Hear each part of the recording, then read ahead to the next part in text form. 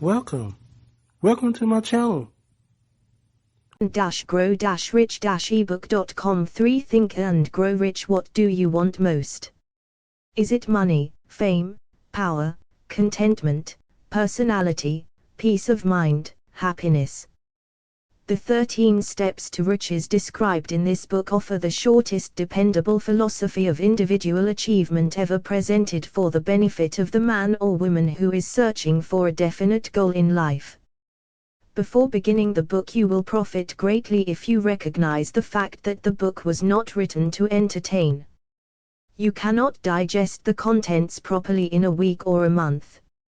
After reading the book thoroughly, Dr. Miller Reese Hutchison, nationally known consulting engineer and longtime associate of Thomas Edison, said, "This is not a novel. It is a textbook on individual achievement that came directly from the experiences of hundreds of America's most successful men. It should be studied, digested, and meditated upon. No more than one chapter should be read in a single night. The reader should underline the sentences which impress him most. Later, he should go back to these marked lines and read them again. A real student will not merely read this book, he will absorb its contents and make them his own. This book should be adopted by all high schools, and no boy or girl should be permitted to graduate without having satisfactorily passed an examination on it. This philosophy will not take the place of the subjects taught in schools, but it will enable one to organize and apply the knowledge acquired, and convert it into useful service and adequate compensation without waste of time." Dr. John R. Turner, Dean of the College of the City of New York, after having read the book, said, "The very best example of the soundness of this philosophy is your own son, Blair, whose dramatic story you have outlined in the chapter on desire." Dr. Turner had reference to the author's son, who, born without normal hearing capacity, not only avoided becoming a deaf-mute, but actually converted his handicap into a priceless asset by applying the philosophy here described. After reading the story, starting on page 52, you will realize that you are about to come into possession of a philosophy which can be transmuted into material wealth, or serve as readily to bring you peace of mind, understanding, spiritual. Do you feel frustrated, stuck, or overwhelmed by the concepts in this ebook? Discover how to begin moving forward with free audio and video training at www.think-and-grow-rich-ebook.com for Think and Grow Rich Harmony, and in some instances, as in the case of the author's son, it can help you master physical affliction. The author discovered, through personally analyzing hundreds of successful men, that all of them followed the habit of exchanging ideas, through what is commonly called conferences. When they had problems to be solved, they sat down together and talked freely until they discovered, from their joint contribution of ideas, a plan that would serve their purpose. You, who read this book, will get most out of it by putting into practice the mastermind principle described in the book. This you can do, as others are doing so successfully, by forming a study club, consisting of any desired number of people who are friendly and harmonious. The club should have a meeting at regular periods, as often as once each week.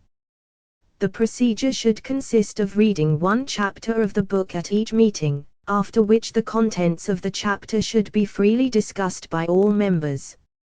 Each member should make notes, putting down all ideas of his own inspired by the discussion. Each member should carefully read and analyze each chapter several days prior to its open reading and joint discussion in the club. The reading at the club should be done by someone who reads well and understands how to put color and feeling into the lines. By following this plan, every reader will get from its pages, not only the sum total of the best knowledge organized from the experiences of hundreds of successful men, but more important by far, he will tap new sources of knowledge in his own mind as well as acquire knowledge of priceless value from every other person present. If you follow this plan persistently, you will be almost certain to uncover and appropriate the secret formula by which Andrew Carnegie acquired his huge fortune, as referred to in the author's introduction. Tributes to the author from Great American Leaders Think and Grow Rich was 25 years in the making. It is Napoleon Hill's newest book, based upon his famous Law of Success philosophy. His work and writings have been praised by great leaders in finance, education, politics, government. Do you feel frustrated, stuck or overwhelmed by the concepts in this ebook? Discover how to begin moving forward with free audio and video training at www.think-and-grow-rich-ebook.com. 5 Think and Grow Rich, Supreme Court of the United States, Washington, D.C. Dear Mr. Hill, I have now had an opportunity to finish reading your Law of Success textbooks, and I wish to express my appreciation of the splendid work you have done in the organization of this philosophy. It would be helpful if every politician in the country would assimilate and apply the 17 principles upon which your lessons are based. It contains some very fine material which every leader in every walk of life should understand. I am happy to have had the privilege of rendering you some slight measure of help in the organization of this splendid course of common sense philosophy. Sincerely yours, former President and former Chief Justice of the United States, King of the 5 and 10 cent stores. By applying many of the 17 fundamentals of the Law of Success philosophy, we have built a great chain of successful stores. I presume it would be no exaggeration of fact if I said that the Woolworth Building might properly be called a monument to the soundness of these principles. F. W. Woolworth, a great steamship magnate, I feel greatly indebted for the privilege of reading your Law of Success. If I had had this philosophy 50 years ago, I suppose I could have accomplished. Do you feel frustrated, stuck or overwhelmed by the concepts in this ebook? Discover how to begin moving forward with free audio and video training at www.think-and-grow-rich-ebook.com. 6 Think and Grow Rich, all that I have done in less than half the time. I sincerely hope the world will discover and reward you. Robert Dollar, famous American labor leader. Mastery of the Law of Success philosophy is the equivalent of an insurance policy against failure. Samuel Gompers, a former President of the United States. May I not congratulate you on your persistence? Any man who devotes that much time must of necessity make discoveries of great value to others. I am deeply impressed by your interpretation of the mastermind principles which you have so clearly described. Woodrow Wilson, a merchant prince. I know that your 17 fundamentals of success are sound because I have been applying them in my business for more than 30 years. John Wanamaker, world's largest maker of cameras. I know that you are doing a world of good with your Law of Success. I would not care to set a monetary value on this training because it brings to the student qualities which cannot be measured by money alone. George Eastman, a nationally known business chief. Whatever success I may have attained I owe, entirely, to the application of your 17 fundamental principles of the Law of Success. I believe I have the honor of being your first student. W.M. Wrigley, Jr. Do you feel frustrated, stuck or overwhelmed by the concepts in this ebook? Discover how to begin moving forward with free audio and video training at www.think-and-grow-rich-ebook.com. 7 Think and Grow Rich Publishers Preface. This book conveys the experience of more than 500 men of great wealth, who began at scratch, with nothing to give in return for riches except thoughts, ideas and organized plans. Here you have the entire philosophy of money-making, just as it was organized from the actual achievements of the most successful men known to the American people during the past 50 years. It describes what to do, also, how to do it. It presents complete instructions on how to sell your personal services. It provides you with a perfect system of self-analysis that will readily disclose what has been standing between you and the big money in the past. It describes the famous Andrew Carnegie formula of personal achievement by which he accumulated hundreds of millions of dollars for himself and made no fewer than a score of millionaires of men to whom he taught his secret. Perhaps you do not need all that is to be found in the book. No one of the 500 men from whose experiences it was written did, but you may need one idea, plan or suggestion to start you toward your goal. Somewhere in the book you will find this needed stimulus. The book was inspired by Andrew Carnegie, after he had made his millions and retired. It was written by the man to whom Carnegie disclosed the astounding secret of his riches, the same man to whom the 500 wealthy men revealed the source of their riches. In this volume will be found the 13 principles of money-making essential to every person who accumulates sufficient money to guarantee financial independence. It is estimated that the research which went into the preparation, before the book was written, or could be written, research covering more than 25 years of continuous effort, could not be duplicated at a cost of less than $100,000. Moreover, the knowledge contained in the book never can be duplicated, at any cost, for the reason that more than half of the 500 men who supplied the information it brings have passed on. Riches cannot always be measured in money. Do you feel frustrated, stuck or overwhelmed by the concepts in this ebook?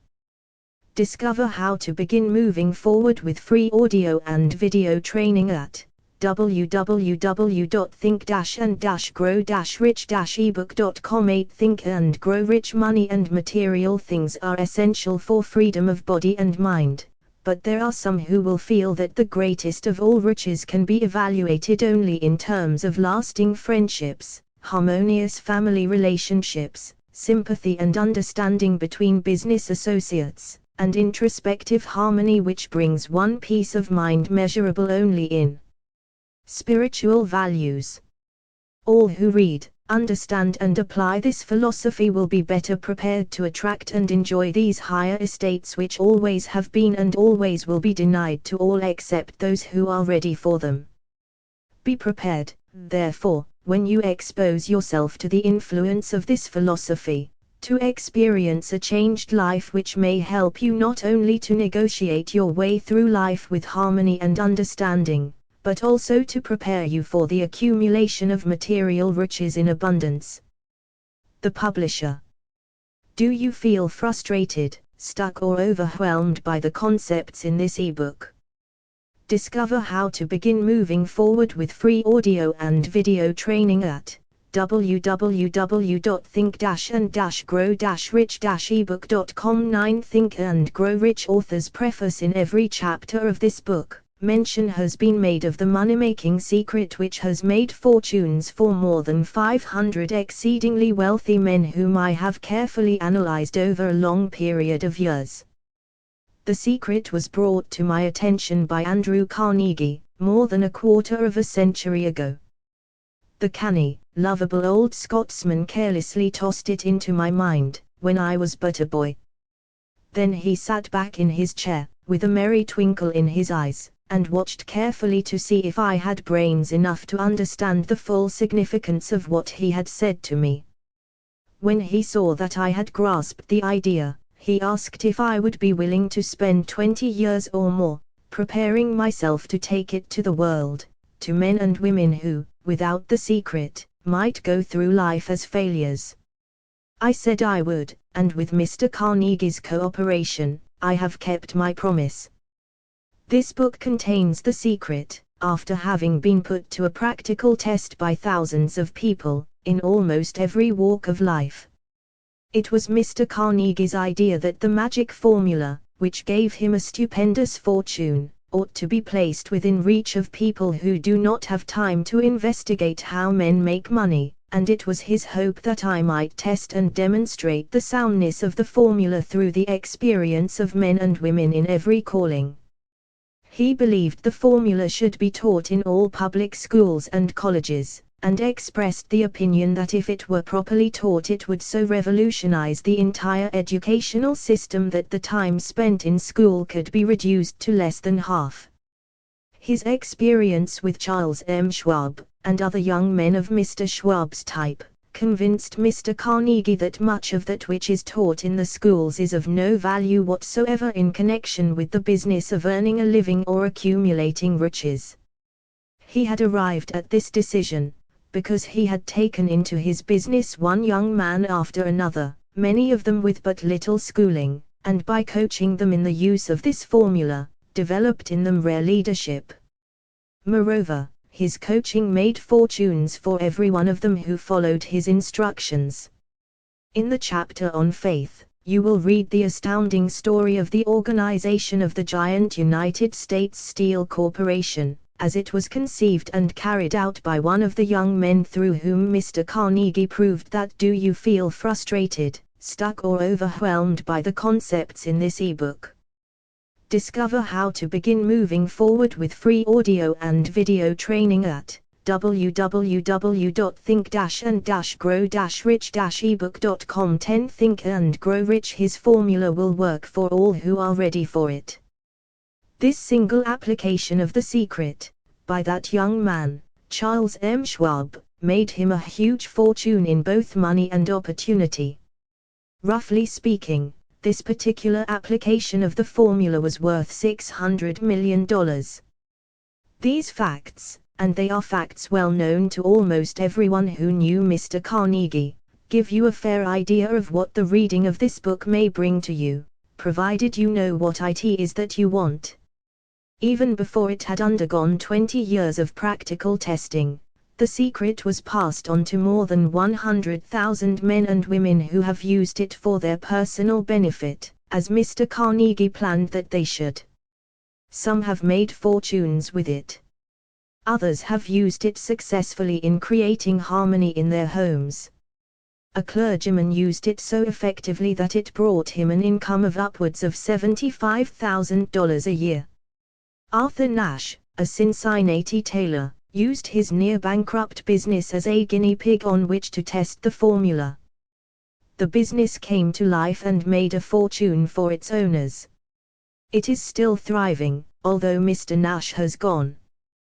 The experiment was so unique that newspapers and magazines gave it more than $1 million worth of laudatory publicity. The secret was passed on to Stuart Austin Weir, of Dallas, Texas. He was ready for it, so ready that he gave up his profession and studied law. Did he succeed? That story is told too. I gave the secret to Jennings Randolph, the day he graduated from college, and he has used it so successfully that he is now serving his third term as a member of Congress, with an excellent opportunity to keep on using it until it carries him to the White House. While serving as advertising manager of the La Salle Extension University, when it was little more than a name, I had the privilege of seeing J.G. Chaplin, president of the university, use the formula so effectively that he has since made the La Salle one of the great extension schools of the country. The secret to which I refer has been mentioned no fewer than 100 times throughout this book. It has not been directly named, for it seems to work more successfully when it is merely uncovered and left in sight, where those who are ready, and searching for it, may pick it up. That is why Mr. Carnegie tossed it to me so quietly, without giving me its specific name. If you are ready to put it to use, you will recognize this secret at least once in every chapter. I wish I might feel privileged to tell you how you will. Do you feel frustrated, stuck or overwhelmed by the concepts in this ebook? Discover how to begin moving forward with free audio and video training at www.think-and-grow-rich-ebook.com. 11 Think and Grow Rich. Know if you are ready, but that would deprive you of much of the benefit you will receive when you make the discovery in your own way. While this book was being written, my own son, who was then finishing the last year of his college work, picked up the manuscript of Chapter 2, read it, and discovered the secret for himself. He used the information so effectively that he went directly into a responsible position at a beginning salary greater than the average man ever earns. His story has been briefly described in Chapter 2. When you read it, perhaps you will dismiss any feeling you may have had, at the beginning of the book, that it promised too much.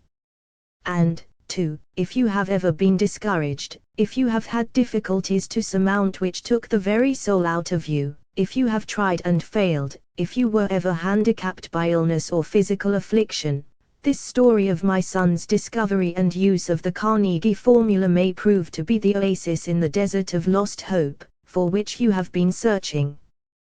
This secret was extensively used by President Woodrow Wilson during the World War. It was passed on to every soldier who fought in the war, carefully wrapped in the training received before going to the front. President Wilson told me it was a strong factor in raising the funds needed for the war. More than 20 years ago, Honorable Manuel L. Quizon, then resident commissioner of the Philippine Islands, was inspired by the secret to gain freedom for his people. He has gained freedom for the Philippines, and is the first president of the Free State. A peculiar thing about this secret is that those who once acquire it and use it, find themselves literally swept on to success, with but little effort, and they never again submit to failure.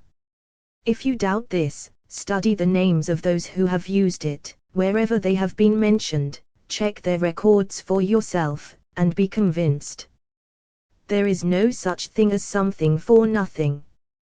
The secret to which I refer cannot be had without a price, although the price is far less than its value. It cannot be had at any price by those who are not intentionally searching for it. It cannot be given away, it cannot be purchased for money, for the reason that it comes in two parts. One part is already in possession of those who are ready for it. The secret serves equally well all who are ready for it. Education has nothing to do with it. Long before I was born, the secret had found its way into the possession of Thomas Edison, and he used it so intelligently that do you feel frustrated, stuck or overwhelmed by the concepts in this ebook?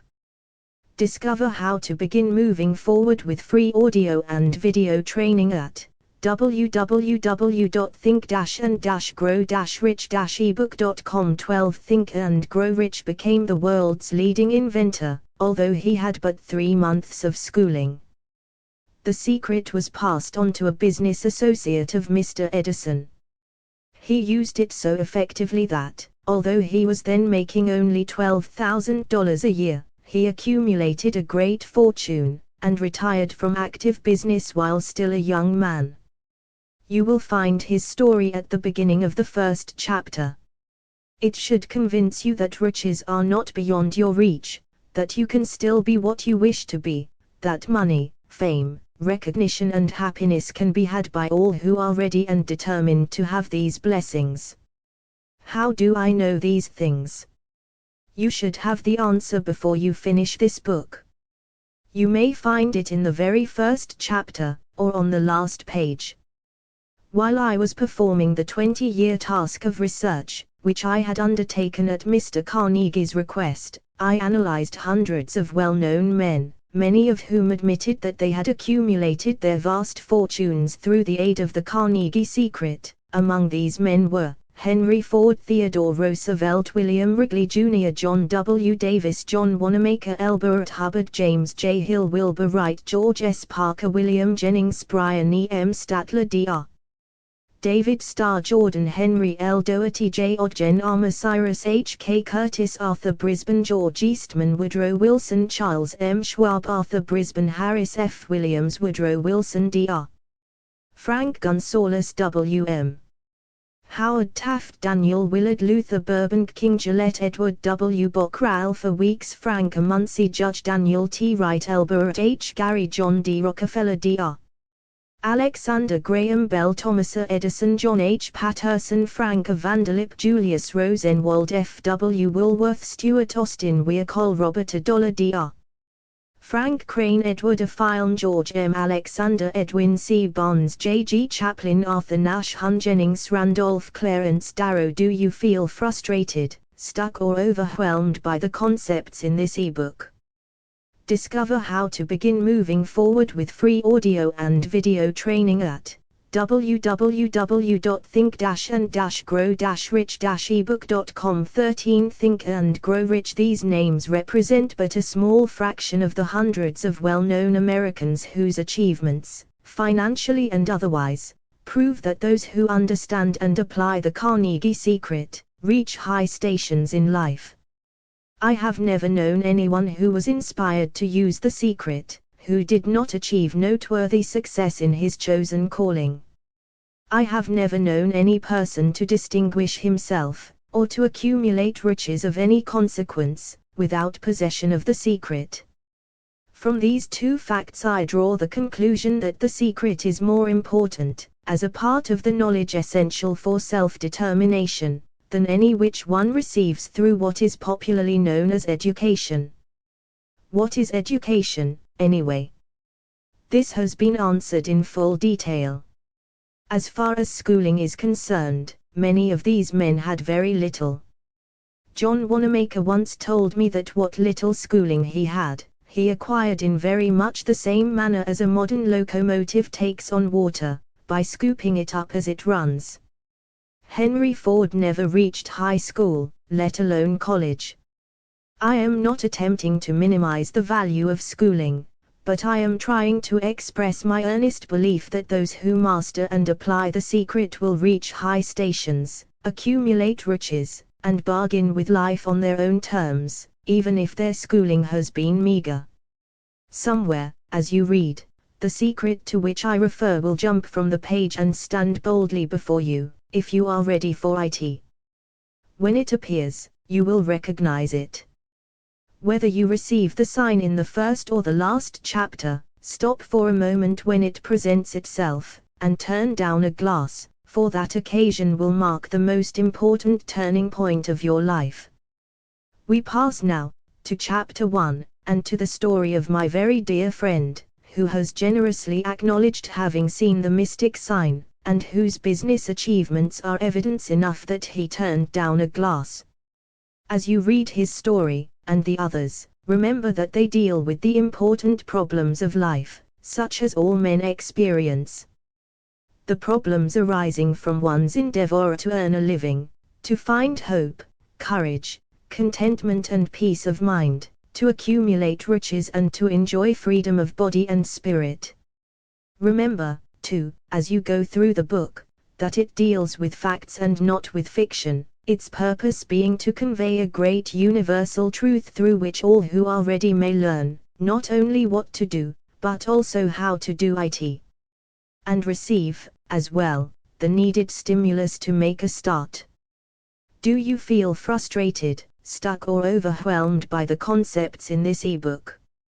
Discover how to begin moving forward with free audio and video training at www.think-and-grow-rich-ebook.com. 14. Think and Grow Rich. As a final word of preparation, before you begin the first chapter, may I offer one brief suggestion which may provide a clue by which the Carnegie Secret may be recognized.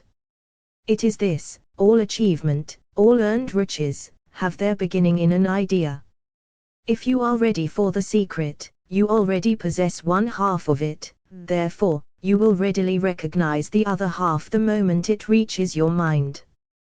The author. Do you feel frustrated, stuck or overwhelmed by the concepts in this ebook?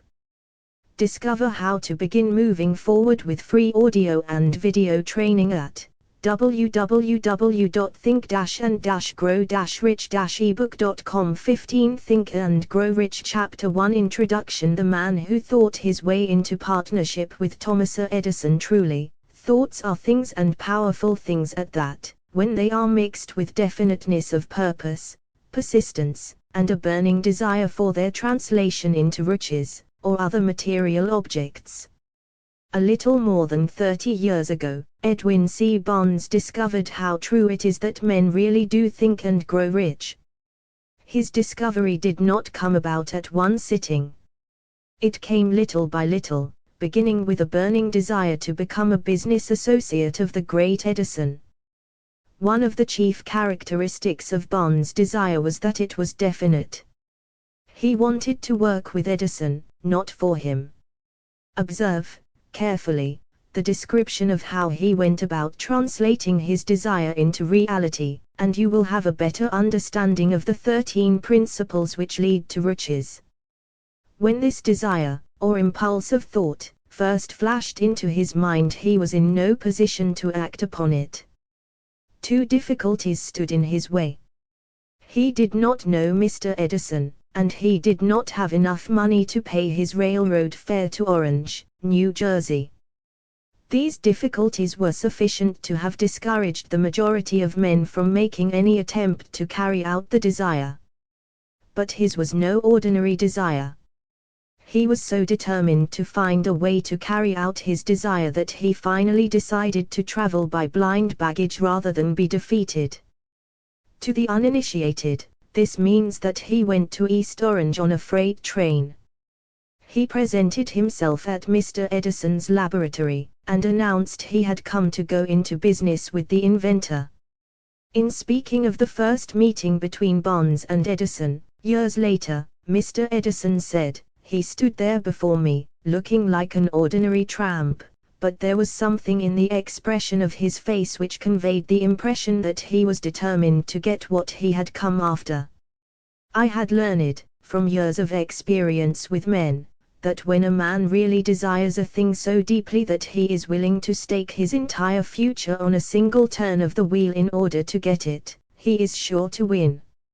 I gave him the opportunity. Do you feel frustrated, stuck or overwhelmed by the concepts in this ebook?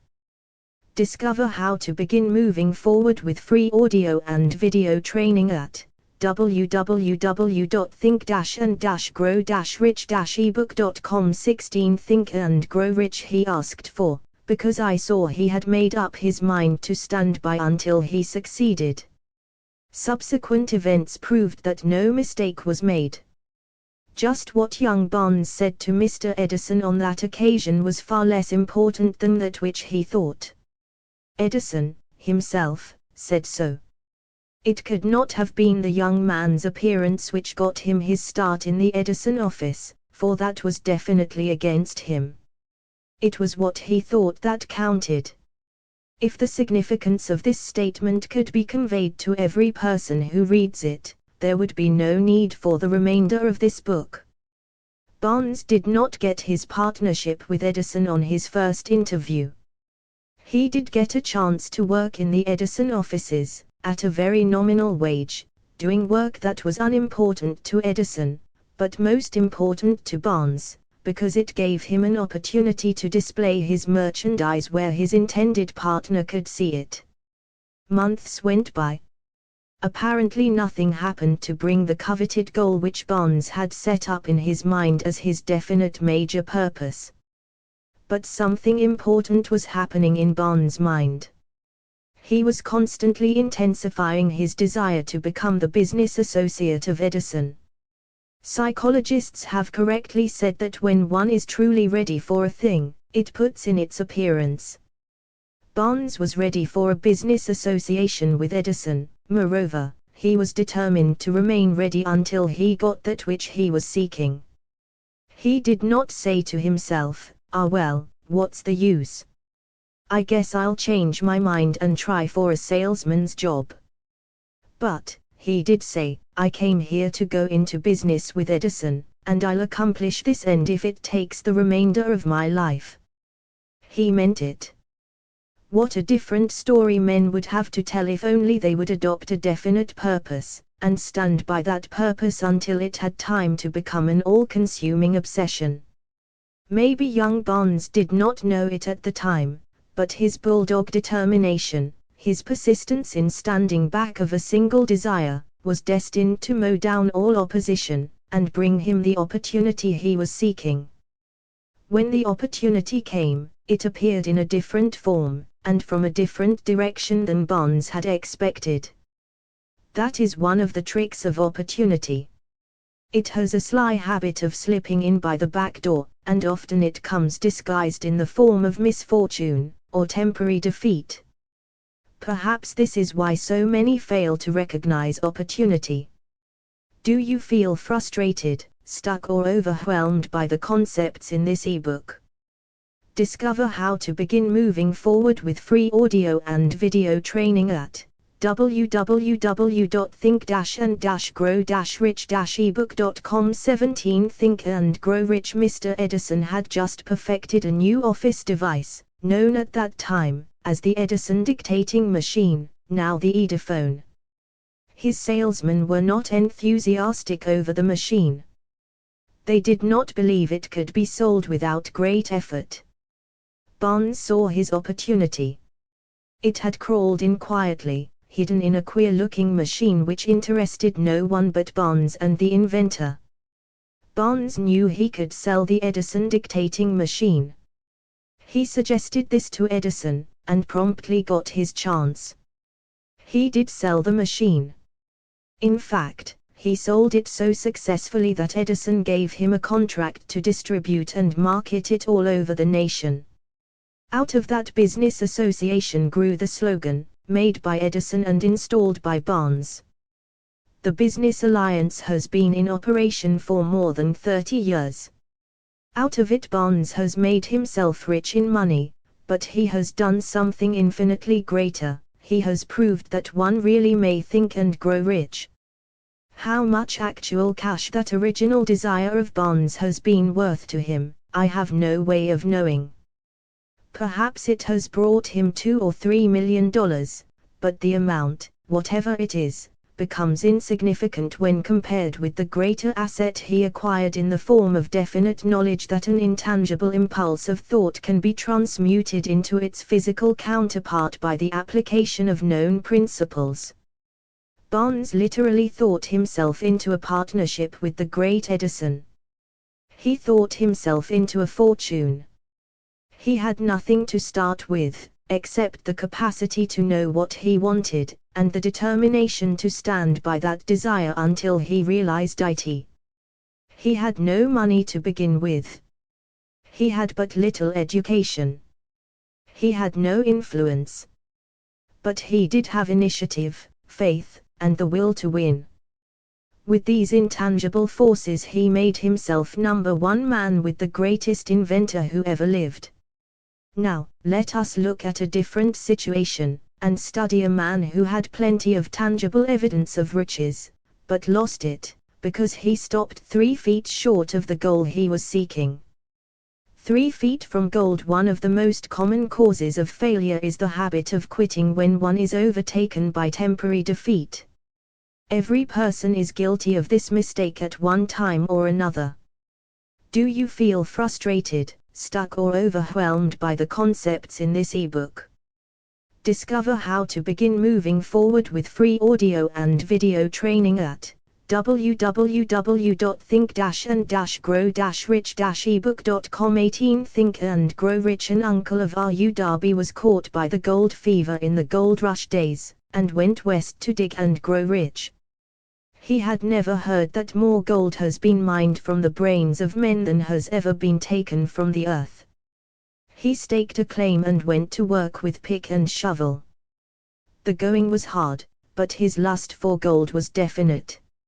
After weeks of labor, he was rewarded by the discovery of the shining ore. He needed machinery to bring the ore to the surface. Quietly, he covered up the mine, retraced his footsteps to his home in Williamsburg, Maryland, told his relatives and a few neighbors of the strike. They got together money for the needed machinery, had it shipped. The uncle and Darby went back to work the mine. The first car of ore was mined, and shipped to a smelter. The returns proved they had one of the richest mines in Colorado. A few more cars of that ore would clear the debts. Then would come the big killing in profits. Down went the drills. Up went the hopes of Darby and uncle. Then something happened. The vein of gold ore disappeared. They had come to the end of the rainbow, and the pot of gold was no longer there. They drilled on, desperately trying to pick up the vein again, all to no avail. Finally, they decided to quit. They sold the machinery to a junk man for a few $100s, and took the train back home. Some junk men are dumb, but not this one. He called in a mining engineer to look at the mine and do a little calculating. The engineer advised that the project had failed, because the owners were not familiar with fault lines. His calculations showed that the vein would be found just 3 feet from where the Darbys had stopped drilling. That is exactly where it was found. The junk man took millions of dollars in ore from the mine, because he knew enough to seek expert counsel before giving up. Most of the money which went into the machinery was procured through the efforts of R.U. Darby, who was then a very young man. The money came from his relatives and neighbors, because of their faith in him. He paid back every dollar of it, although he was years in doing so. Long afterward, Mr. Darby recouped his loss many times over, when he made the discovery that desire can be transmuted into gold. The discovery came after he went into the business of selling life insurance. Remembering that he lost a huge fortune, because he stopped 3 feet from gold, Darby profited by the experience in his chosen work, by the simple "Do you feel frustrated, stuck or overwhelmed by the concepts in this ebook?" Discover how to begin moving forward with free audio and video training at www.think-and-grow-rich-ebook.com. 19 Think and Grow Rich method of saying to himself, "I stopped 3 feet from gold, but I will never stop because men say no when I ask them to buy insurance." Darby is one of a small group of fewer than 50 men who sell more than $1 million in life insurance annually. He owes his stickability to the lesson he learned from his quitability in the gold mining business.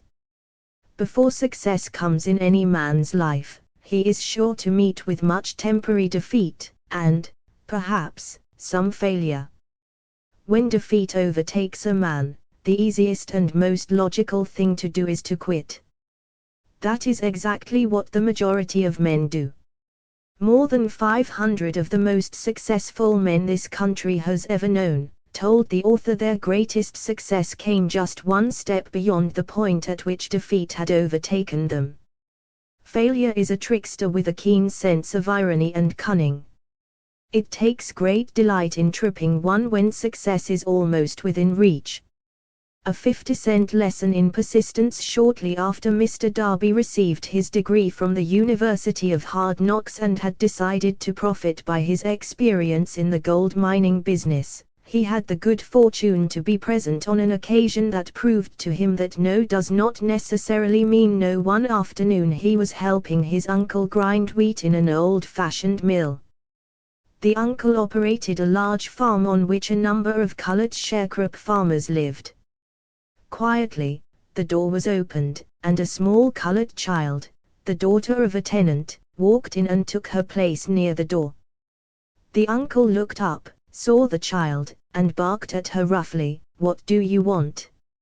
Meekly, the child replied, "My mammy say send her 50 cents. "I'll not do it," the uncle retorted, "now you run on home." "Yas sir," the child replied. But she did not move.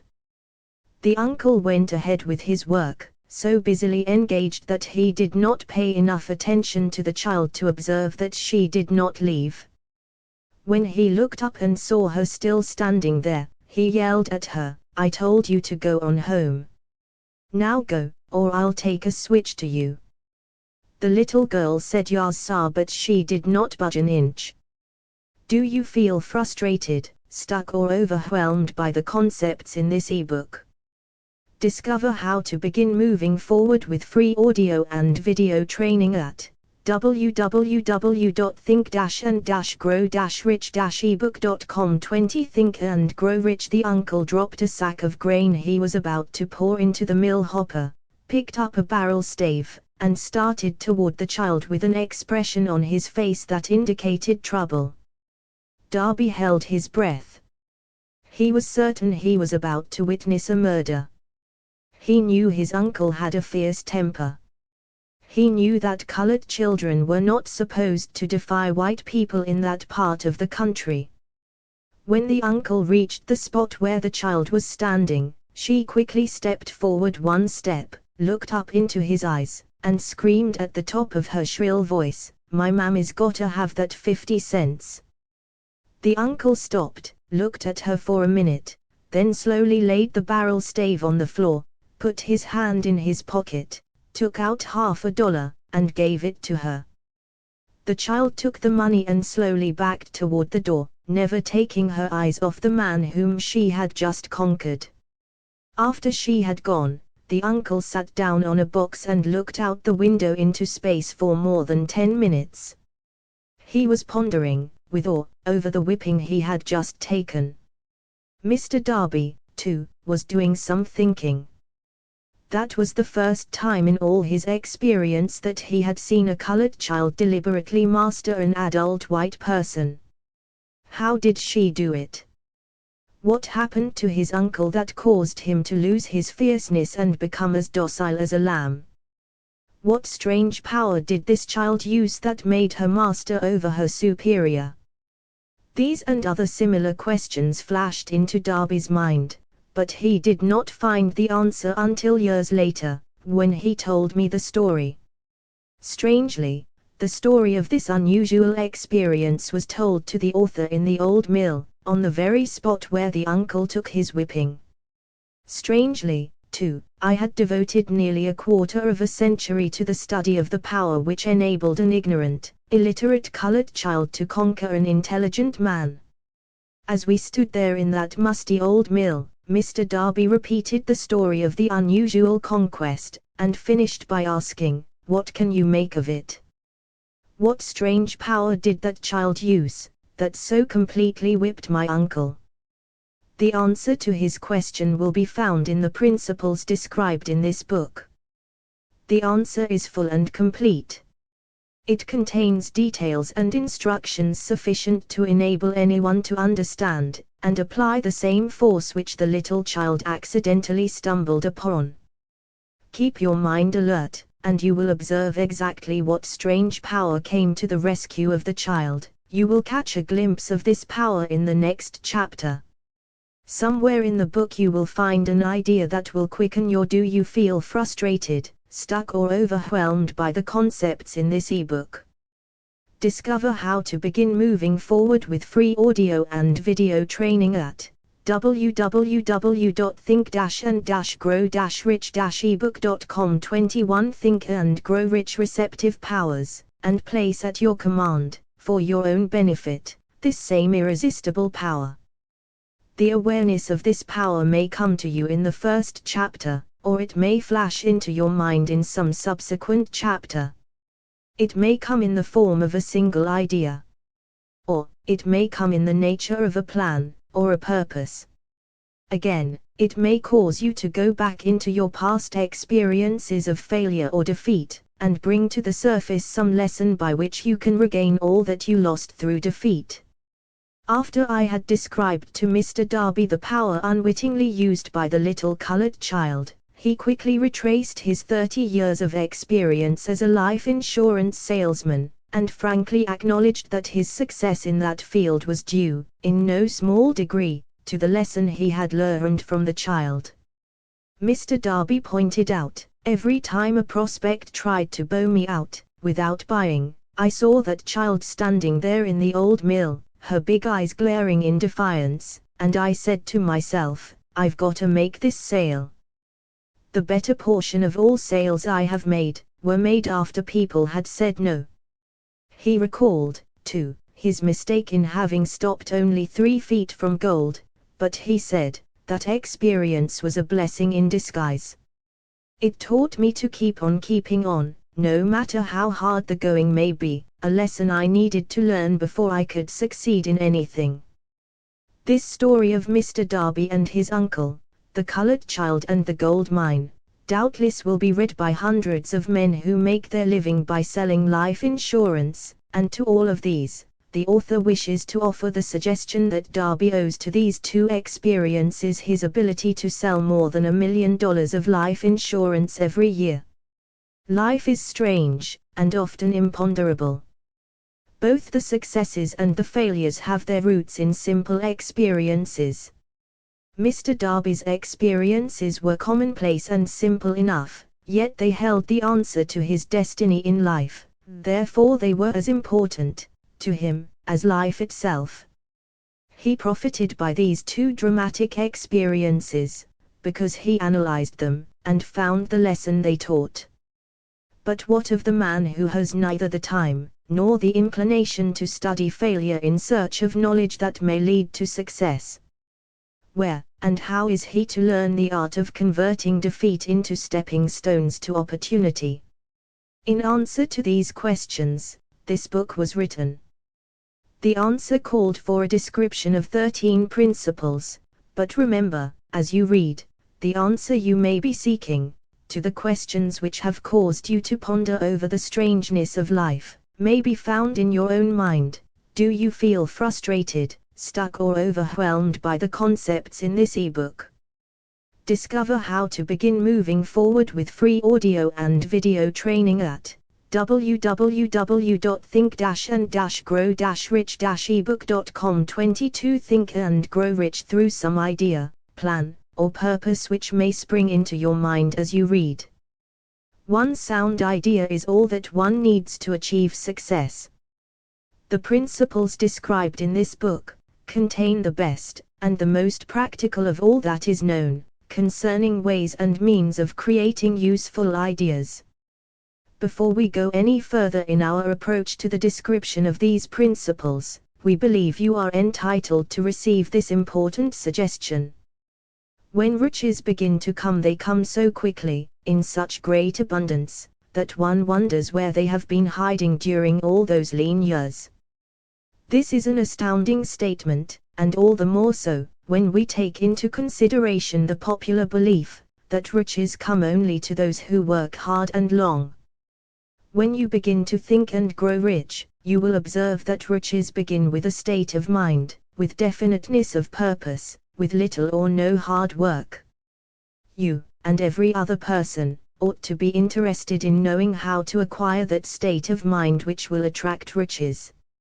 I spent 25 years in research, analyzing more than 25,000 people, because I, too, wanted to know how wealthy men become that way. Without that research, this book could not have been written. Here take notice of a very significant truth, viz. The business depression started in 1929, and continued on to an all-time record of destruction, until some time after President Roosevelt entered office. Then the depression began to fade into nothingness. Just as an electrician in a theater raises the lights so gradually that darkness is transmuted into light before you realize it, so did the spell of fear in the minds of the people gradually fade away and become faith. Observe very closely, as soon as you master the principles of this philosophy, and begin to follow the instructions for applying those principles, your financial status will begin to improve, and everything you touch will begin to transmute itself into an asset for your benefit. Impossible? Not at all. One of the main weaknesses of mankind is the average man's familiarity with the word impossible. He knows all the rules which will not work. He knows all the things which cannot be done. This book was written for those who seek the rules which have made others successful, and are willing to stake everything on those rules. Do you feel frustrated, stuck or overwhelmed by the concepts in this ebook? Discover how to begin moving forward with free audio and video training at www.think-and-grow-rich-ebook.com. 23 Think and Grow Rich. A great many years ago I purchased a fine dictionary. The first thing I did with it was to turn to the word impossible and neatly clip it out of the book. That would not be an unwise thing for you to do. Success comes to those who become success conscious. Failure comes to those who indifferently allow themselves to become failure conscious. The object of this book is to help all who seek it, to learn the art of changing their minds from failure consciousness to success consciousness. Another weakness found in altogether too many people is the habit of measuring everything and everyone by their own impressions and beliefs. Some who will read this will believe that no one can think and grow rich. They cannot think in terms of riches, because their thought habits have been steeped in poverty, want, misery, failure, and defeat.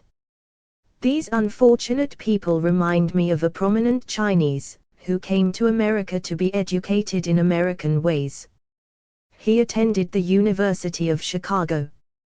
One day President Harper met this young Oriental on the campus, stopped to chat with him for a few minutes, and asked what had impressed him as being the most noticeable characteristic of the American people. "Why," the Chinaman exclaimed, "the queer slant of your eyes. Your eyes are off slant." What do we say about the Chinese? We refuse to believe that which we do not understand. We foolishly believe that our own limitations are the proper measure of limitations. Sure, the other fellow's eyes are off slant because they are not the same as our own. Millions of people look at the achievements of Henry Ford, after he has arrived, and envy him, because of his good fortune, or luck, or genius, or whatever it is that they credit for Ford's fortune. Perhaps one person in every 100,000 knows the secret of Ford's success, and those who do know are too modest, or too reluctant, to speak of it, because of its simplicity. A single transaction will illustrate the secret perfectly. A few years back, Ford decided to produce his now famous V8 motor. He chose to build an engine with the entire 8 cylinders cast in one block, and instructed his engineers to produce a design for the engine. The design was placed on paper, but the engineers agreed, to a man, that it was simply impossible to cast an 8-cylinder gas engine block in one piece. Do you feel frustrated, stuck, or overwhelmed by the concepts in this ebook? Discover how to begin moving forward with free audio and video training at www.think-and-grow-rich-ebook.com. 24 Think and Grow Rich. Ford said, "Produce it anyway." But they replied, "It's impossible." "Go ahead," Ford commanded, "and stay on the job until you succeed, no matter how much time is required." The engineers went ahead. There was nothing else for them to do, if they were to remain on the Ford staff. 6 months went by, nothing happened. Another 6 months passed, and still nothing happened. The engineers tried every conceivable plan to carry out the orders, but the thing seemed out of the question, impossible. At the end of the year, Ford checked with his engineers, and again they informed him they had found no way to carry out his orders. "Go right ahead," said Ford, "I want it, and I'll have it." They went ahead, and then, as if by a stroke of magic, the secret was discovered. The Ford determination had won once more. This story may not be described with minute accuracy, but the sum and substance of it is correct. Deduce from it, you who wish to think and grow rich, the secret of the Ford millions, if you can. You'll not have to look very far.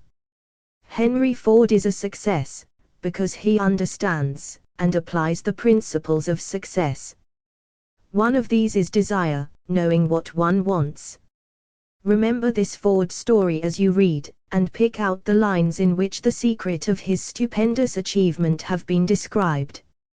If you can do this, if you can lay your finger on the particular group of principles which made Henry Ford rich, you can equal his achievements in almost any calling for which you are suited. You are the master of your fate, the captain of your soul, because when Henley wrote the prophetic lines, "I am the master of my fate, I am the captain of my soul," he should have informed us that we are the masters of our fate, the captains of our souls, because we have the power to control our thoughts. He should have told us that the ether in which this little earth floats, in which we move and have our being, is a form of energy moving at an inconceivably high rate of vibration, and that the ether is filled with a form of universal power which adapts itself to the nature of the thoughts we hold in. Do you feel frustrated, stuck or overwhelmed by the concepts in this ebook? Discover how to begin moving forward with free audio and video training at www.think-and-grow-rich-ebook.com. 25 Think and Grow Rich. Our minds and influences us, in natural ways, to transmute our thoughts into their physical equivalent. If the poet had told us of this great truth, we would know why it is that we are the masters of our fate, the captains of our souls. He should have told us, with great emphasis, that this power makes no attempt to discriminate between destructive thoughts and constructive thoughts, that it will urge us to translate into physical reality thoughts of poverty, just as quickly as it will influence us to act upon thoughts of riches. He should have told us, too, that our brains become magnetized with the dominating thoughts which we hold in our minds, and, by means with which no man is familiar, these magnets attract to us the forces, the people, the circumstances of life which harmonize with the nature of our dominating thoughts. He should have told us that before we can accumulate riches in great abundance, we must magnetize our minds with intense desire for riches, that we must become money conscious until the desire for money drives us to create definite plans for acquiring it. But, being a poet, and not a philosopher, Henley contented himself by stating a great truth in poetic form, leaving those who followed him to interpret the philosophical meaning of his lines. Little by little, the truth has unfolded itself, until it now appears certain that the principles described in this book hold the secret of mastery over our economic fate. We are now ready to examine the first of these principles. Maintain a spirit of open-mindedness, and remember as you read, they are the invention of no one man. The principles were gathered from the life experiences of more than 500 men who actually accumulated riches in huge amounts, men who began in poverty, with but little education, without influence. The principles worked for these men. You can put them to work for your own enduring benefit. You will find it easy, not hard, to do. Before you read the next chapter, I want you to know that it conveys factual information which might easily change your entire financial destiny, as it has so definitely brought changes of stupendous proportions to two people described. I want you to know, also, that the relationship between these two men and myself is such that I could have taken no liberties with the facts, even if I had wished to do so. One of them has been my closest personal friend for almost. Do you feel frustrated, stuck or overwhelmed by the concepts in this ebook? Discover how to begin moving forward with free audio and video training at www.think-and-grow-rich-ebook.com. 26 Think and Grow Rich. 25 years, the other is my own son. The unusual success of these two men, success which they generously accredit to the principle described in the next chapter, more than justifies this personal reference as a means of emphasizing the far-flung power of this principle. Almost 15 years ago, I delivered the commencement address at Salem College, Salem, West Virginia. I emphasized the principle described in the next chapter, with so much intensity that one of the members of the graduating class definitely appropriated it, and made it a part of his own philosophy. The young man is now a member of Congress, and an important factor in the present administration. Just before this book went to the publisher, he wrote me a letter in which he so clearly stated his opinion of the principle outlined in the next chapter, that I have chosen to publish his letter as an introduction to that chapter. It gives you an idea of the rewards to come. My dear Napoleon, my service as a member of Congress having given me an insight into the problems of men and women, I am writing to offer a suggestion which may become helpful to thousands of worthy people. With apologies, I must state that the suggestion, if acted upon, will mean several years of labor and responsibility for you, but I am enheartened to make the suggestion, because I know your great love for rendering useful service. In 1922, you delivered the commencement address at Salem College, when I was a member of the graduating class.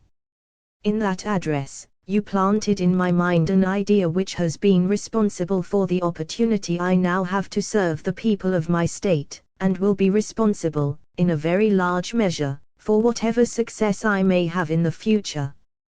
The suggestion I have in mind is, that you put into a book the sum and substance of the address you delivered at Salem College, and in that way give the people of America an opportunity to profit by your many years of experience and association with the men who, by their greatness, have made America the richest nation on earth. I recall, as though it were yesterday, the marvelous description you gave of the method by which Henry Ford, with but little schooling, without a dollar, with no influential friends, rose to great heights. I made up my mind then, even before you had finished your speech, that I would do you feel frustrated, stuck or overwhelmed by the concepts in this ebook. Discover how to begin moving forward with free audio and video training at www.think-and-grow-rich-ebook.com. 27 Think and Grow Rich. Make a place for myself, no matter how many difficulties I had to surmount. Thousands of young people will finish their schooling this year, and within the next few years. Every one of them will be seeking just such a message of practical encouragement as the one I received from you. They will want to know where to turn, what to do, to get started in life. You can tell them, because you have helped to solve the problems of so many, many people. If there is any possible way that you can afford to render so great a service, may I offer the suggestion that you include with every book, one of your personal analysis charts, in order that the purchaser of the book may have the benefit of a complete self-inventory, indicating, as you indicated to me years ago, exactly what is standing in the way of success. Such a service as this, providing the readers of your book with a complete, unbiased picture of their faults and their virtues, would mean to them the difference between success and failure. The service would be priceless. Millions of people are now facing the problem of staging a comeback, because of the depression, and I speak from personal experience when I say, I know these earnest people would welcome the opportunity to tell you their problems, and to receive your suggestions for the solution. You know the problems of those who face the necessity of beginning all over again. There are thousands of people in America today who would like to know how they can convert ideas into money, people who must start at scratch, without finances, and recoup their losses. If anyone can help them, you can. If you publish the book, I would like to own the first copy that comes from the press, personally autographed by you. With best wishes, believe me, cordially yours, Jennings Randolph. Do you feel frustrated, stuck or overwhelmed by the concepts in this ebook?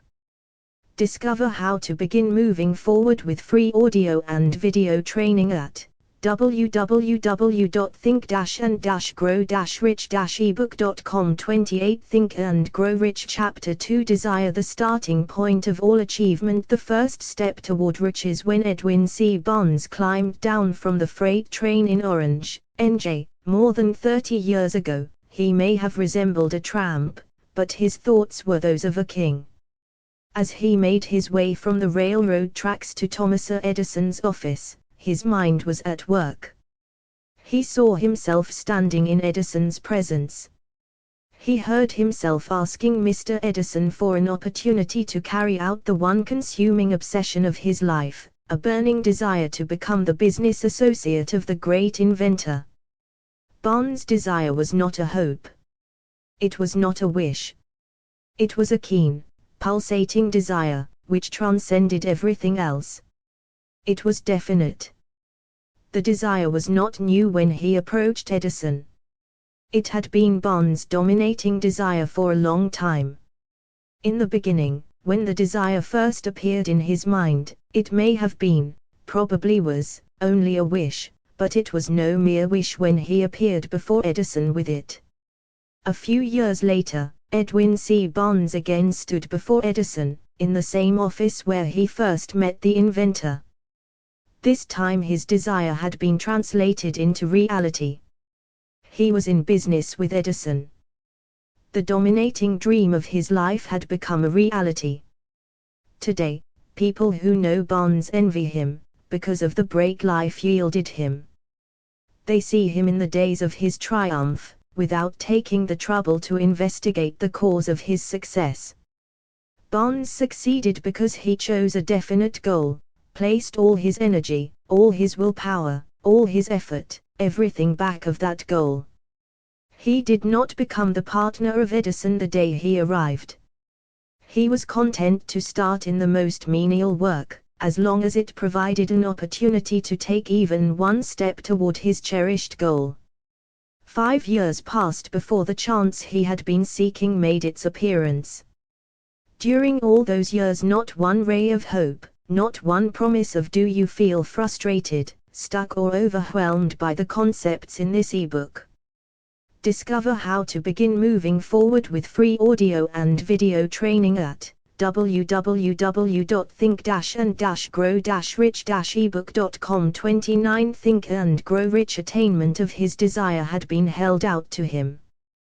To everyone, except himself, he appeared only another cog in the Edison business wheel, but in his own mind, he was the partner of Edison every minute of the time, from the very day that he first went to work there.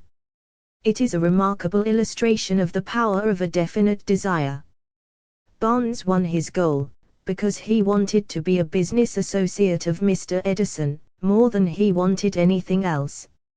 He created a plan by which to attain that purpose. But he burned all bridges behind him. He stood by his desire until it became the dominating obsession of his life, and, finally, a fact. When he went to Orange, he did not say to himself, I will try to induce Edison to give me a job of some sort. He said, I will see Edison, and put him on notice that I have come to go into business with him. He did not say, I will work there for a few months, and if I get no encouragement, I will quit and get a job somewhere else. He did say, I will start anywhere. I will do anything Edison tells me to do, but before I am through, I will be his associate. He did not say, I will keep my eyes open for another opportunity, in case I fail to get what I want in the Edison organization. He said, there is but one thing in this world that I am determined to have, and that is a business association with Thomas Edison. I will burn all bridges behind me, and stake my entire future on my ability to get what I want. He left himself no possible way of retreat. He had to win or perish. That is all there is to the Bonds story of success. A long while ago, a great warrior faced a situation which made it necessary for him to make a decision which ensured his success on the battlefield. He was about to send his armies against a powerful foe, whose men outnumbered his own. He loaded his soldiers into boats, sailed to the enemy's country, unloaded soldiers and equipment, then gave the order to burn the ships that had carried them. Addressing his men before the first battle, he said, you see the boats going up in smoke. That means that we cannot leave these shores alive unless we win. We now have no choice, we win, or we perish. They won. Every person who wins in any undertaking must be willing to burn his ships and cut all sources of retreat. Only by so doing can one be sure of maintaining that state of mind known as a burning desire to win, essential to success. Do you feel frustrated, stuck or overwhelmed by the concepts in this ebook? Discover how to begin moving forward with free audio and video training at www.think-and-grow-rich-ebook.com. 30 Think and Grow Rich. The morning after the Great Chicago Fire, a group of merchants stood on State Street, looking at the smoking remains of what had been their stores. They went into a conference to decide if they would try to rebuild, or leave Chicago and start over in a more promising section of the country. They reached a decision, all except one, to leave Chicago.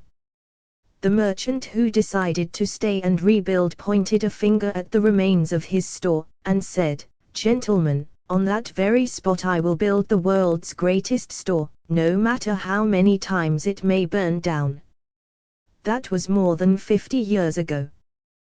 The store was built. It stands there today, a towering monument to the power of that state of mind known as a burning desire. The easy thing for Marshall Field to have done, would have been exactly what his fellow merchants did. When the going was hard, and the future looked dismal, they pulled up and went where the going seemed easier. Mark well this difference between Marshall Field and the other merchants, because it is the same difference which distinguishes Edwin C. Bonds from thousands of other young men who have worked in the Edison organization. It is the same difference which distinguishes practically all who succeed from those who fail. Every human being who reaches the age of understanding of the purpose of money, wishes for it. Wishing will not bring riches. But desiring riches with a state of mind that becomes an obsession, then planning definite ways and means to acquire riches, and backing those plans with persistence which does not recognize failure, will bring riches. The method by which desire for riches can be transmuted into its financial equivalent, consists of 6 definite, practical steps, viz. First, fix in your mind the exact amount of money you desire. It is not sufficient merely to say "I want plenty of money." Be definite as to the amount. There is a psychological reason for definiteness which will be described in a subsequent chapter. Second, determine exactly what you intend to give in return for the money you desire. There is no such reality as something for nothing. Third, establish a definite date when you intend to possess the money you desire. Do you feel frustrated, stuck or overwhelmed by the concepts in this ebook?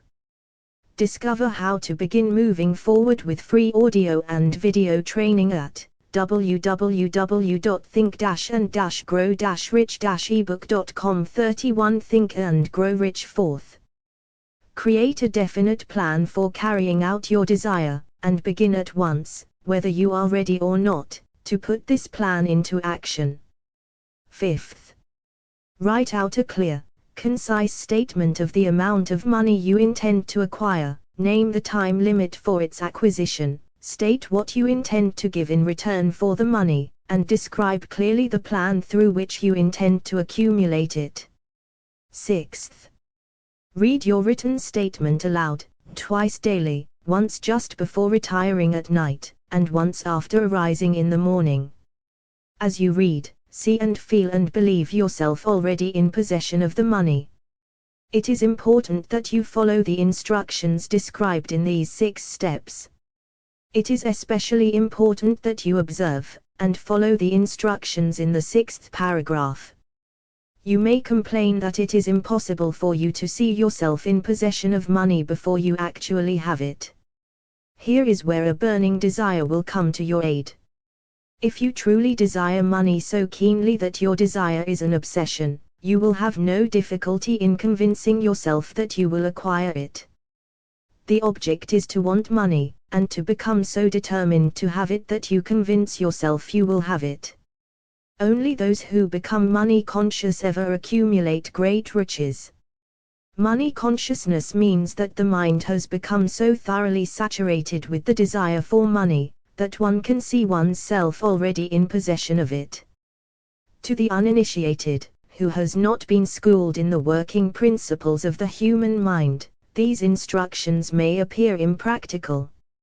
It may be helpful, to all who fail to recognize the soundness of the 6 steps, to know that the information they convey was received from Andrew Carnegie, who began as an ordinary laborer in the steel mills, but managed, despite his humble beginning, to make these principles yield him a fortune of considerably more than $100 million. It may be of further help to know that the 6 steps here recommended were carefully scrutinized by the late Thomas Edison, who placed his stamp. Do you feel frustrated, stuck or overwhelmed by the concepts in this ebook? Discover how to begin moving forward with free audio and video training at www.think-and-grow-rich-ebook.com. 32 Think and Grow Rich of approval upon them as being not only the steps essential for the accumulation of money, but necessary for the attainment of any definite goal. The steps call for no hard labor. They call for no sacrifice. They do not require one to become ridiculous or credulous. To apply them calls for no great amount of education. But the successful application of these 6 steps does call for sufficient imagination to enable one to see, and to understand, that accumulation of money cannot be left to chance, good fortune, and luck. One must realize that all who have accumulated great fortunes, first did a certain amount of dreaming, hoping, wishing, desiring, and planning before they acquired money. You may as well know, right here, that you can never have riches in great quantities, unless you can work yourself into a white heat of desire for money, and actually believe you will possess it. You may as well know, also, that every great leader, from the dawn of civilization down to the present, was a dreamer. Christianity is the greatest potential power in the world today, because its founder was an intense dreamer who had the vision and the imagination to see realities in their mental and spiritual form before they had been transmuted into physical form. If you do not see great riches in your imagination, you will never see them in your bank balance. Never, in the history of America, has there been so great an opportunity for practical dreamers as now exists. The 6-year economic collapse has reduced all men, substantially, to the same level. A new race is about to be run. The stakes represent huge fortunes which will be accumulated within the next 10 years.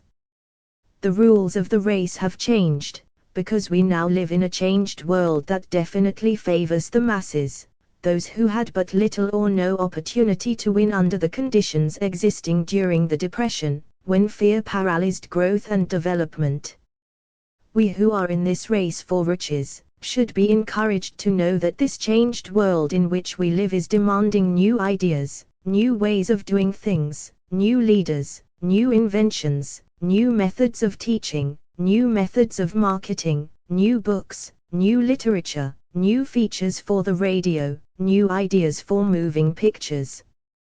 Back of all this demand for new and better things, there is one quality which one must possess to win, and that is definiteness of purpose, the knowledge of what one wants, and a burning desire to possess it. Do you feel frustrated, stuck or overwhelmed by the concepts in this ebook? Discover how to begin moving forward with free audio and video training at www.think-and-grow-rich-ebook.com. 33 Think and Grow Rich. The business depression marked the death of one age, and the birth of another. This changed world requires practical dreamers who can, and will put their dreams into action. The practical dreamers have always been, and always will be the pattern makers of civilization. We who desire to accumulate riches, should remember the real leaders of the world always have been men who harnessed, and put into practical use, the intangible, unseen forces of unborn opportunity, and have converted those forces, or impulses of thought, into skyscrapers, cities, factories, airplanes, automobiles, and every form of convenience that makes life more pleasant. Tolerance, and an open mind are practical necessities of the dreamer of today. Those who are afraid of new ideas are doomed before they start. Never has there been a time more favorable to pioneers than the present. True, there is no wild and woolly West to be conquered, as in the days of the covered wagon, but there is a vast business, financial, and industrial world to be remolded and redirected along new and better lines. In planning to acquire your share of the riches, let no one influence you to scorn the dreamer. To win the big stakes in this changed world, you must catch the spirit of the great pioneers of the past, whose dreams have given to civilization all that it has of value, the spirit which serves as the lifeblood of our own country, your opportunity and mine, to develop and market our talents. Let us not forget, Columbus dreamed of an unknown world, staked his life on the existence of such a world, and discovered it. Copernicus, the great astronomer, dreamed of a multiplicity of worlds, and revealed them. No one denounced him as impractical after he had triumphed. Instead, the world worshipped at his shrine, thus proving once more that success requires no apologies, failure permits no alibis. If the thing you wish to do is right, and you believe in it, go ahead and do it. Put your dream across, and never mind what they say if you meet with temporary defeat, for they perhaps do not know that every failure brings with it the seed of an equivalent success. Henry Ford, poor and uneducated, dreamed of a horseless carriage, went to work with what tools he possessed, without waiting for opportunity to favor him, and now evidence of his dream belts the entire earth. He has put more wheels into operation than any man who ever lived, because he was not afraid to back his dreams. Thomas Edison dreamed of a lamp that could be operated by electricity, began where he stood to put his dream into action, and despite more than 10 do you feel frustrated, stuck or overwhelmed by the concepts in this ebook? Discover how to begin moving forward with free audio and video training at www.think-and-grow-rich-ebook.com. 34 Think and Grow Rich 1000 Failures. He stood by that dream until he made it a physical reality. Practical dreamers do not quit. Whelan dreamed of a chain of cigar stores, transformed his dream into action, and now the United Cigar Stores occupy the best corners in America. Lincoln dreamed of freedom for the black slaves, put his dream into action, and barely missed living to see a united North and South translate his dream into reality. The Wright brothers dreamed of a machine that would fly through the air. Now one may see evidence all over the world that they dreamed soundly. Marconi dreamed of a system for harnessing the intangible forces of the ether. Evidence that he did not dream in vain may be found in every wireless and radio in the world. Moreover, Marconi's dream brought the humblest cabin and the most stately manor house side by side. It made the people of every nation on earth backdoor neighbors. It gave the President of the United States a medium by which he may talk to all the people of America at one time, and on short notice. It may interest you to know that Marconi's friends had him taken into custody, and examined in a psychopathic hospital, when he announced he had discovered a principle through which he could send messages through the air, without the aid of wires, or other direct physical means of communication. The dreamers of today fare better. The world has become accustomed to new discoveries. Nay, it has shown a willingness to reward the dreamer who gives the world a new idea. The greatest achievement was, at first, and for a time, but a dream. The oak sleeps in the acorn. The bird waits in the egg, and in the highest vision of the soul, a waking angel stirs. Dreams are the seedlings of reality. Awake, arise, and assert yourself, you dreamers of the world. Your star is now in the ascendancy. The World Depression brought the opportunity you have been waiting for. It taught people humility, tolerance, and open-mindedness. The world is filled with an abundance of opportunity which the dreamers of the past never knew. a burning desire to be, and to do is the starting point from which the dreamer must take off. Dreams are not born of indifference, laziness, or lack of ambition. The world no longer scoffs at the dreamer, nor calls him impractical. If you think it does, take a trip to Tennessee, and witness what a dreamer president. Do you feel frustrated, stuck or overwhelmed by the concepts in this ebook? Discover how to begin moving forward with free audio and video training at www.think-and-grow-rich-ebook.com. 35 Think and Grow Rich has done in the way of harnessing and using the great water power of America. A score of years ago, such a dream would have seemed like madness. You have been disappointed, you have undergone defeat during the Depression, you have felt the great heart within you crushed until it bled.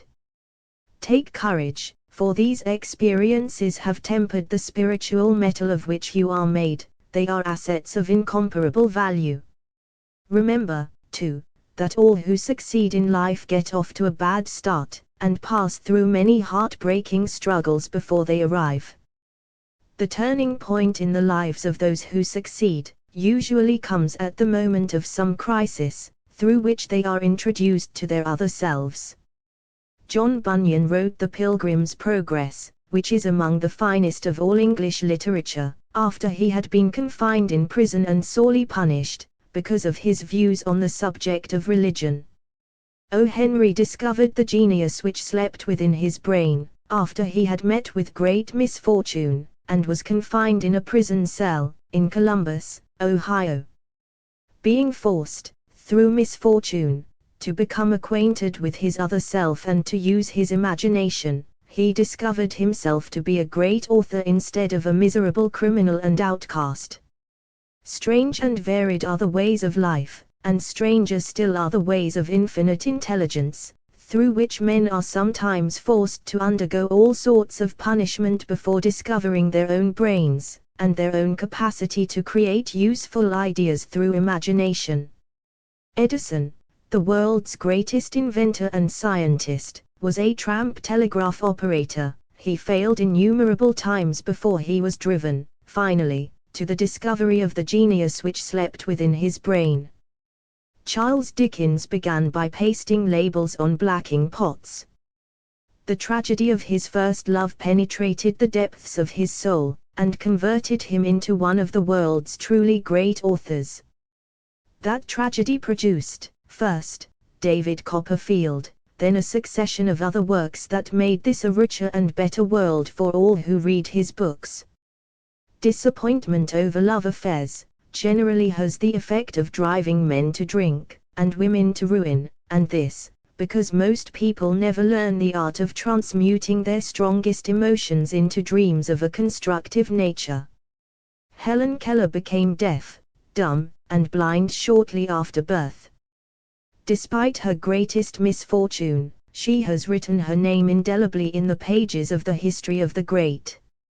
Her entire life has served as evidence that no one ever is defeated until defeat has been accepted as a reality.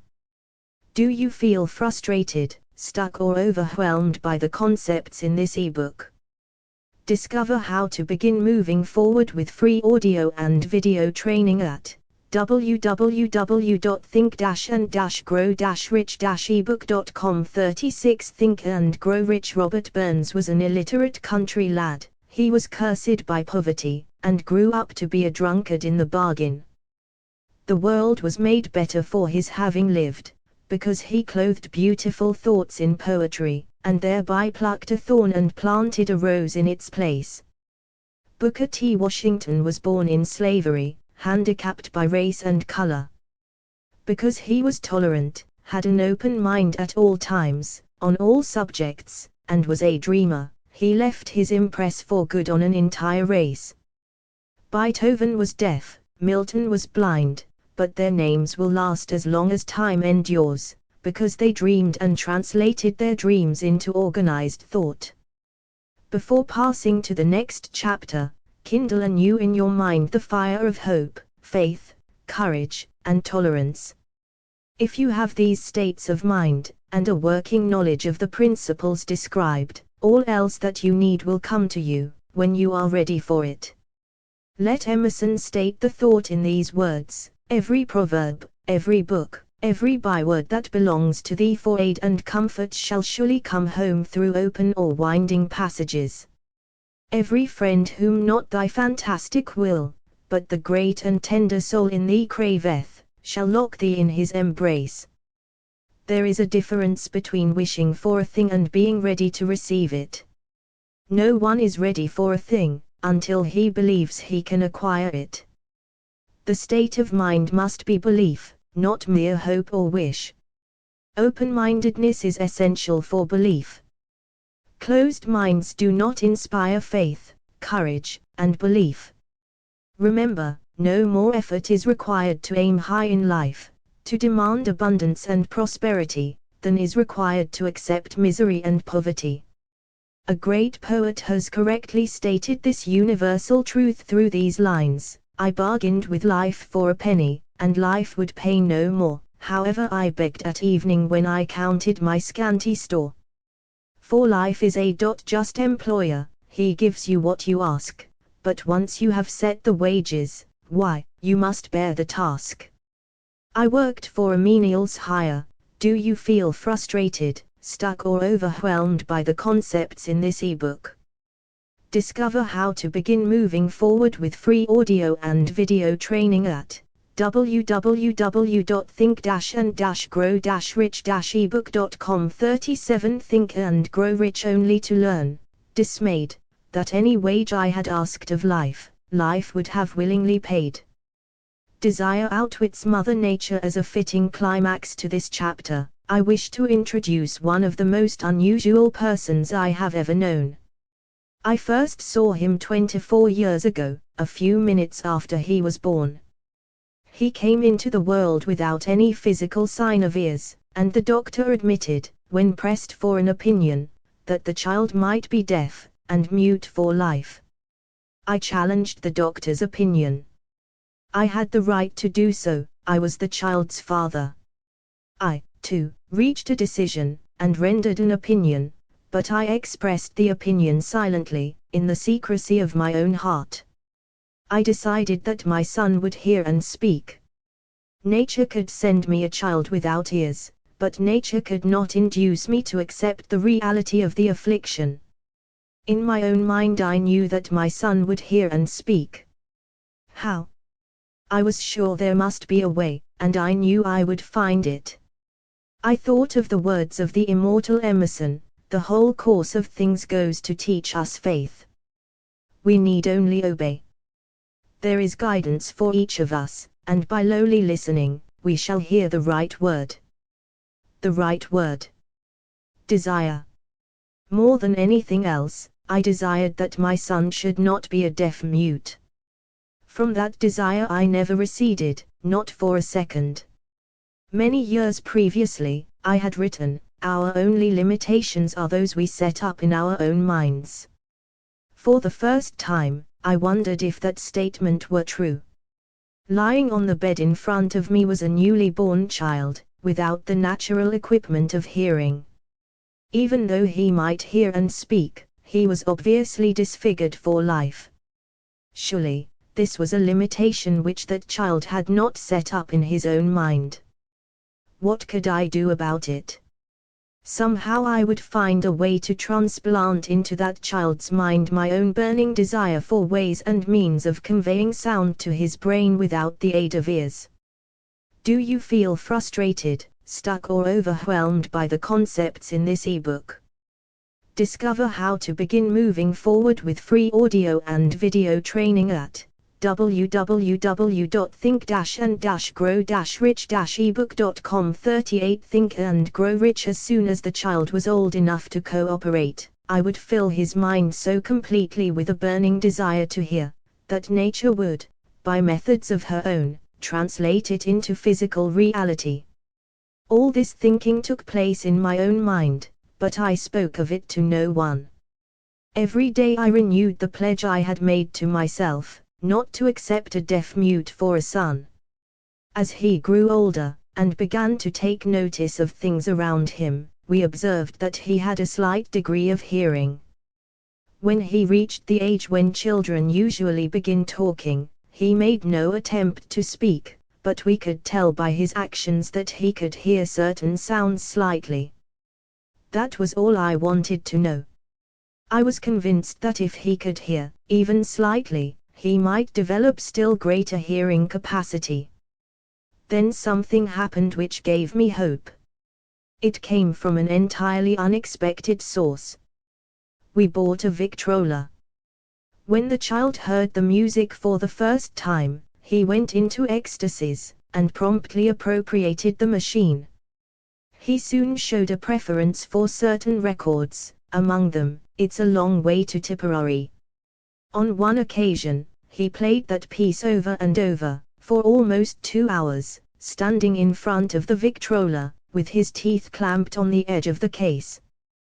The significance of this self-formed habit of his did not become clear to us until years afterward, for we had never heard of the principle of bone conduction of sound at that time. Shortly after he appropriated the Victrola, I discovered that he could hear me quite clearly when I spoke with my lips touching his mastoid bone, or at the base of the brain.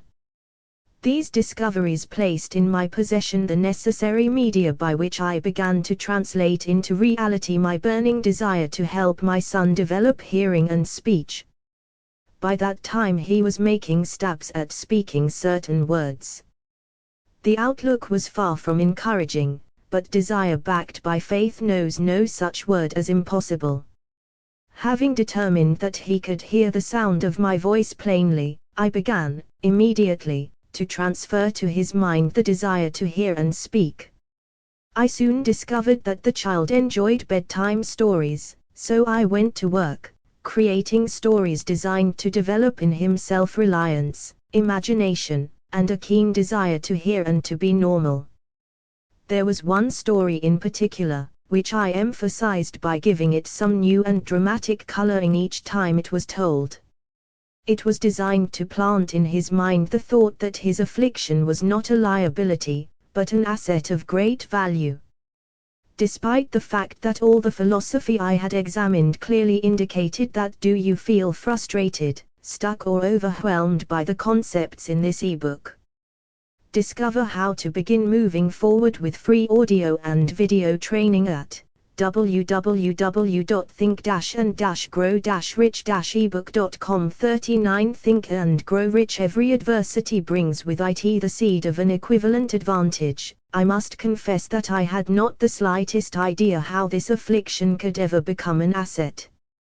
However, I continued my practice of wrapping that philosophy in bedtime stories, hoping the time would come when he would find some plan by which his handicap could be made to serve some useful purpose.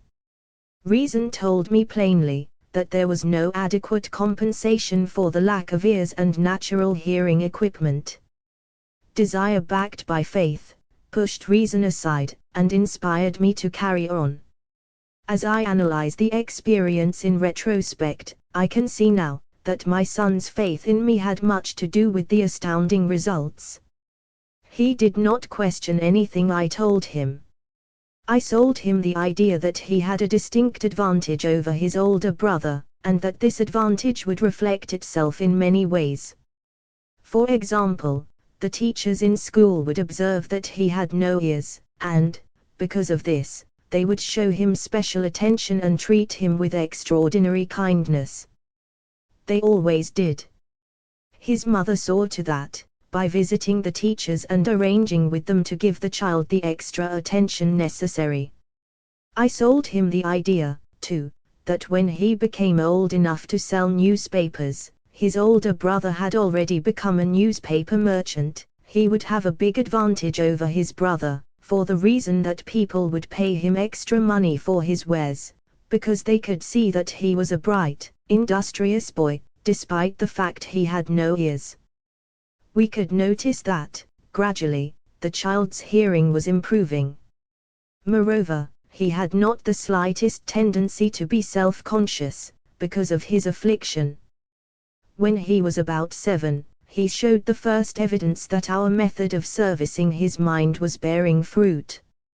For several months he begged for the privilege of selling newspapers, but his mother would not give her consent.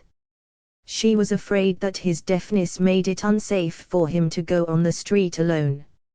Finally, he took matters in his own hands.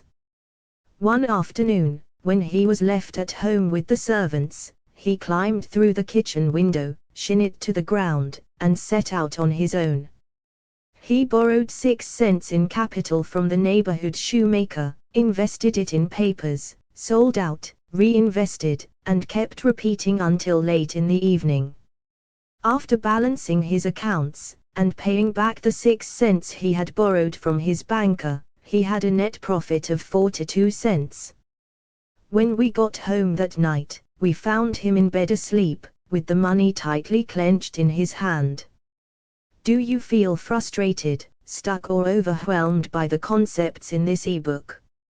Discover how to begin moving forward with free audio and video training at www.think-and-grow-rich-ebook.com. 40 Think and Grow Rich. His mother opened his hand, removed the coins, and cried. Of all things, crying over her son's first victory seemed so inappropriate. My reaction was the reverse. I laughed heartily, for I knew that my endeavor to plant in the child's mind an attitude of faith in himself had been successful. His mother saw, in his first business venture, a little deaf boy who had gone out in the streets and risked his life to earn money. I saw a brave, ambitious, self-reliant little businessman whose stock in himself had been increased 100%, because he had gone into business on his own initiative, and had won. The transaction pleased me, because I knew that he had given evidence of a trait of resourcefulness that would go with him all through life. Later events proved this to be true. When his older brother wanted something, he would lie down on the floor, kick his feet in the air, cry for it, and get it. When the little deaf boy wanted something, he would plan a way to earn the money, then buy it for himself. He still follows that plan. Truly, my own son has taught me that handicaps can be converted into stepping stones on which one may climb towards some worthy goal, unless they are accepted as obstacles, and used as alibis. The little deaf boy went through the grades, high school, and college without being able to hear his teachers, excepting when they shouted loudly, at close range. He did not go to a school for the deaf. We would not permit him to learn the sign language. We were determined that he should live a normal life, and associate with normal children, and we stood by that decision, although it cost us many heated debates with school officials. While he was in high school, he tried an electrical hearing aid, but it was of no value to him, due, we believed, to a condition that was disclosed when the child was 6, by Dr. J. Gordon Wilson, of Chicago, when he operated on one side of the boy's head, and discovered that there was no sign of natural hearing equipment. During his last week in college, 18 years after the operation, something happened which marked the most important turning point of his life. Through what seemed to be mere chance, he came into possession of another electrical hearing device, which was sent to him on trial. He was slow about testing it, due to his disappointment with a similar device. Finally he picked the instrument up, and more or less carelessly, placed it on his head, hooked up the battery, and lo! As if by a stroke of magic, his lifelong desire for normal hearing became a reality. For the first time in his life he heard. Do you feel frustrated, stuck or overwhelmed by the concepts in this ebook? Discover how to begin moving forward with free audio and video training at www.think-and-grow-rich-ebook.com. 41 Think and Grow Rich practically as well as any person with normal hearing. God moves in mysterious ways, his wonders to perform. Overjoyed because of the changed world which had been brought to him through his hearing device, He rushed to the telephone, called his mother, and heard her voice perfectly. The next day he plainly heard the voices of his professors in class, for the first time in his life. Previously he could hear them only when they shouted, at short range. He heard the radio. He heard the talking pictures. For the first time in his life, he could converse freely with other people, without the necessity of their having to speak loudly. Truly, he had come into possession of a changed world. We had refused to accept nature's error, and, by persistent desire, we had induced nature to correct that error, through the only practical means available. Desire had commenced to pay dividends, but the victory was not yet complete. The boy still had to find a definite and practical way to convert his handicap into an equivalent asset. Hardly realizing the significance of what had already been accomplished, but intoxicated with the joy of his newly discovered world of sound, he wrote a letter to the manufacturer of the hearing aid, enthusiastically describing his experience. Something in his letter, something, perhaps which was not written on the lines, but back of them, caused the company to invite him to New York. When B arrived, he was escorted through the factory, and while talking with the chief engineer, telling him about his changed world, a hunch, an idea, or an inspiration, call it what you wish, flashed into his mind. It was this impulse of thought which converted his affliction into an asset, destined to pay dividends in both money and happiness to thousands for all time to come. The sum and substance of that impulse of thought was this: it occurred to him that he might be of help to the millions of deafened people who go through life without the benefit of hearing devices, if he could find a way to tell them the story of his changed world. Then and there, he reached a decision to devote the remainder of his life to rendering useful service to the hard of hearing. For an entire month, he carried on an intensive research, during which he analyzed the entire marketing system of the manufacturer of the hearing device, and created ways and means of communicating with the hard of hearing all over the world for the purpose of sharing with them his newly discovered changed world. When this was done, he put in writing a 2-year plan, based upon his findings. When he presented the plan to the company, he was instantly given a position, for the purpose of carrying out his ambition. Do you feel frustrated, stuck or overwhelmed by the concepts in this ebook?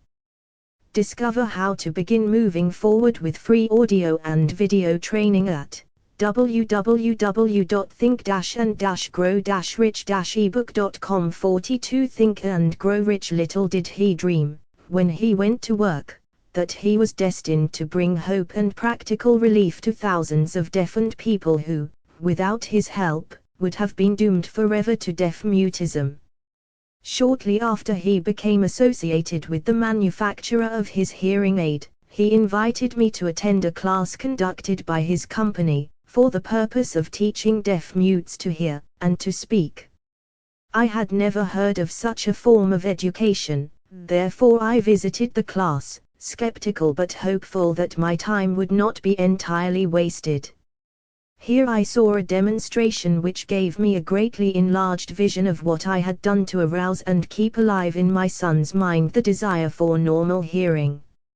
I saw deaf-mutes actually being taught to hear and to speak, through application of the self-same principle I had used, more than 20 years previously, in saving my son from deaf-mutism. Thus, through some strange turn of the wheel of fate, my son, Blair, and I have been destined to aid in correcting deaf-mutism for those as yet unborn, because we are the only living human beings, as far as I know, who have established definitely the fact that deaf-mutism can be corrected to the extent of restoring to normal life those who suffer with this affliction. It has been done for one, it will be done for others. There is no doubt in my mind that Blair would have been a deaf-mute all his life, if his mother and I had not managed to shape his mind as we did. The doctor who attended at his birth told us, confidentially, the child might never hear or speak. A few weeks ago, Dr. Irving Voorhees, a noted specialist on such cases, examined Blair very thoroughly. He was astounded when he learned how well my son now hears and speaks, and said his examination indicated that theoretically, the boy should not be able to hear at all. But the lad does hear, despite the fact that X-ray pictures show there is no opening in the skull whatsoever, from where his ears should be to the brain. When I planted in his mind the desire to hear and talk, and live as a normal person, there went with that impulse some strange influence which caused nature to become bridge builder, and span the gulf of silence between his brain and the outer world, by some means which the keenest medical specialists have not been able to interpret. It would be sacrilege for me to even conjecture as to how nature performed this miracle. It would be unforgivable if I neglected to tell the world as much as I know of the humble part I assumed in the strange experience. It is my duty, and a privilege to say I believe, and not without reason, that nothing is impossible to the person who backs desire with enduring faith. Do you feel frustrated, stuck or overwhelmed by the concepts in this ebook? Discover how to begin moving forward with free audio and video training at www.think-and-grow-rich-ebook.com. 43 Think and Grow Rich. Verily, a burning desire has devious ways of transmuting itself into its physical equivalent. Blair desired normal hearing, now he has it. He was born with a handicap which might easily have sent one with a less defined desire to the street with a bundle of pencils and a tin cup. That handicap now promises to serve as the medium by which he will render useful service to many millions of hard of hearing, also, to give him useful employment at adequate financial compensation the remainder of his life. The little white lies I planted in his mind when he was a child, by leading him to believe his affliction would become a great asset, which he could capitalize, has justified itself. Verily, there is nothing, right or wrong, which belief, plus burning desire, cannot make real. These qualities are free to everyone. In all my experience in dealing with men and women who had personal problems, I never handled a single case which more definitely demonstrates the power of desire. Authors sometimes make the mistake of writing of subjects of which they have but superficial, or very elementary knowledge. It has been my good fortune to have had the privilege of testing the soundness of the power of desire, through the affliction of my own son. Perhaps it was providential that the experience came as it did, for surely no one is better prepared than he, to serve as an example of what happens when desire is put to the test. If Mother Nature bends to the will of desire, is it logical that mere men can defeat a burning desire? Strange and imponderable is the power of the human mind. We do not understand the method by which it uses every circumstance, every individual, every physical thing within its reach, as a means of transmuting desire into its physical counterpart. Perhaps science will uncover this secret. I planted in my son's mind the desire to hear and to speak as any normal person hears and speaks. That desire has now become a reality. I planted in his mind the desire to convert his greatest handicap into his greatest asset. That desire has been realized. The modus operandi by which this astounding result was achieved is not hard to describe. It consisted of three very definite facts. First, I mixed faith with the desire for normal hearing, which I passed on to my son.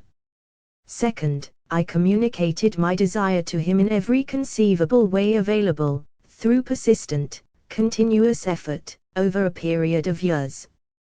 Third, he believed me. As this chapter was being completed, news came of the death of Mme. Schoeman Heinck.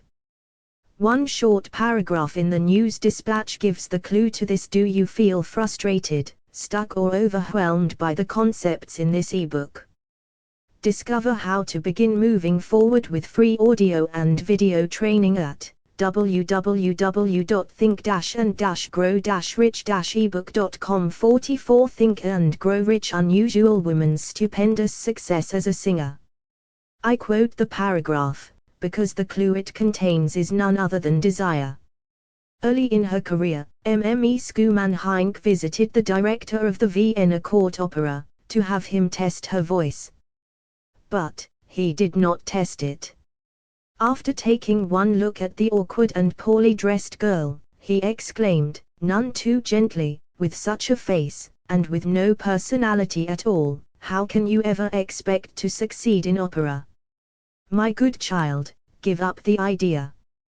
Buy a sewing machine, and go to work. You can never be a singer. Never is a long time. The director of the Vienna Court Opera knew much about the technique of singing. He knew little about the power of desire, when it assumes the proportion of an obsession. If he had known more of that power, he would not have made the mistake of condemning genius without giving it an opportunity. Several years ago, one of my business associates became ill. He became worse as time went on, and finally was taken to the hospital for an operation. Just before he was wheeled into the operating room, I took a look at him, and wondered how anyone as thin and emaciated as he, could possibly go through a major operation successfully. The doctor warned me that there was little if any chance of my ever seeing him alive again. But that was the doctor's opinion. It was not the opinion of the patient. Just before he was wheeled away, he whispered feebly, "Do not be disturbed, Chief, I will be out of here in a few days." The attending nurse looked at me with pity. But the patient did come through safely. After it was all over, his physician said, nothing but his own desire to live saved him. He never would have pulled through if he had not refused to accept the possibility of death. I believe in the power of desire backed by faith, because I have seen this power lift men from lowly beginnings to places of power and wealth. I have seen it rob the grave of its victims. I have seen it serve as the medium by which men staged a comeback after having been defeated in 100 different ways. I have seen it provide my own son with a normal, happy, successful life, despite nature's having sent him into the world without ears. How can one harness and use the power of desire? This has been answered through this, and the subsequent chapters of this book. This message is going out to the world at the end of the longest, and perhaps, the most devastating depression America has ever known. It is reasonable to presume that the message may come to the attention of many who have been wounded by the depression, those who have lost their fortunes, others who have lost their. Do you feel frustrated, stuck or overwhelmed by the concepts in this ebook? Discover how to begin moving forward with free audio and video training at www.think-and-grow-rich-ebook.com. 45 Think and Grow Rich Positions, and Great Numbers who must reorganize their plans and stage a comeback. To all these I wish to convey the thought that all achievement, no matter what may be its nature, or its purpose, must begin with an intense, burning desire for something definite. Through some strange and powerful principle of mental chemistry which she has never divulged, nature wraps up in the impulse of strong desire that something which recognizes no such word as impossible, and accepts no such reality as failure. Do you feel frustrated, stuck or overwhelmed by the concepts in this ebook? Discover how to begin moving forward with free audio and video training at www.think-and-grow-rich-ebook.com. 46 Think and Grow Rich Chapter 3 Faith Visualization of, and Belief in Attainment of Desire. The second step toward riches. Faith is the head chemist of the mind. When faith is blended with the vibration of thought, the subconscious mind instantly picks up the vibration, translates it into its spiritual equivalent, and transmits it to infinite intelligence, as in the case of prayer. The emotions of faith, love, and sex are the most powerful of all the major positive emotions. When the three are blended, they have the effect of coloring the vibration of thought in such a way that it instantly reaches the subconscious mind, where it is changed into its spiritual equivalent, the only form that induces a response from infinite intelligence. Love and faith are psychic, related to the spiritual side of man. Sex is purely biological, and related only to the physical. The mixing, or blending, of these three emotions has the effect of opening a direct line of communication between the finite, thinking mind of man, and infinite intelligence. How to develop faith? There comes, now, a statement which will give a better understanding of the importance the principle of autosuggestion assumes in the transmutation of desire into its physical, or monetary equivalent, namely, faith is a state of mind which may be induced, or created, by affirmation or repeated instructions to the subconscious mind, through the principle of autosuggestion. As an illustration, consider the purpose for which you are, presumably, reading this book. The object is, naturally, to acquire the ability to transmute the intangible thought impulse of desire into its physical counterpart, money. By following the instructions laid down in the chapters on autosuggestion, and the subconscious mind, as summarized in the chapter on autosuggestion, you feel frustrated, stuck or overwhelmed by the concepts in this ebook. 47. Discover how to begin moving forward with free audio and video training at www.think-and-grow-rich-ebook.com. Think and Grow Rich. Convince the subconscious mind that you believe you will receive that for which you ask, and it will act upon that belief, which your subconscious mind passes back to you in the form of faith, followed by definite plans for procuring that which you desire. The method by which one develops faith, where it does not already exist, is extremely difficult to describe, almost as difficult, in fact, as it would be to describe the color of red to a blind man who has never seen color, and has nothing with which to compare what you describe to him. Faith is a state of mind which you may develop at will, after you have mastered the 13 principles, because it is a state of mind which develops voluntarily, through application and use of these principles. Repetition of affirmation of orders to your subconscious mind is the only known method of voluntary development of the emotion of faith. Perhaps the meaning may be made clearer through the following explanation as to the way men sometimes become criminals. Stated in the words of a famous criminologist, when men first come into contact with crime, they abhor it. If they remain in contact with crime for a time, they become accustomed to it, and endure it. If they remain in contact with it long enough, they finally embrace it, and become influenced by it.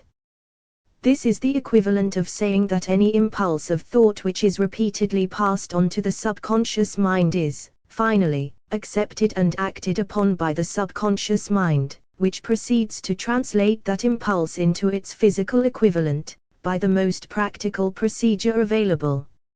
In connection with this, consider again the statement, all thoughts which have been emotionalized, given feeling, and mixed with faith, begin immediately to translate themselves into their physical equivalent or counterpart. The emotions, or the feeling portion of thoughts, are the factors which give thoughts vitality, life, and action. The emotions of faith, love, and sex, when mixed with any thought impulse, give it greater action than any of these emotions can do singly. Not only thought impulses which have been mixed with faith, but those which have been mixed with any of the positive emotions, or any of the negative emotions, may reach and influence the subconscious mind. From this statement, you will understand that the subconscious mind will translate into its physical equivalent, a thought impulse of a negative or destructive nature, just as readily as it will act upon thought impulses of a do you feel frustrated, stuck or overwhelmed by the concepts in this ebook.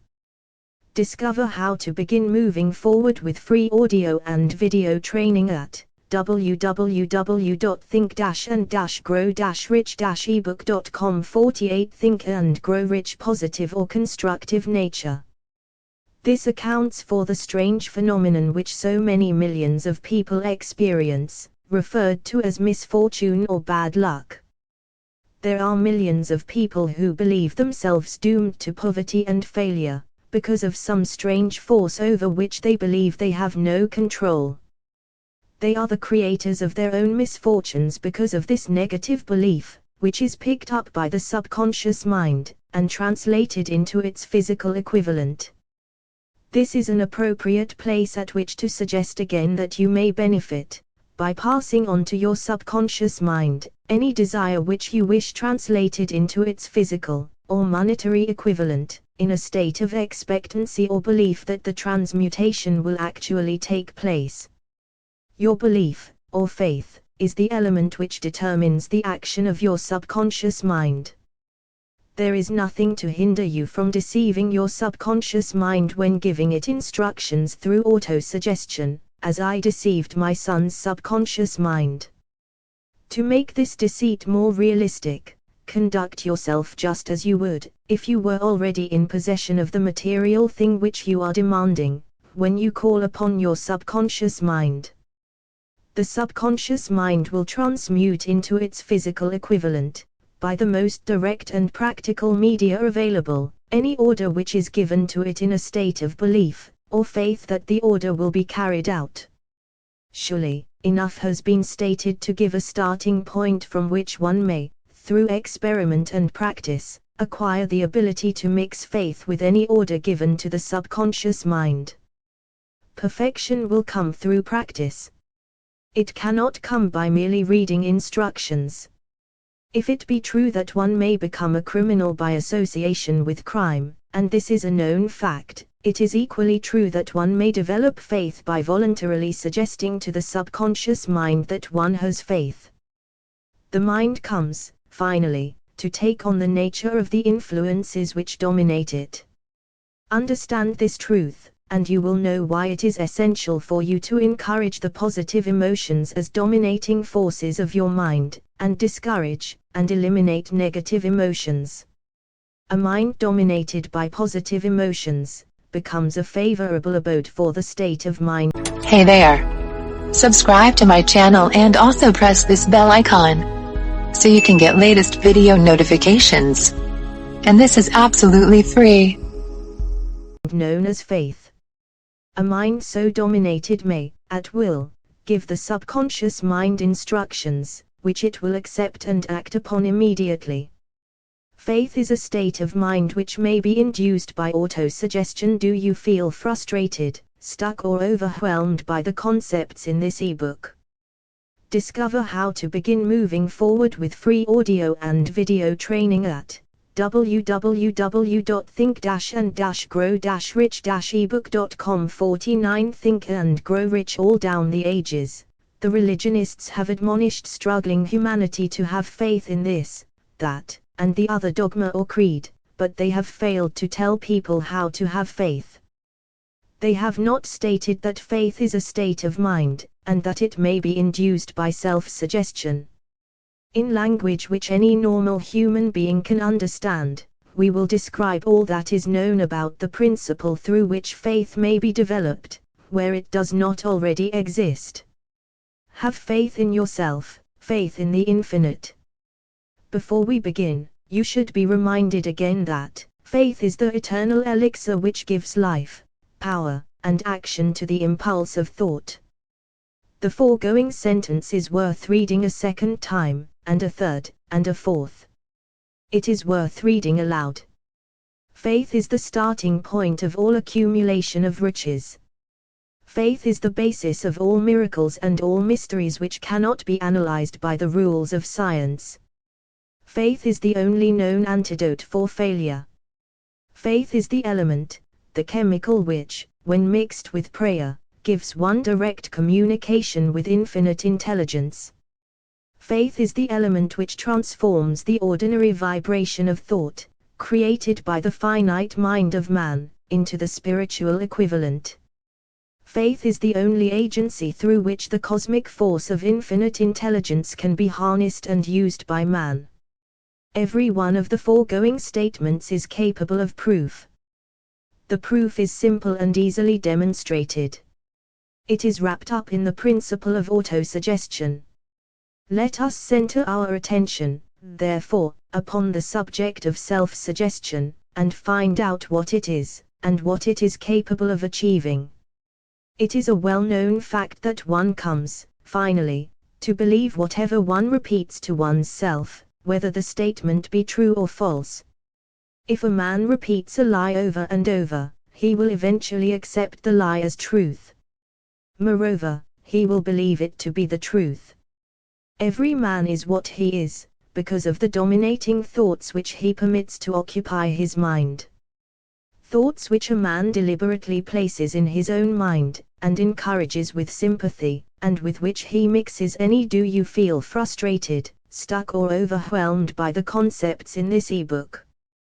Discover how to begin moving forward with free audio and video training at www.think-and-grow-rich-ebook.com. 50 Think and Grow Rich. One or more of the emotions constitute the motivating forces, which direct and control his every movement, act, and deed.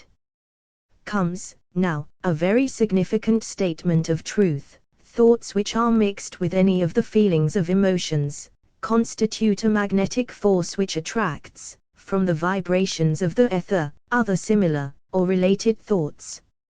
A thought thus magnetized with emotion may be compared to a seed which, when planted in fertile soil, germinates, grows, and multiplies itself over and over again, until that which was originally one small seed, becomes countless millions of seeds of the same brand. The ether is a great cosmic mass of eternal forces of vibration. It is made up of both destructive vibrations and constructive vibrations. It carries, at all times, vibrations of fear, poverty, disease, failure, misery, and vibrations of prosperity, health, success, and happiness, just as surely as it carries the sound of hundreds of orchestrations of music, and hundreds of human voices, all of which maintain their own individuality, and means of identification, through the medium of radio. From the great storehouse of the ether, the human mind is constantly attracting vibrations which harmonize with that which dominates the human mind. Any thought, idea, plan, or purpose which one holds in one's mind attracts, from the vibrations of the ether, a host of its relatives, adds these relatives to its own force, and grows until it becomes the dominating, motivating master of the individual in whose mind it has been housed. Now, let us go back to the starting point, and become informed as to how the original seed of an idea, plan, or purpose may be planted in the mind. The information is easily conveyed. Any idea, plan, or purpose may be placed in the mind through repetition of thought. This is why you are asked to write out a statement of your major purpose, or definite chief aim, commit it to memory, and repeat it, in audible words, day after day, until these vibrations of sound have reached your subconscious mind. We are what we are, because of the vibrations of thought which we pick up and register, through the stimuli of our daily environment. Resolve to throw off the influences of any unfortunate environment, and to build your own life to order. Taking inventory of mental assets and liabilities, you will discover that your greatest weakness is lack of self-confidence. This handicap can be surmounted, and timidity translated into courage, through the aid of the principle of autosuggestion. The application of "Do you feel frustrated, stuck or overwhelmed by the concepts in this ebook?"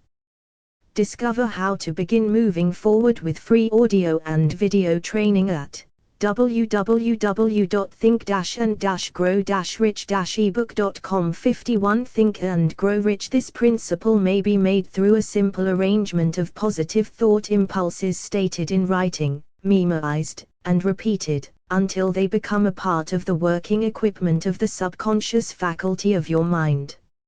Self-confidence formula first. I know that I have the ability to achieve the object of my definite purpose in life, therefore, I demand of myself persistent, continuous action toward its attainment, and I here and now promise to render such action. Second, I realize the dominating thoughts of my mind will eventually reproduce themselves in outward, physical action, and gradually transform themselves into physical reality. Therefore, I will concentrate my thoughts for 30 minutes daily, upon the task of thinking of the person I intend to become, thereby creating in my mind a clear mental picture of that person. Third, I know through the principle of autosuggestion, any desire that I persistently hold in my mind will eventually seek expression through some practical means of attaining the object back of it. Therefore, I will devote 10 minutes daily to demanding of myself the development of self-confidence. Fourth, I have clearly written down a description of my definite chief aim in life, and I will never stop trying, until I shall have developed sufficient self-confidence for its attainment.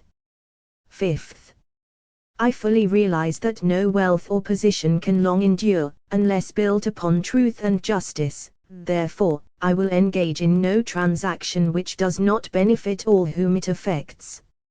I will succeed by attracting to myself the forces I wish to use, and the cooperation of other people.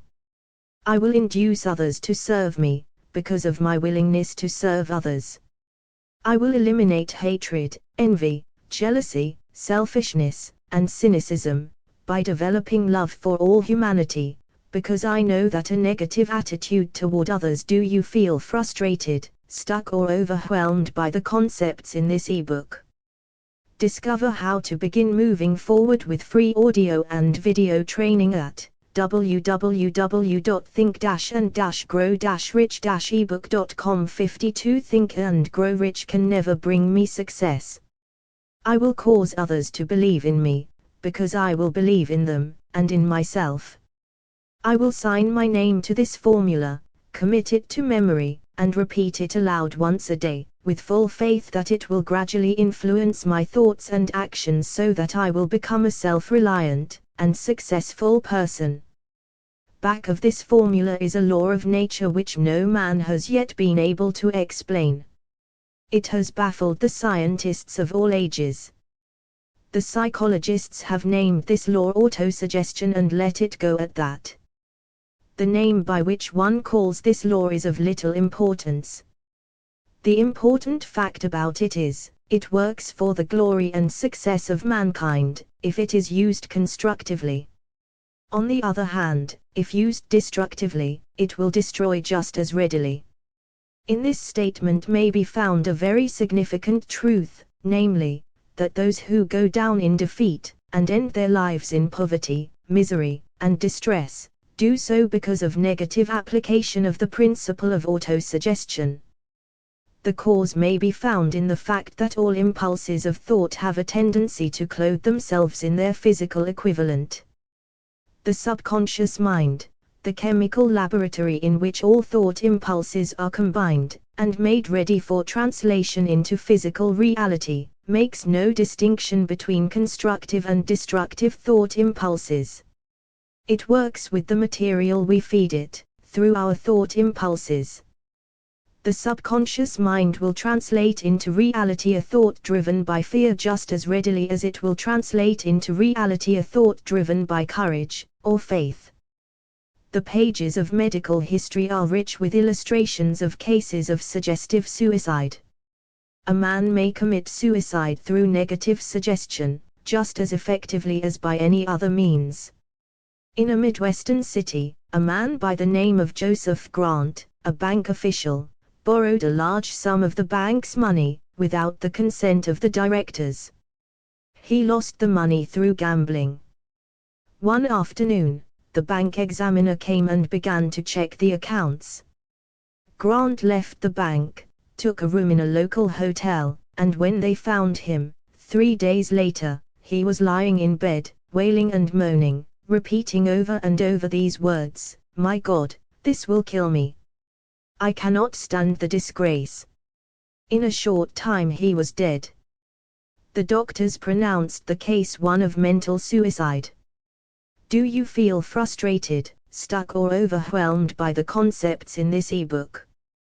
Discover how to begin moving forward with free audio and video training at www.think-and-grow-rich-ebook.com. 53 Think and Grow Rich. Just as electricity will turn the wheels of industry, and render useful service if used constructively, or snuff out life if wrongly used, so will the law of autosuggestion lead you to peace and prosperity, or down into the valley of misery, failure, and death, according to your degree of understanding and application of it. If you fill your mind with fear, doubt and unbelief in your ability to connect with, and use the forces of infinite intelligence, the law of auto-suggestion will take this spirit of unbelief and use it as a pattern by which your subconscious mind will translate it into its physical equivalent. This statement is as true as the statement that 2 and 2 are 4. Like the wind which carries one ship east, and another west, the law of autosuggestion will lift you up or pull you down, according to the way you set your sails of thought. The law of autosuggestion, through which any person may rise to altitudes of achievement which stagger the imagination, is well described in the following verse: if you think you are beaten, you are; if you think you dare not, you don't. If you like to win, but you think you can't, it is almost certain you won't. If you think you'll lose, you're lost. For out of the world we find, success begins with a fellow's will, it's all in the state of mind. If you think you are outclassed, you are. You've got to think high to rise, you've got to be sure of yourself before you can ever win a prize. Life's battles don't always go to the stronger or faster man, but soon or late the man who wins is the man who thinks he can. Do you feel frustrated, stuck or overwhelmed by the concepts in this ebook? Discover how to begin moving forward with free audio and video training at www.think-and-grow-rich-ebook.com. 54 Think and Grow Rich. Observe the words which have been emphasized, and you will catch the deep meaning which the poet had in mind. Somewhere in your makeup, perhaps in the cells of your brain, there lies sleeping the seed of achievement which, if aroused and put into action, would carry you to heights such as you may never have hoped to attain. Just as a master musician may cause the most beautiful strains of music to pour forth from the strings of a violin, so may you arouse the genius which lies asleep in your brain, and cause it to drive you upward to whatever goal you may wish to achieve. Abraham Lincoln was a failure at everything he tried, until he was well past the age of 40. He was a Mr. Nobody from nowhere, until a great experience came into his life, aroused the sleeping genius within his heart and brain, and gave the world one of its really great men. That experience was mixed with the emotions of sorrow and love. It came to him through Anne Rutledge, the only woman whom he ever truly loved. It is a known fact that the emotion of love is closely akin to the state of mind known as faith, and this for the reason that love comes very near to translating one's thought impulses into their spiritual equivalent. During his work of research, the author discovered, from the analysis of the life work and achievements of hundreds of men of outstanding accomplishment, that there was the influence of a woman's love back of nearly every one of them. The emotion of love, in the human heart and brain, creates a favorable field of magnetic attraction, which causes an influx of the higher and finer vibrations which are afloat in the ether. If you wish evidence of the power of faith, study the achievements of men and women who have employed it. At the head of the list comes the Nazarene. Christianity is the greatest single force which influences the minds of men. The basis of Christianity is faith, no matter how many people may have perverted or misinterpreted the meaning of this great force, and no matter how many dogmas and creeds have been created in its name, which do not reflect its tenets. the sum and substance of the teachings and the achievements of Christ, which may have been interpreted as miracles, were nothing more nor less than faith. If there are any such phenomena as miracles, they are produced only through the state of mind known as faith. Some teachers of religion, and many who call themselves Christians, neither understand nor practice faith. Do you feel frustrated, stuck or overwhelmed by the concepts in this ebook? Discover how to begin moving forward with free audio and video training at www.think-and-grow-rich-ebook.com. 55 Think and Grow Rich. Let us consider the power of faith, as it is now being demonstrated by a man who is well known to all of civilization, Mahatma Gandhi, of India. In this man the world has one of the most astounding examples known to civilization, of the possibilities of faith. Gandhi wields more potential power than any man living at this time, and this, despite the fact that he has none of the orthodox tools of power, such as money, battleships, soldiers, and materials of warfare. Gandhi has no money, he has no home, he does not own a suit of clothes, but he does have power. How does he come by that power? He created it out of his understanding of the principle of faith, and through his ability to transplant that faith into the minds of 200 million people. Gandhi has accomplished, through the influence of faith, that which the strongest military power on earth could not, and never will accomplish through soldiers and military equipment. He has accomplished the astounding feat of influencing 200 million minds to coalesce and move in unison, as a single mind. What other force on earth, except faith, could do as much? There will come a day when employees as well as employers will discover the possibilities of faith. That day is dawning. The whole world has had ample opportunity, during the recent business depression, to witness what the lack of faith will do to business. Surely, civilization has produced a sufficient number of intelligent human beings to make use of this great lesson which the depression has taught the world. During this depression, the world had evidence in abundance that widespread fear will paralyze the wheels of industry and business. Out of this experience will arise leaders in business and industry who will profit by the example which Gandhi has set for the world, and they will apply to business the same tactics which he has used in building the greatest following known in the history of the world. These leaders will come from the rank and file of the unknown men, who now labor in the steel plants, the coal mines, the automobile factories, and in the small towns and cities of America. Business is due for a reform, make no mistake about this. The methods of the past, based upon economic combinations of force and fear, will be supplanted by the better principles of faith and cooperation. Men who labor will receive more than daily wages, they will receive dividends from the business, the same as those who supply the capital for business, but, first they must give more to their employers, and stop this bickering. And do you feel frustrated, stuck or overwhelmed by the concepts in this ebook? Discover how to begin moving forward with free audio and video training at www.think-and-grow-rich-ebook.com. 56 Think and Grow Rich. Bargaining by force, at the expense of the public. They must earn the right to dividends. Moreover, and this is the most important thing of all, they will be led by leaders who will understand and apply the principles employed by Mahatma Gandhi. Only in this way may leaders get from their followers the spirit of full cooperation which constitutes power in its highest and most enduring form. This stupendous machine age in which we live, and from which we are just emerging, has taken the soul out of men. Its leaders have driven men as though they were pieces of cold machinery. They were forced to do so by the employees who have bargained, at the expense of all concerned, to get and not to give. The watchword of the future will be human happiness and contentment, and when this state of mind shall have been attained, the production will take care of itself, more effectively than anything that has ever been accomplished where men did not, and could not mix faith and individual interest with their labor.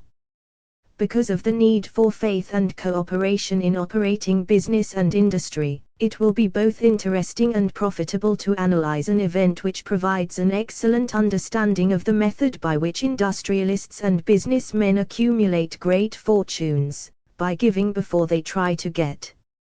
The event chosen for this illustration dates back to 1900, when the United States Steel Corporation was being formed.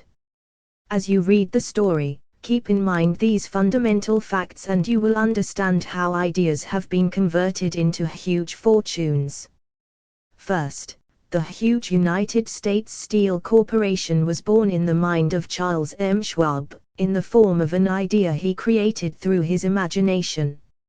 Second, he mixed faith with his idea. Third, he formulated a plan for the transformation of his idea into physical and financial reality. Fourth, he put his plan into action with his famous speech at the University Club. Fifth, he applied and followed through on his plan with persistence, and backed it with firm decision until it had been fully carried out. Sixth, he prepared the way for success by a burning desire for success. If you are one of those who have often wondered how great fortunes are accumulated, this story of the creation of the United States Steel Corporation will be enlightening. If you have any doubt that men can think and grow rich, this story should dispel that doubt, because you can plainly see in the story of the do you feel frustrated, stuck or overwhelmed by the concepts in this ebook. Discover how to begin moving forward with free audio and video training at www.think-and-grow-rich-ebook.com. 57 Think and Grow Rich United States Steel, the application of a major portion of the 13 principles described in this book.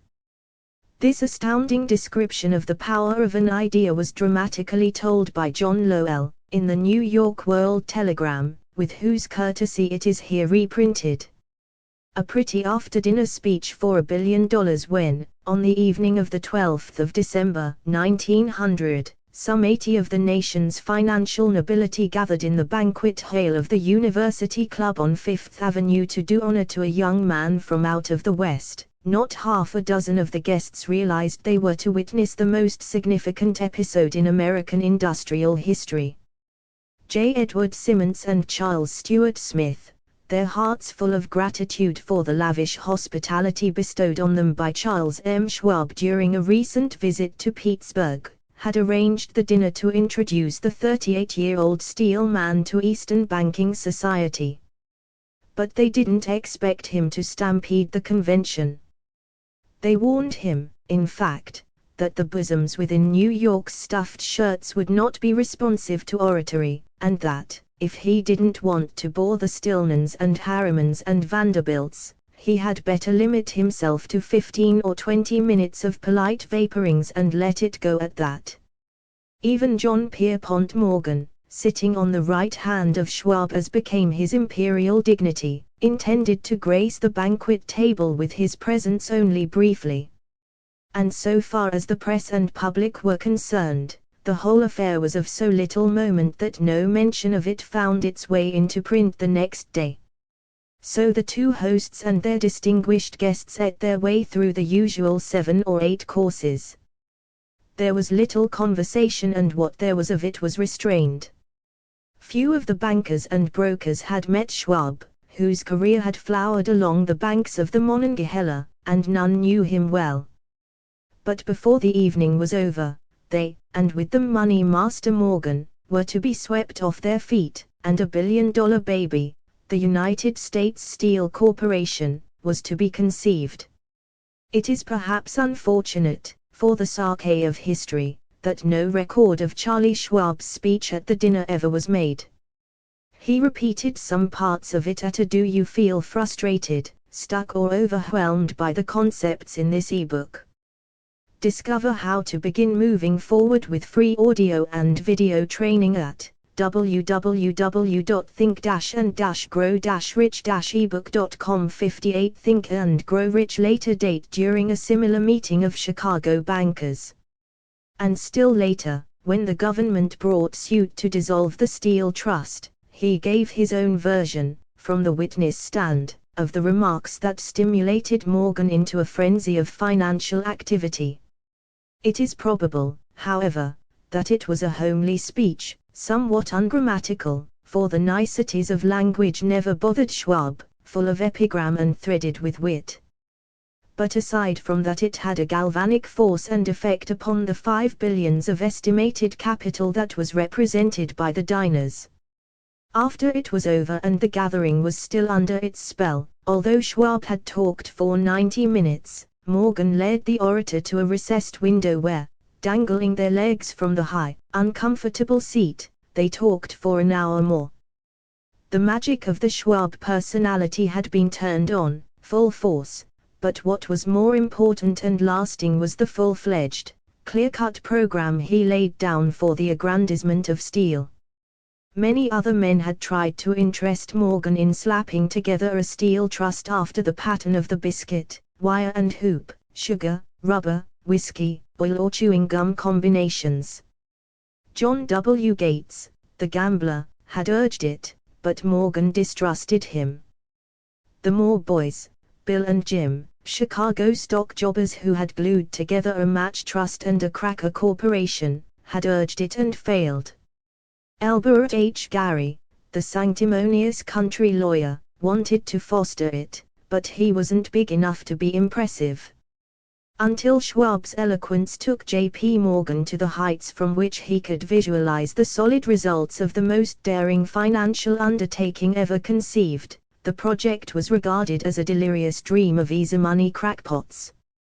The financial magnetism that began, a generation ago, to attract thousands of small and sometimes inefficiently managed companies into large and competition-crushing combinations, had become operative in the steel world through the devices of that jovial business pirate, John W. Gates.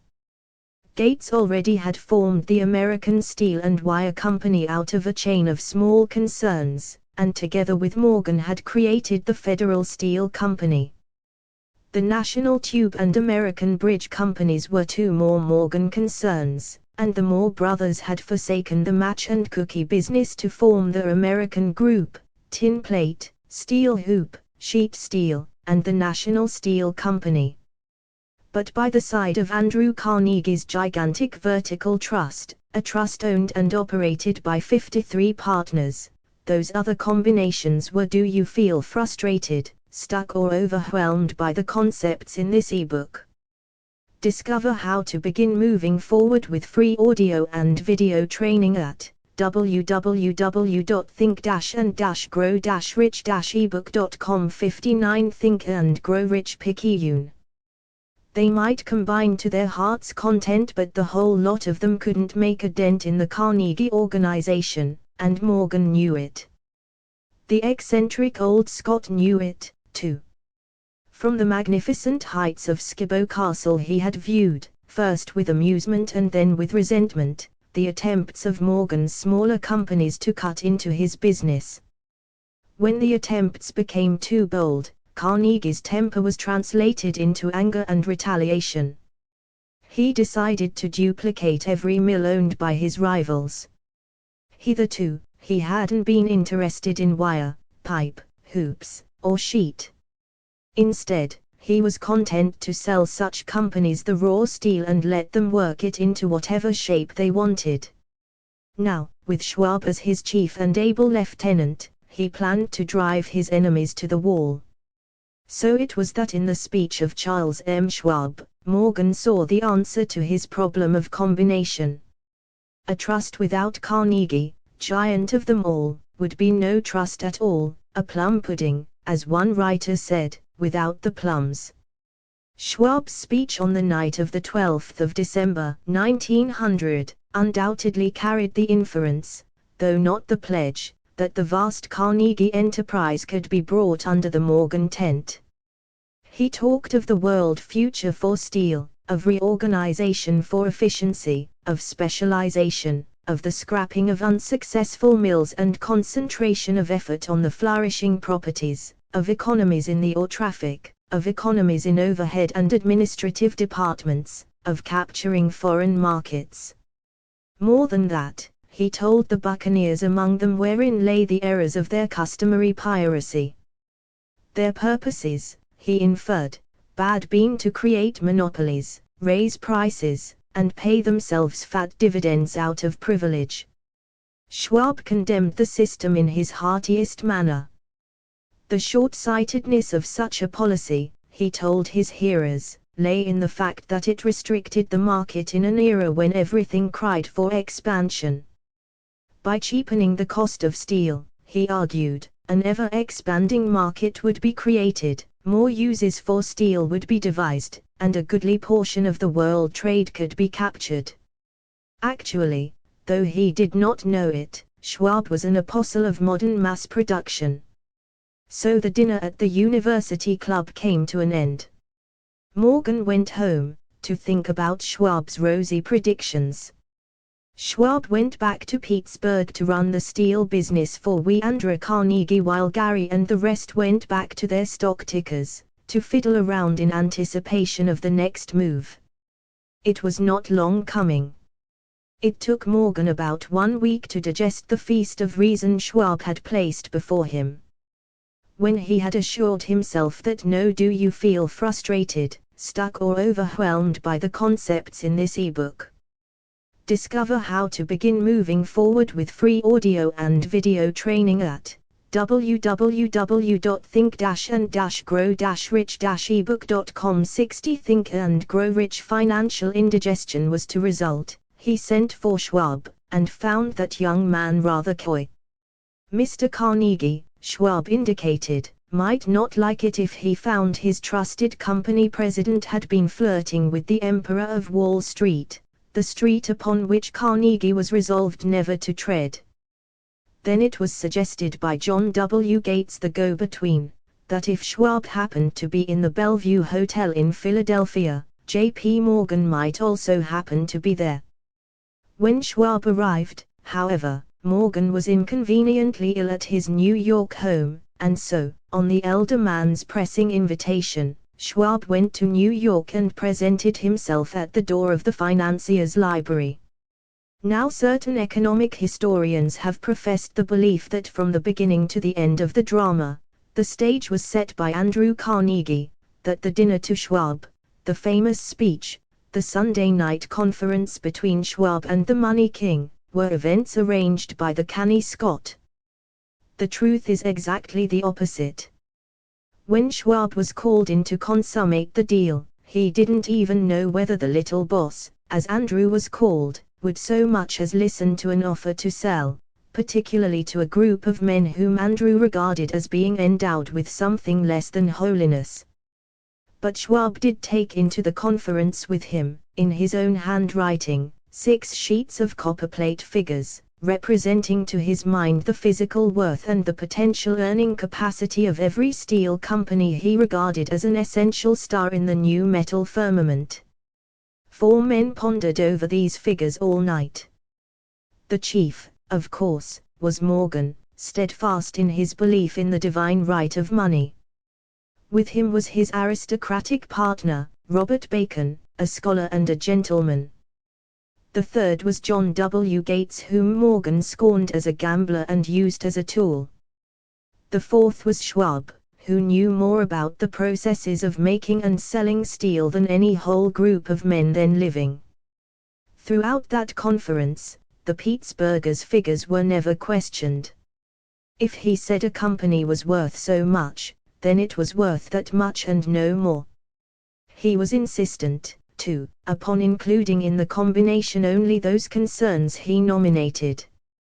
He had conceived a corporation in which there would be no duplication, not even to satisfy the greed of friends who wanted to unload their companies upon the broad Morgan shoulders.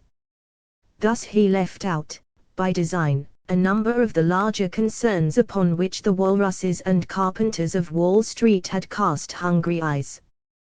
When dawn came, Morgan rose and straightened his back. Only one question remained. Do you feel frustrated, stuck or overwhelmed by the concepts in this ebook?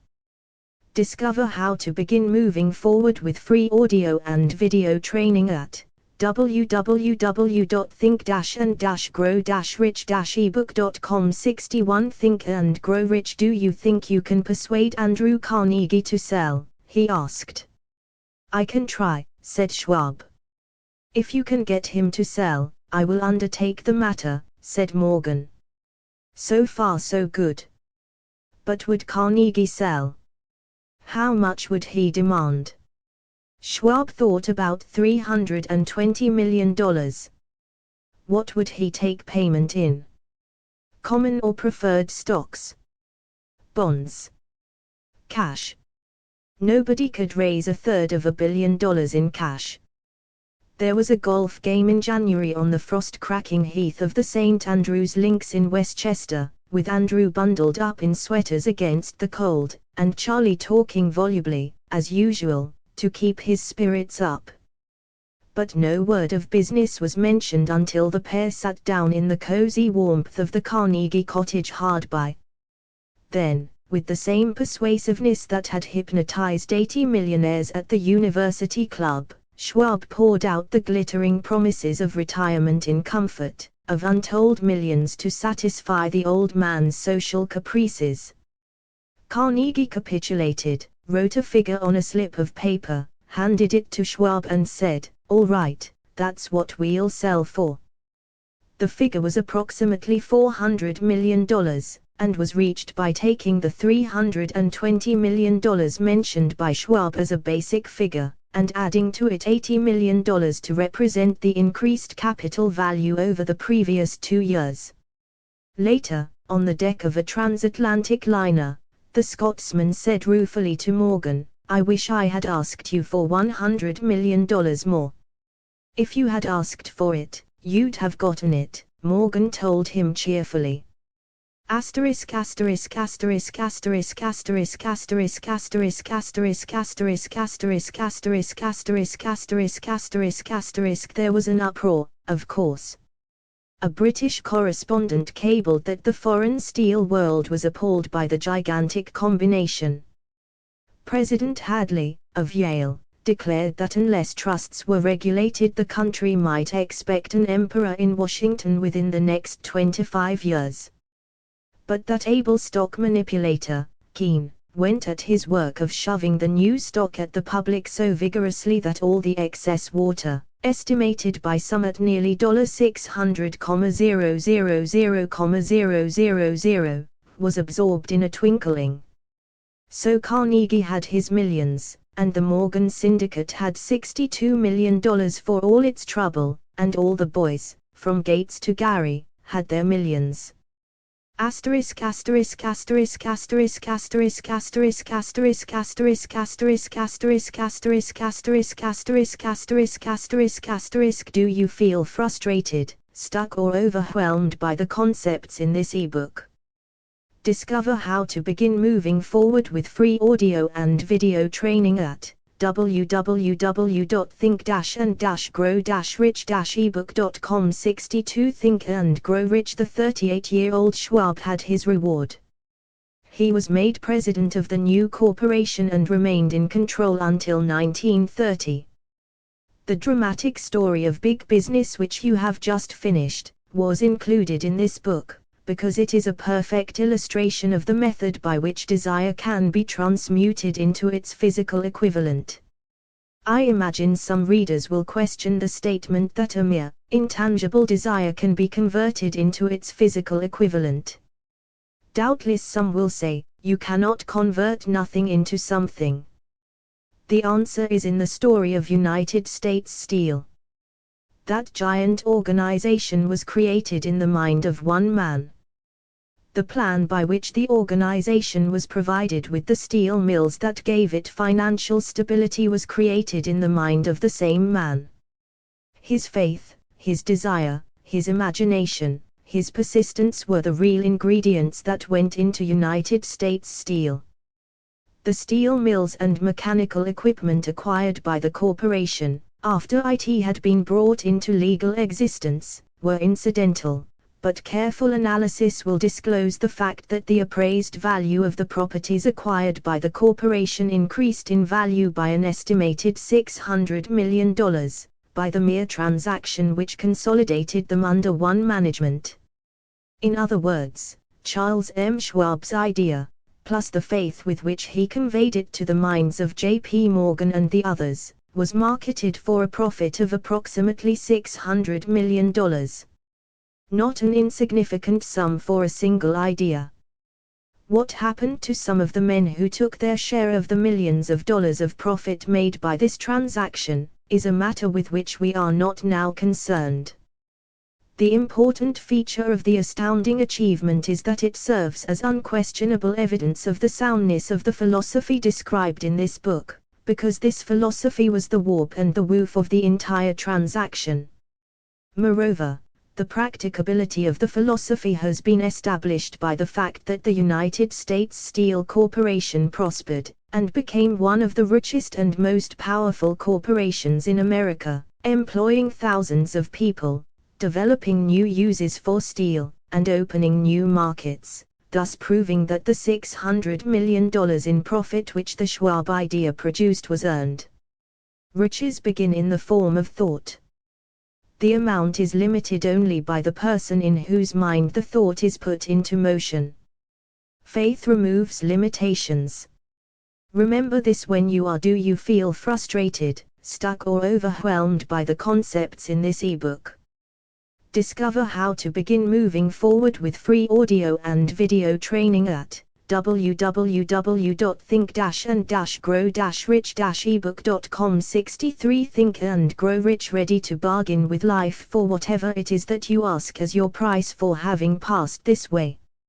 Remember, also, that the man who created the United States Steel Corporation was practically unknown at the time. He was merely Andrew Carnegie's Man Friday until he gave birth to his famous idea. After that he quickly rose to a position of power, fame, and riches. Do you feel frustrated, stuck or overwhelmed by the concepts in this ebook?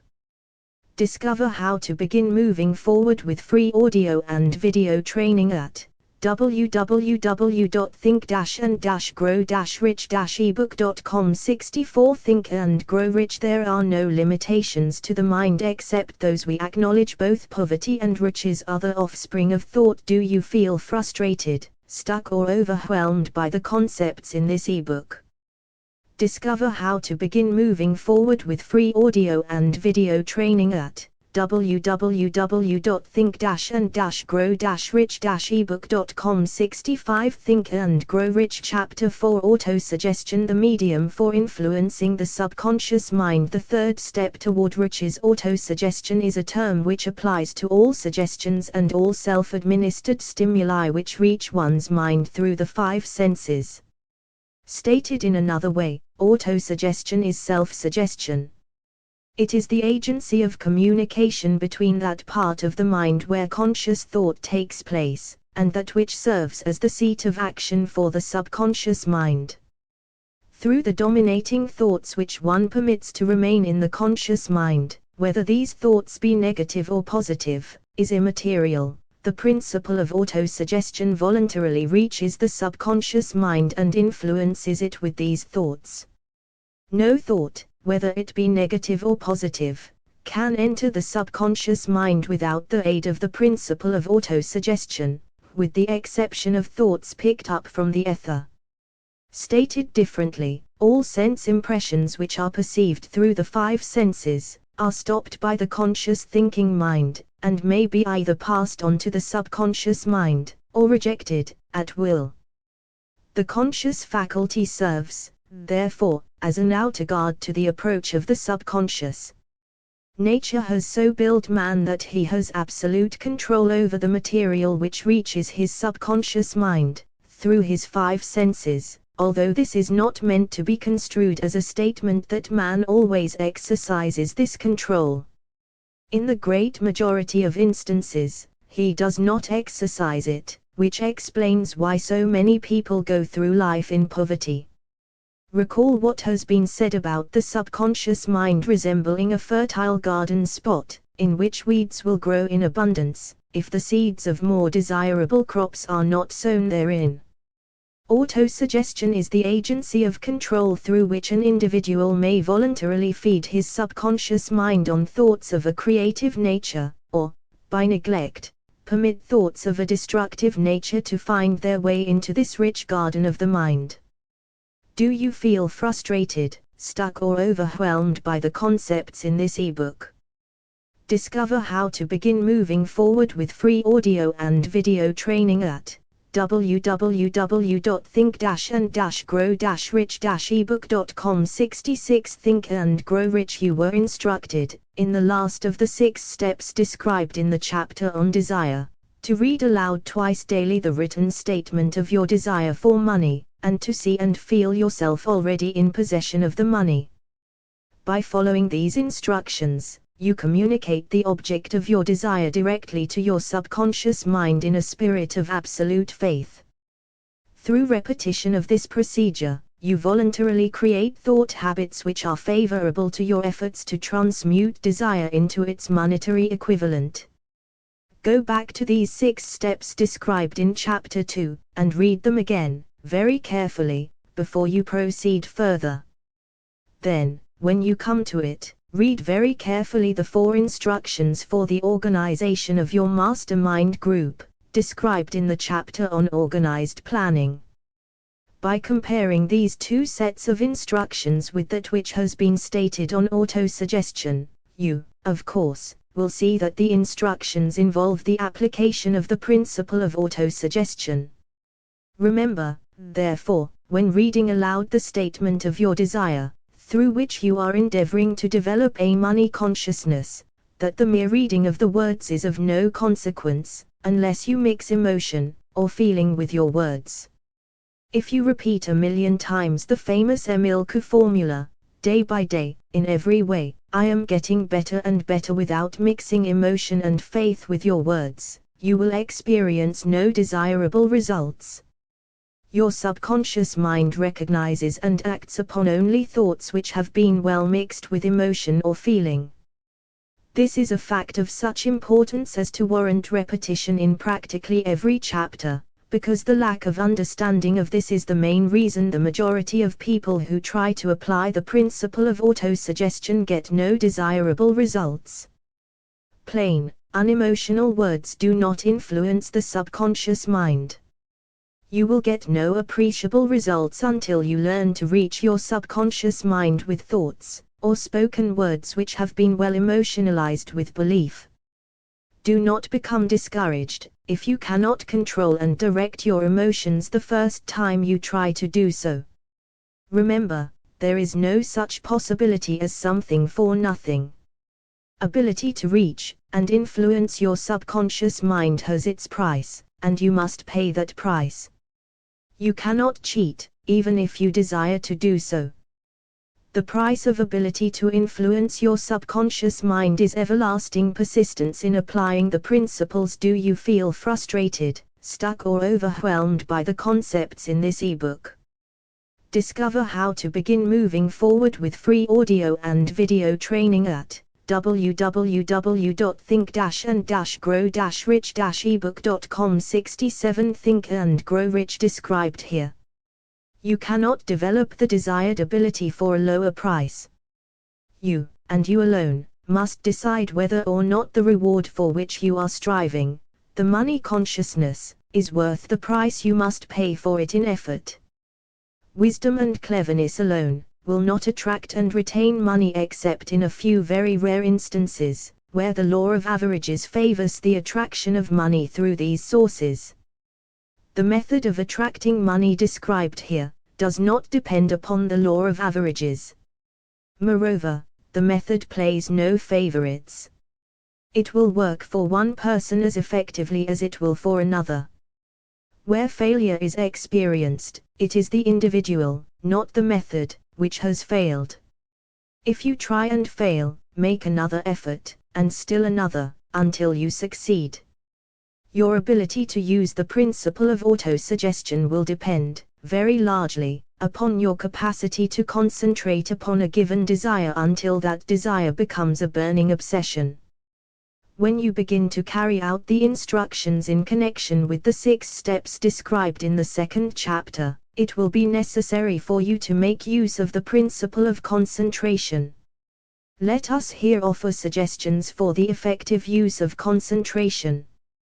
When you begin to carry out the first of the 6 steps, which instructs you to fix in your own mind the exact amount of money you desire, hold your thoughts on that amount of money by concentration, or fixation of attention, with your eyes closed, until you can actually see the physical appearance of the money. Do this at least once each day. As you go through these exercises, follow the instructions given in the chapter on faith, and see yourself actually in possession of the money. Here is a most significant fact: the subconscious mind takes any orders given it in a spirit of absolute faith, and acts upon those orders, although the orders often have to be presented over and over again, through repetition, before they are interpreted by the subconscious mind. Following the preceding statement, consider the possibility of playing a perfectly legitimate trick on your subconscious mind, by making it believe, because you believe it, that you must have the amount of money you are visualizing, that this money is already awaiting your claim, that the subconscious mind must hand over to you practical plans for acquiring the money which is yours. Hand over the thought suggested in the preceding paragraph to your imagination, and see what your imagination can, or will do, to create. Do you feel frustrated, stuck or overwhelmed by the concepts in this ebook?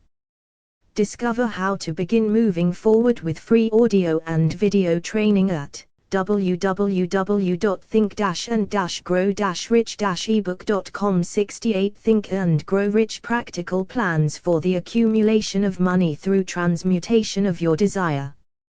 Do not wait for a definite plan, through which you intend to exchange services or merchandise in return for the money you are visualizing, but begin at once to see yourself in possession of the money, demanding and expecting meanwhile that your subconscious mind will hand over the plan, or plans you need. Be on the alert for these plans, and when they appear, put them into action immediately. When the plans appear, they will probably flash into your mind through the 6th sense, in the form of an inspiration. This inspiration may be considered a direct telegram or message from infinite intelligence. Treat it with respect, and act upon it as soon as you receive it. Failure to do this will be fatal to your success. In the 4th of the 6 steps, you were instructed to create a definite plan for carrying out your desire, and begin at once to put this plan into action. You should follow this instruction in the manner described in the preceding paragraph. Do not trust to your reason when creating your plan for accumulating money through the transmutation of desire. Your reason is faulty. Moreover, your reasoning faculty may be lazy, and, if you depend entirely upon it to serve you, it may disappoint you. When visualizing the money you intend to accumulate, with closed eyes, see yourself rendering the service, or delivering the merchandise you intend to give in return for this money. This is important. Summary of instructions: the fact that you are reading this book is an indication that you earnestly seek knowledge. It is also an indication that you are a student of this subject. If you are only a student, there is a chance that you may learn much that you did not know, but you will learn only by assuming an attitude of humility. If you choose to follow some of the instructions but neglect, or refuse to follow others, you will fail. To get satisfactory results, you must follow all instructions in a spirit of faith. The instructions given in connection with the 6 steps in the 2nd chapter will now be summarized, and blended with the principles covered by this chapter, as follows. Do you feel frustrated, stuck or overwhelmed by the concepts in this ebook? Discover how to begin moving forward with free audio and video training at www.think-and-grow-rich-ebook.com. 69 Think and Grow Rich first. Go into some quiet spot, preferably in bed at night, where you will not be disturbed or interrupted. Close your eyes, and repeat aloud, so you may hear your own words, the written statement of the amount of money you intend to accumulate, the time limit for its accumulation, and a description of the service or merchandise you intend to give in return for the money. As you carry out these instructions, see yourself already in possession of the money. For example, suppose that you intend to accumulate $50,000 by the 1st of January, 5 years hence, that you intend to give personal services in return for the money, in the capacity of a salesman. Your written statement of your purpose should be similar to the following: by the first day of January, 19, I will have in my possession $50,000, which will come to me in various amounts from time to time during the interim. In return for this money I will give the most efficient service of which I am capable, rendering the fullest possible quantity, and the best possible quality of service in the capacity of salesman of. Describe the service or merchandise you intend to sell. I believe that I will have this money in my possession. My faith is so strong that I can now see this money before my eyes. I can touch it with my hands. It is now awaiting transfer to me at the time, and in the proportion that I deliver the service I intend to render in return for it. I am awaiting a plan by which to accumulate this money, and I will follow that plan, when it is received. Second. Repeat this program night and morning until you can see, in your imagination, the money you intend to accumulate. Third. Place a written copy of your statement where you can see it night and morning, and read it just before retiring, and upon arising until it has been memorized.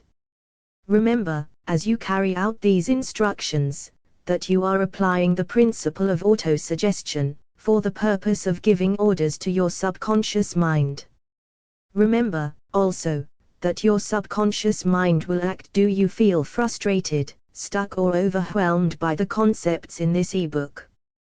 Discover how to begin moving forward with free audio and video training at www.think-and-grow-rich-ebook.com. 70 Think and Grow Rich only upon instructions which are emotionalized, and handed over to it with feeling. Faith is the strongest, and most productive of the emotions. Follow the instructions given in the chapter on faith. These instructions may, at first, seem abstract. Do not let this disturb you. Follow the instructions, no matter how abstract or impractical they may, at first, appear to be. The time will soon come, if you do as you have been instructed, in spirit as well as in act, when a whole new universe of power will unfold to you. Skepticism, in connection with all new ideas, is characteristic of all human beings. But if you follow the instructions outlined, your skepticism will soon be replaced by belief, and this, in turn, will soon become crystallized into absolute faith. Then you will have arrived at the point where you may truly say, I am the master of my fate, I am the captain of my soul. Many philosophers have made the statement, that man is the master of his own earthly destiny, but most of them have failed to say why he is the master. The reason that man may be the master of his own earthly status, and especially his financial status, is thoroughly explained in this chapter. Man may become the master of himself, and of his environment, because he has the power to influence his own subconscious mind, and through it, gain the cooperation of infinite intelligence. You are now reading the chapter which represents the keystone to the arch of this philosophy. The instructions contained in this chapter must be understood and applied with persistence, if you succeed in transmuting desire into money. The actual performance of transmuting desire into money involves the use of autosuggestion as an agency by which one may reach, and influence, the subconscious mind. The other principles are simply tools with which to apply autosuggestion. Keep this thought in mind, and you will, at all times, be conscious of the important part the principle of autosuggestion is to play in your efforts to accumulate money through the methods described in this book. Carry out these instructions as though you were a small child. Inject into your efforts something of the faith of a child. The author has been most careful to see that no impractical instructions were included, because of his sincere desire to be helpful. After you have read the entire book, come back to this chapter, and follow in spirit, and in action, this instruction. Read the entire chapter aloud once every night, until you become thoroughly convinced that the principle of do you feel frustrated, stuck or overwhelmed by the concepts in this ebook. Discover how to begin moving forward with free audio and video training at www.think-and-grow-rich-ebook.com. 71 Think and Grow Rich. Autosuggestion is sound, that IT will accomplish for you all that has been claimed for IT. As you read, underscore with a pencil every sentence which impresses you favorably. Follow the foregoing instruction to the letter, and it will open the way for a complete understanding and mastery of the principles of success. Do you feel frustrated, stuck or overwhelmed by the concepts in this ebook? Discover how to begin moving forward with free audio and video training at www.think-and-grow-rich-ebook.com. 72 Think and Grow Rich. Chapter 5 Specialized Knowledge. Personal experiences or observations. The fourth step toward riches. There are two kinds of knowledge. One is general, the other is specialized. General knowledge, no matter how great in quantity or variety it may be, is of but little use in the accumulation of money. The faculties of the great universities possess, in the aggregate, practically every form of general knowledge known to civilization. Most of the professors have but little or no money. They specialize on teaching knowledge, but they do not specialize on the organization, or the use of knowledge. Knowledge will not attract money, unless it is organized, and intelligently directed, through practical plans of action, to the definite end of accumulation of money. Lack of understanding of this fact has been the source of confusion to millions of people who falsely believe that knowledge is power. It is nothing of the sort. Knowledge is only potential power. It becomes power only when, and if, it is organized into definite plans of action, and directed to a definite end. This missing link in all systems of education known to civilization today, may be found in the failure of educational institutions to teach their students how to organize and use knowledge after they acquire it. Many people make the mistake of assuming that, because Henry Ford had but little schooling, he is not a man of education.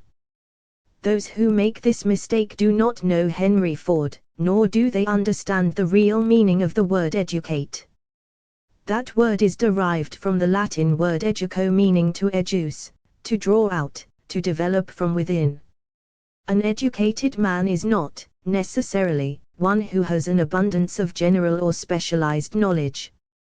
An educated man is one who has so developed the faculties of his mind that he may acquire anything he wants, or its equivalent, without violating the rights of others.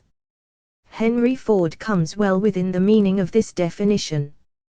Do you feel frustrated, stuck or overwhelmed by the concepts in this ebook?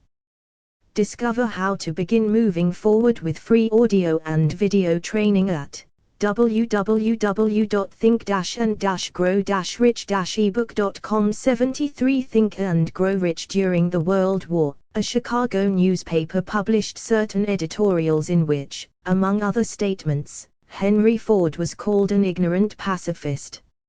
Mr. Ford objected to the statements, and brought suit against the paper for libeling him.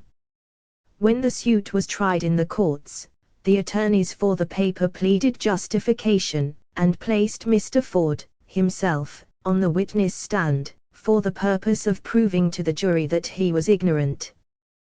The attorneys asked Mr. Ford a great variety of questions, all of them intended to prove, by his own evidence, that, while he might possess considerable specialized knowledge pertaining to the manufacture of automobiles, he was, in the main, ignorant. Mr. Ford was plied with such questions as the following: who was Benedict Arnold, and how many soldiers did the British send over to America to put down the rebellion of 1776? In answer to the last question, Mr. Ford replied, "I do not know the exact number of soldiers the British sent over, but I have heard that it was a considerably larger number than ever went back." Finally, Mr. Ford became tired of this line of questioning, and in reply to a particularly offensive question, he leaned over, pointed his finger at the lawyer who had asked the question, and said, "If I should really want to answer the foolish question you have just asked, or any of the other questions you have been asking me, let me remind you that I have a row of electric push buttons on my desk, and by pushing the right button, I can summon to my aid men who can answer any question I desire to ask concerning the business to which I am devoting most of my efforts. Now, will you kindly tell me, why I should clutter up my mind with general knowledge, for the purpose of being able to answer questions, when I have men around me who can supply any knowledge I require?" There certainly was good logic to that reply. That answer floored the lawyer. Every person in the courtroom realized it was the answer, not of an ignorant man, but of a man of education. Any man is educated who knows where to get knowledge when he needs it, and how to organize that knowledge into definite plans of action. Through the assistance of his mastermind group, Henry Ford had at his command all the specialized knowledge he needed to enable him to become one of the wealthiest men in America. It was not essential that he have this knowledge in his own mind. Surely no person who has sufficient inclination and intelligence to read a book of this nature can possibly miss the significance of this illustration. Before you can be sure of your ability to transmute desire into its monetary equivalent, you will require specialized knowledge of the do you feel frustrated, stuck or overwhelmed by the concepts in this ebook. Discover how to begin moving forward with free audio and video training at www.think-and-grow-rich-ebook.com. 74 Think and Grow Rich service, merchandise, or profession which you intend to offer in return for fortune. Perhaps you may need much more specialized knowledge than you have the ability or the inclination to acquire, and if this should be true, you may bridge your weakness through the aid of your mastermind group. Andrew Carnegie stated that he, personally, knew nothing about the technical end of the steel business. Moreover, he did not particularly care to know anything about it. The specialized knowledge which he required for the manufacture and marketing of steel, he found available through the individual units of his mastermind group. The accumulation of great fortunes calls for power, and power is acquired through highly organized and intelligently directed specialized knowledge, but that knowledge does not, necessarily, have to be in the possession of the man who accumulates the fortune.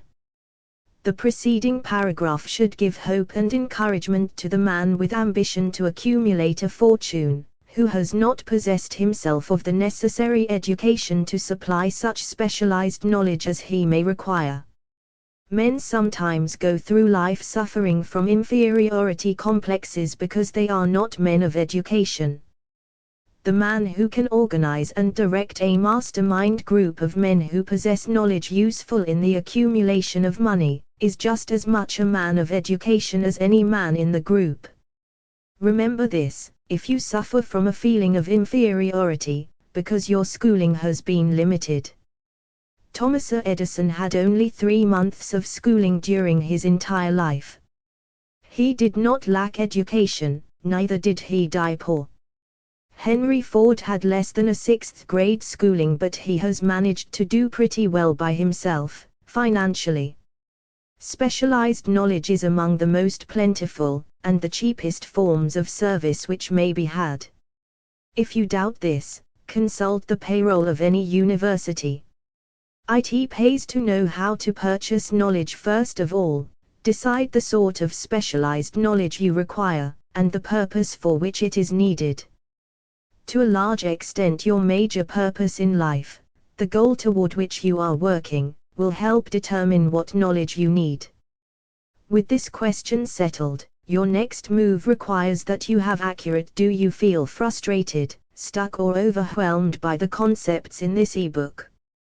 Discover how to begin moving forward with free audio and video training at www.think-and-grow-rich-ebook.com. 75 Think and Grow Rich information concerning dependable sources of knowledge.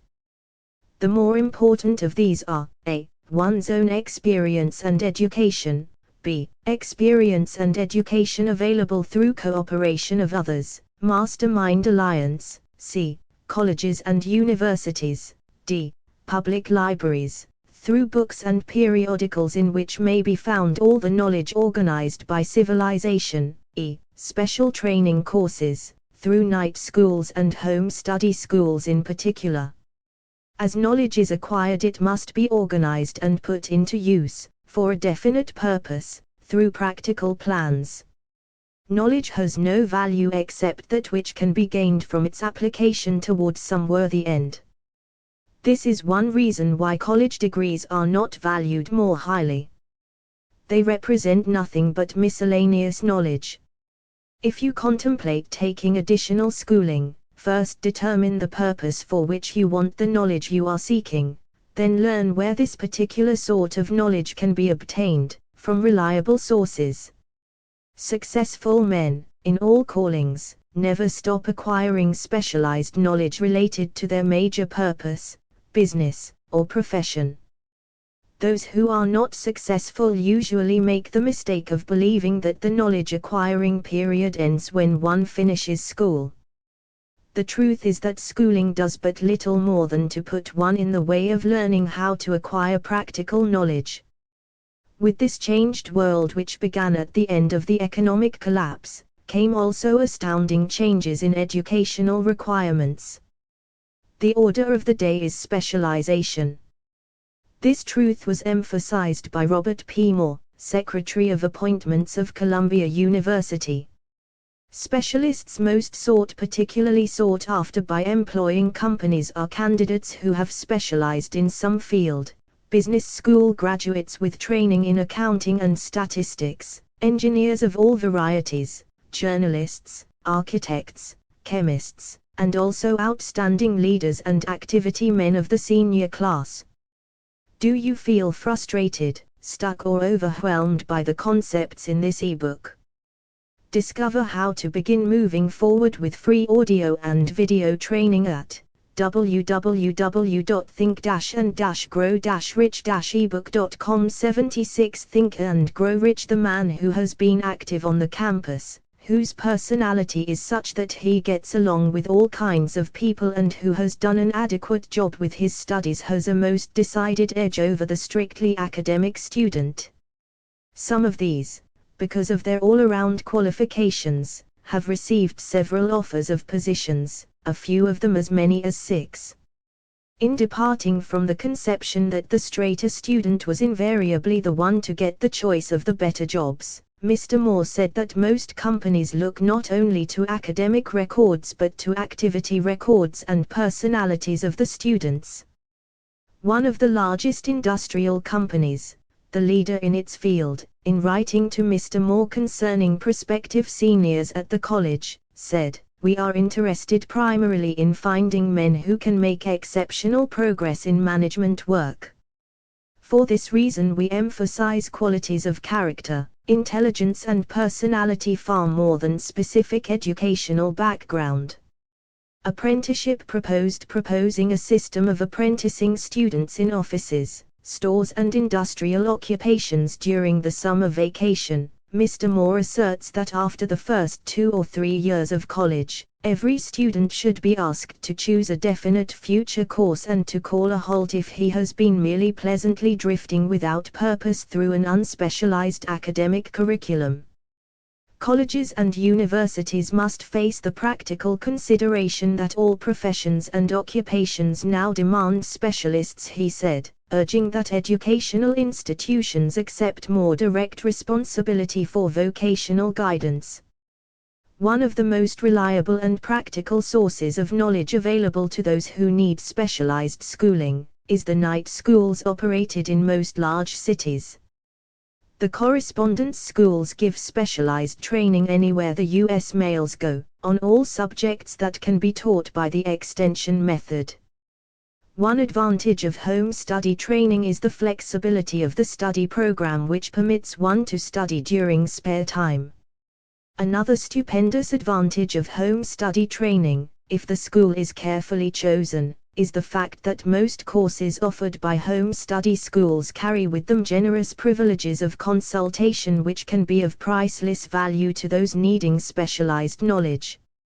No matter where you live, you can share the benefits. Do you feel frustrated, stuck or overwhelmed by the concepts in this ebook? Discover how to begin moving forward with free audio and video training at www.think-and-grow-rich-ebook.com. 77 Think and Grow Rich. Anything acquired without effort and without cost is generally unappreciated, often discredited. Perhaps this is why we get so little from our marvelous opportunity in public schools.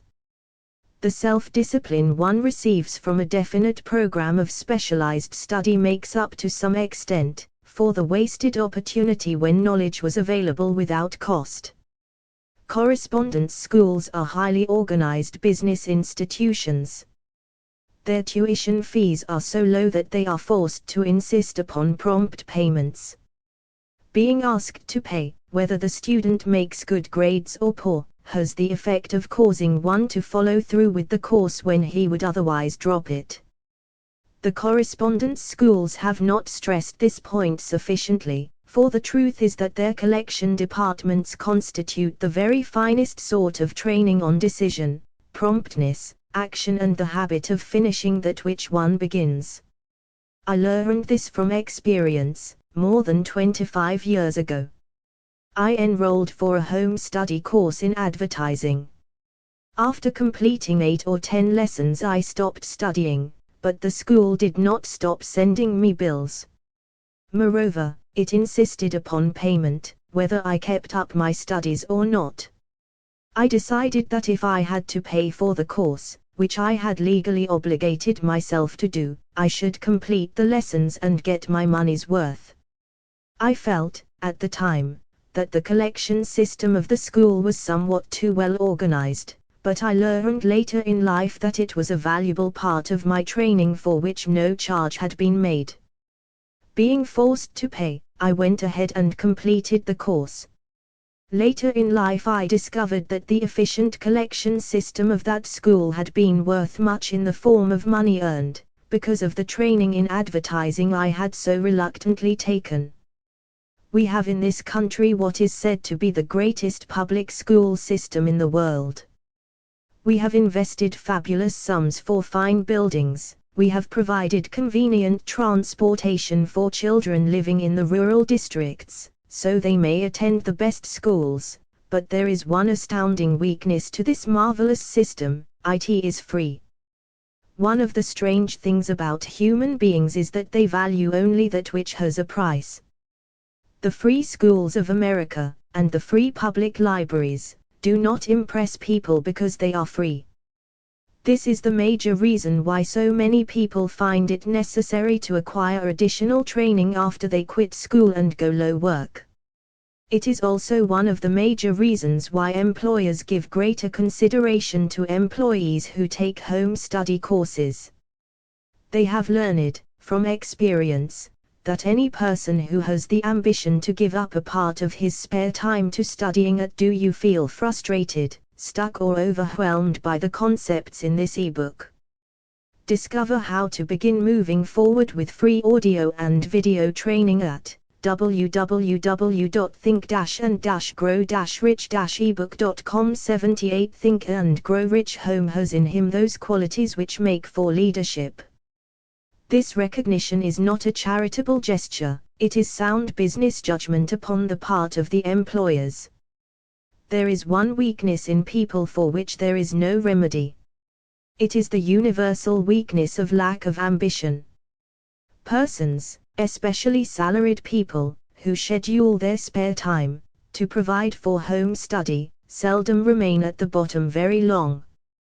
Their action opens the way for the upward climb, removes many obstacles from their path, and gains the friendly interest of those who have the power to put them in the way of opportunity.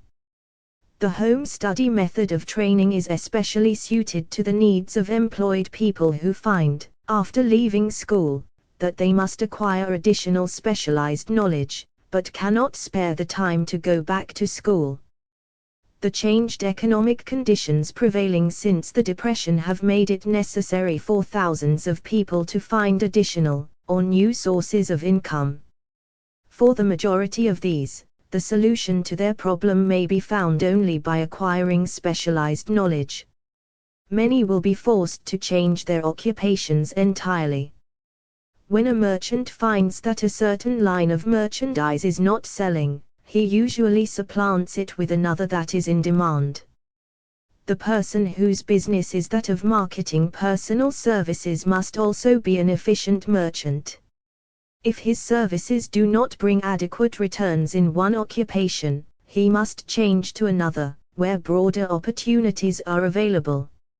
Stuart Austin Weir prepared himself as a construction engineer and followed this line of work until the Depression limited his market to where it did not give him the income he required. He took inventory of himself, decided to change his profession to law, went back to school and took special courses by which he prepared himself as a corporation lawyer. Despite the fact the Depression had not ended, he completed his training, passed the bar examination, and quickly built a lucrative law practice in Dallas, Texas. In fact, he is turning away clients. Just to keep the record straight, and to anticipate the alibis of those who will say, "I couldn't go to school because I have a family to support," or "I'm too old," I will add the information that Mr. Weir was past 40, and married when he went back to school. Moreover, by carefully selecting highly specialized courses, in colleges best prepared to teach the subjects chosen, Mr. Weir completed in 2 years the work for which the majority of law students require 4 years. It pays to know how to purchase knowledge. Do you feel frustrated, stuck or overwhelmed by the concepts in this ebook? Discover how to begin moving forward with free audio and video training at www.think-and-grow-rich-ebook.com. 79 Think and Grow Rich. The person who stops studying merely because he has finished school is forever hopelessly doomed to mediocrity, no matter what may be his calling. The way of success is the way of continuous pursuit of knowledge.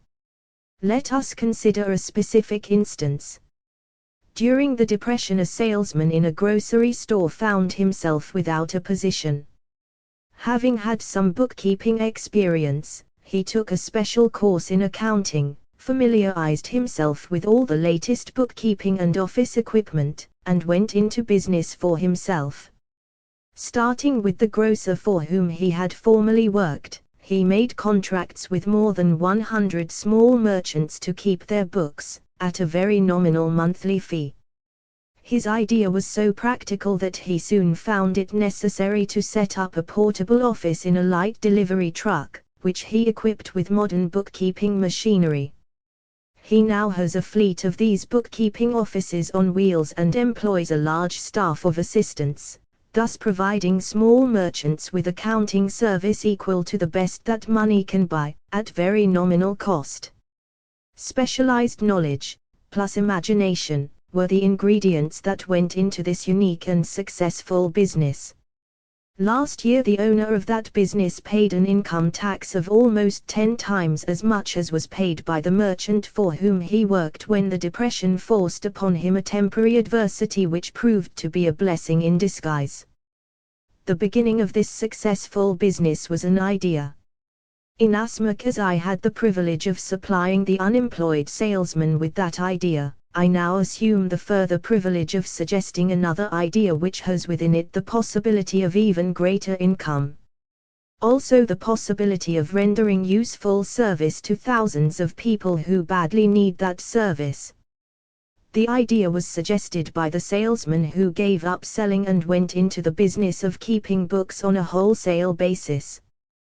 When the plan was suggested as a solution of his unemployment problem, he quickly exclaimed, "I like the idea, but I would not know how to turn it into cash." In other words, he complained he would not know how to market his bookkeeping knowledge after he acquired it. So, that brought up another problem which had to be solved. With the aid of a young woman typist, clever at hand lettering, and who could put the story together, a very attractive book was prepared, describing the advantages of the new system of bookkeeping. The pages were neatly typed and pasted in an ordinary scrapbook, which was used as a silent salesman with which the story of "Do you feel frustrated, stuck or overwhelmed by the concepts in this ebook?" Discover how to begin moving forward with free audio and video training at www.think-and-grow-rich-ebook.com. 80 Think and Grow Rich. This new business was so effectively told that its owner soon had more accounts than he could handle. There are thousands of people, all over the country, who need the services of a merchandising specialist capable of preparing an attractive brief for use in marketing personal services.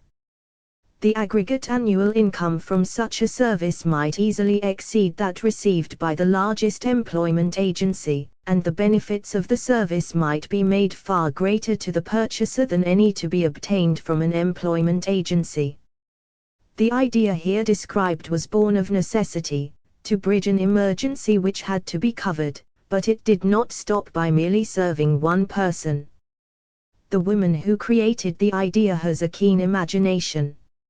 She saw in her newly born brainchild the making of a new profession, one that is destined to render valuable service to thousands of people who need practical guidance in marketing personal services.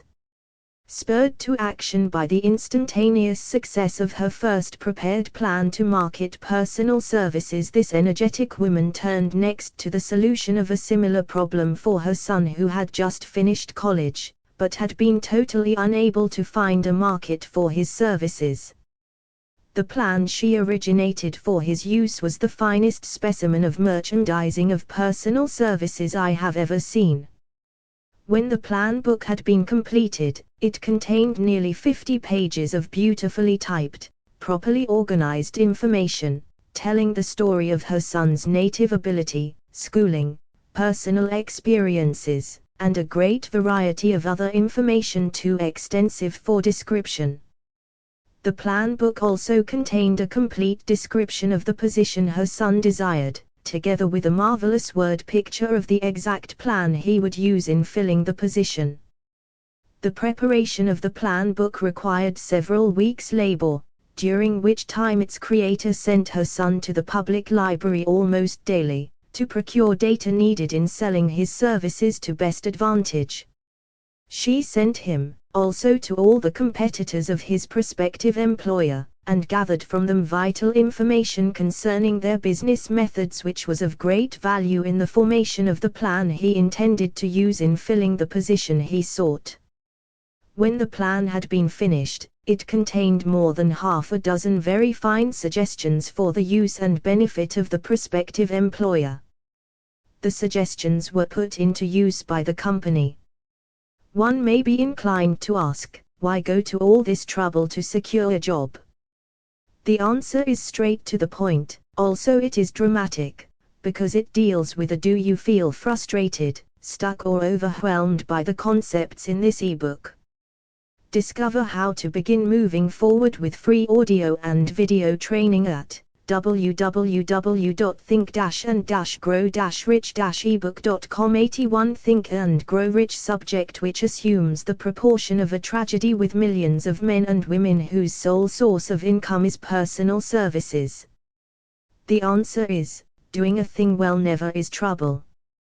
The plan prepared by this woman for the benefit of her son helped him get the job for which he applied, at the first interview, at a salary fixed by himself. Moreover, and this, too, is important, the position did not require the young man to start at the bottom.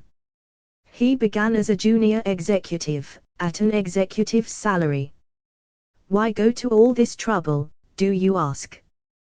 Well, for one thing, the planned presentation of this young man's application for a position clipped off no less than 10 years of time he would have required to get to where he began, had he started at the bottom and worked his way up. This idea of starting at the bottom and working one's way up may appear to be sound, but the major objection to it is this: too many of those who begin at the bottom never manage to lift their heads high enough to be seen by opportunity, so they remain at the bottom. It should be remembered, also, that the outlook from the bottom is not so very bright or encouraging. It has a tendency to kill off ambition. We call it getting into a rut, which means that we accept our fate because we form the habit of daily routine, a habit that finally becomes so strong we cease to try to throw it off. And that is another reason why it pays to start 1 or 2 steps above the bottom. By so doing one forms the habit of looking around, of observing how others get ahead, of seeing opportunity, and of embracing it without hesitation. Dan Halpin is a splendid example of what I mean. During his college days, he was manager of the famous 1930 national championship Notre Dame football team, when it was under the direction of the late Knute Rockne. Perhaps he was inspired by the great football coach to aim high, and not mistake temporary defeat for failure, just as Andrew Carnegie, the great industrial leader, inspired his young business lieutenants to set high goals for themselves. At any rate, young Halpin finished college at a mighty unfavorable time, when the Depression had made jobs scarce, so, after a fling at investment banking and motion pictures, he took the first opening with a potential future he could find, selling electrical hearing aids on a commission basis.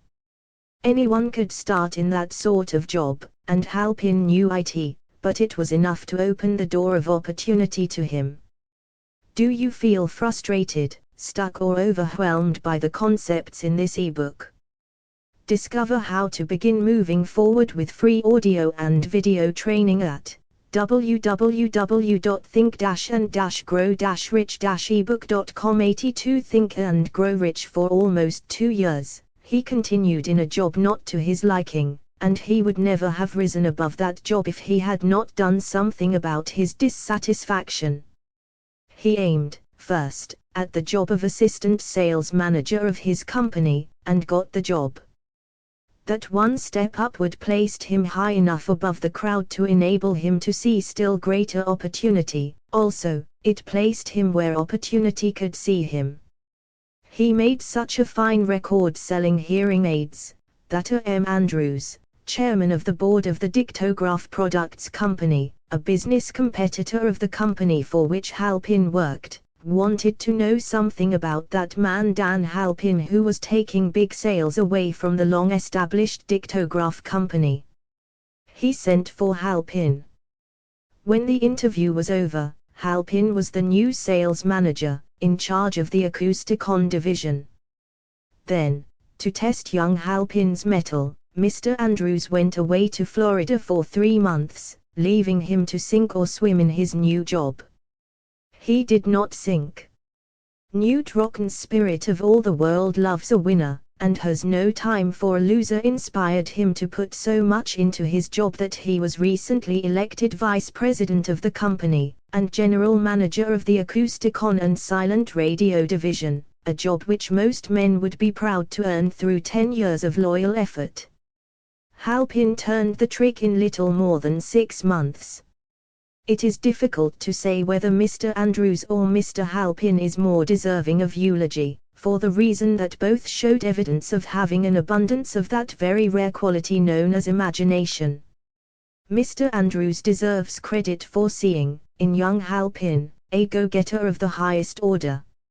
Halpin deserves credit for refusing to compromise with life by accepting and keeping a job he did not want, and that is one of the major points I am trying to emphasize through this entire philosophy, that we rise to high positions or remain at the bottom because of conditions we can control if we desire to control them. I am also trying to emphasize another point, namely, that both success and failure are largely the results of habit. I have not the slightest doubt that Dan Halpin's close association with the greatest football coach America ever knew, planted in his mind the same brand of desire to excel which made the Notre Dame football team world famous. Truly, there is something to the idea that hero worship is helpful, provided one worships a winner. Halpin tells me that Rocken was one of the world's greatest leaders of men in all history. My belief in the theory that business associations are vital factors, both in failure and in success, was recently demonstrated, when my son Blair was Do You Feel Frustrated, Stuck or Overwhelmed by the Concepts in this ebook? Discover how to begin moving forward with free audio and video training at www.think-and-grow-rich-ebook.com. 83 Think and Grow Rich Negotiating with Dan Halpin for a position. Mr. Halpin offered him a beginning salary of about one-half what he could have gotten from a rival company. I brought parental pressure to bear, and induced him to accept the place with Mr. Halpin, because I believe that close association with one who refuses to compromise with circumstances he does not like, is an asset that can never be measured in terms of money. The bottom is a monotonous, dreary, unprofitable place for any person. That is why I have taken the time to describe how lowly beginnings may be circumvented by proper planning. Also, that is why so much space has been devoted to a description of this new profession, created by a woman who was inspired to do a fine job of planning because she wanted her son to have a favorable break. With the changed conditions ushered in by the world economic collapse, came also the need for newer and better ways of marketing personal services. It is hard to determine why someone had not previously discovered this stupendous need, in view of the fact that more money changes hands in return for personal services than for any other purpose.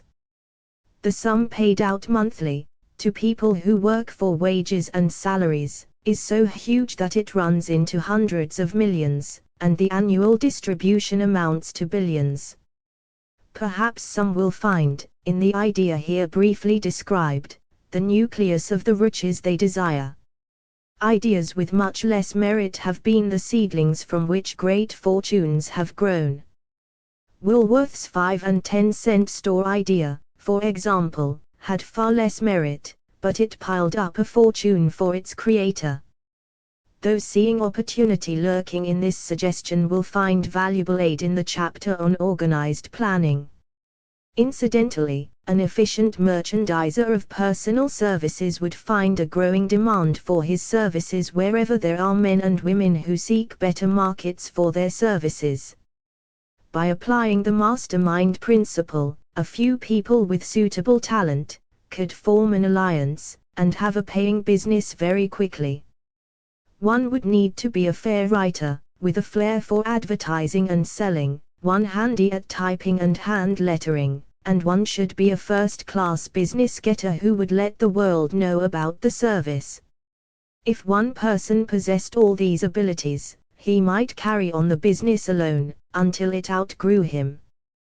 The woman who prepared the personal service sales plan for her son now receives requests from all parts of the country for her cooperation in preparing similar plans for others who desire to market their personal services for more money.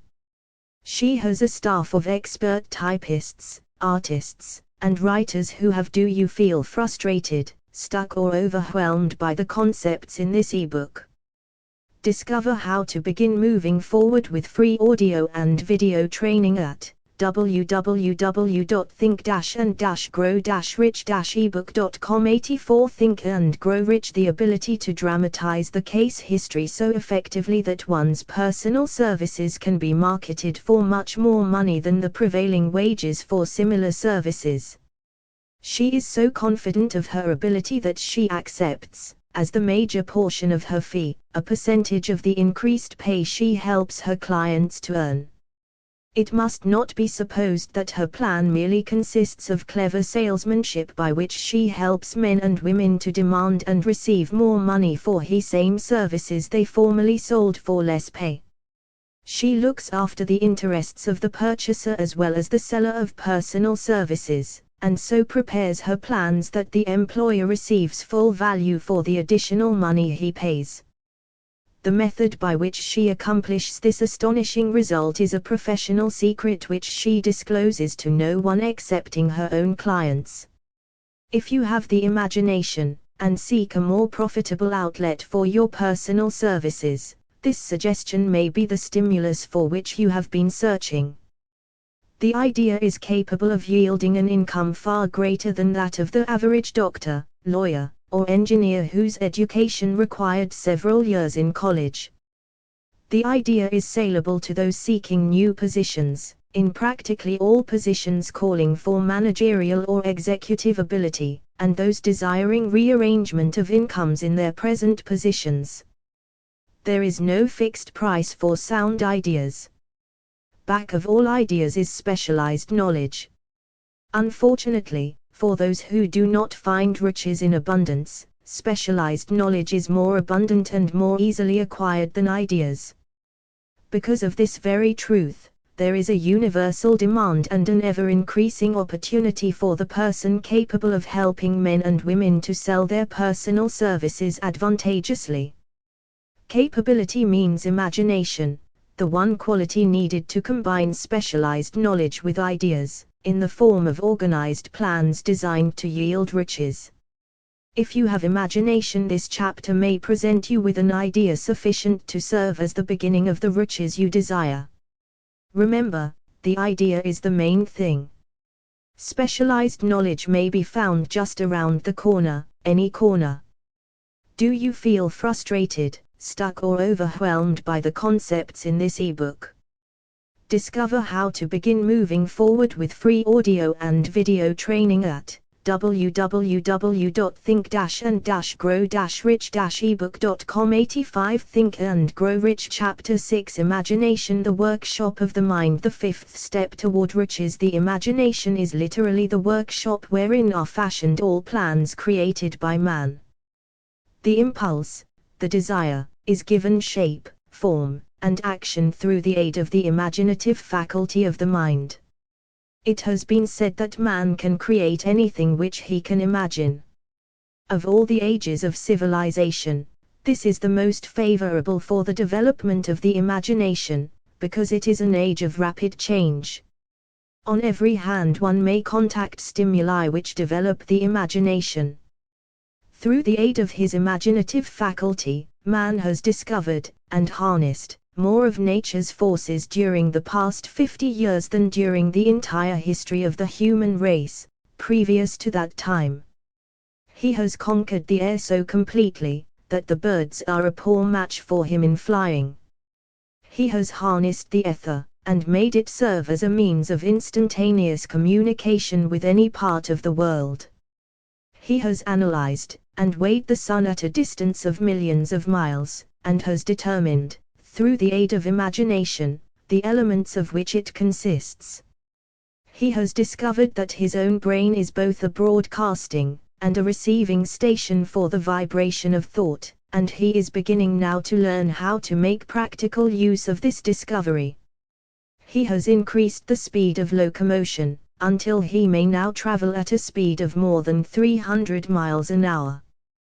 The time will soon come when a man may breakfast in New York, and lunch in San Francisco. Man's only limitation, within reason, lies in his development and use of his imagination. He has not yet reached the apex of development in the use of his imaginative faculty.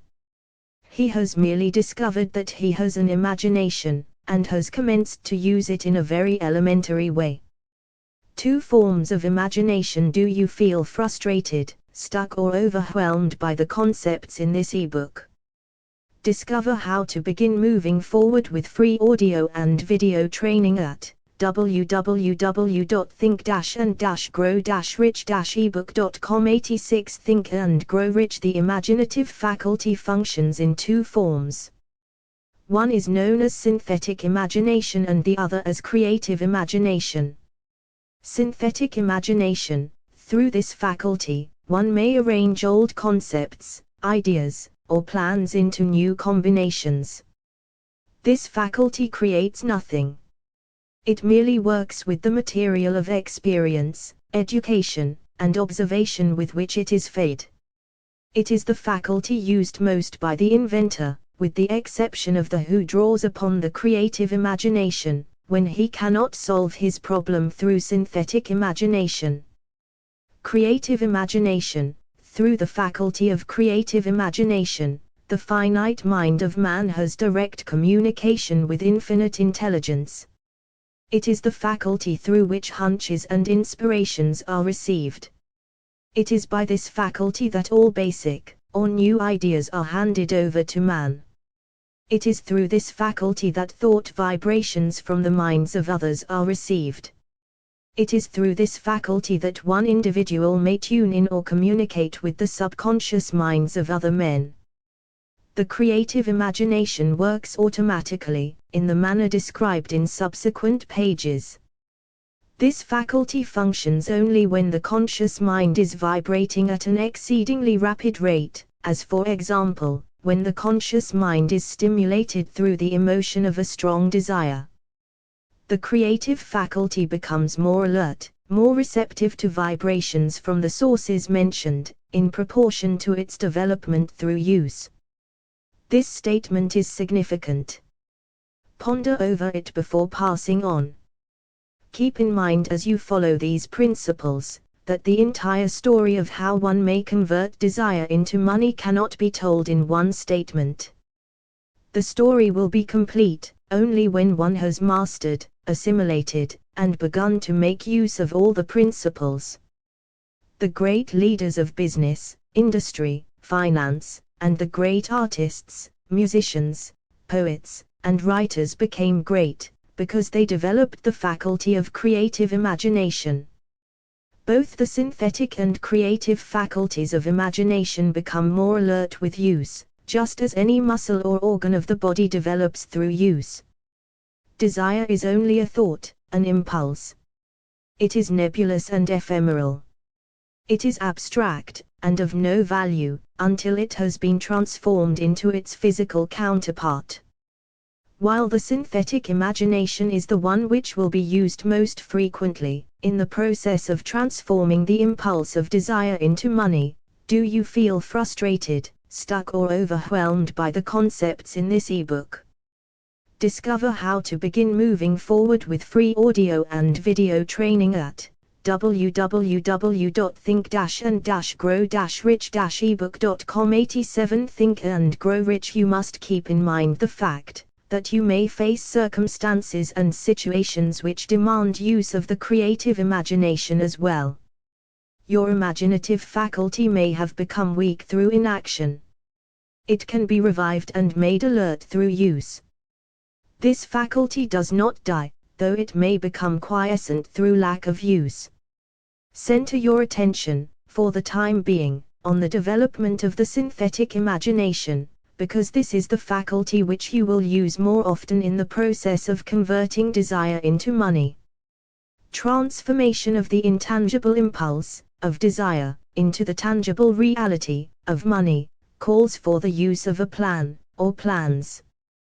These plans must be formed with the aid of the imagination, and mainly, with the synthetic faculty. Read the entire book through, then come back to this chapter, and begin at once to put your imagination to work on the building of a plan, or plans, for the transformation of your desire into money. Detailed instructions for the building of plans have been given in almost every chapter. Carry out the instructions best suited to your needs. Reduce your plan to writing, if you have not already done so. The moment you complete this, you will have definitely given concrete form to the intangible desire. Read the preceding sentence once more. Read it aloud, very slowly, and as you do so, remember that the moment you reduce the statement of your desire, and a plan for its realization, to writing, you have actually taken the first of a series of steps, which will enable you to convert the thought into its physical counterpart. The earth on which you live, you, yourself, and every other material thing are the result of evolutionary change, through which microscopic bits of matter have been organized and arranged in an orderly fashion. Moreover, and this statement is of stupendous importance, this earth, every one of the billions of individual cells of your body, and every atom of matter, began as an intangible form of energy. Desire is thought impulse. Thought impulses are forms of energy. When you begin with the thought impulse, desire, to accumulate money, you are drafting into your service the same stuff that nature used in creating this earth, and every material form in the universe, including the body and brain in which the thought impulses function. As far as science has been able to determine, the entire universe consists of but two elements, matter and energy. Do you feel frustrated, stuck or overwhelmed by the concepts in this ebook? Discover how to begin moving forward with free audio and video training at www.think-and-grow-rich-ebook.com. 88 Think and Grow Rich. Through the combination of energy and matter, has been created everything perceptible to man, from the largest star which floats in the heavens, down to, and including man, himself. You are now engaged in the task of trying to profit by nature's method. You are, sincerely and earnestly, we hope, trying to adapt yourself to nature's laws, by endeavoring to convert desire into its physical or monetary equivalent. You can do it. It has been done before. You can build a fortune through the aid of laws which are immutable. But, first, you must become familiar with these laws, and learn to use them. Through repetition, and by approaching the description of these principles from every conceivable angle, the author hopes to reveal to you the secret through which every great fortune has been accumulated. Strange and paradoxical as it may seem, the secret is not a secret. Nature, herself, advertises it in the earth on which we live, the stars, the planets suspended within our view, in the elements above and around us, in every blade of grass, and every form of life within our vision. Nature advertises this secret in the terms of biology, in the conversion of a tiny cell, so small that it may be lost on the point of a pin, into the human being now reading this line. The conversion of desire into its physical equivalent is, certainly, no more miraculous. Do not become discouraged if you do not fully comprehend all that has been stated. Unless you have long been a student of the mind, it is not to be expected that you will assimilate all that is in this chapter upon a first reading. But you will, in time, make good progress. The principles which follow will open the way for understanding of imagination.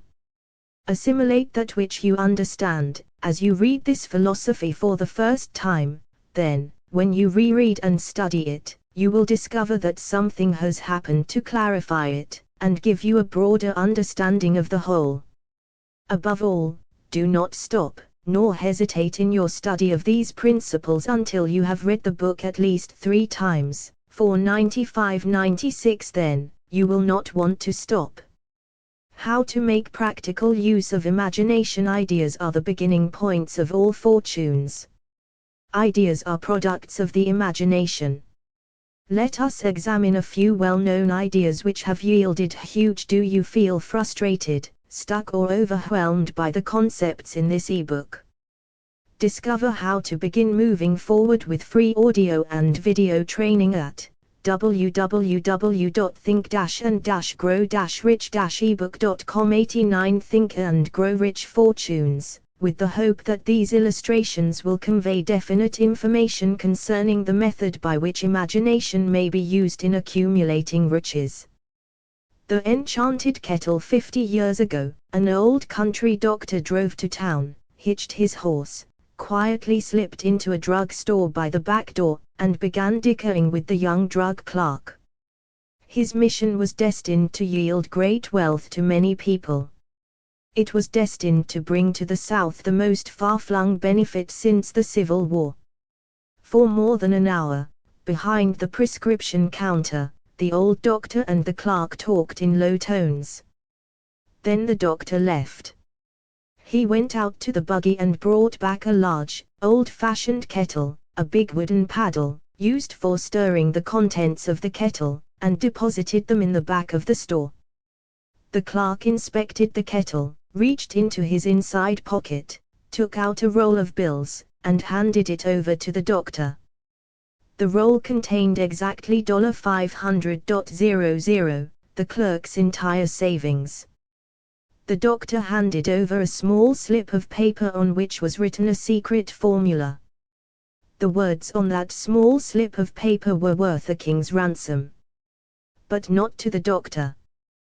Those magic words were needed to start the kettle to boiling, but neither the doctor nor the young clerk knew what fabulous fortunes were destined to flow from that kettle. The old doctor was glad to sell the outfit for $500. The money would pay off his debts, and give him freedom of mind. The clerk was taking a big chance by staking his entire life savings on a mere scrap of paper and an old kettle. He never dreamed his investment would start a kettle to overflowing with gold that would surpass the miraculous performance of Aladdin's lamp. What the clerk really purchased was an idea. The old kettle and the wooden paddle, and the secret message on a slip of paper were incidental.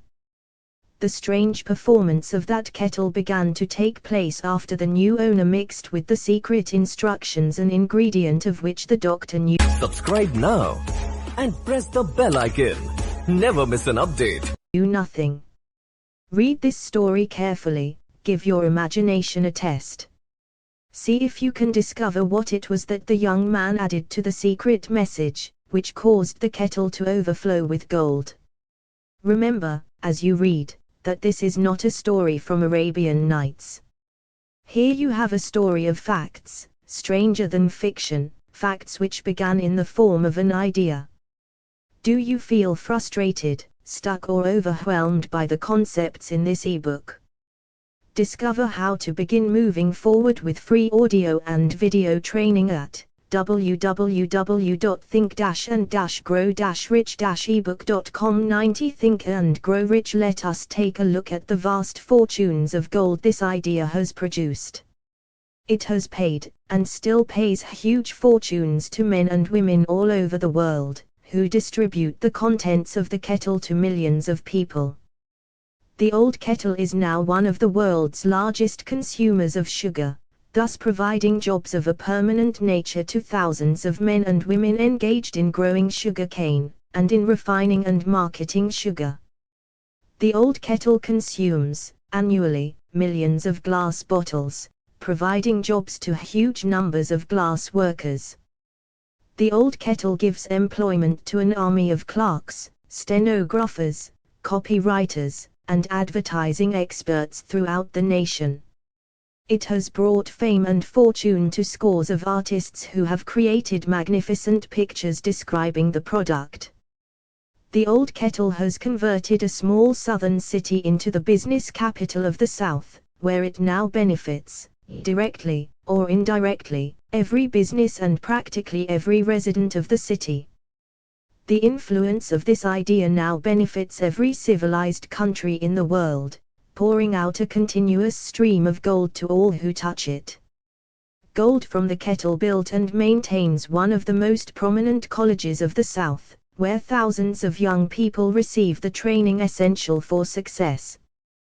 The old kettle has done other marvelous things. All through the World Depression, when factories, banks and business houses were folding up and quitting by the thousands, the owner of this enchanted kettle went marching on, giving continuous employment to an army of men and women all over the world, and paying out extra portions of gold to those who, long ago, had faith in the idea. If the product of that old brass kettle could talk, it would tell thrilling tales of romance in every language. Romances of love, romances of business, romances of professional men and women who are daily being stimulated by it. The author is sure of at least one such romance, for he was a part of it, and it all began not far from the very spot on which the drug clerk purchased the old kettle. It was here that the author met his wife, and it was she who first told him of the enchanted kettle. It was the product of that kettle they were drinking when he asked her to accept him for better or worse. Now that you know the content of the enchanted kettle is a world-famous drink, it is fitting that the author confess that the home city of the drink supplied him with a wife, also that the drink itself provides him with stimulation of thought. Do you feel frustrated, stuck or overwhelmed by the concepts in this ebook? Discover how to begin moving forward with free audio and video training at www.think-and-grow-rich-ebook.com. 91 Think and Grow Rich without intoxication, and thereby it serves to give the refreshment of mind which an author must have to do his best work. Whoever you are, wherever you may live, whatever occupation you may be engaged in, just remember in the future, every time you see the words Coca-Cola, that its vast empire of wealth and influence grew out of a single idea, and that the mysterious ingredient the drug clerk, Asa Candler, mixed with the secret formula was imagination. Stop and think of that, for a moment. Remember, also, that the 13 steps to riches, described in this book, were the media through which the influence of Coca-Cola has been extended to every city, town, village, and crossroads of the world, and that any idea you may create, as sound and meritorious as Coca-Cola, has the possibility of duplicating the stupendous record of this worldwide thirst killer. Truly, thoughts are things, and their scope of operation is the world itself. What I would do if I had $1 million. This story proves the truth of that old saying, where there's a will, there's a way. It was told to me by that beloved educator and clergyman, the late Frank W. Gonzales, who began his preaching career in the Stockyards region of South Chicago. While Dr. Gonzales was going through college, he observed many defects in our educational system, defects which he believed he could correct, if he were the head of a college. His deepest desire was to become the directing head of an educational institution in which young men and women would be taught to learn by doing. He made up his mind to organize a new college in which he could carry out his ideas, without being handicapped by orthodox methods of education. He needed $1 million to put the project across. Where was he to lay his hands on so large a sum of money? That was the question that absorbed most of this ambitious young preacher's thought. But he couldn't seem to make any progress. Every night he took that thought to bed with him. He got up with it in the morning. He took it with him everywhere he went. He turned it over and over in his mind until it became a consuming obsession with him. $1 million is a lot of money. He recognized that fact, but he also recognized the truth that the only limitation is that which one sets up in one's own mind. Do you feel frustrated, stuck or overwhelmed by the concepts in this ebook? Discover how to begin moving forward with free audio and video training at www.think-and-grow-rich-ebook.com. 92 Think and Grow Rich. Being a philosopher as well as a preacher, Dr. Gonzales recognized, as do all who succeed in life, that definiteness of purpose is the starting point from which one must begin. He recognized, too, that definiteness of purpose takes on animation, life, and power when backed by a burning desire to translate that purpose into its material equivalent. He knew all these great truths, yet he did not know where, or how to lay his hands on $1 million. The natural procedure would have been to give up and quit, by saying, "Ah well, my idea is a good one, but I cannot do anything with it, because I never can procure the necessary $1 million." That is exactly what the majority of people would have said, but it is not what Dr. Gonzalez said. What he said, and what he did are so important that I now introduce him, and let him speak for himself. One Saturday afternoon I sat in my room thinking of ways and means of raising the money to carry out my plans. For nearly 2 years, I had been thinking, but I had done nothing but think. The time had come for action. I made up my mind, then and there, that I would get the necessary $1 million within a week. How? I was not concerned about that. The main thing of importance was the decision to get the money within a specified time, and I want to tell you that the moment I reached a definite decision to get the money within a specified time, a strange feeling of assurance came over me, such as I had never before experienced. Something inside me seemed to say, "Why didn't you reach that decision a long time ago? The money was waiting for you all the time." Things began to happen in a hurry. I called the newspapers and announced I would preach a sermon the following morning, entitled, "What I Would Do If I Had $1 Million." I went to work on the sermon immediately, but I must tell you, frankly, the task was not difficult, because I had been preparing that sermon for almost 2 years. The spirit back of it was a part of me. Long before midnight I had finished writing the sermon. I went to bed and slept with a feeling of confidence, for I could see myself already in possession of the $1 million. Next morning I arose early, went into the bathroom, read the sermon, then knelt on my knees and asked that my sermon might come to the attention of someone who would supply the needed money. Do you feel frustrated, stuck or overwhelmed by the concepts in this ebook? Discover how to begin moving forward with free audio and video training at www.think-and-grow-rich-ebook.com. 93 Think and Grow Rich. While I was praying, I again had that feeling of assurance that the money would be forthcoming. In my excitement, I walked out without my sermon, and did not discover the oversight until I was in my pulpit and about ready to begin delivering it. It was too late to go back for my notes, and what a blessing that I couldn't go back. Instead, my own subconscious mind yielded the material I needed. When I arose to begin my sermon, I closed my eyes, and spoke with all my heart and soul of my dreams. I not only talked to my audience, but I fancy I talked also to God.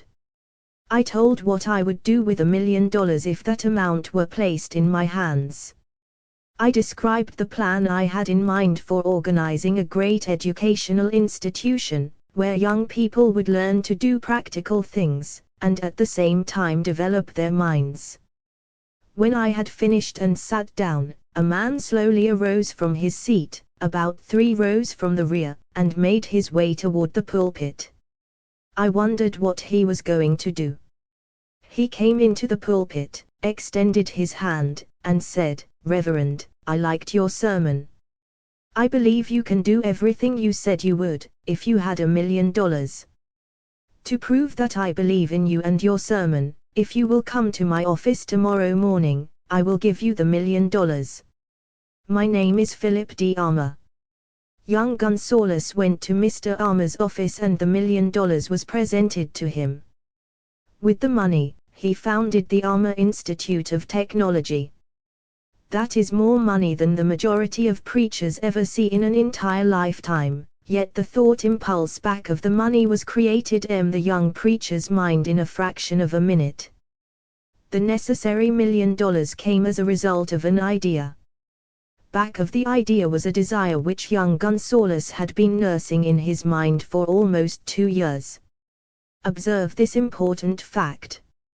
He got the money within 36 hours after he reached a definite decision in his own mind to get IT, and decided upon a definite plan for getting IT. There was nothing new or unique about young Gonzalez' vague thinking about $1 million, and weakly hoping for it. Others before him, and many since his time, have had similar thoughts. But there was something very unique and different about the decision he reached on that memorable Saturday, when he put vagueness into the background, and definitely said, "I will get that money within a week." Do you feel frustrated, stuck or overwhelmed by the concepts in this ebook? Discover how to begin moving forward with free audio and video training at www.think-and-grow-rich-ebook.com. 94 Think and Grow Rich. God seems to throw himself on the side of the man who knows exactly what he wants, if he is determined to get just that. Moreover, the principle through which Dr. Gonzalez got his $1 million is still alive. It is available to you. This universal law is as workable today as it was when the young preacher made use of it so successfully. This book describes, step by step, the 13 elements of this great law, and suggests how they may be put to use. Observe that Asa Candler and Dr. Frank Gonzalez had one characteristic in common. Both knew the astounding truth that ideas can be transmuted into cash through the power of definite purpose, plus definite plans.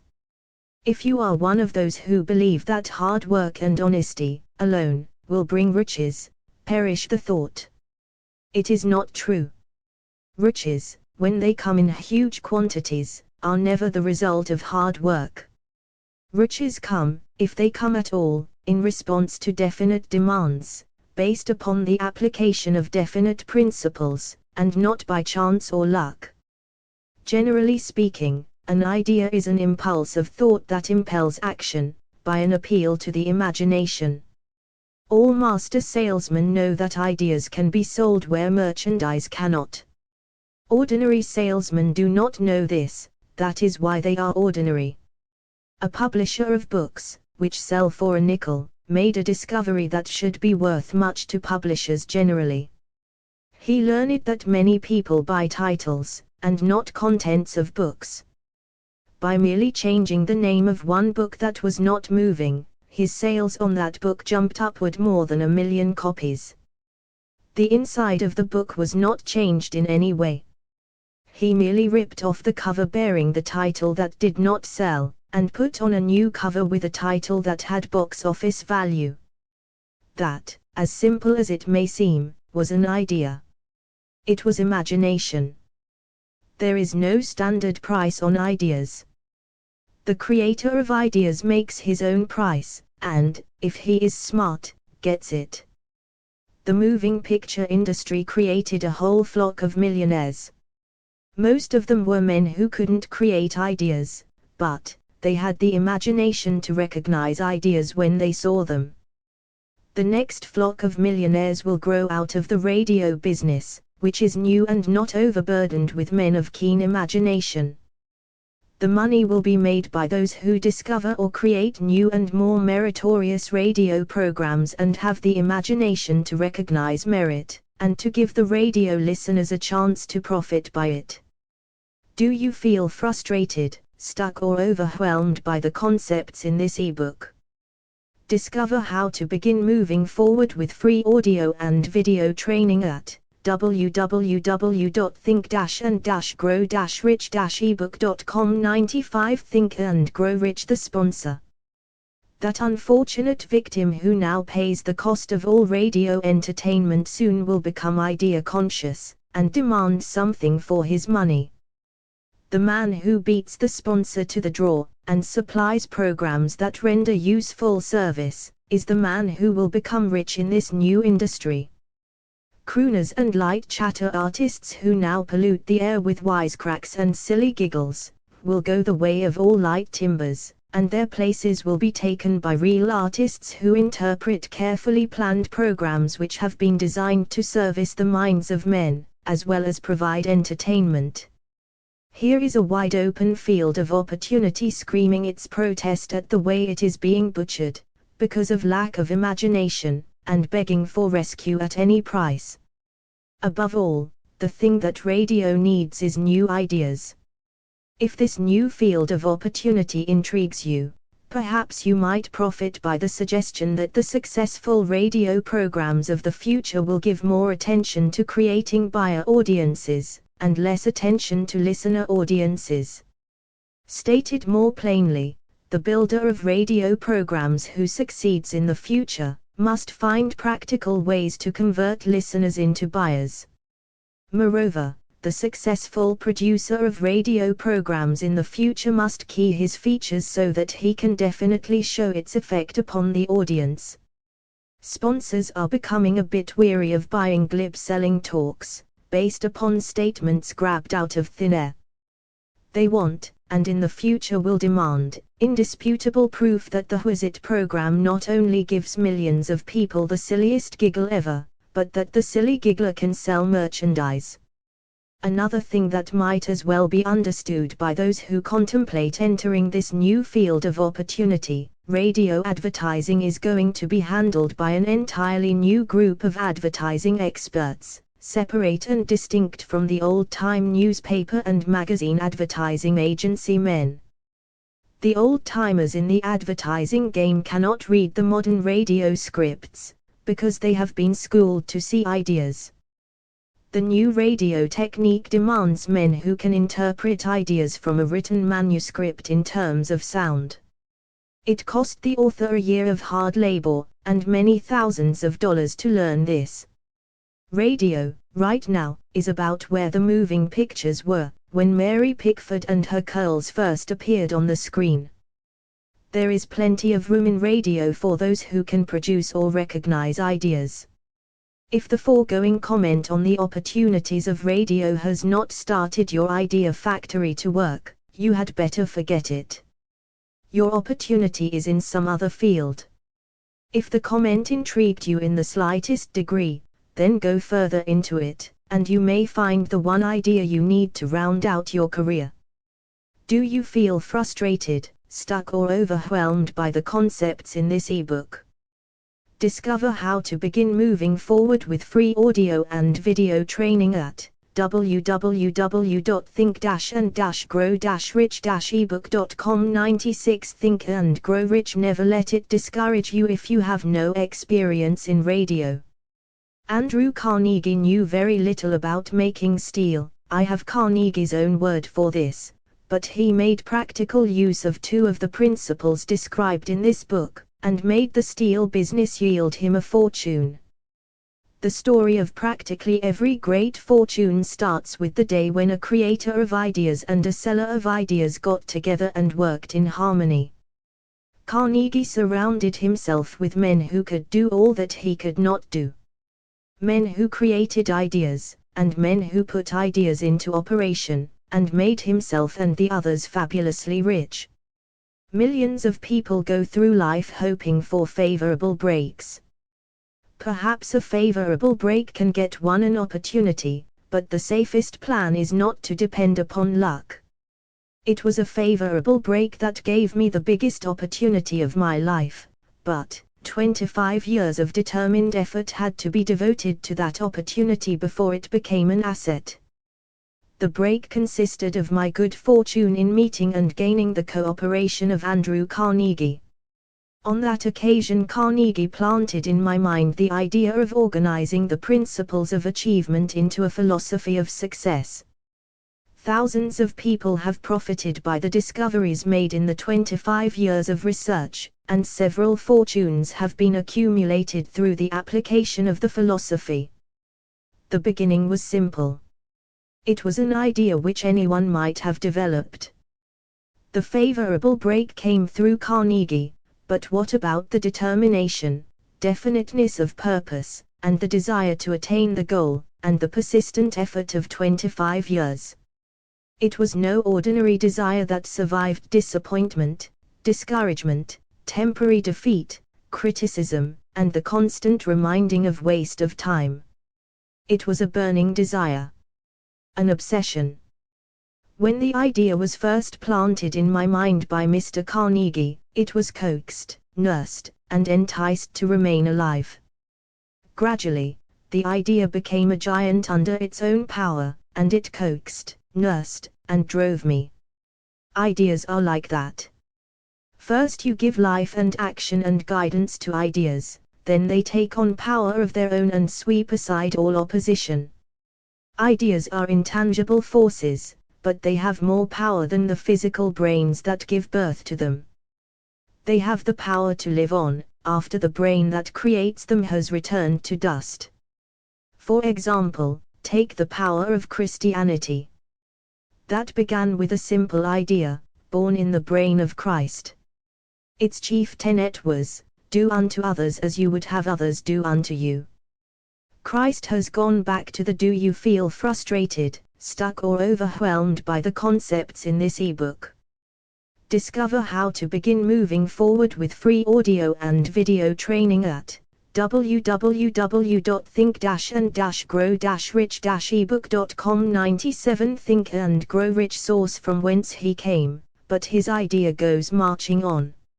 Someday, it may grow up, and come into its own, then it will have fulfilled Christ's deepest desire. The idea has been developing only 2,000 years. Give it time. Do you feel frustrated, stuck or overwhelmed by the concepts in this ebook? Discover how to begin moving forward with free audio and video training at www.think-and-grow-rich-ebook.com. 98 Think and Grow Rich success requires no explanations, failure permits no alibis. Do you feel frustrated, stuck or overwhelmed by the concepts in this ebook? Discover how to begin moving forward with free audio and video training at www.think-and-grow-rich-ebook.com. 99 Think and Grow Rich Chapter 7 Organized Planning, the crystallization of desire into action. The sixth step toward riches. You have learned that everything man creates or acquires begins in the form of desire, that desire is taken on the first lap of its journey, from the abstract to the concrete, into the workshop of the imagination, where plans for its transition are created and organized. In Chapter 2, you were instructed to take 6 definite, practical steps, as your first move in translating the desire for money into its monetary equivalent. One of these steps is the formation of a definite, practical plan, or plans, through which this transformation may be made. You will now be instructed how to build plans which will be practical, viz. Ally yourself with a group of as many people as you may need for the creation and carrying out of your plan, or plans for the accumulation of money, making use of the mastermind principle described in a later chapter. Compliance with this instruction is absolutely essential. Do not neglect it. b. Before forming your mastermind alliance, decide what advantages and benefits you may offer the individual members of your group in return for their cooperation. No one will work indefinitely without some form of compensation. No intelligent person will either request or expect another to work without adequate compensation, although this may not always be in the form of money. c. Arrange to meet with the members of your mastermind group at least twice a week, and more often if possible, until you have jointly perfected the necessary plan, or plans for the accumulation of money. Do you feel frustrated, stuck or overwhelmed by the concepts in this ebook? Discover how to begin moving forward with free audio and video training at www.think-and-grow-rich-ebook.com. 100 Think and Grow Rich. d. Maintain perfect harmony between yourself and every member of your mastermind group. If you fail to carry out this instruction to the letter, you may expect to meet with failure. The mastermind principle cannot obtain where perfect harmony does not prevail. Keep in mind these facts. First, you are engaged in an undertaking of major importance to you. To be sure of success, you must have plans which are faultless. Second, you must have the advantage of the experience, education, native ability and imagination of other minds. This is in harmony with the methods followed by every person who has accumulated a great fortune. No individual has sufficient experience, education, native ability, and knowledge to ensure the accumulation of a great fortune, without the cooperation of other people. Every plan you adopt, in your endeavor to accumulate wealth, should be the joint creation of yourself and every other member of your mastermind group. You may originate your own plans, either in whole or in part, but see that those plans are checked and approved by the members of your mastermind alliance. If the first plan which you adopt does not work successfully, replace it with a new plan. If this new plan fails to work, replace it, in turn with still another, and so on, until you find a plan which does work. Right here is the point at which the majority of men meet with failure, because of their lack of persistence in creating new plans to take the place of those which fail. The most intelligent man living cannot succeed in accumulating money, nor in any other undertaking, without plans which are practical and workable. Just keep this fact in mind, and remember when your plans fail, that temporary defeat is not permanent failure. It may only mean that your plans have not been sound. Build other plans. Start all over again. Thomas Edison failed 10,000 times before he perfected the incandescent electric light bulb. That is, he met with temporary defeat 10,000 times, before his efforts were crowned with success. Temporary defeat should mean only one thing: the certain knowledge that there is something wrong with your plan. Millions of men go through life in misery and poverty, because they lack a sound plan through which to accumulate a fortune. Do you feel frustrated, stuck or overwhelmed by the concepts in this ebook? Discover how to begin moving forward with free audio and video training at www.think-and-grow-rich-ebook.com. 101 Think and Grow Rich. Henry Ford accumulated a fortune, not because of his superior mind, but because he adopted and followed a plan which proved to be sound. 1,000 men could be pointed out, each with a better education than Ford's, yet each of whom lives in poverty, because he does not possess the right plan for the accumulation of money. Your achievement can be no greater than your plans are sound. That may seem to be an axiomatic statement, but it is true. Samuel Insull lost his fortune of over $100 million. The Insull fortune was built on plans which were sound. The business depression forced Mr. Insull to change his plans, and the change brought temporary defeat because his new plans were not sound. Mr. Insull is now an old man. He may, consequently, accept failure instead of temporary defeat, but if his experience turns out to be failure, it will be for the reason that he lacks the fire of persistence to rebuild his plans. No man is ever whipped, until he quits, in his own mind. This fact will be repeated many times, because it is so easy to take the count at the first sign of defeat. James J. Hill met with temporary defeat when he first endeavored to raise the necessary capital to build a railroad from the east to the west, but he, too, turned defeat into victory through new plans. Henry Ford met with temporary defeat, not only at the beginning of his automobile career, but after he had gone far toward the top. He created new plans, and went marching on to financial victory. We see men who have accumulated great fortunes, but we often recognize only their triumph, overlooking the temporary defeats which they had to surmount before arriving. No follower of this philosophy can reasonably expect to accumulate a fortune without experiencing temporary defeat. When defeat comes, accept it as a signal that your plans are not sound, rebuild those plans, and set sail once more toward your coveted goal. If you give up before your goal has been reached, you are a quitter. A quitter never wins, and a winner never quits. Lift this sentence out, write it on a piece of paper in letters an inch high, and place it where you will see it every night before you go to sleep, and every morning before you go to work. When you begin to select members for your mastermind group, endeavor to select those who do not take defeat seriously. Do you feel frustrated, stuck or overwhelmed by the concepts in this ebook?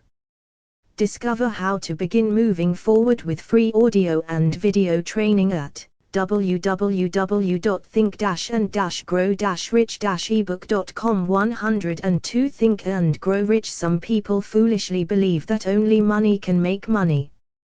This is not true. Desire, transmuted into its monetary equivalent, through the principles laid down here, is the agency through which money is made. Money, of itself, is nothing but inert matter. It cannot move, think, or talk, but it can hear when a man who desires it, calls it to come. Planning the sale of services. The remainder of this chapter has been given over to a description of ways and means of marketing personal services. The information here conveyed will be of practical help to any person having any form of personal services to market, but it will be of priceless benefit to those who aspire to leadership in their chosen occupations. Intelligent planning is essential for success in any undertaking designed to accumulate riches. Here will be found detailed instructions to those who must begin the accumulation of riches by selling personal services. It should be encouraging to know that practically all the great fortunes began in the form of compensation for personal services, or from the sale of ideas. What else, except ideas and personal services, would one not possessed of property have to give in return for riches? Broadly speaking, there are two types of people in the world. One type is known as leaders, and the other as followers. Decide at the outset whether you intend to become a leader in your chosen calling, or remain a follower. The difference in compensation is vast. The follower cannot reasonably expect the compensation to which a leader is entitled, although many followers make the mistake of expecting such pay. It is no disgrace to be a follower. On the other hand, it is no credit to remain a follower. Most great leaders began in the capacity of followers. They became great leaders because they were intelligent followers. With few exceptions, the man who cannot follow a leader intelligently, cannot become an efficient leader. The man who can follow a leader most efficiently, is usually the man who develops into leadership most rapidly. An intelligent follower has many advantages, among them the opportunity to acquire knowledge from his leader. The major attributes of leadership. Do you feel frustrated, stuck or overwhelmed by the concepts in this ebook? Discover how to begin moving forward with free audio and video training at www.think-and-grow-rich-ebook.com. 103 Think and Grow Rich. The following are important factors of leadership. 1. Unwavering courage based upon knowledge of self, and of one's occupation. No follower wishes to be dominated by a leader who lacks self-confidence and courage. No intelligent follower will be dominated by such a leader very long. 2. Self-control. The man who cannot control himself, can never control others.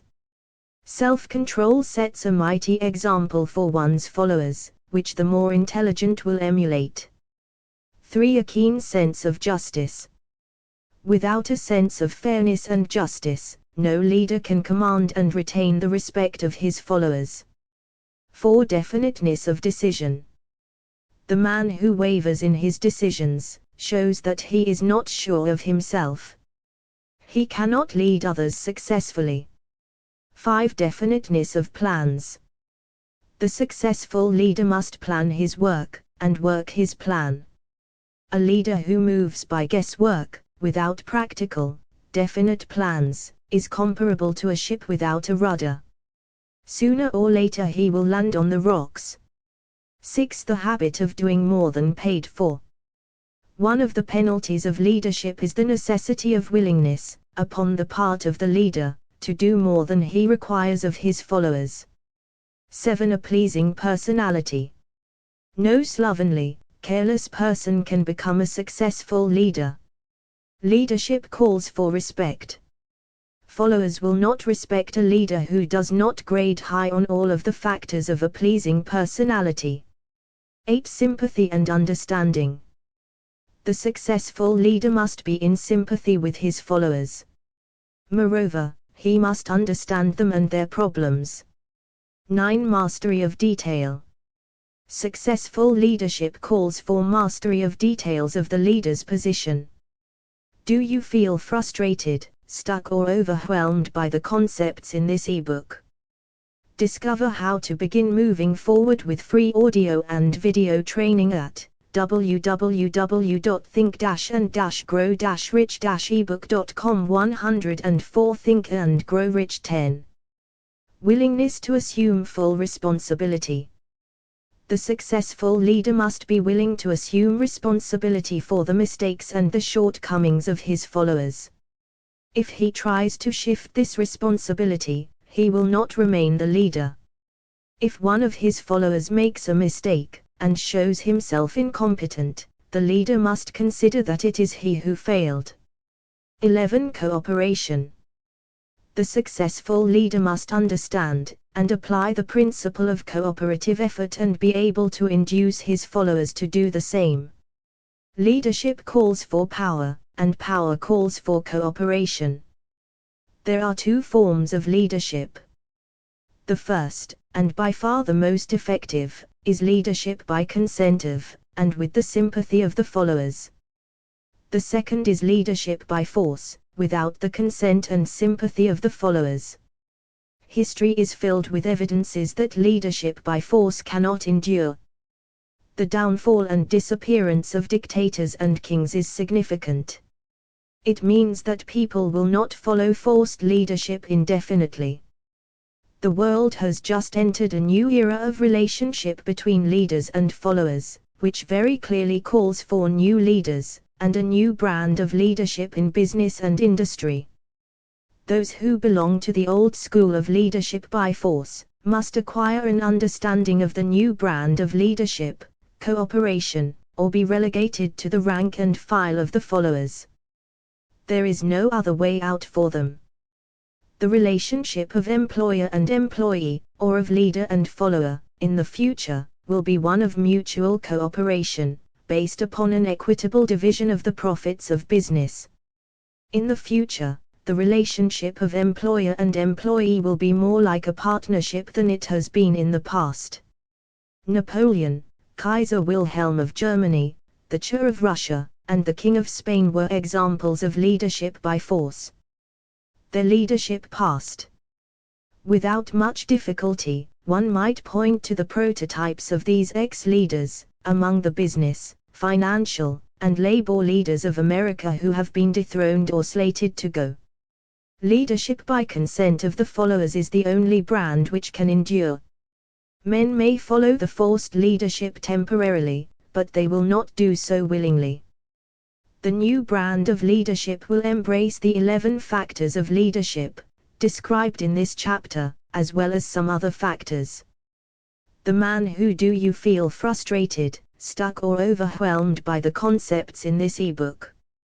Discover how to begin moving forward with free audio and video training at www.think-and-grow-rich-ebook.com. 105 Think and Grow Rich makes these the basis of his leadership, will find abundant opportunity to lead in any walk of life. The Depression was prolonged, largely, because the world lacked leadership of the new brand.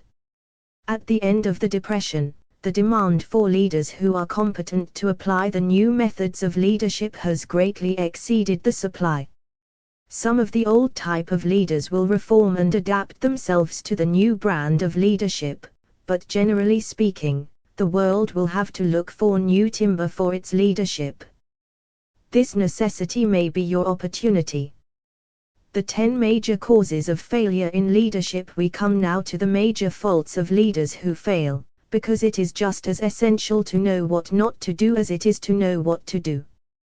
1. Inability to organize details. Efficient leadership calls for ability to organize and to master details. No genuine leader is ever too busy to do anything which may be required of him in his capacity as leader.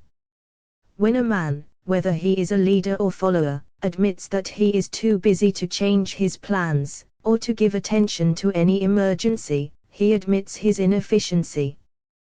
The successful leader must be the master of all details connected with his position.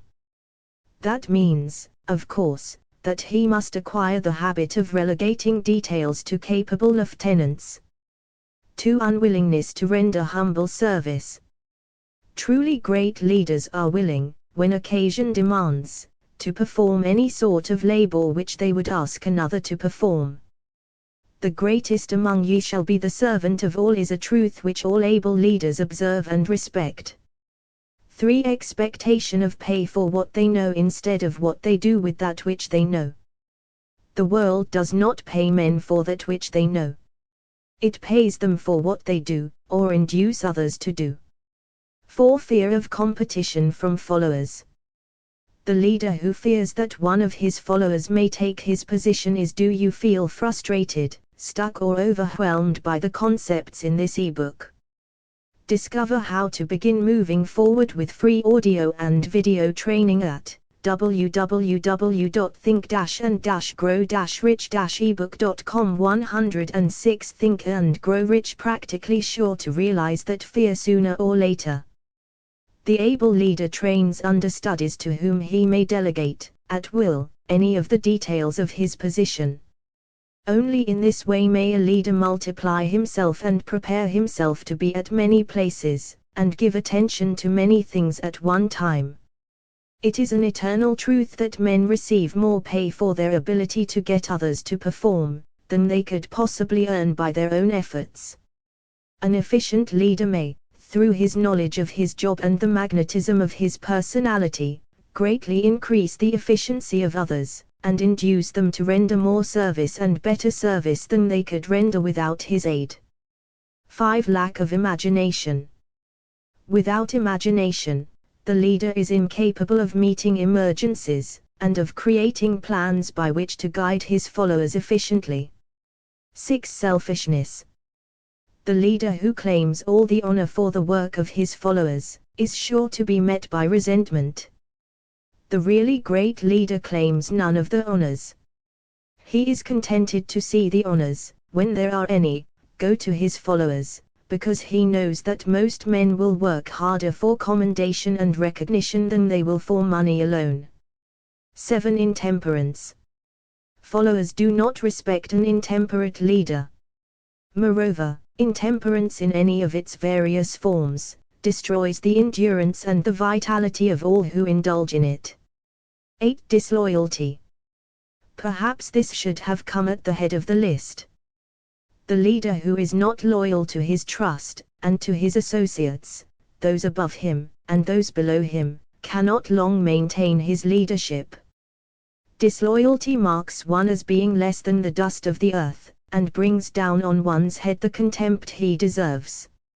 Lack of loyalty is one of the major causes of failure in every walk of life. Do you feel frustrated, stuck or overwhelmed by the concepts in this ebook?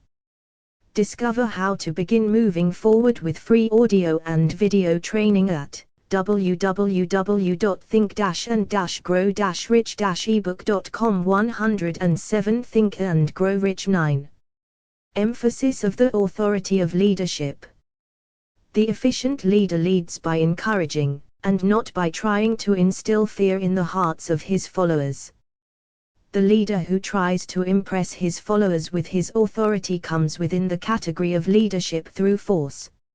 If a leader is a real leader, he will have no need to advertise that fact except by his conduct, his sympathy, understanding, fairness, and a demonstration that he knows his job. 10. Emphasis of title. The competent leader requires no title to give him the respect of his followers. The man who makes too much over his title generally has little else to emphasize.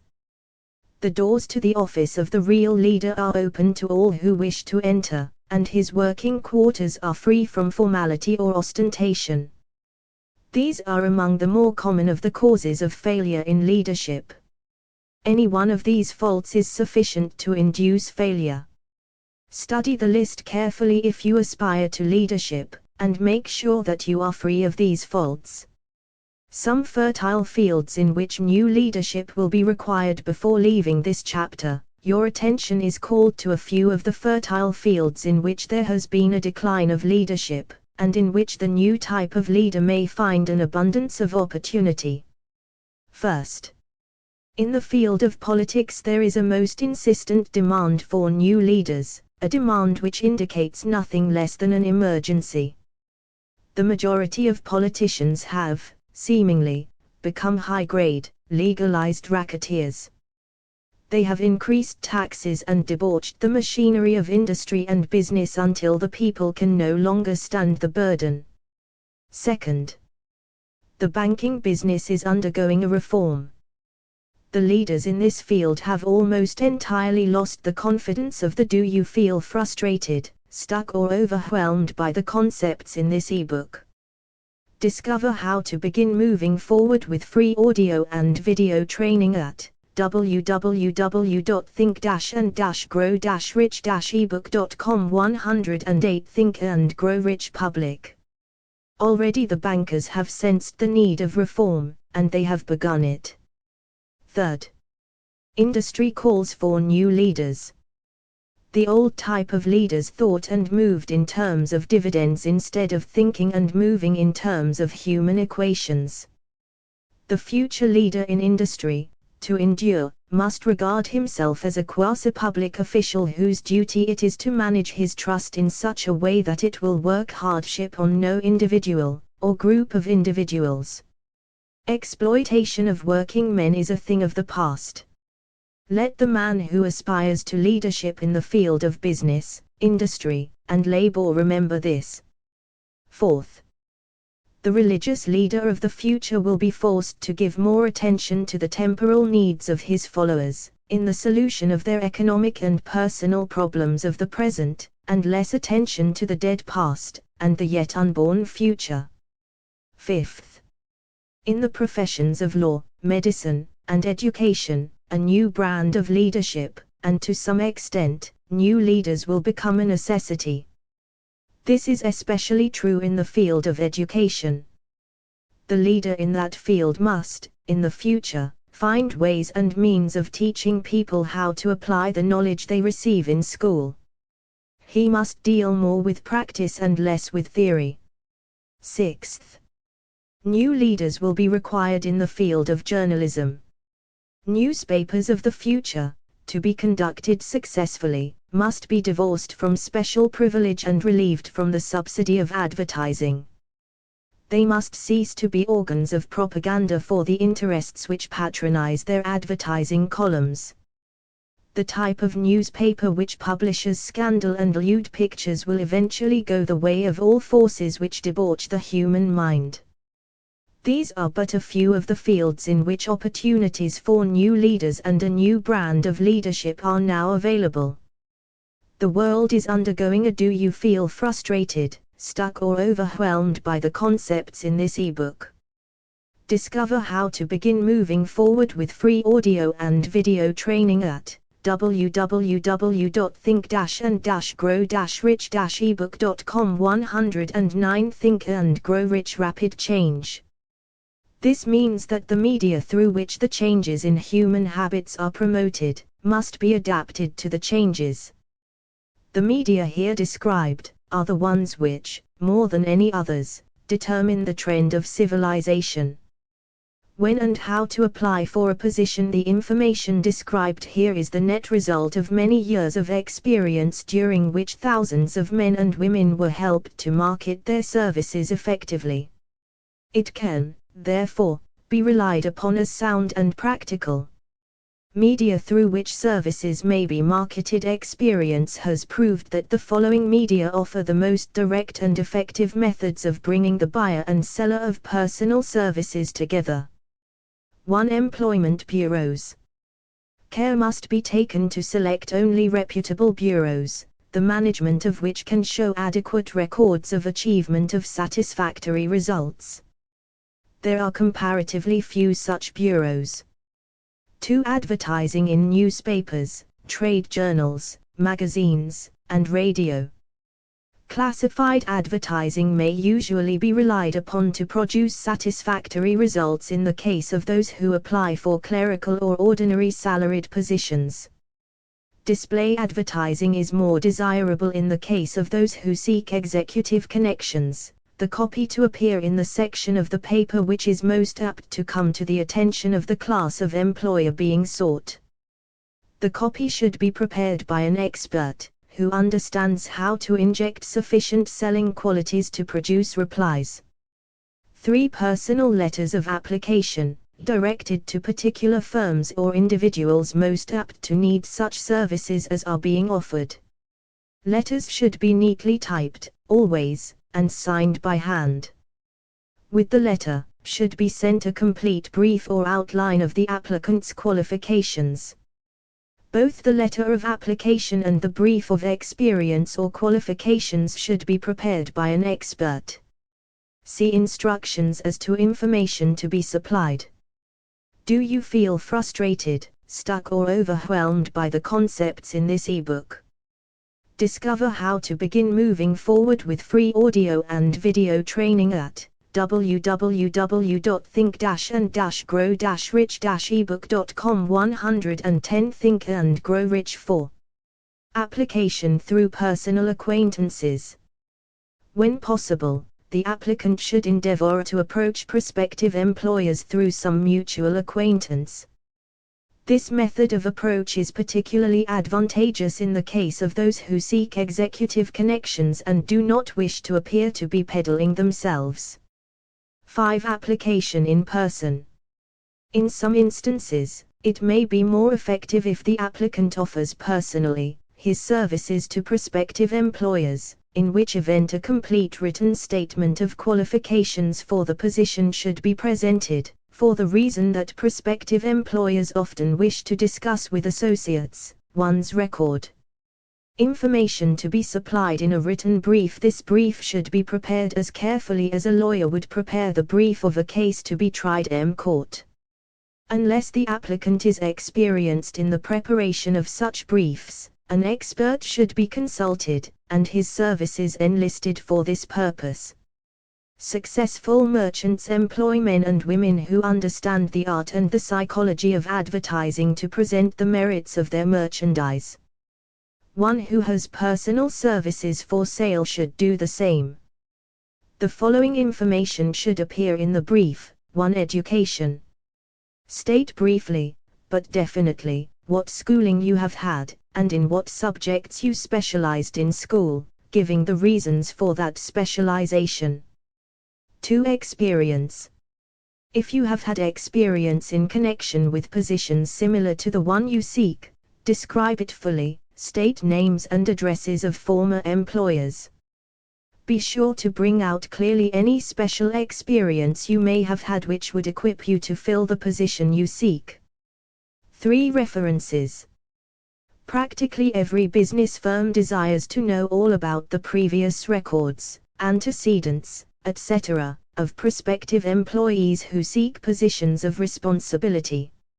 Attach to your brief photostatic copies of letters from A. Former employers. B. Teachers under whom you studied. Do you feel frustrated, stuck or overwhelmed by the concepts in this ebook? Discover how to begin moving forward with free audio and video training at www.think-and-grow-rich-ebook.com. 111 Think and Grow Rich. See prominent people whose judgment may be relied upon. 4. Photograph of self.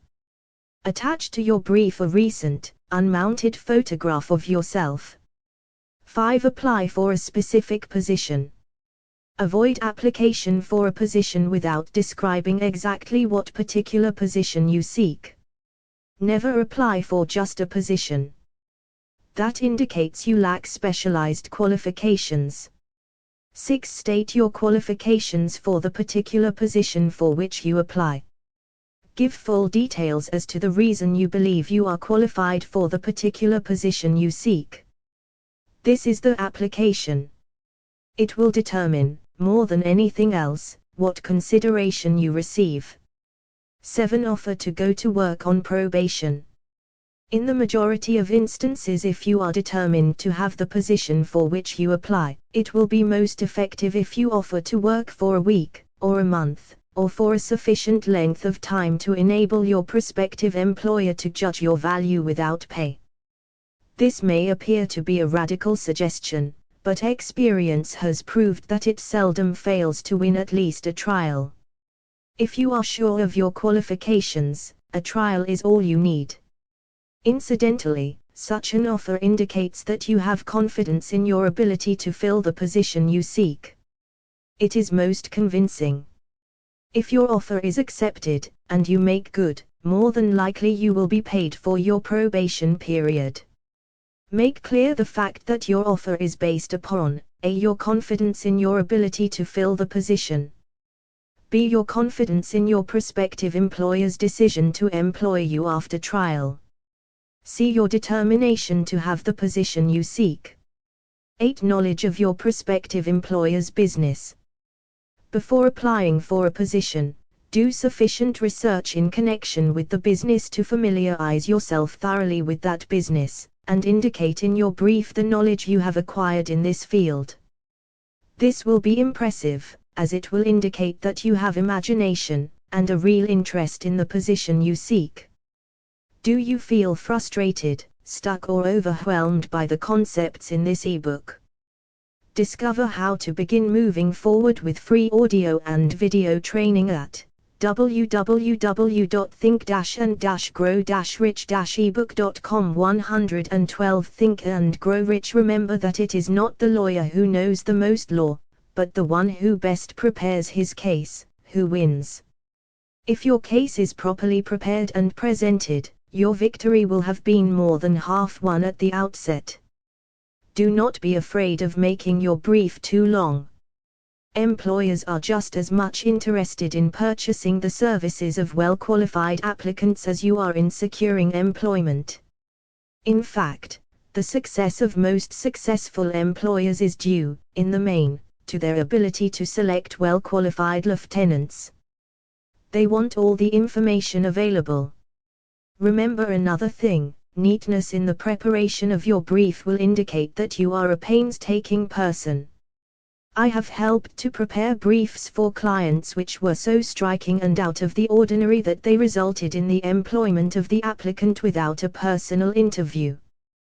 When your brief has been completed, have it neatly bound by an experienced binder, and lettered by an artist, or printer similar to the following: Brief of the qualifications of Robert K. Smith applying for the position of Private Secretary to the President of the blank Company, Incorporated. Change names each time brief is shown. This personal touch is sure to command attention. Have your brief neatly typed or mimeographed on the finest paper you can obtain, and bound with a heavy paper of the book cover variety, the binder to be changed, and the proper firm name to be inserted if it is to be shown to more than one company. Your photograph should be pasted on one of the pages of your brief. Follow these instructions to the letter, improving upon them wherever your imagination suggests. Successful salesmen groom themselves with care. They understand that first impressions are lasting.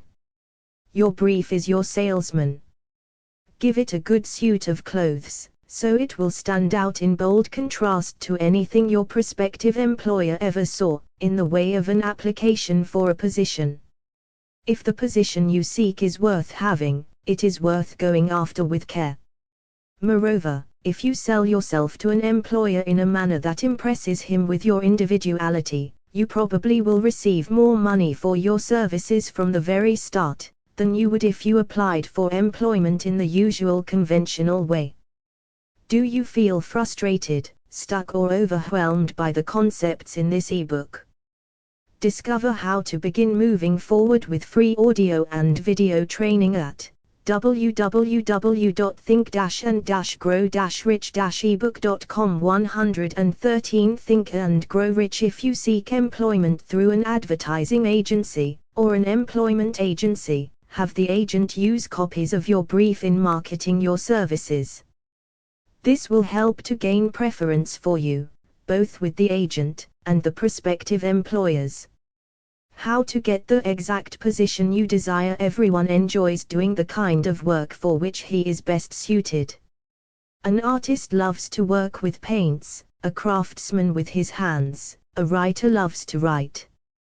Those with less definite talents have their preferences for certain fields of business and industry.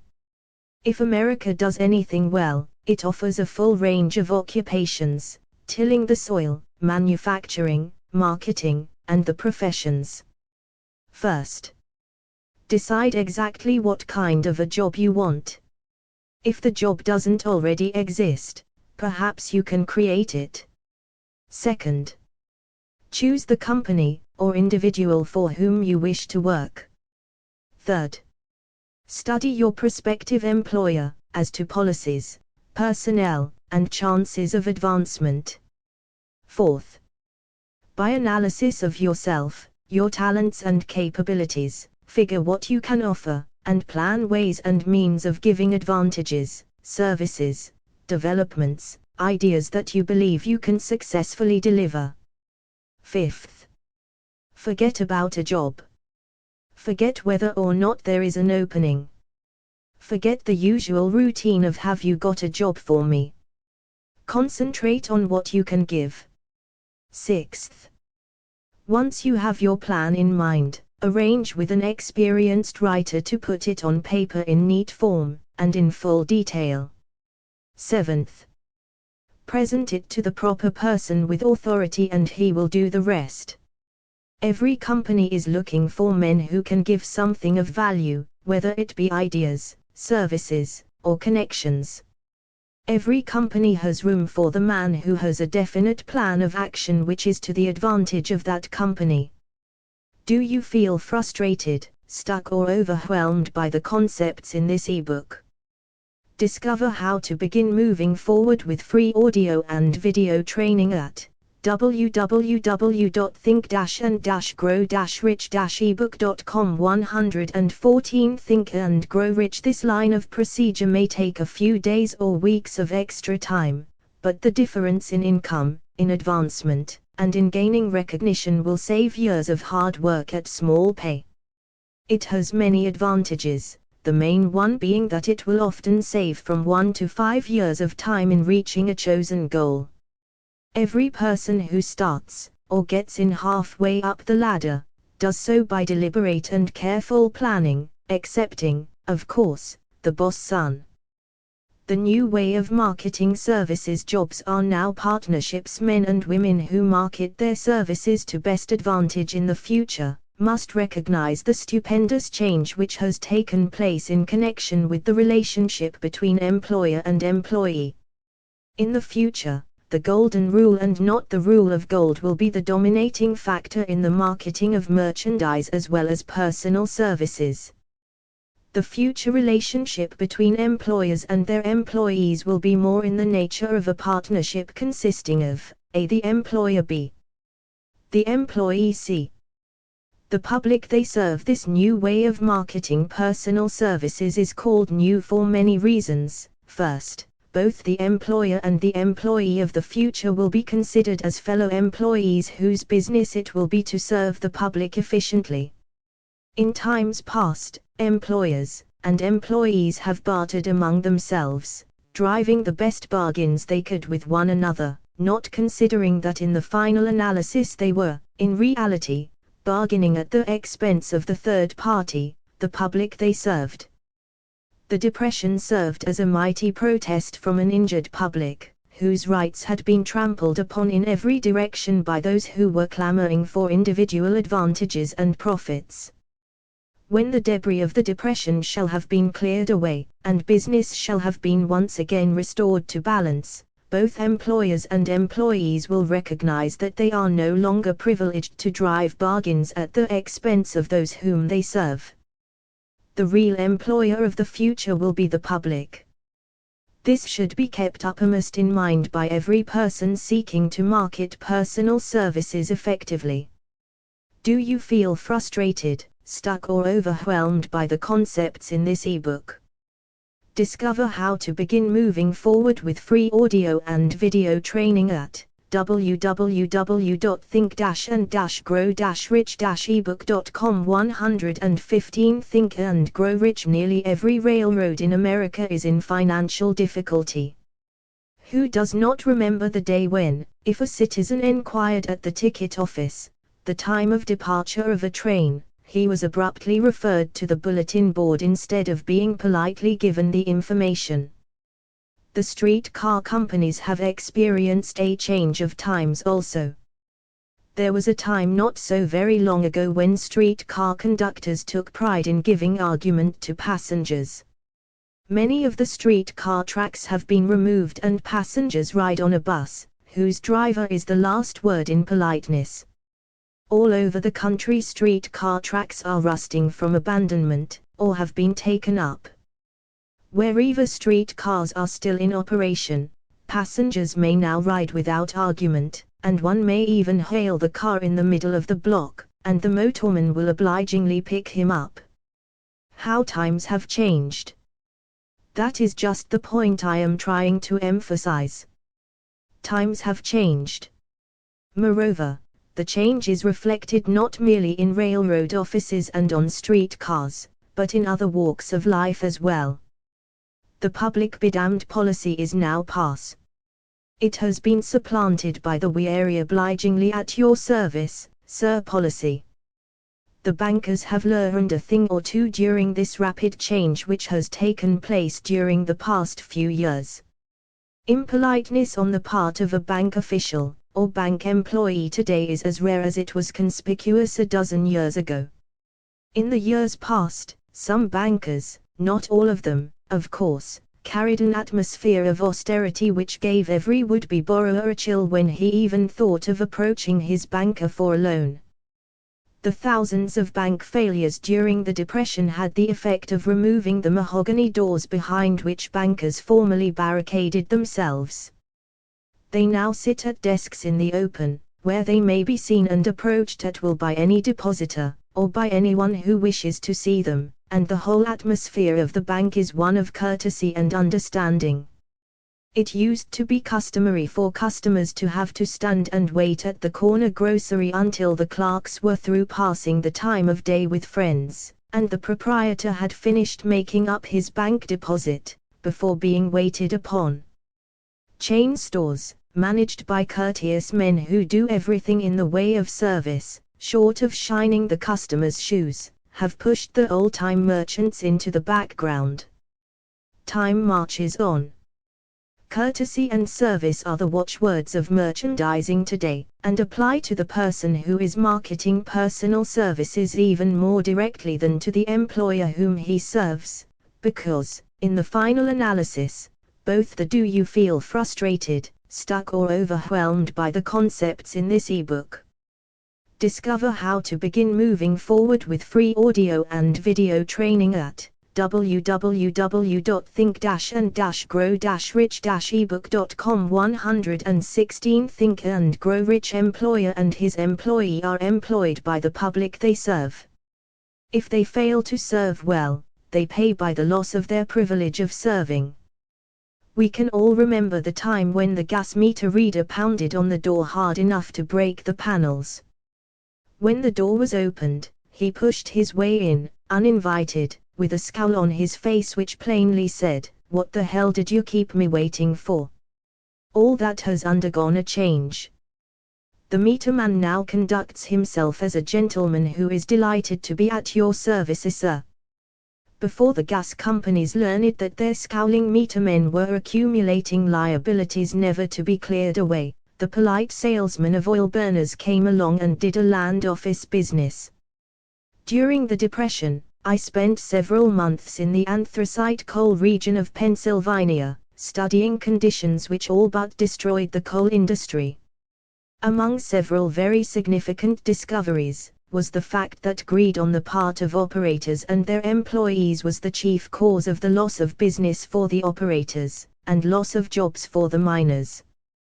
Through the pressure of a group of overzealous labor leaders, representing the employees, and the greed for profits on the part of the operators, the anthracite business suddenly dwindled. The coal operators and their employees drove sharp bargains with one another, adding the cost of the bargaining to the price of the coal, until, finally, they discovered they had built up a wonderful business for the manufacturers of oil-burning outfits and the producers of crude oil. The wages of sin is death. Many have read this in the Bible, but few have discovered its meaning.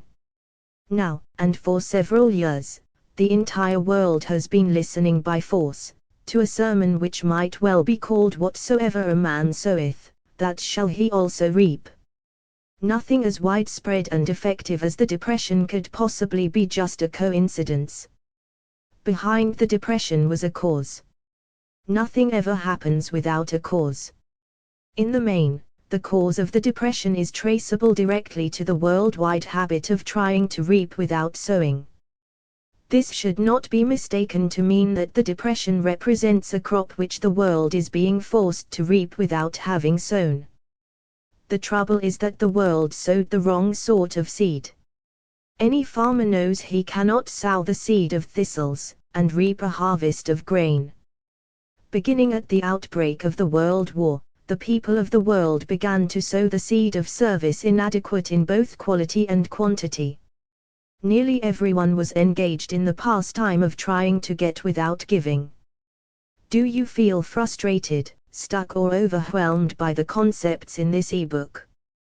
Discover how to begin moving forward with free audio and video training at www.think-and-grow-rich-ebook.com. 117 Think and Grow Rich. These illustrations are brought to the attention of those who have personal services to market, to show that we are where we are, and what we are, because of our own conduct. If there is a principle of cause and effect, which controls business, finance, and transportation, this same principle controls individuals and determines their economic status. What is your QQS rating? The causes of success in marketing services effectively and permanently have been clearly described. Unless those causes are studied, analyzed, understood and applied, no man can market his services effectively and permanently. Every person must be his own salesman of personal services. The quality and the quantity of service rendered, and the spirit in which it is rendered, determine to a large extent the price and the duration of employment.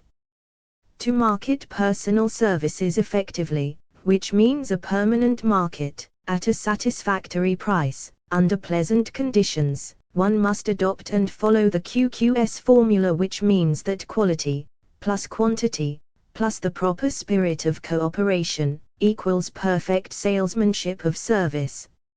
Remember the QQS formula, but do more, apply it as a habit. Let us analyze the formula to make sure we understand exactly what it means.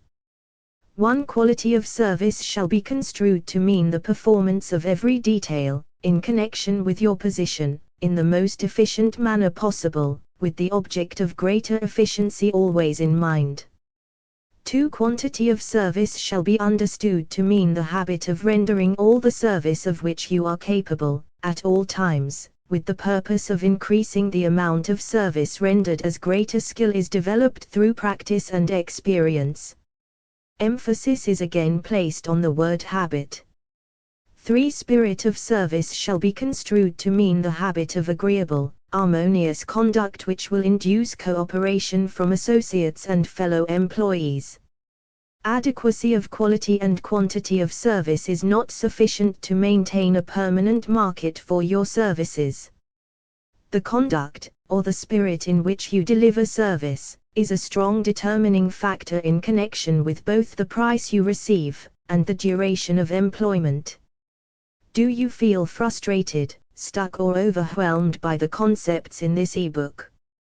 Discover how to begin moving forward with free audio and video training at www.think-and-grow-rich-ebook.com. 118 Think and Grow Rich. Andrew Carnegie stressed this point more than others in connection with his description of the factors which lead to success in the marketing of personal services. He emphasized again and again the necessity for harmonious conduct. He stressed the fact that he would not retain any man, no matter how great a quantity, or how efficient the quality of his work, unless he worked in a spirit of harmony. Mr. Carnegie insisted upon men being agreeable. To prove that he placed a high value upon this quality, he permitted many men who conformed to his standards to become very wealthy. Those who did not conform had to make room for others. The importance of a pleasing personality has been stressed, because it is a factor which enables one to render service in the proper spirit. If one has a personality which pleases, and renders service in a spirit of harmony, these assets often make up for deficiencies in both the quality and the quantity of service one renders.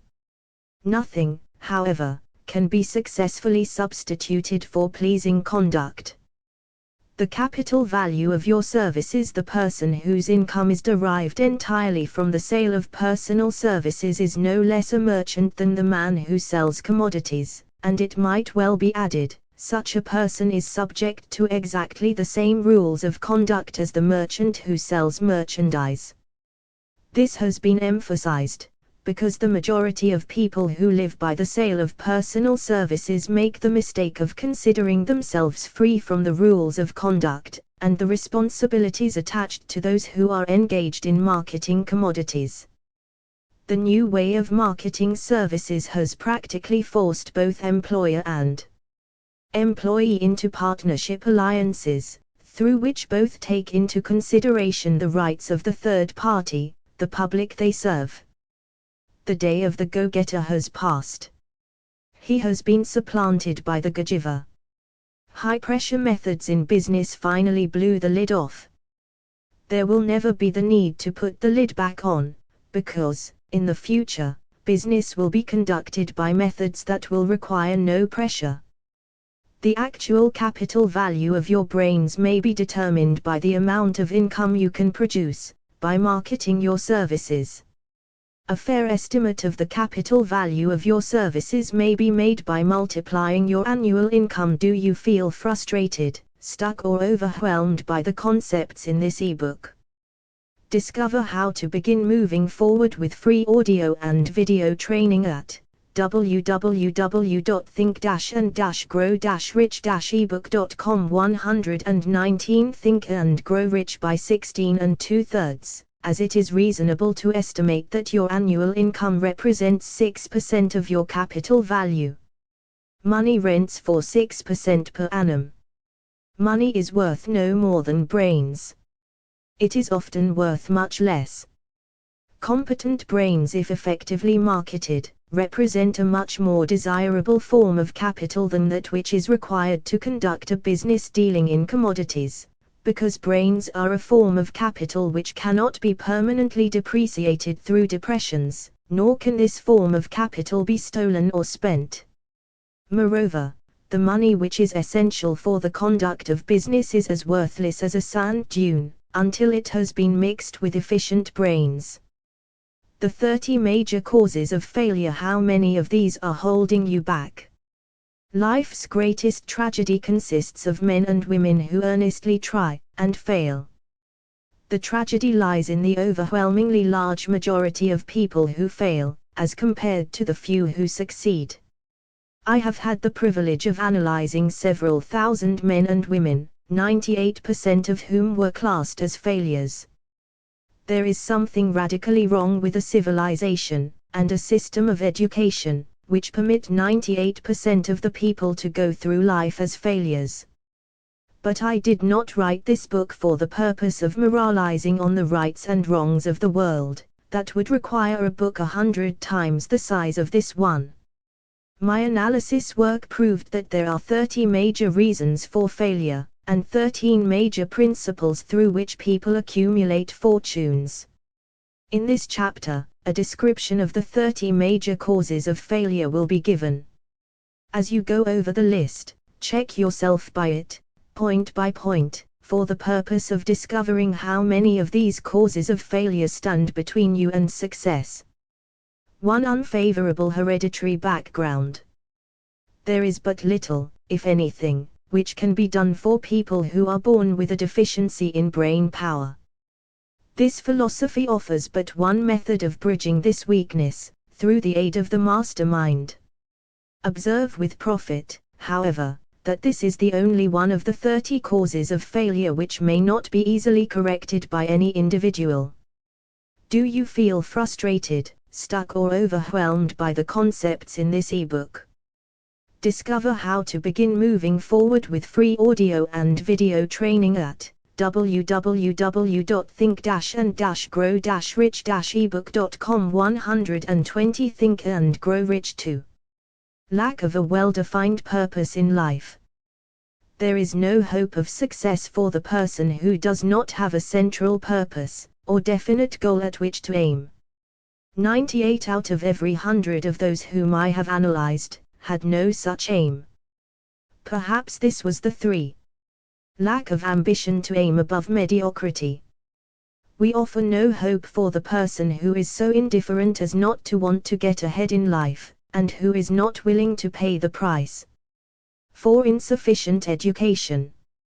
This is a handicap which may be overcome with comparative ease. Experience has proven that the best educated people are often those who are known as self-made or self-educated. It takes more than a college degree to make one a person of education.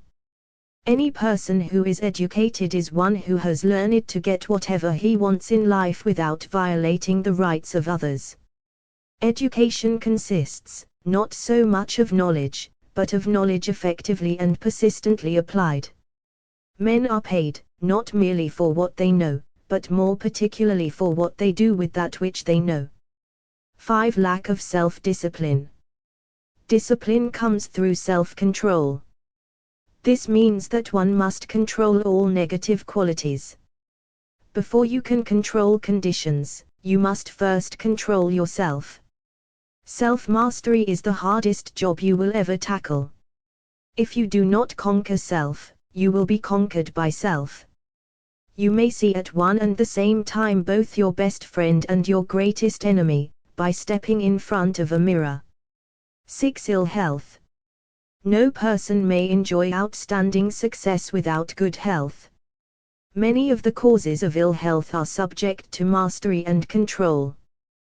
These, in the main are, a. Overeating of foods not conducive to health, b. Wrong habits of thought, giving expression to negatives, c. Wrong use of, and overindulgence in sex, d. Lack of proper physical exercise, e. An inadequate supply of fresh air, due to improper breathing. Do you feel frustrated, stuck or overwhelmed by the concepts in this ebook?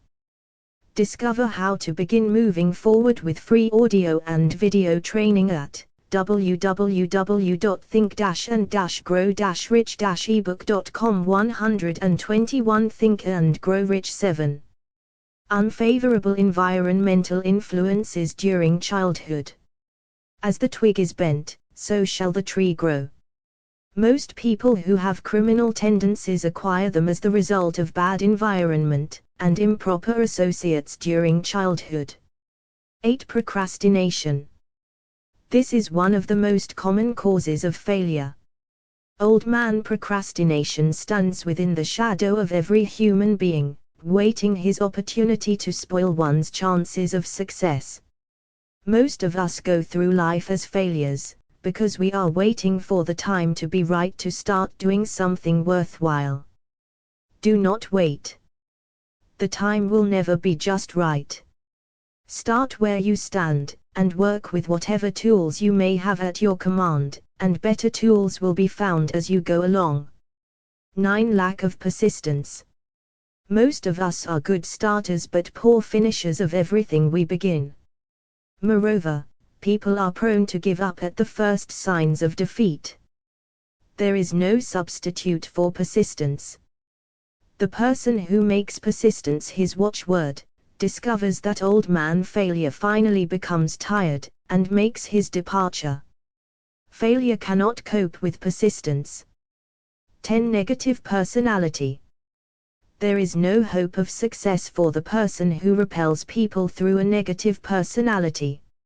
Success comes through the application of power, and power is attained through the cooperative efforts of other people. A negative personality will not induce cooperation. 11. Lack of controlled sexual urge. Sex energy is the most powerful of all the stimuli which move people into action. Because it is the most powerful of the emotions, it must be controlled, through transmutation, and converted into other channels. 12. Uncontrolled desire for something for nothing. The gambling instinct drives millions of people to failure. Evidence of this may be found in a study of the Wall Street crash of 1929, during which millions of people tried to make money by gambling on stock margins. Do you feel frustrated, stuck or overwhelmed by the concepts in this ebook? Discover how to begin moving forward with free audio and video training at www.think-and-grow-rich-ebook.com. 122. Think and Grow Rich. 13.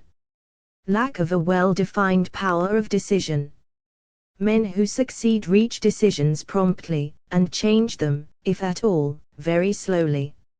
Men who fail, reach decisions, if at all, very slowly, and change them frequently, and quickly. Indecision and procrastination are twin brothers. Where one is found, the other may usually be found also. Kill off this pair before they completely hogtie you to the treadmill of failure. 14. One or more of the 6 basic fears. These fears have been analyzed for you in a later chapter. They must be mastered before you can market your services effectively. 15. Wrong selection of a mate in marriage. This a most common cause of failure. The relationship of marriage brings people intimately into contact. Unless this relationship is harmonious, failure is likely to follow. Moreover, it will be a form of failure that is marked by misery and unhappiness, destroying all signs of ambition. 16. Overcaution. The person who takes no chances, generally has to take whatever is left when others are through choosing. Overcaution is as bad as undercaution. Both are extremes to be guarded against. Life itself is filled with the element of chance. 17. Wrong selection of associates in business. This is one of the most common causes of failure in business. In marketing personal services, one should use great care to select an employer who will be an inspiration, and who is, himself, intelligent and successful. We emulate those with whom we associate most closely. Pick an employer who is worth emulating. 18. Superstition and prejudice. Superstition is a form of fear. It is also a sign of ignorance. Men who succeed keep open minds and are afraid of nothing. 19. Wrong selection of a vocation. No man can succeed in a line of endeavor which he does not like. The most essential step in the marketing of personal services is that of selecting an occupation into which you can throw yourself wholeheartedly. Do you feel frustrated, stuck or overwhelmed by the concepts in this ebook? Discover how to begin moving forward with free audio and video training at www.think-and-grow-rich-ebook.com. 123. Think and Grow Rich. 20. Lack of concentration of effort. The jack of all trades seldom is good at any. Concentrate all of your efforts on one definite chief aim. 21. The habit of indiscriminate spending. The spendthrift cannot succeed, mainly because he stands eternally in fear of poverty. Form the habit of systematic saving by putting aside a definite percentage of your income. Money in the bank gives one a very safe foundation of courage when bargaining for the sale of personal services. Without money, one must take what one is offered, and be glad to get it. 22. Lack of enthusiasm. Without enthusiasm one cannot be convincing. Moreover, enthusiasm is contagious, and the person who has it under control is generally welcome in any group of people. 23. Intolerance. The person with a closed MMD on any subject seldom gets ahead. Intolerance means that one has stopped acquiring knowledge. The most damaging forms of intolerance are those connected with religious, racial, and political differences of opinion. 24. Intemperance. The most damaging forms of intemperance are connected with eating, strong drink, and sexual activities. Overindulgence in any of these is fatal to success. 25. Inability to cooperate with others. More people lose their positions and their big opportunities in life, because of this fault, than for all other reasons combined. It is a fault which no well-informed businessman or leader will tolerate. 26. Possession of power that was not acquired through self-effort. Sons and daughters of wealthy men, and others who inherit money which they did not earn. Power in the hands of one who did not acquire it gradually, is often fatal to success. Quick riches are more dangerous than poverty. 27. Intentional dishonesty. There is no substitute for honesty. One may be temporarily dishonest by force of circumstances over which one has no control, without permanent damage. But there is no hope for the person who is dishonest by choice. Sooner or later, his deeds will catch up with him, and he will pay by loss of reputation, and perhaps even loss of liberty. Do you feel frustrated, stuck or overwhelmed by the concepts in this ebook? Discover how to begin moving forward with free audio and video training at www.think-and-grow-rich-ebook.com. 124. Think and Grow Rich. 28. Egotism and vanity. These qualities serve as red lights which warn others to keep away. They are fatal to success. 29. Guessing instead of thinking. Most people are too indifferent or lazy to acquire facts with which to think accurately. They prefer to act on opinions created by guesswork or snap judgments. 30. Lack of capital. This is a common cause of failure among those who start out in business for the first time, without sufficient reserve of capital to absorb the shock of their mistakes, and to carry them over until they have established a reputation.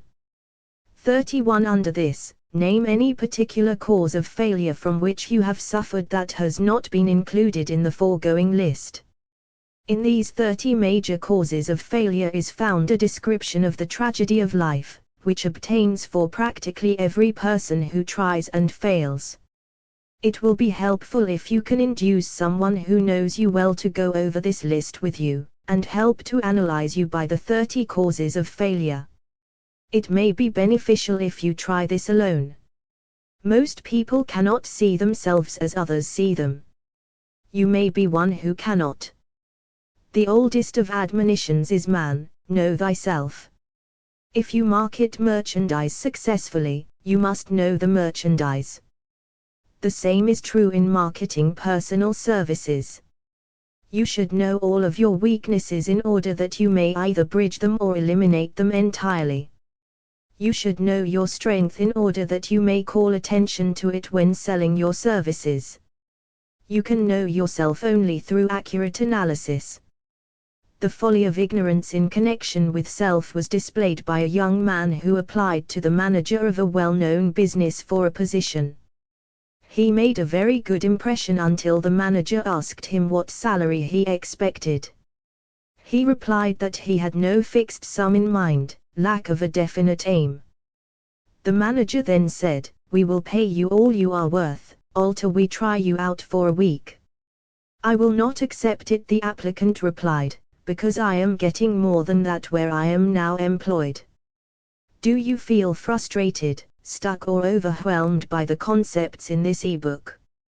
Discover how to begin moving forward with free audio and video training at www.think-and-grow-rich-ebook.com. 125 Think and Grow Rich before you even start to negotiate for a readjustment of your salary in your present position, or to seek employment elsewhere. Be sure that you are worth more than you now receive.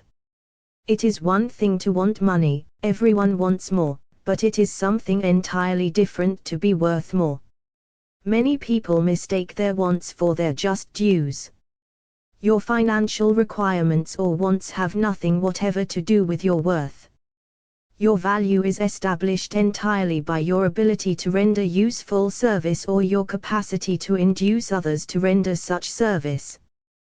Take inventory of yourself. 28 questions you should answer. Annual self-analysis is an essential in the effective marketing of personal services, as is annual inventory in merchandising. Moreover, the yearly analysis should disclose a decrease in faults, and an increase in virtues. One goes ahead, stands still, or goes backward in life. One's object should be, of course, to go ahead. Annual self-analysis will disclose whether advancement has been made, and if so, how much. It will also disclose any backward steps one may have made. The effective marketing of personal services requires one to move forward even if the progress is slow. Your annual self-analysis should be made at the end of each year, so you can include in your New Year's resolutions any improvements which the analysis indicates should be made. Take this inventory by asking yourself the following questions, and by checking your answers with the aid of someone who will not permit you to deceive yourself as to their accuracy. Self-analysis questionnaire for personal inventory. 1. 2. Have I attained the goal which I established as my objective for this year? You should work with a definite yearly objective to be attained as a part of your major life objective. Have I delivered service of the best possible quality of which I was capable, or could I have improved any part of this service?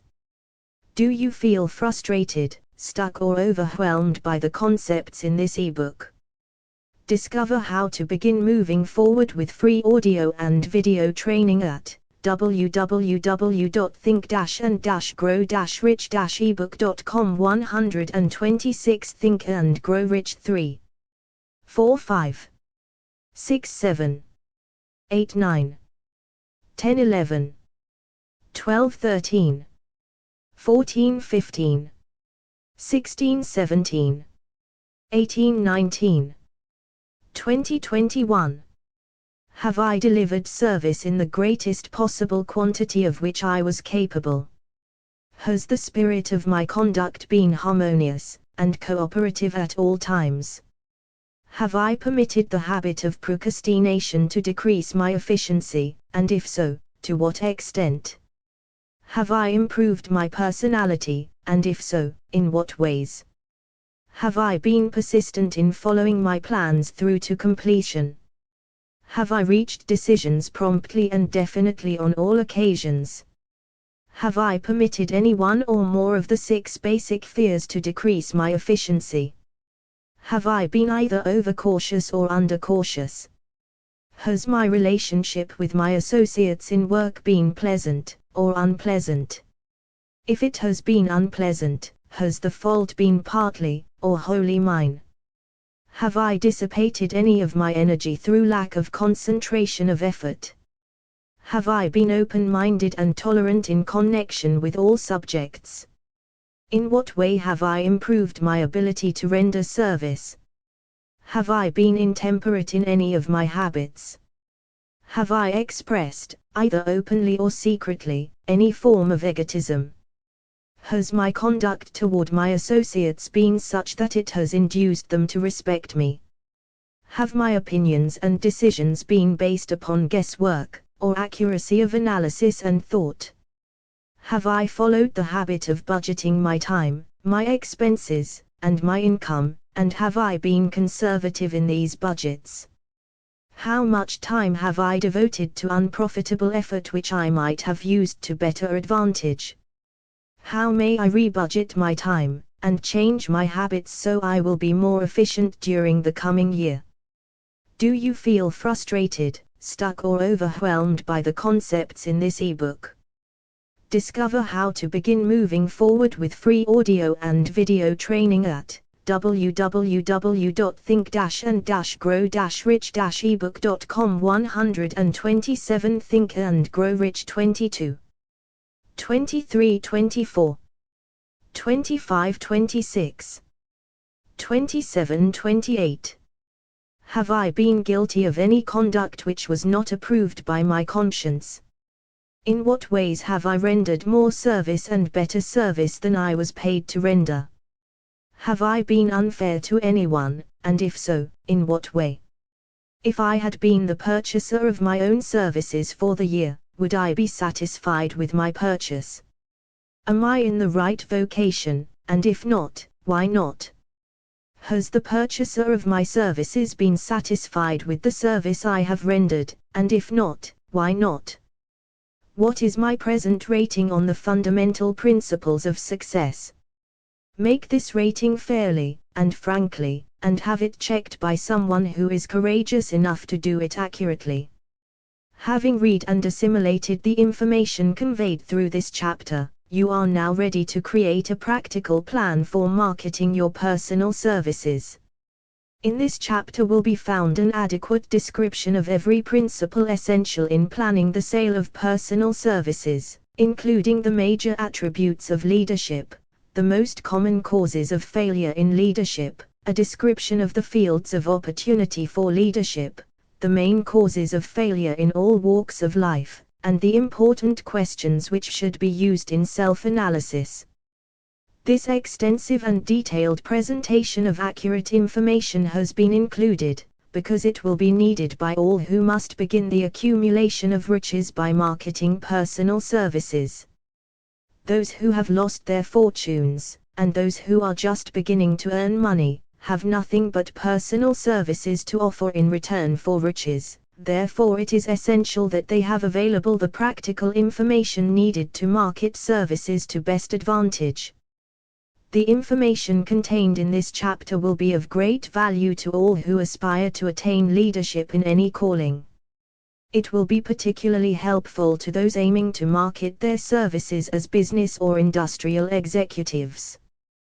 Complete assimilation and understanding of the information here conveyed will be helpful in marketing one's own services, and it will also help one to become more analytical and capable of judging people.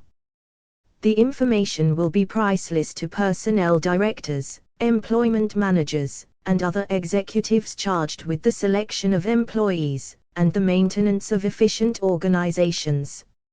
If you doubt this statement, test its soundness by do you feel frustrated, stuck or overwhelmed by the concepts in this ebook?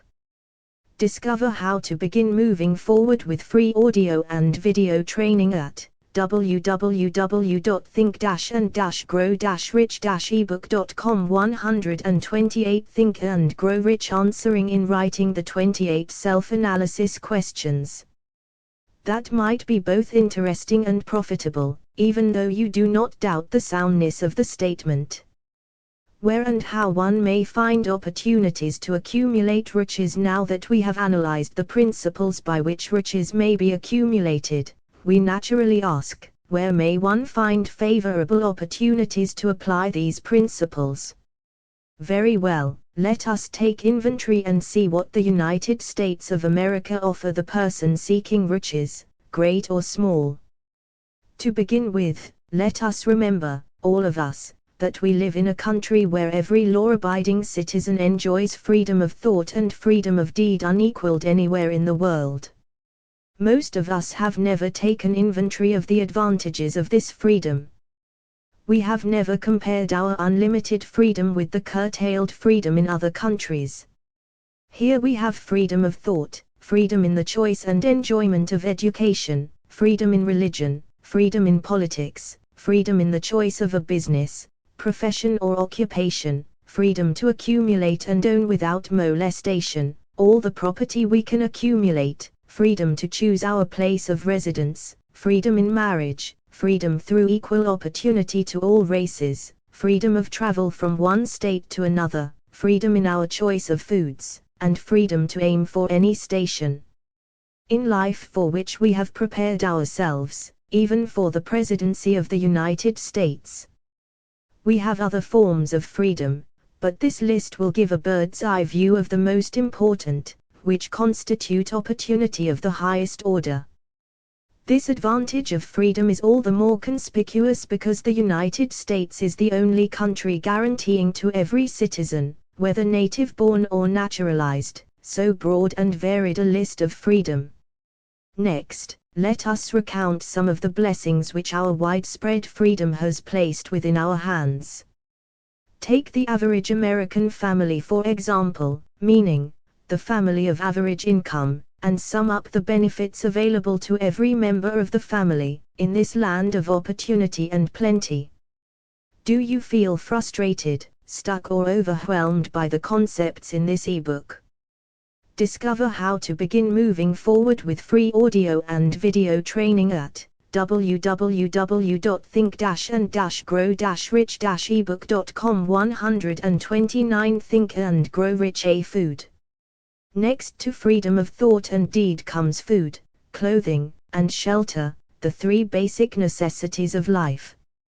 Because of our universal freedom, the average American family has available, at its very door, the choicest selection of food to be found anywhere in the world, and at prices within its financial range.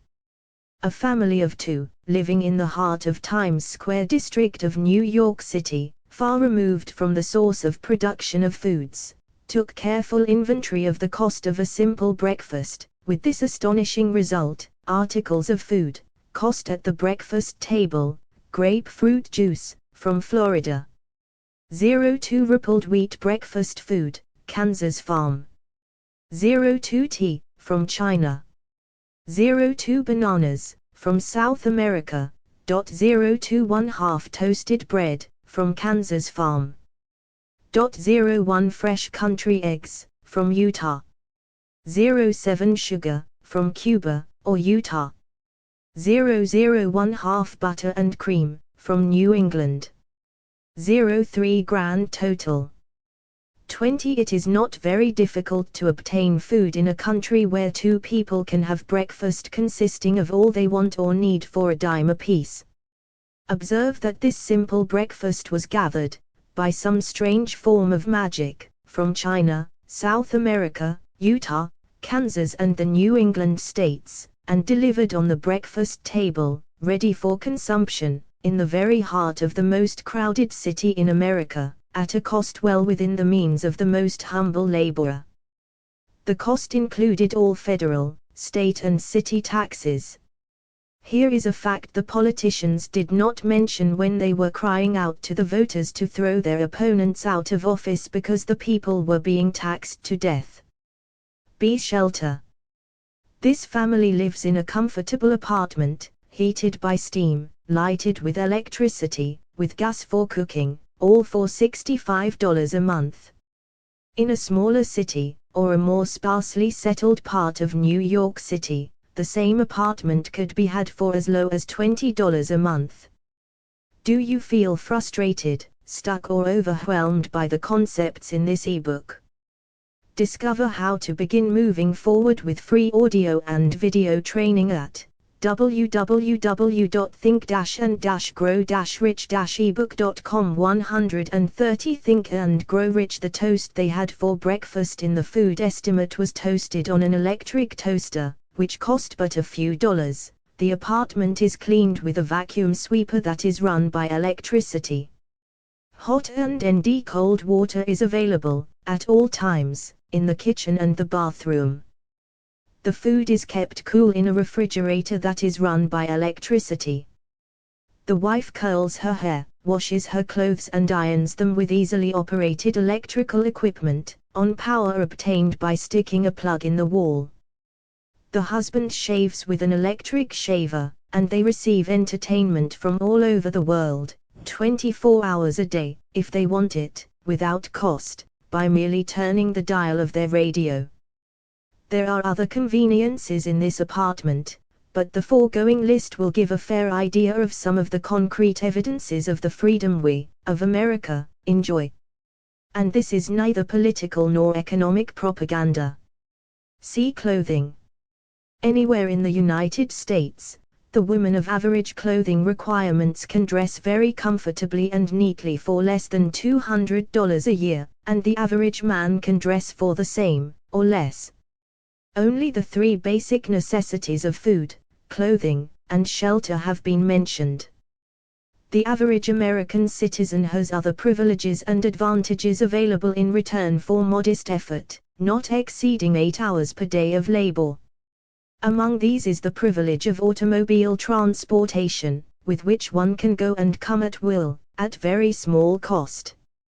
The average American has security of property rights not found in any other country in the world.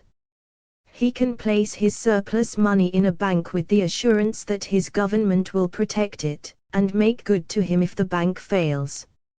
If an American citizen wants to travel from one state to another, he needs no passport, no one's permission. He may go when he pleases, and return at will. Moreover, he may travel by train, private automobile, bus, airplane, or ship, as his pocketbook permits. In Germany, Russia, Italy, and most of the other European and Oriental countries, the people cannot travel with so much freedom, and at so little cost. The miracle that has provided these blessings. Do you feel frustrated, stuck or overwhelmed by the concepts in this ebook? Discover how to begin moving forward with free audio and video training at www.think-and-grow-rich-ebook.com. 131 Think and Grow Rich. We often hear politicians proclaiming the freedom of America, when they solicit votes, but seldom do they take the time or devote sufficient effort to the analysis of the source or nature of this freedom. Having no axe to grind, no grudge to express, no ulterior motives to be carried out, I have the privilege of going into a frank analysis of that mysterious, abstract, greatly misunderstood something which gives to every citizen of America more blessings, more opportunities to accumulate wealth, more freedom of every nature, than may be found in any other country. I have the right to analyze the source and nature of this unseen power, because I know, and have known for more than a quarter of a century, many of the men who organized that power, and many who are now responsible for its maintenance. The name of this mysterious benefactor of mankind is capital. Capital consists not alone of money, but more particularly of highly organized, intelligent groups of men who plan ways and means of using money efficiently for the good of the public, and profitably to themselves. These groups consist of scientists, educators, chemists, inventors, business analysts, publicity men, transportation experts, accountants, lawyers, doctors, and both men and women who have highly specialized knowledge in all fields of industry and business. They pioneer, experiment, and blaze trails in new fields of endeavor. They support colleges, hospitals, public schools, build good roads, publish newspapers, pay most of the cost of government, and take care of the multitudinous detail essential to human progress. Stated briefly, the capitalists are the brains of civilization, because they supply the entire fabric of which all education, enlightenment and human progress consists. Money, without brains, always is dangerous. Properly used, it is the most important essential of civilization. The simple breakfast here described could not have been delivered to the New York family at a dime each, or at any other price, if organized capital had not provided the machinery, the ships, the railroads, and the huge armies of trained men to operate them. Some slight idea of the importance of organized capital may be had by trying to imagine yourself burdened with the responsibility of collecting, without the aid of capital, and delivering to the New York City family, the simple breakfast described. To supply the tea, you would have to make a trip to China or India, both a very long way from America. Unless you are an excellent swimmer, you feel frustrated, stuck or overwhelmed by the concepts in this ebook. Discover how to begin moving forward with free audio and video training at www.think-and-grow-rich-ebook.com. 132 Think and Grow Rich become rather tired before making the round trip. Then, too, another problem would confront you. What would you use for money, even if you had the physical endurance to swim the ocean? To supply the sugar, you would have to take another long swim to Cuba, or a long walk to the sugar beet section of Utah. But even then, you might come back without the sugar, because organized effort and money are necessary to produce sugar, to say nothing of what is required to refine, transport, and deliver it to the breakfast table anywhere in the United States. The eggs, you could deliver easily enough from the barnyards near New York City, but you would have a very long walk to Florida and return, before you could serve the 2 glasses of grapefruit juice. You would have another long walk, to Kansas, or one of the other wheat-growing states, when you went after the 4 slices of wheat bread. The rippled wheat biscuits would have to be omitted from the menu, because they would not be available except through the labor of a trained organization of men and suitable machinery, all of which call for capital. While resting, you could take off for another little swim down to South America, where you would pick up a couple of bananas, and on your return, you could take a short walk to the nearest farm having a dairy and pick up some butter and cream. Then your New York City family would be ready to sit down and enjoy breakfast, and you could collect your 2 dimes for your labor. Seems absurd, doesn't it? Well, the procedure described would be the only possible way these simple items of food could be delivered to the heart of New York City, if we had no capitalistic system. The sum of money required for the building and maintenance of the railroads and steamships used in the delivery of that simple breakfast is so huge that it staggers one's imagination. It runs into hundreds of millions of dollars, not to mention the armies of trained employees required to man the ships and trains. But, transportation is only a part of the requirements of modern civilization in capitalistic America. Before there can be anything to haul, something must be grown from the ground, or manufactured and prepared for market. This calls for more millions of dollars for equipment, machinery, boxing, marketing, and for the wages of millions of men and women. Steamships and railroads do not spring up from the earth and function automatically. They come in response to the call of civilization, through the labor and ingenuity and organizing ability of men who have imagination, faith. Do you feel frustrated, stuck or overwhelmed by the concepts in this ebook?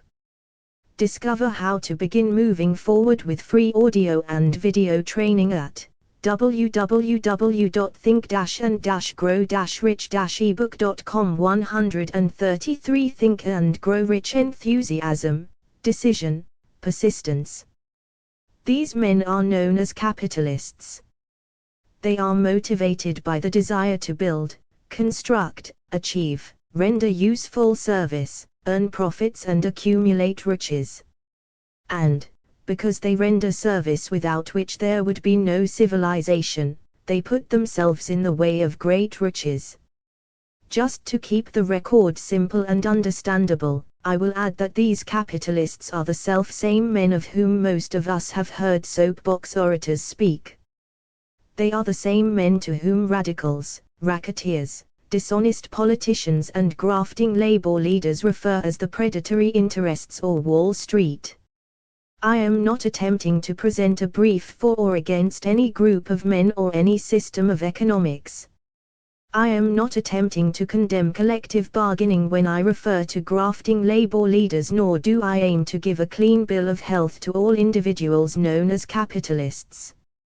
The purpose of this book, a purpose to which I have faithfully devoted over a quarter of a century, is to present to all who want the knowledge, the most dependable philosophy through which individuals may accumulate riches in whatever amounts they desire.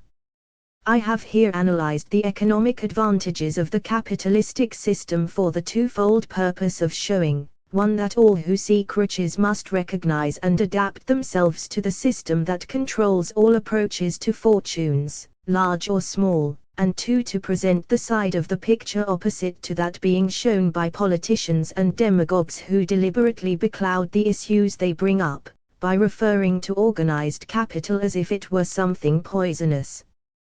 This is a capitalistic country, it was developed through the use of capital, and we who claim the right to partake of the blessings of freedom and opportunity, we who seek to accumulate riches here, may as well know that neither riches nor opportunity would be available to us if organized capital had not provided these benefits.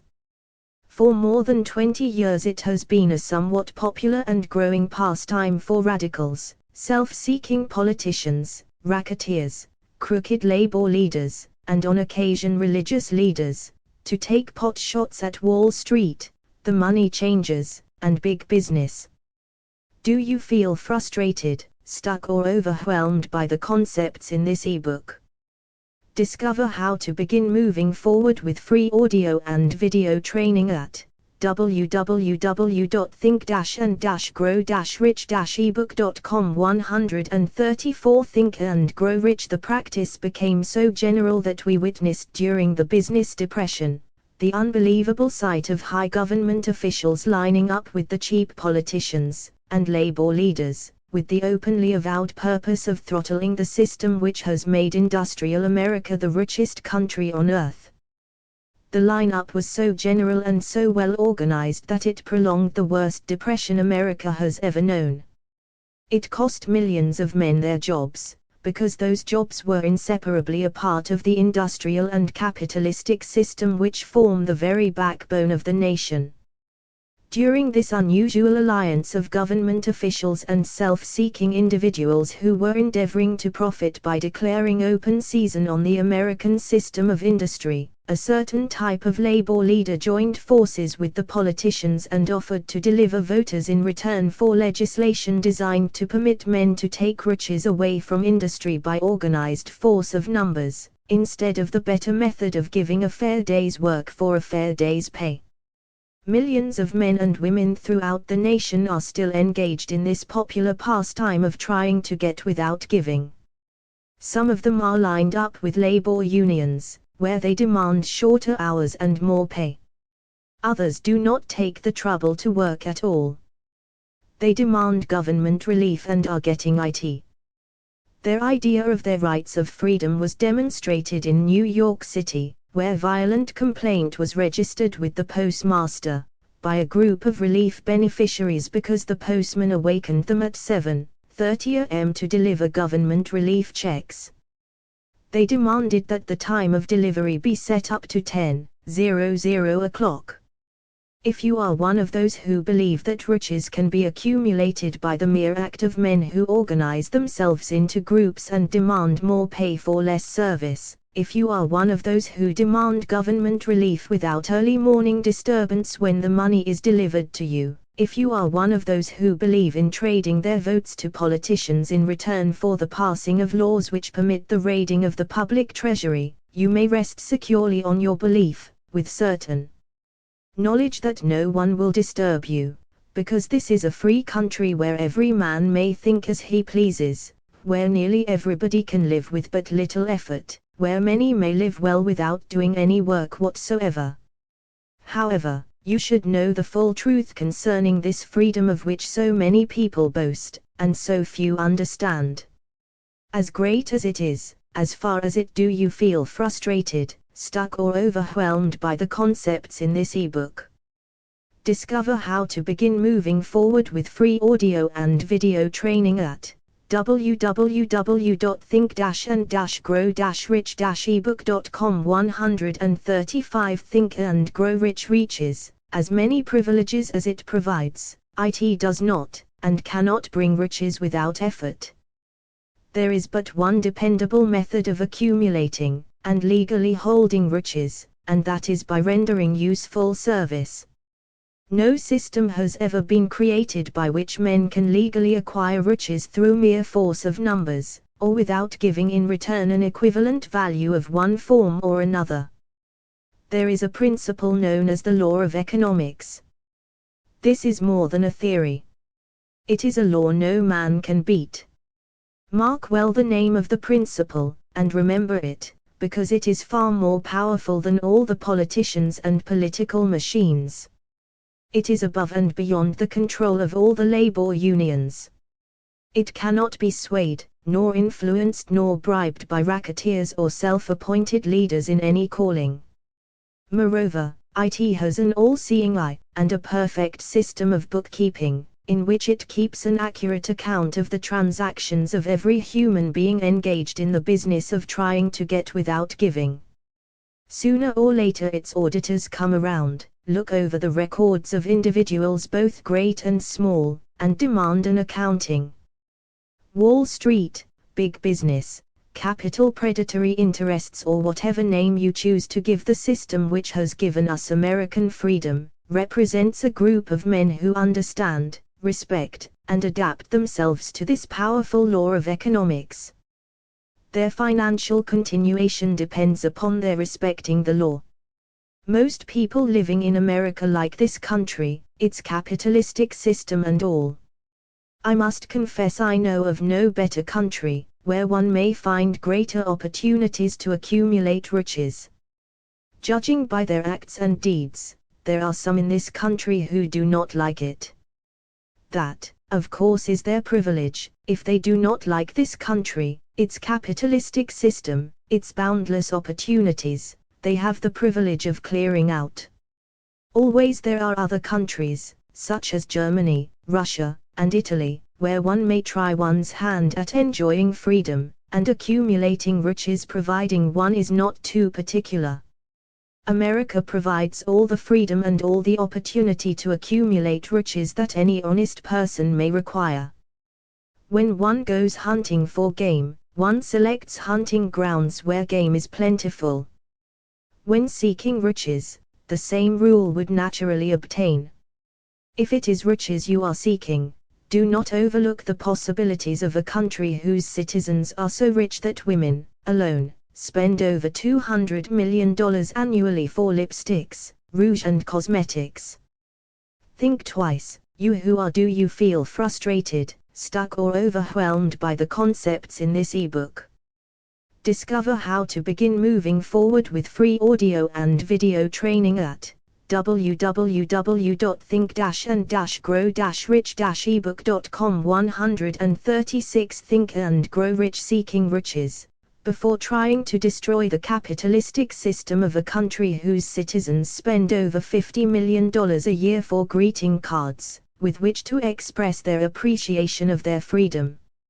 If it is money you are seeking, consider carefully a country that spends hundreds of millions of dollars annually for cigarettes, the bulk of the income from which goes to only 4 major companies engaged in supplying this national builder of nonchalance and quiet nerves. By all means give plenty of consideration to a country whose people spend annually more than $15 million for the privilege of seeing moving pictures, and toss in a few additional millions for liquor, narcotics, and other less potent soft drinks and giggle waters. Do not be in too big a hurry to get away from a country whose people willingly, even eagerly, hand over millions of dollars annually for football, baseball, and prize fights. And, by all means, stick by a country whose inhabitants give up more than $1 million a year for chewing gum, and another $1 million for safety razor blades. Remember, also, that this is but the beginning of the available sources for the accumulation of wealth. Only a few of the luxuries and non-essentials have been mentioned. But, remember that the business of producing, transporting, and marketing these few items of merchandise gives regular employment to many millions of men and women, who receive for their services many millions of dollars monthly, and spend it freely for both the luxuries and the necessities. Especially remember, that back of all this exchange of merchandise and personal services may be found an abundance of opportunity to accumulate riches. Here our American freedom comes to one's aid. There is nothing to stop you, or anyone from engaging in any portion of the effort necessary to carry on these businesses. If one has superior talent, training, experience, one may accumulate riches in large amounts. Those not so fortunate may accumulate smaller amounts. Anyone may earn a living in return for a very nominal amount of labor. So, there you are. Opportunity has spread its wares before you. Step up to the front, select what you want, create your plan, put the plan into action, and follow through with persistence. Capitalistic America will do the rest. You can depend upon this much. Capitalistic America ensures every do you feel frustrated, stuck or overwhelmed by the concepts in this ebook. Discover how to begin moving forward with free audio and video training at www.think-and-grow-rich-ebook.com. 137 Think and Grow Rich Person the opportunity to render useful service, and to collect riches in proportion to the value of the service. The system denies no one this right, but it does not, and cannot promise something for nothing, because the system, itself, is irrevocably controlled by the law of economics, which neither recognizes nor tolerates for long, getting without giving. The law of economics was passed by nature. There is no Supreme Court to which violators of this law may appeal. The law hands out both penalties for its violation, and appropriate rewards for its observance, without interference or the possibility of interference by any human being. The law cannot be repealed.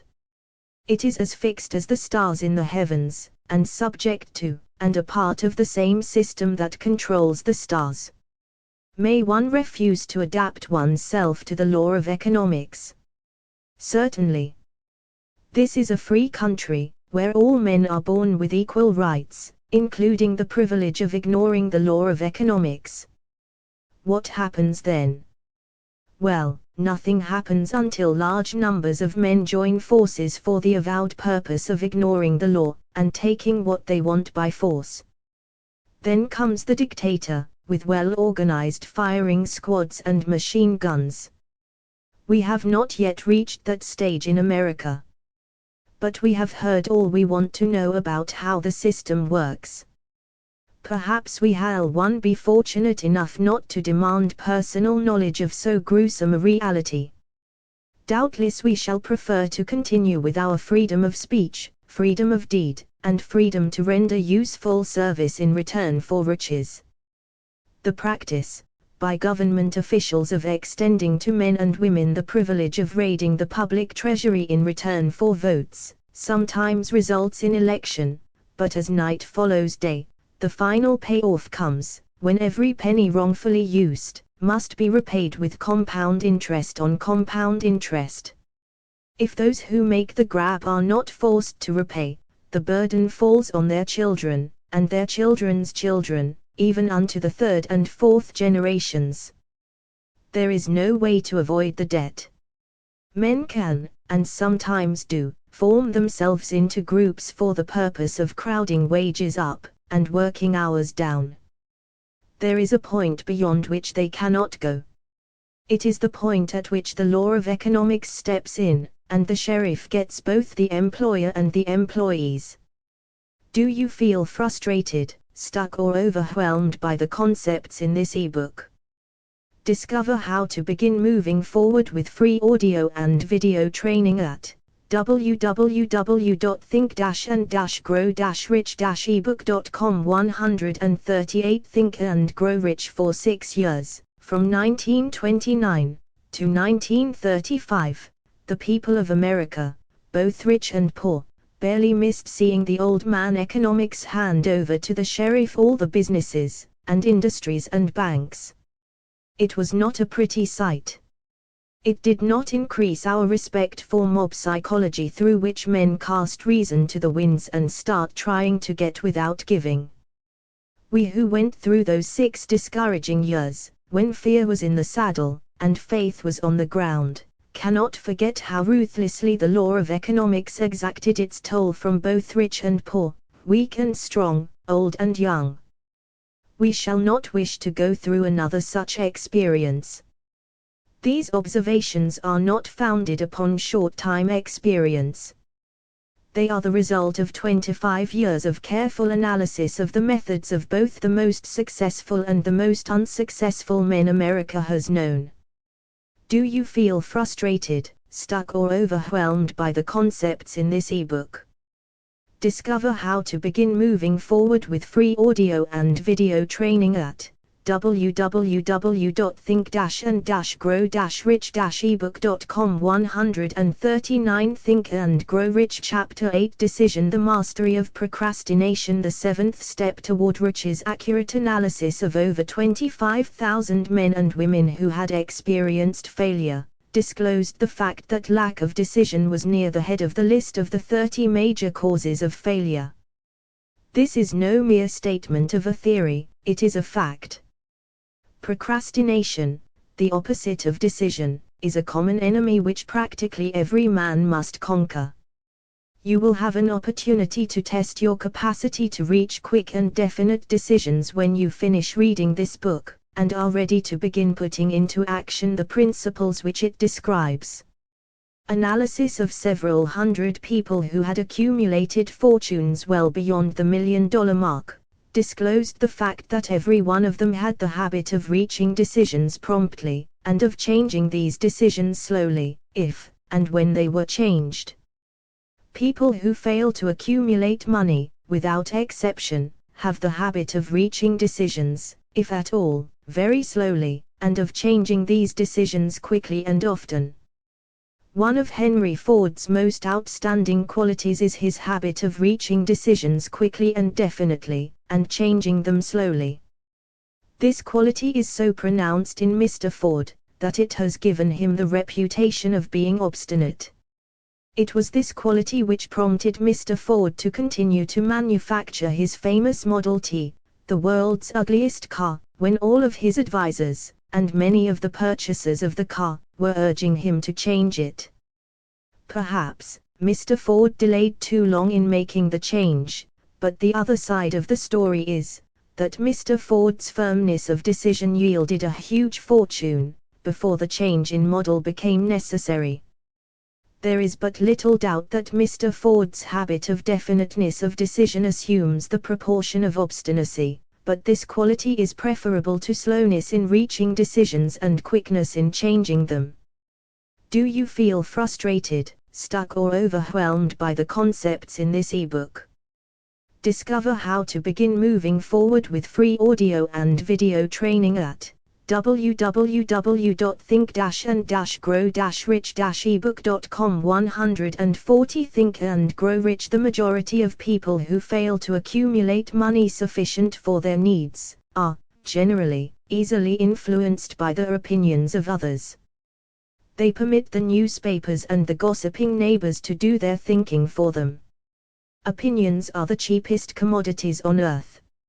Everyone has a flock of opinions ready to be wished upon anyone who will accept them.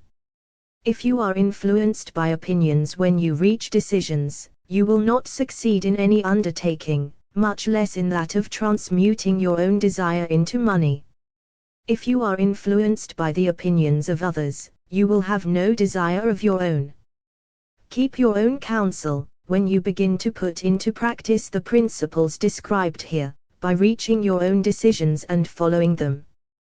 Take no one into your confidence, except the members of your mastermind group, and be very sure in your selection of this group, that you choose only those who will be in complete sympathy and harmony with your purpose.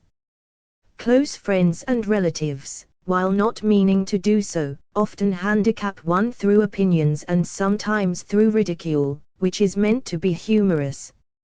Thousands of men and women carry inferiority complexes with them all through life, because some well-meaning, but ignorant person destroyed their confidence through opinions or ridicule. You have a brain and mind of your own. Use it, and reach your own decisions.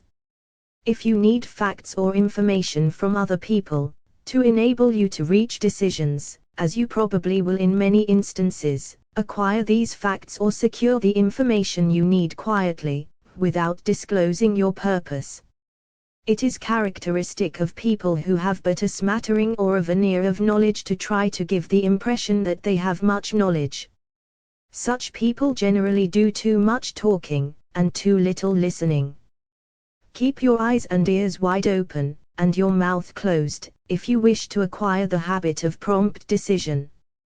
Those who talk too much do little else. If you talk more than you listen, you not only deprive yourself of many opportunities to accumulate useful knowledge, but you also disclose your plans and purposes to people who will take great delight in defeating you, because they envy you. Remember, also, that every time you open your mouth in the presence of a person who has an abundance of knowledge, you display to that person, do you feel frustrated, stuck or overwhelmed by the concepts in this ebook. Discover how to begin moving forward with free audio and video training at www.think-and-grow-rich-ebook.com. 141 Think and Grow Rich. Exact stock of knowledge, or your lack of it. Genuine wisdom is usually conspicuous through modesty and silence. Keep in mind the fact that every person with whom you associate is, like yourself, seeking the opportunity to accumulate money. If you talk about your plans too freely, you may be surprised when you learn that some other person has beaten you to your goal by putting into action ahead of you the plans of which you talked unwisely. Let one of your first decisions be to keep a closed mouth and open ears and eyes. As a reminder to yourself to follow this advice, it will be helpful if you copy the following epigram in large letters and place it where you will see it daily. Tell the world what you intend to do, but first show it. This is the equivalent of saying that deeds, and not words, are what count most. Freedom or death on a decision. The value of decisions depends upon the courage required to render them. The great decisions, which served as the foundation of civilization, were reached by assuming great risks, which often meant the possibility of death. Lincoln's decision to issue his famous Proclamation of Emancipation, which gave freedom to the colored people of America, was rendered with full understanding that his act would turn thousands of friends and political supporters against him. He knew, too, that the carrying out of that proclamation would mean death to thousands of men on the battlefield. In the end, it cost Lincoln his life. That required courage. Socrates' decision to drink the cup of poison, rather than compromise in his personal belief, was a decision of courage. It turned time ahead 1,000 years, and gave to people then unborn, the right to freedom of thought and of speech. The decision of General Robert E. Lee, when he came to the parting of the way with the Union, and took up the cause of the South, was a decision of courage, for he well knew that it might cost him his own life, that it would surely cost the lives of others. But, the greatest decision of all time, as far as any American citizen is concerned, was reached in Philadelphia, the 4th of July, 1776, when 56 men signed "Do you feel frustrated, stuck or overwhelmed by the concepts in this ebook?"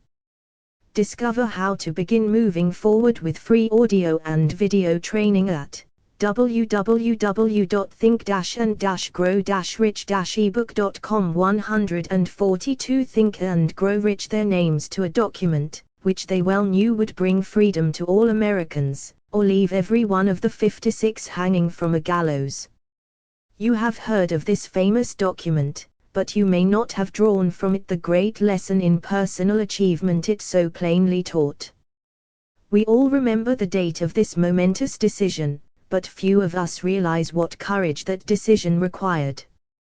We remember our history, as it was taught, we remember dates, and the names of the men who fought, we remember Valley Forge, and Yorktown, we remember George Washington, and Lord Cornwallis. But we know little of the real forces back of these names, dates, and places. We know still less of that intangible power, which ensured us freedom long before Washington's armies reached Yorktown. We read the history of the Revolution, and falsely imagine that George Washington was the father of our country, that it was he who won our freedom, while the truth is, Washington was only an accessory after the fact, because victory for his armies had been ensured long before Lord Cornwallis surrendered. This is not intended to rob Washington of any of the glory he so richly merited. Its purpose, rather, is to give greater attention to the astounding power that was the real cause of his victory. It is nothing short of tragedy that the writers of history have missed, entirely, even the slightest reference to the irresistible power, which gave birth and freedom to the nation destined to set up new standards of independence for all the peoples of the earth.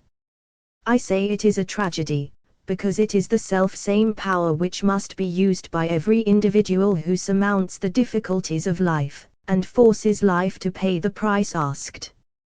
Let us briefly review the events which gave birth to this power.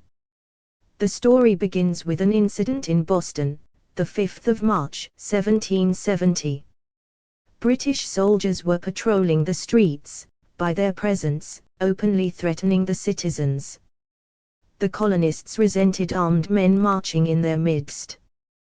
They began to express their resentment openly, hurling stones as well as epithets at the marching soldiers, until the commanding officer gave orders, "Fix bayonets. Charge." The battle was on. It resulted in the death and injury of many. The incident aroused such resentment that the Provincial Assembly, made up of prominent colonists, called a meeting for the purpose of taking definite action.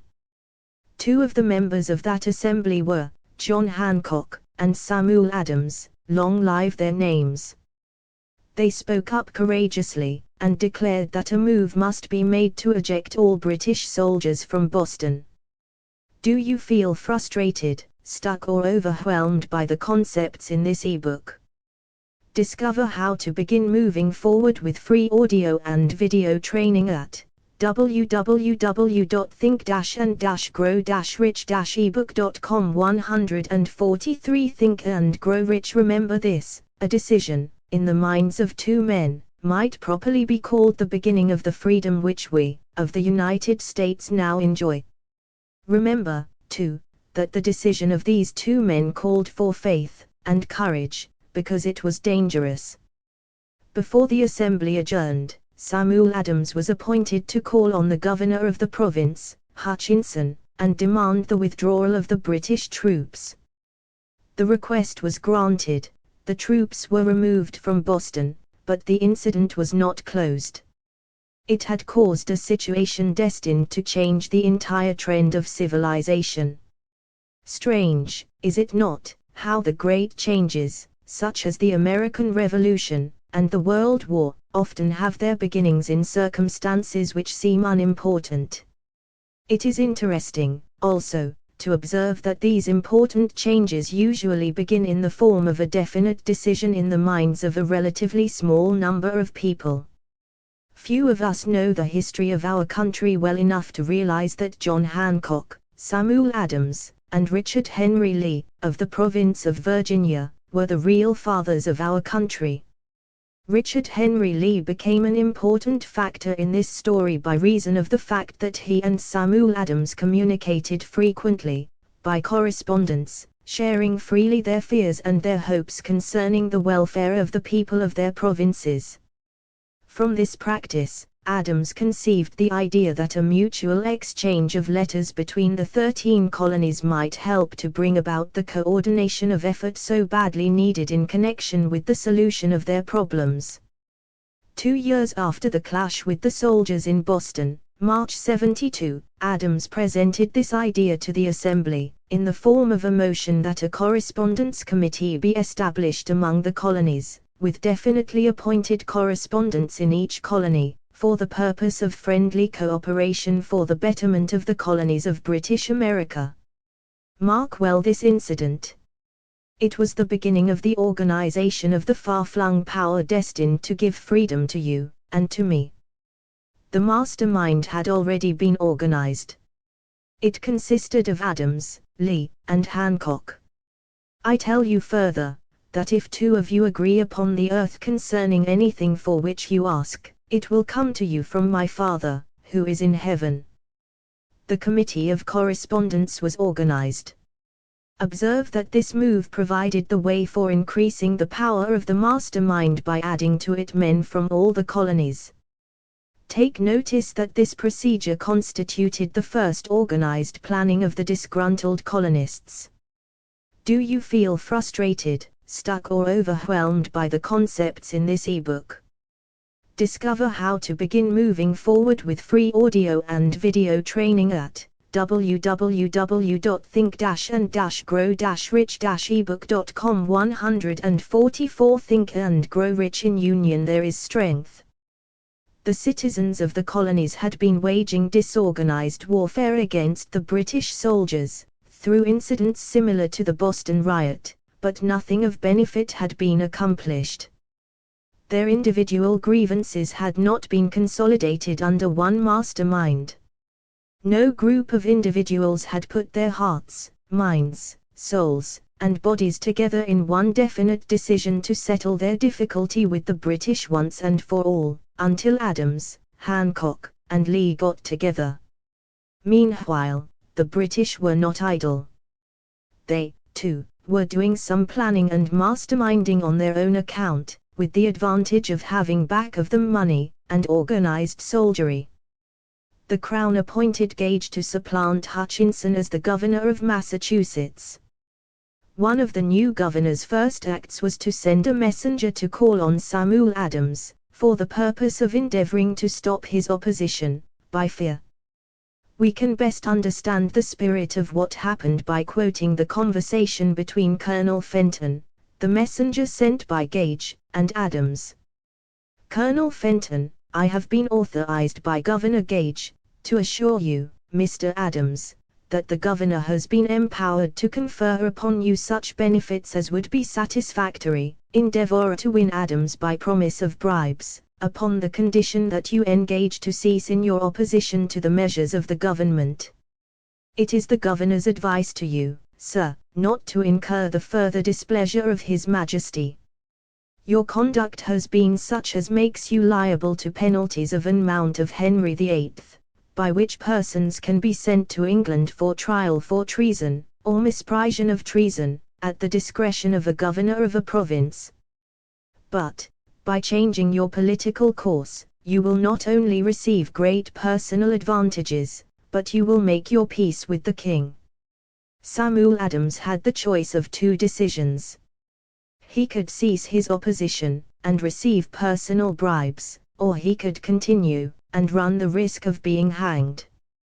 Clearly, the time had come when Adams was forced to reach instantly, a decision which could have cost his life.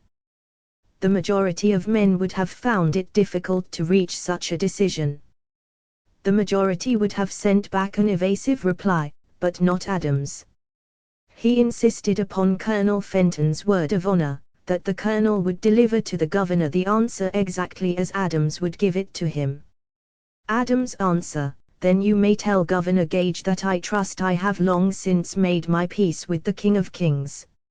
No personal consideration shall do you feel frustrated, stuck or overwhelmed by the concepts in this ebook.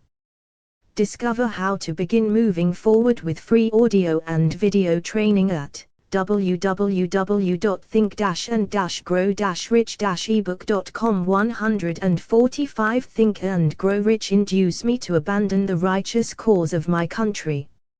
And tell Governor Gage it is the advice of Samuel Adams to him, no longer to insult the feelings of an exasperated people. Comment as to the character of this man seems unnecessary. It must be obvious to all who read this astounding message that its sender possessed loyalty of the highest order. This is important. Racketeers and dishonest politicians have prostituted the honor for which such men as Adams died. When Governor Gage received Adams' caustic reply, he flew into a rage, and issued a proclamation which read, "I do, hereby, in His Majesty's name, offer and promise His most gracious pardon to all persons who shall forthwith lay down their arms, and return to the duties of peaceable subjects, excepting only from the benefit of such pardon, Samuel Adams and John Hancock, whose offences are of too flagitious a nature to admit of any other consideration but that of condign punishment." As one might say, in modern slang, Adams and Hancock were on the spot. The threat of the irate governor forced the two men to reach another decision, equally as dangerous.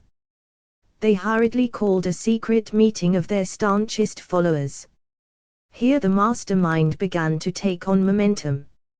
After the meeting had been called to order, Adams locked the door, placed the key in his pocket, and informed all present that it was imperative that a Congress of the colonists be organized, and that no man should leave the room until the decision for such a Congress had been reached.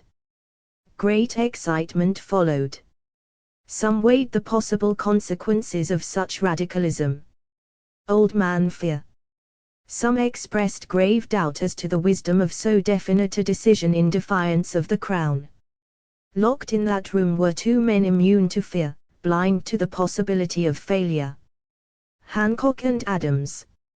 Through the influence of their minds, the others were induced to agree that, through the Correspondence Committee, arrangements should be made for a meeting of the First Continental Congress, to be held in Philadelphia, the 5th of September, 1774. Remember this date. It is more important than the 4th of July, 1776. If there had been no decision to hold a Continental Congress, there could have been no signing of the Declaration of Independence. Before the first meeting of the new Congress, another leader, in a different section of the country, was deep in the throes of publishing a summary view of the rights of British America. He was Thomas Jefferson, of the province of Do you feel frustrated, stuck or overwhelmed by the concepts in this ebook? Discover how to begin moving forward with free audio and video training at www.think-and-grow-rich-ebook.com 146 Think and Grow Rich Virginia, whose relationship to Lord Dunmore, representative of the Crown in Virginia, was as strained as that of Hancock and Adams with their governor. Shortly after his famous Summary of Rights was published, Jefferson was informed that he was subject to prosecution for high treason against His Majesty's government.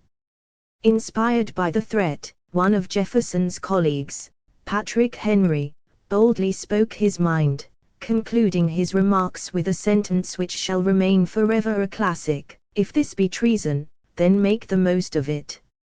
It was such men as these who, without power, without authority, without military strength, without money, sat in solemn consideration of the destiny of the colonies, beginning at the opening of the First Continental Congress, and continuing at intervals for 2 years, until on the 7th of June, 1776, Richard Henry Lee arose, addressed the chair, and to the startled assembly made this motion: "Gentlemen, I make the motion that these united colonies are, and of right ought to be free and independent states. That they be absolved from all allegiance to the British Crown, and that all political connection between them and the state of Great Britain is, and ought to be totally dissolved." Lee's astounding motion was discussed fervently, and at such length that he began to lose patience. Finally, after days of argument, he again took the floor, and declared, in a clear, firm voice, "Mr. President, we have discussed this issue for days. It is the only course for us to follow. Why, then, sir, do we longer delay? Why still deliberate? Let this happy day give birth to an American republic. Let her arise, not to devastate and to conquer, but to re-establish the reign of peace, and of law. The eyes of Europe are fixed upon us. She demands of us a living example of freedom, that may exhibit a contrast, in the felicity of the citizen, to the ever-increasing tyranny." Before his motion was finally voted upon, Lee was called back to Virginia, because of serious family illness, but before leaving, he placed his cause in the hands of his friend, Thomas Jefferson, who promised to fight until favorable action was taken. Shortly thereafter, the President of the Congress, Hancock, appointed Jefferson as chairman of a committee to draw up a Declaration of Independence. Long and hard the committee labored, on a document which would mean, when accepted by the Congress, that every man who signed it would be signing his own death warrant, should the colonies lose in the fight with Great Britain, which was sure to follow. The document was drawn, and on the 28th of June, the original draft was read before the Congress. For several days it was discussed, altered, and made ready. Do you feel frustrated, stuck, or overwhelmed by the concepts in this ebook? Discover how to begin moving forward with free audio and video training at www.think-and-grow-rich-ebook.com. 147 Think and Grow Rich. On the 4th of July, 1776, Thomas Jefferson stood before the assembly, and fearlessly read the most momentous decision ever placed upon paper.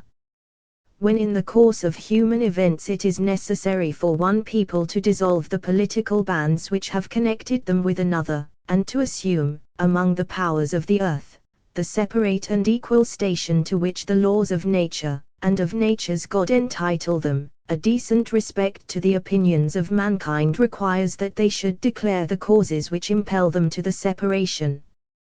When Jefferson finished, the document was voted upon, accepted, and signed by the 56 men, every one staking his own life upon his decision to write his name. By that decision came into existence a nation destined to bring to mankind forever the privilege of making decisions. By decisions made in a similar spirit of faith, and only by such decisions, can men solve their personal problems, and win for themselves high estates of material and spiritual wealth. Let us not forget this. Analyze the events which led to the Declaration of Independence, and be convinced that this nation, which now holds a position of commanding respect and power among all nations of the world, was born of a decision created by a mastermind, consisting of 56 men. Note well, the fact that it was their decision which ensured the success of Washington's armies, because the spirit of that decision was in the heart of every soldier who fought with him, and served as a spiritual power which recognizes no such thing as failure.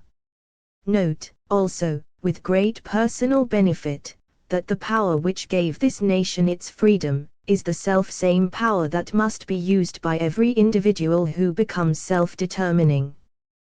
This power is made up of the principles described in this book.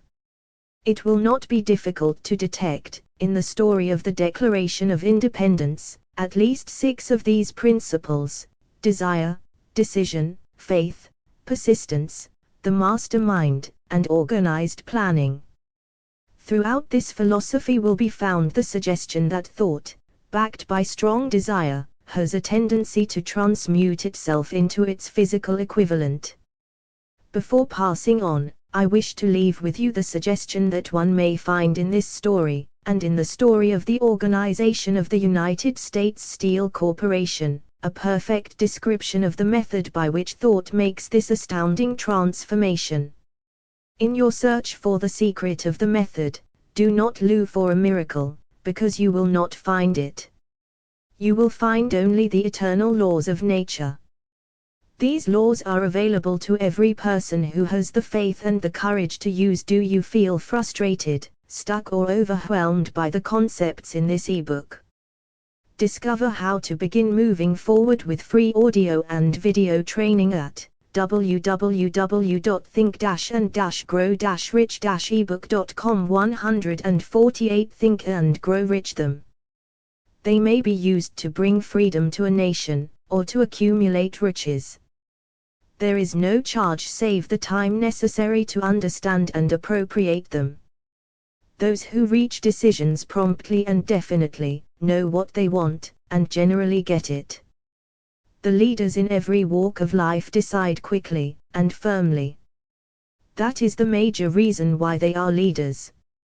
The world has the habit of making room for the man whose words and actions show that he knows where he is going. Indecision is a habit which usually begins in youth. The habit takes on permanency as the youth goes through graded school, high school, and even through college, without definiteness of purpose.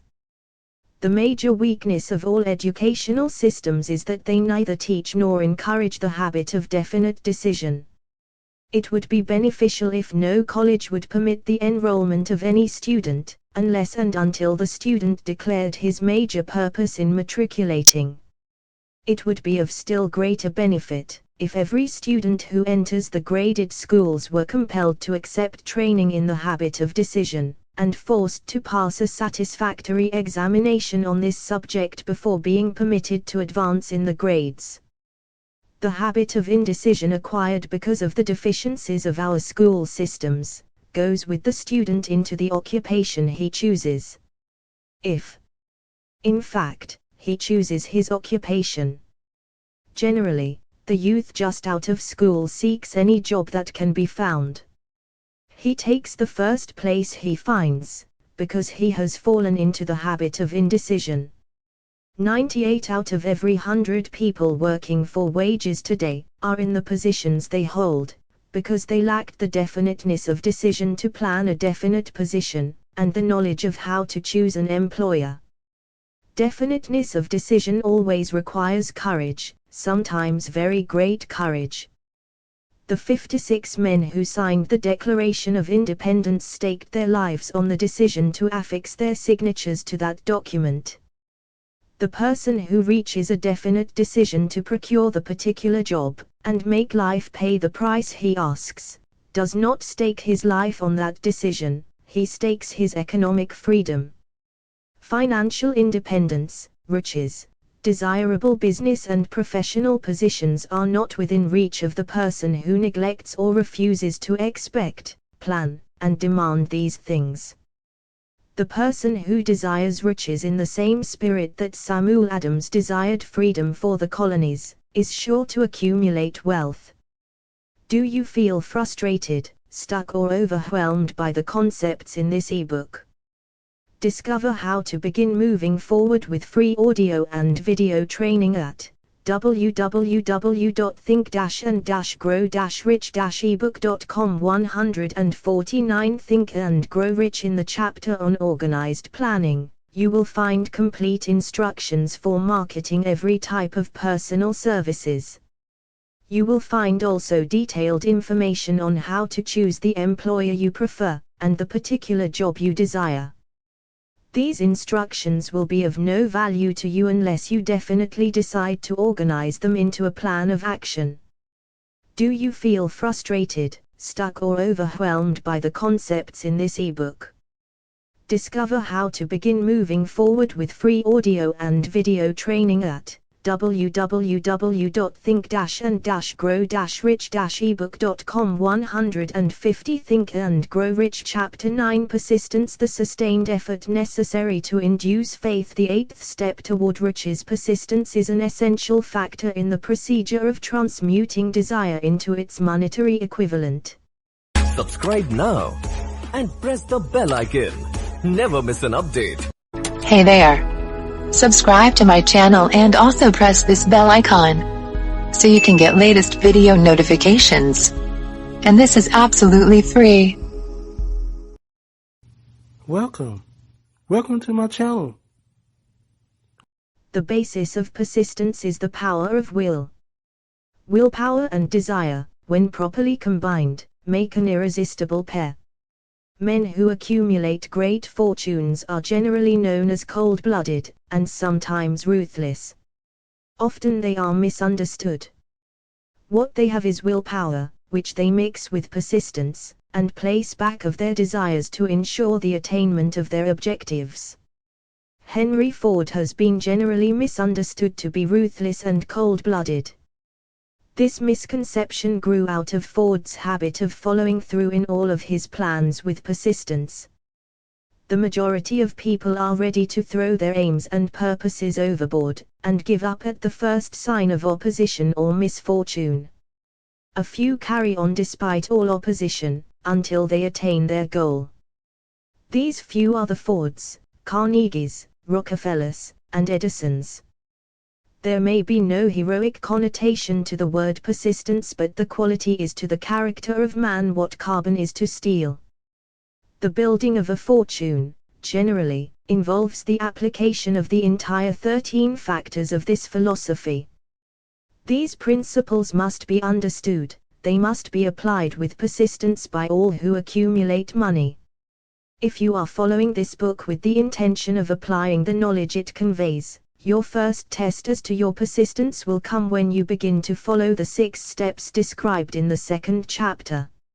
Unless you are one of the 2 out of every 100 who already have a definite goal at which you are aiming, and a definite plan for its attainment, you may read the instructions, and then pass on with your daily routine, and never comply with those instructions. Do you feel frustrated, stuck or overwhelmed by the concepts in this ebook? Discover how to begin moving forward with free audio and video training at www.think-and-grow-rich-ebook.com. 151 Think and Grow Rich. The author is checking you up at this point, because lack of persistence is one of the major causes of failure. Moreover, experience with thousands of people has proved that lack of persistence is a weakness common to the majority of men.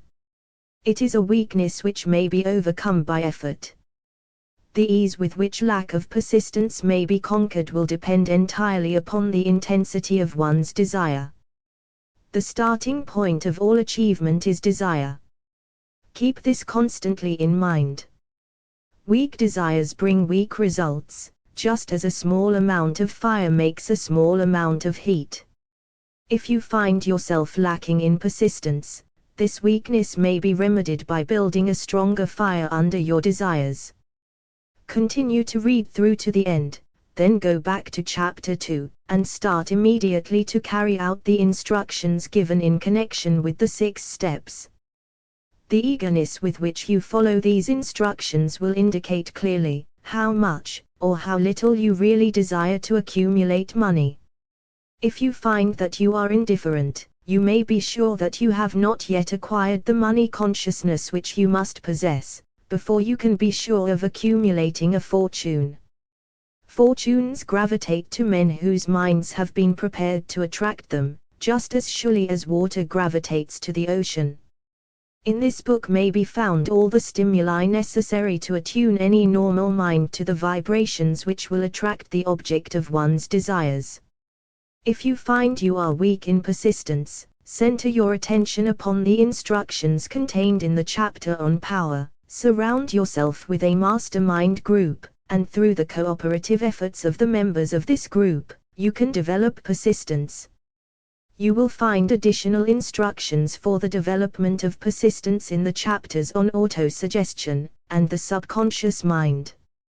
Follow the instructions outlined in these chapters until your habit nature hands over to your subconscious mind a clear picture of the object of your desire.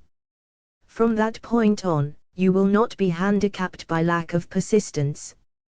Your subconscious mind works continuously, while you are awake, and while you are asleep. Spasmodic, or occasional effort to apply the rules will be of no value to you.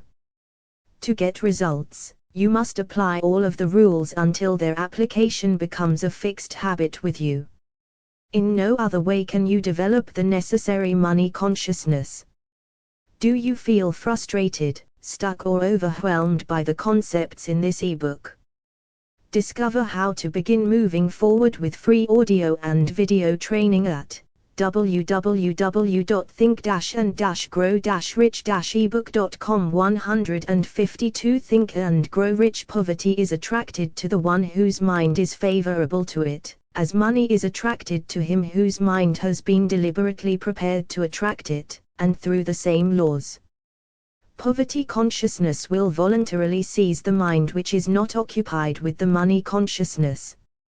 A poverty consciousness develops without conscious application of habits favorable to it. The money consciousness must be created to order, unless one is born with such a consciousness. Catch the full significance of the statements in the preceding paragraph, and you will understand the importance of persistence in the accumulation of a fortune. Without persistence, you will be defeated, even before you start. With persistence you will win. If you have ever experienced a nightmare, you will realize the value of persistence. You are lying in bed, half awake, with a feeling that you are about to smother. You are unable to turn over, or to move a muscle. You realize that you must begin to regain control over your muscles. Through persistent effort of willpower, you finally manage to move the fingers of one hand. By continuing to move your fingers, you extend your control to the muscles of one arm, until you can lift it. Then you gain control of the other arm in the same manner. You finally gain control over the muscles of one leg, and then extend it to the other leg. Then, with one supreme effort of will, you regain complete control over your muscular system, and snap out of your nightmare. The trick has been turned step by step. You may find it necessary to snap out of your mental inertia, through a similar procedure, moving slowly at first, then increasing your speed, until you gain complete control over your will.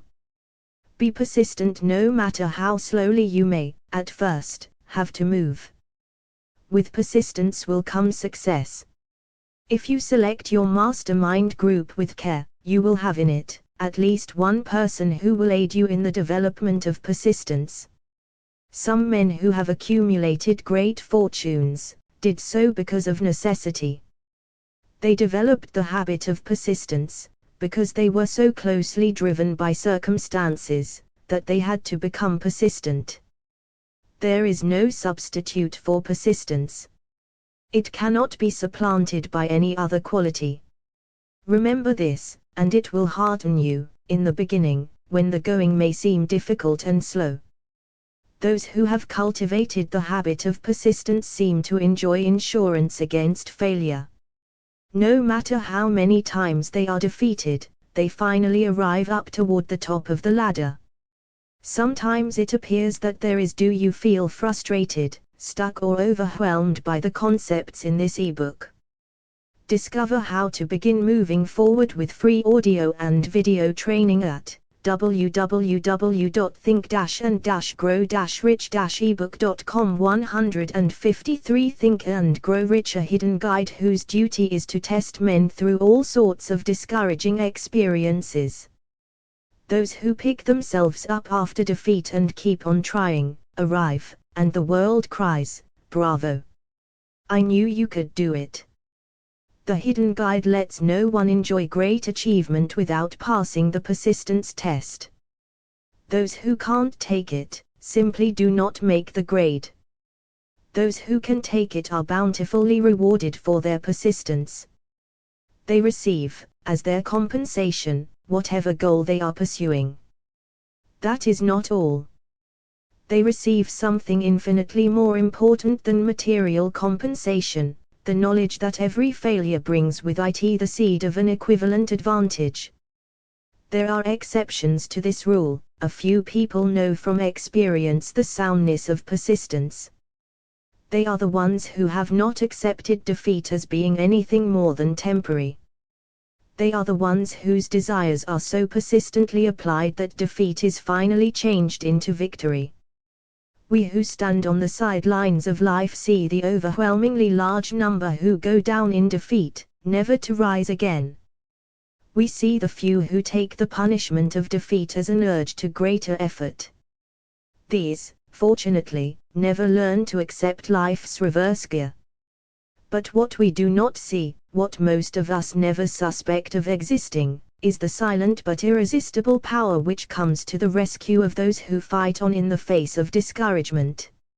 If we speak of this power at all, we call it persistence, and let it go at that. One thing we all know, if one does not possess persistence, one does not achieve noteworthy success in any calling. As these lines are being written, I look up from my work, and see before me, less than a block away, the great mysterious Broadway, the graveyard of dead hopes and the front porch of opportunity. From all over the world people have come to Broadway, seeking fame, fortune, power, love, or whatever it is that human beings call success. Once in a great while someone steps out from the long procession of seekers, and the world hears that another person has mastered Broadway. But Broadway is not easily nor quickly conquered. She acknowledges talent, recognizes genius, pays off in money, only after one has refused to quit. Then we know he has discovered the secret of how to conquer Broadway. The secret is always inseparably attached to one word: persistence. The secret is told in the struggle of Fannie Hurst, whose persistence conquered the Great White Way. She came to New York in 1915, to convert writing into riches. The conversion did not come quickly, but it came. For 4 years Miss Hurst learned about the sidewalks of New York from first. Do you feel frustrated, stuck or overwhelmed by the concepts in this ebook? Discover how to begin moving forward with free audio and video training at www.think-and-grow-rich-ebook.com. 154 Think and Grow Rich Hand Experience. She spent her days laboring, and her nights hoping. When hope grew dim, she did not say, "All right Broadway, you win." She said, "Very well, Broadway, you may whip some, but not me. I'm going to force you to give up." One publisher, the Saturday Evening Post, sent her 36 rejection slips, before she broke the ice and got a story across. The average writer, like the average in other walks of life, would have given up the job when the first rejection slip came.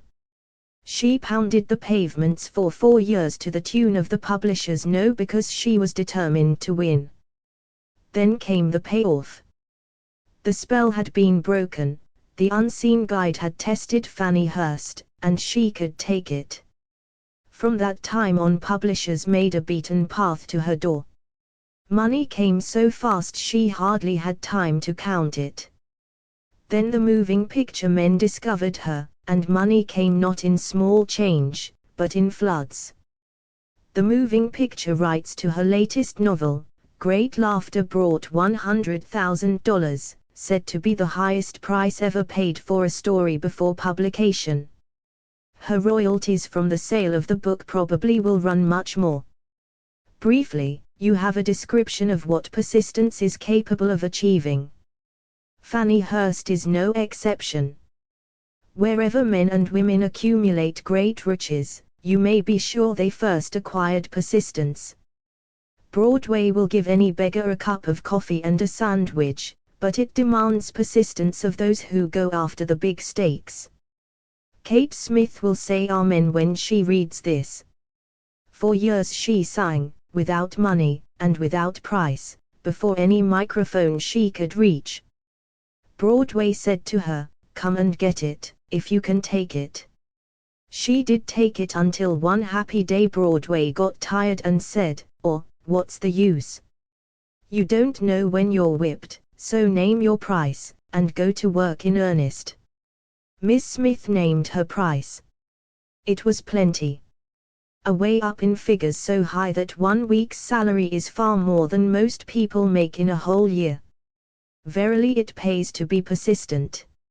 And here is an encouraging statement which carries with it a suggestion of great significance. Thousands of singers who excel Kate Smith are walking up and down Broadway looking for a break, without success.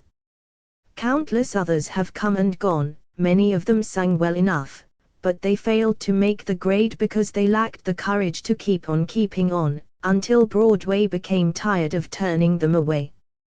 Do you feel frustrated, stuck or overwhelmed by the concepts in this ebook? Discover how to begin moving forward with free audio and video training at www.think-and-grow-rich-ebook.com. 155 Think and Grow Rich. Persistence is a state of mind, therefore it can be cultivated.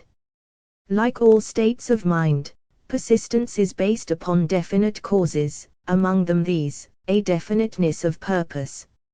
Knowing what one wants is the first and, perhaps, the most important step toward the development of persistence. A strong motive forces one to surmount many difficulties. B. Desire. It is comparatively easy to acquire and to maintain persistence in pursuing the object of intense desire. C. Self-reliance. Belief in one's ability to carry out a plan encourages one to follow the plan through with persistence. Self-reliance can be developed through the principle described in the chapter on autosuggestion. D. Definiteness of plans. Organized plans, even though they may be weak and entirely impractical, encourage persistence. E. Accurate knowledge. Knowing that one's plans are sound, based upon experience or observation, encourages persistence. Guessing instead of knowing destroys persistence. F. Cooperation. Sympathy, understanding, and harmonious cooperation with others tend to develop persistence. G. Willpower. The habit of concentrating one's thoughts upon the building of plans for the attainment of a definite 164 page 165 165 purpose, leads to persistence. H. Habit. Persistence is the direct result of habit. The mind absorbs and becomes a part of the daily experiences upon which it feeds. Fear, the worst of all enemies, can be effectively cured by forced repetition of acts of courage. Everyone who has seen active service in war knows this. Do you feel frustrated, stuck or overwhelmed by the concepts in this ebook? Discover how to begin moving forward with free audio and video training at www.think-and-grow-rich-ebook.com. 156 Think and Grow Rich. Before leaving the subject of persistence, take inventory of yourself, and determine in what particular, if any, you are lacking in this essential quality. Measure yourself courageously, point by point, and see how many of the 8 factors of persistence you lack. The analysis may lead to discoveries that will give you a new grip on yourself. Symptoms of lack of persistence. Here you will find the real enemies which stand between you and noteworthy achievement. Here you will find not only the symptoms indicating weakness of persistence, but also the deeply seated subconscious causes of this weakness. Study the list carefully, and face yourself squarely if you really wish to know who you are, and what you are capable of doing. These are the weaknesses which must be mastered by all who accumulate riches. 1. Failure to recognize and to clearly define exactly what one wants.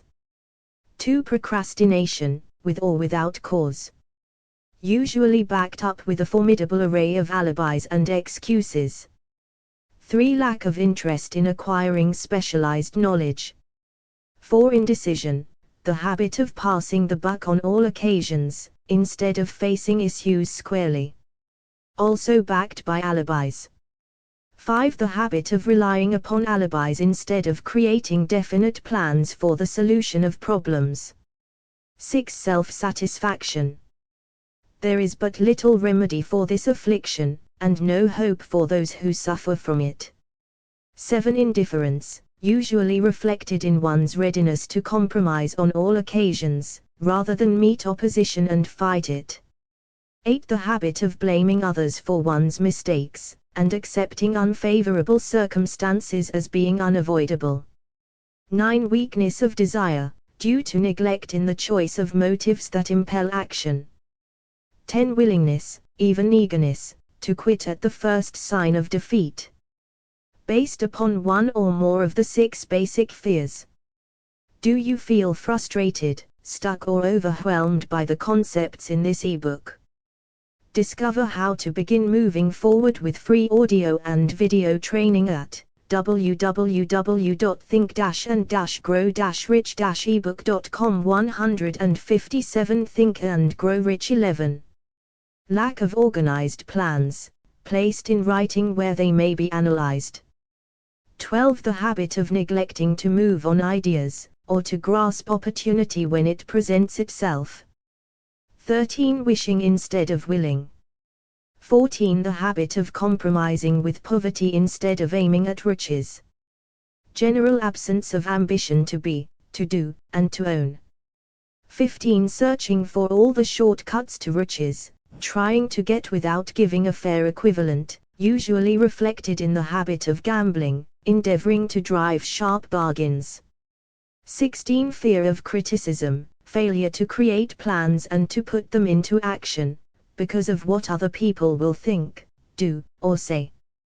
This enemy belongs at the head of the list, because it generally exists in one's subconscious mind, where its presence is not recognized.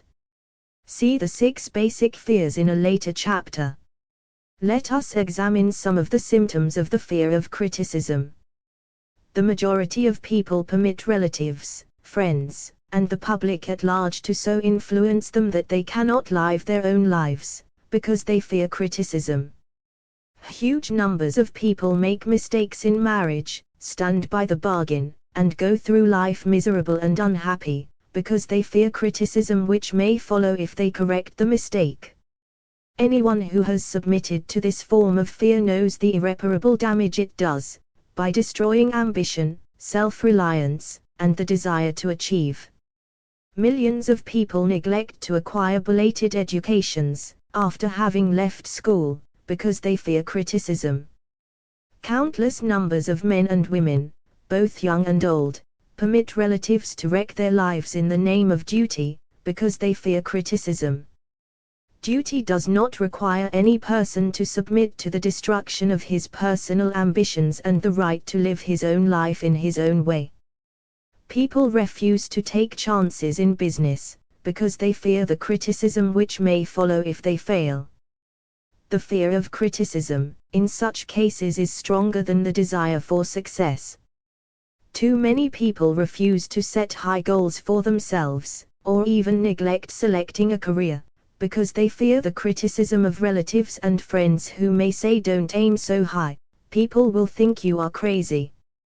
Do you feel frustrated, stuck or overwhelmed by the concepts in this ebook? Discover how to begin moving forward with free audio and video training at www.think-and-grow-rich-ebook.com. 158. Think and Grow Rich. When Andrew Carnegie suggested that I devote 20 years to the organization of a philosophy of individual achievement, my first impulse of thought was fear of what people might say. The suggestion set up a goal for me, far out of proportion to any I had ever conceived. As quick as a flash, my mind began to create alibis and excuses, all of them traceable to the inherent fear of criticism.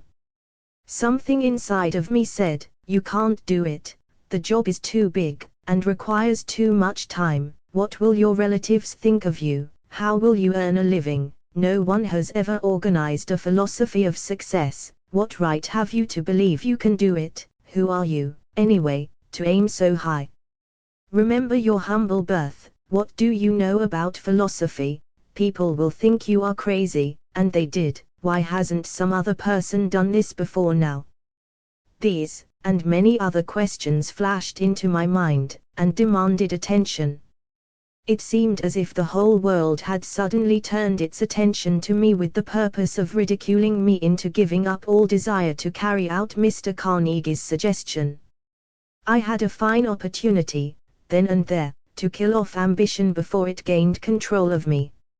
Later in life, after having analyzed thousands of people, I discovered that most ideas are stillborn, and need the breath of life injected into them through definite plans of immediate action.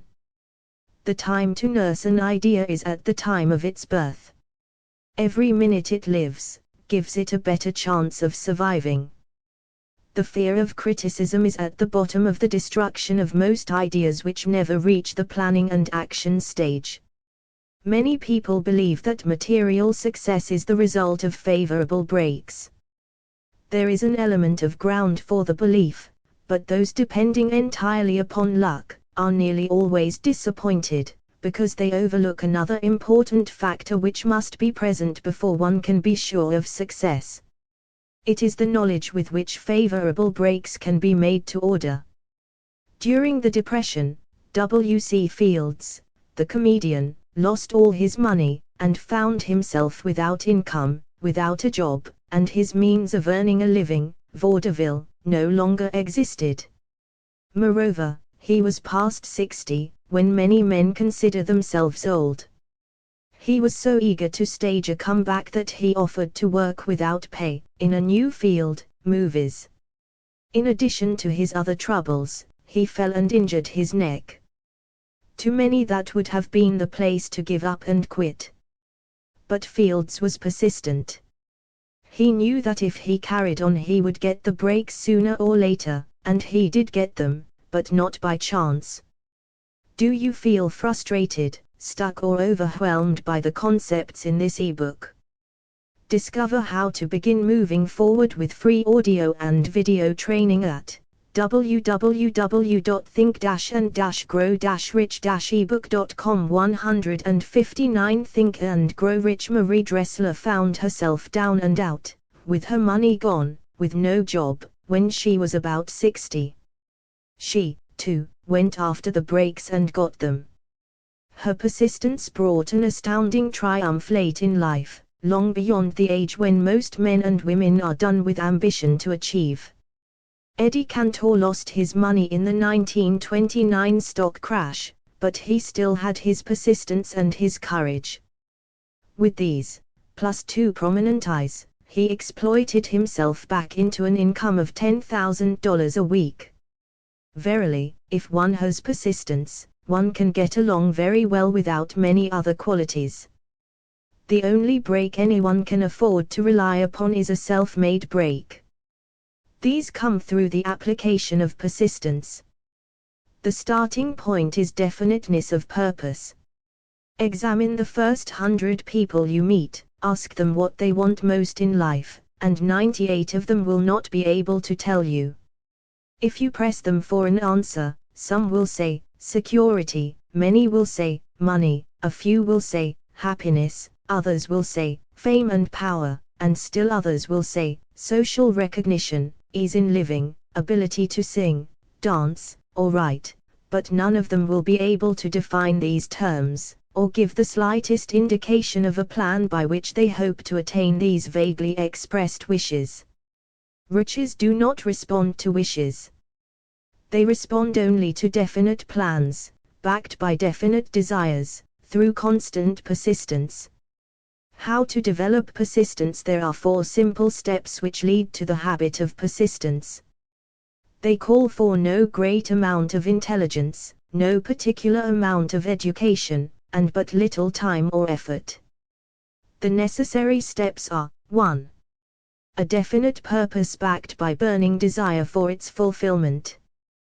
2. A definite plan, expressed in continuous action. 3. A mind closed tightly against all negative and discouraging influences, including negative suggestions of relatives, friends and acquaintances. 4. A friendly alliance with one or more persons who will encourage one to follow through with both plan and purpose. Do you feel frustrated, stuck or overwhelmed by the concepts in this ebook? Discover how to begin moving forward with free audio and video training at www.think-and-grow-rich-ebook.com. 160 Think and Grow Rich. These 4 steps are essential for success in all walks of life.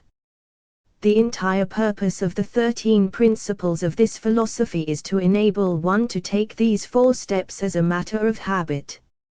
These are the steps by which one may control one's economic destiny. They are the steps that lead to freedom and independence of thought.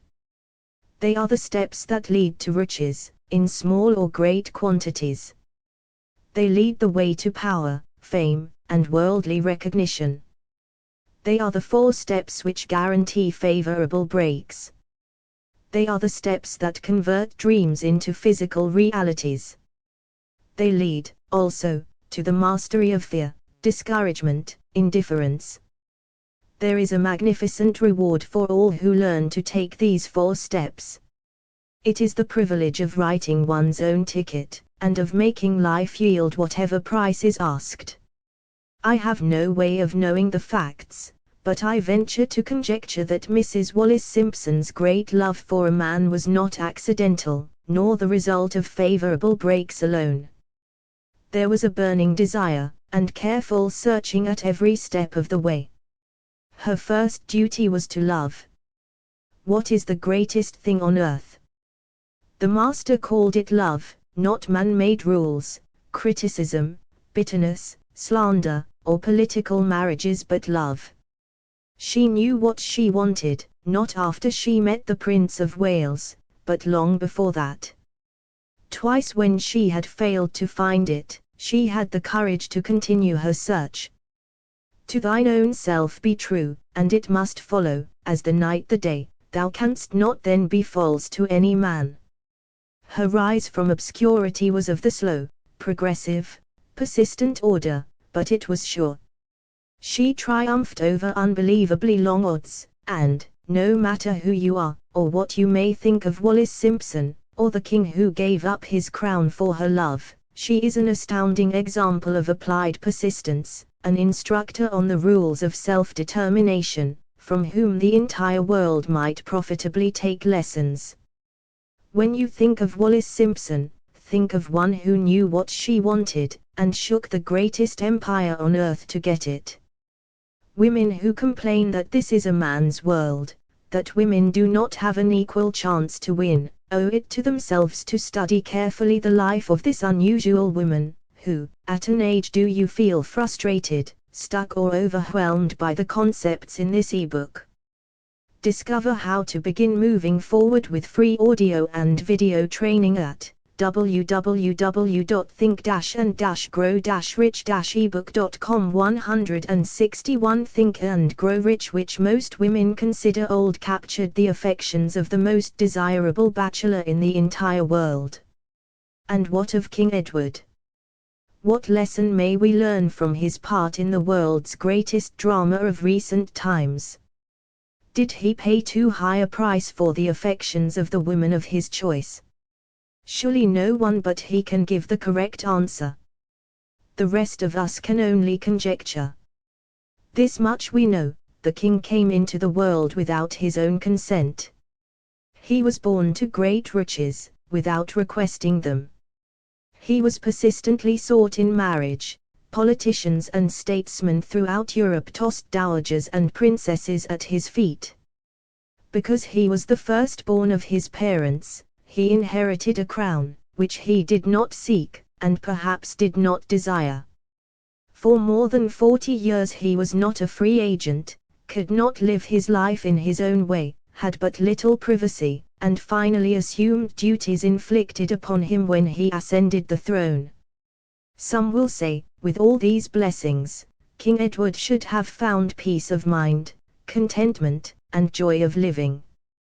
The truth is that back of all the privileges of a crown, all the money, the fame, and the power inherited by King Edward, there was an emptiness which could be filled only by love. His greatest desire was for love. Long before he met Wallis Simpson, he doubtless felt this great universal emotion tugging at the strings of his heart, beating upon the door of his soul, and crying out for expression. And when he met a kindred spirit, crying out for this same holy privilege of expression, he recognized it, and without fear or apology, opened his heart and bade it enter. All the scandal-mongers in the world cannot destroy the beauty of this international drama, through which two people found love, and had the courage to face open criticism, renounce all else to give it holy expression. King Edward's decision to give up the crown of the world's most powerful empire, for the privilege of going the remainder of the way through life with the woman of his choice, was a decision that required courage. The decision also had a price, but who has the right to say the price was too great? Surely not he who said, "He among you who is without sin, let him cast the first stone."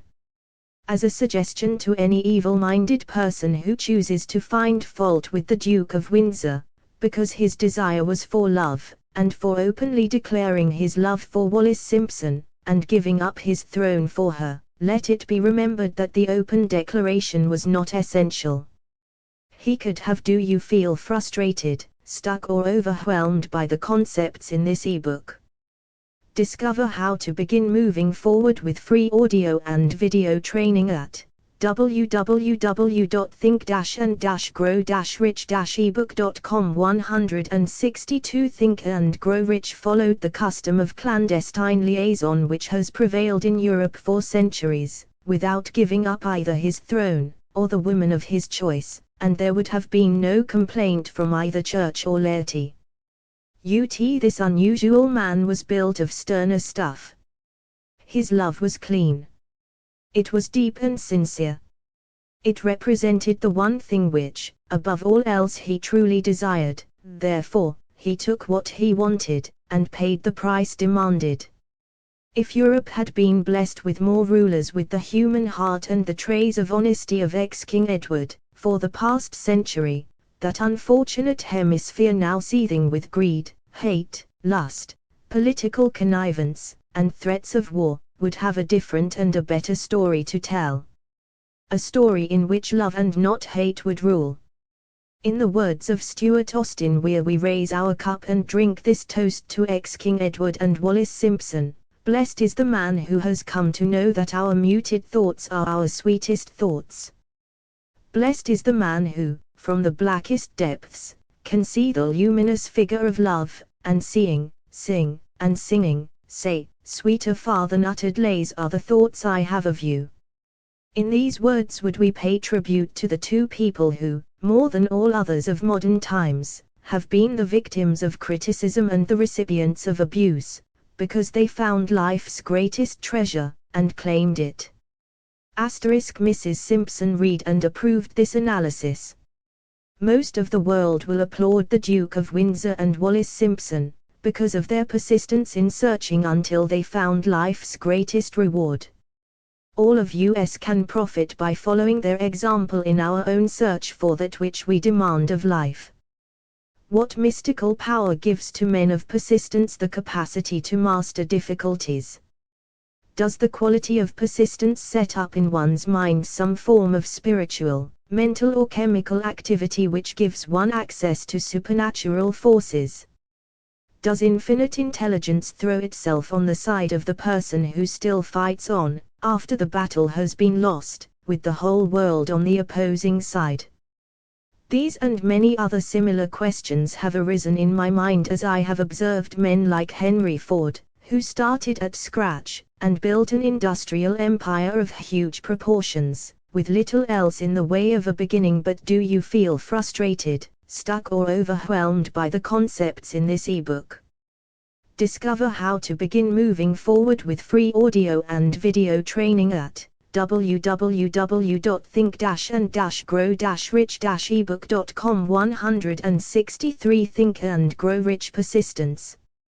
Or, Thomas Edison, who, with less than 3 months of schooling, became the world's leading inventor and converted persistence into the talking machine, the moving picture machine, and the incandescent light, to say nothing of 100 other useful inventions. I had the happy privilege of analyzing both Mr. Edison and Mr. Ford, year by year, over a long period of years, and therefore, the opportunity to study them at close range, so I speak from actual knowledge when I say that I found no quality save persistence, in either of them, that even remotely suggested the major source of their stupendous achievements.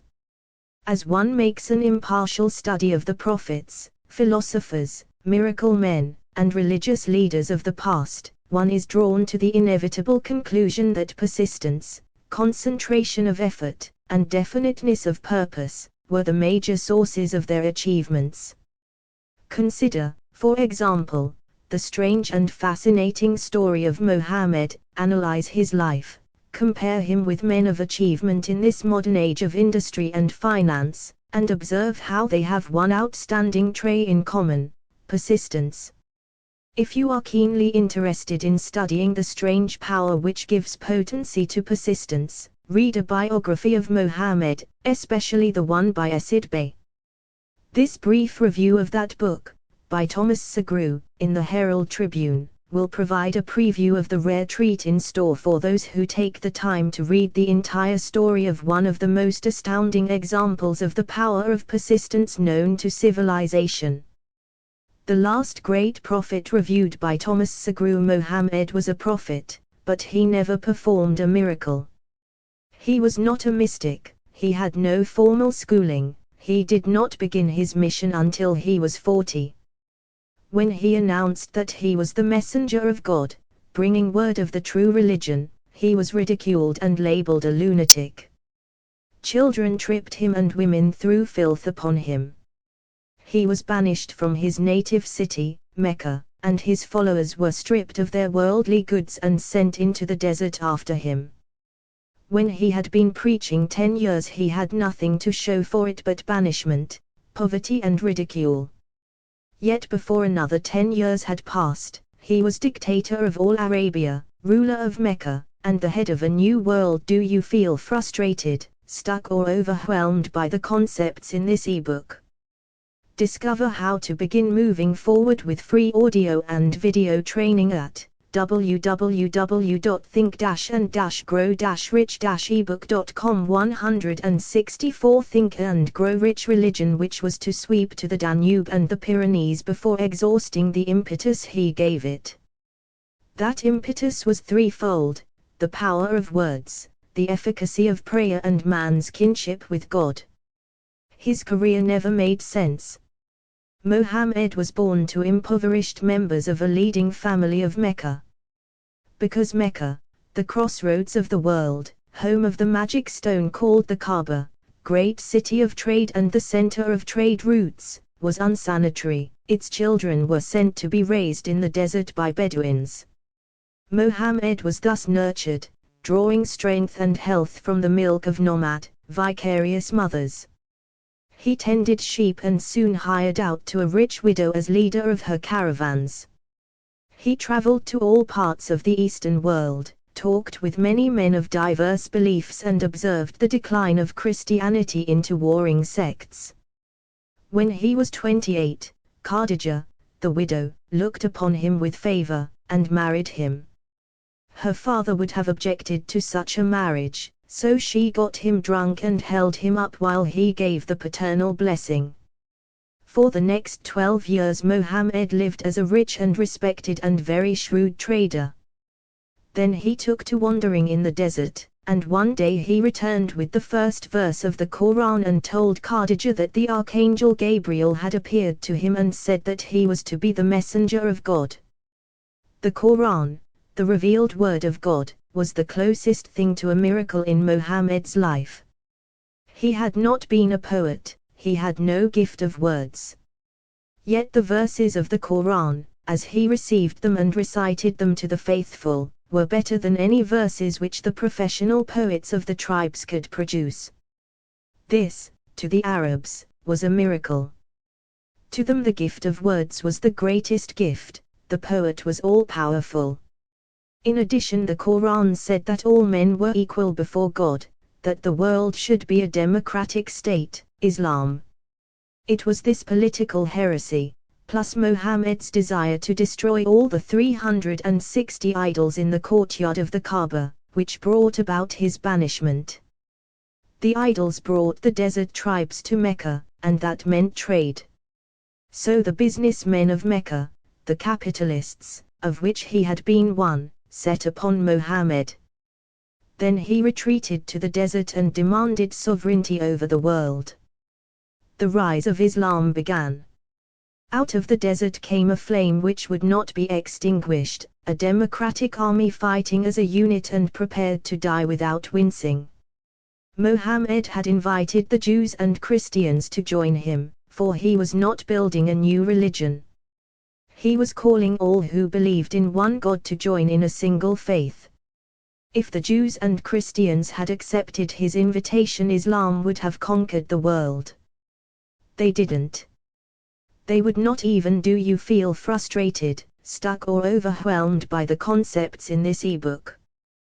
Discover how to begin moving forward with free audio and video training at www.think-and-grow-rich-ebook.com. 165 Think and Grow Rich. Accept Muhammad's innovation of humane warfare. When the armies of the Prophet entered Jerusalem, not a single person was killed because of his faith. When the Crusaders entered the city, centuries later, not a Muslim man, woman, or child was spared.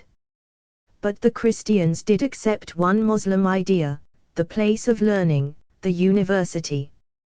Do you feel frustrated, stuck or overwhelmed by the concepts in this ebook? Discover how to begin moving forward with free audio and video training at www.think-and-grow-rich-ebook.com. 166 Think and Grow Rich. Chapter 10 Power of the Mastermind. The driving force. The ninth step toward riches. Power is essential for success in the accumulation of money. Plans are inert and useless, without sufficient power to translate them into action. This chapter will describe the method by which an individual may attain and apply power. Power may be defined as organized and intelligently directed knowledge. Power, as the term is here used, refers to organized effort, sufficient to enable an individual to transmute desire into its monetary equivalent. Organized effort is produced through the coordination of effort of two or more people, who work toward a definite end, in a spirit of harmony. Power is required for the accumulation of money. Power is necessary for the retention of money after it has been accumulated. Let us ascertain how power may be acquired. If power is organized knowledge, let us examine the sources of knowledge, a infinite intelligence. This source of knowledge may be contacted through the procedure described in another chapter, with the aid of creative imagination. B. Accumulated experience. The accumulated experience of man, or that portion of it which has been organized and recorded, may be found in any well-equipped public library. An important part of this accumulated experience is taught in public schools and colleges, where it has been classified and organized. See experiment and research. In the field of science, and in practically every other walk of life, men are gathering, classifying, and organizing new facts daily. This is the source to. Do you feel frustrated, stuck or overwhelmed by the concepts in this ebook? Discover how to begin moving forward with free audio and video training at www.think-and-grow-rich-ebook.com. 167 Think and Grow Rich. Which one must turn when knowledge is not available through accumulated experience? Here, too, the creative imagination must often be used. Knowledge may be acquired from any of the foregoing sources. It may be converted into power by organizing it into definite plans and by expressing those plans in terms of action. Examination of the three major sources of knowledge will readily disclose the difficulty an individual would have, if he depended upon his efforts alone, in assembling knowledge and expressing it through definite plans in terms of action. If his plans are comprehensive, and if they contemplate large proportions, he must, generally, induce others to cooperate with him, before he can inject into them the necessary element of power. Gaining power through the mastermind. The mastermind may be defined as coordination of knowledge and effort, in a spirit of harmony, between two or more people, for the attainment of a definite purpose. No individual may have great power without availing himself of the mastermind. In a preceding chapter, instructions were given for the creation of plans for the purpose of translating desire into its monetary equivalent. If you carry out these instructions with persistence and intelligence, and use discrimination in the selection of your mastermind group, your objective will have been halfway reached, even before you begin to recognize it. So you may better understand the intangible potentialities of power available to you, through a properly chosen mastermind group, we will here explain the two characteristics of the mastermind principle, one of which is economic in nature, and the other psychic. The economic feature is obvious. Economic advantages may be created by any person who surrounds himself with the advice, counsel, and personal cooperation of a group of men who are willing to lend him wholehearted aid, in a spirit of perfect harmony. This form of cooperative alliance has been the basis of nearly every great fortune. Your understanding of this great truth may definitely determine your financial status. The psychic phase of the mastermind principle is much more abstract, much more difficult to comprehend, because it has reference to the spiritual forces with which the human race, as a whole, is not well acquainted. You feel frustrated, stuck or overwhelmed by the concepts in this ebook. Discover how to begin moving forward with free audio and video training at www.think-and-grow-rich-ebook.com. 168 Think and Grow Rich. Catch a significant suggestion from this statement: no two minds ever come together without, thereby, creating a third, invisible, intangible force which may be likened to a third mind. Keep in mind the fact that there are only two known elements in the whole universe, energy and matter. It is a well-known fact that matter may be broken down into units of molecules, atoms, and electrons. There are units of matter which may be isolated, separated, and analyzed. Likewise, there are units of energy. The human mind is a form of energy, a part of it being spiritual in nature. When the minds of two people are coordinated in a spirit of harmony, the spiritual units of energy of each mind form an affinity, which constitutes the psychic phase of the mastermind. The mastermind principle, or rather the economic feature of it, was first called to my attention by Andrew Carnegie, over 25 years ago. Discovery of this principle was responsible for the choice of my life's work. Mr. Carnegie's mastermind group consisted of a staff of approximately 50 men, with whom he surrounded himself, for the definite purpose of manufacturing and marketing steel. He attributed his entire fortune to the power he accumulated through this mastermind. Analyze the record of any man who has accumulated a great fortune, and many of those who have accumulated modest fortunes, and you will find that they have either consciously, or unconsciously employed the mastermind principle. Great power can be accumulated through no other principle. Energy is nature's universal set of building blocks, out of which she constructs every material thing in the universe, including man, and every form of animal and vegetable life. Through a process which only nature completely understands, she translates energy into matter. Nature's building blocks are available to man, in the energy involved in thinking. Man's brain may be compared to an electric battery. It absorbs energy from the ether, which permeates every atom of matter, and fills the entire universe. It is a well-known fact that a group of electric batteries will provide more energy than a single battery. It is also a well-known fact that an individual battery will provide energy in proportion to the number and capacity of the cells it contains.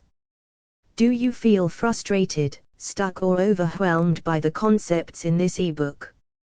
Discover how to begin moving forward with free audio and video training at www.think-and-grow-rich-ebook.com. 169 Think and Grow Rich. The brain functions in a similar fashion. This accounts for the fact that some brains are more efficient than others, and leads to this significant statement: a group of brains coordinated, or connected, in a spirit of harmony, will provide more thought energy than a single brain, just as a group of electric batteries will provide more energy than a single battery. Through this metaphor, it becomes immediately obvious that the mastermind principle holds the secret of the power wielded by men who surround themselves with other men of brains. There follows, now, another statement which will lead still nearer to an understanding of the psychic phase of the mastermind principle. When a group of individual brains are coordinated and function in harmony, the increased energy created through that alliance becomes available to every individual brain in the group. It is a well-known fact that Henry Ford began his business career under the handicap of poverty, illiteracy, and ignorance. It is an equally well-known fact that, within the inconceivably short period of 10 years, Mr. Ford mastered these 3 handicaps, and that within 25 years he made himself one of the richest men in America. Connect with this fact the additional knowledge that Mr. Ford's most rapid strides became noticeable, from the time he became a personal friend of Thomas Edison, and you will begin to understand what the influence of one mind upon another can accomplish. Go a step farther, and consider the fact that Mr. Ford's most outstanding achievements began from the time that he formed the acquaintances of Harvey Firestone, John Burroughs, and Luther Burbank, each a man of great brain capacity, and you will have further evidence that power may be produced through friendly alliance of minds. There is little if any doubt that Henry Ford is one of the best informed men in the business and industrial world. The question of his wealth needs no discussion.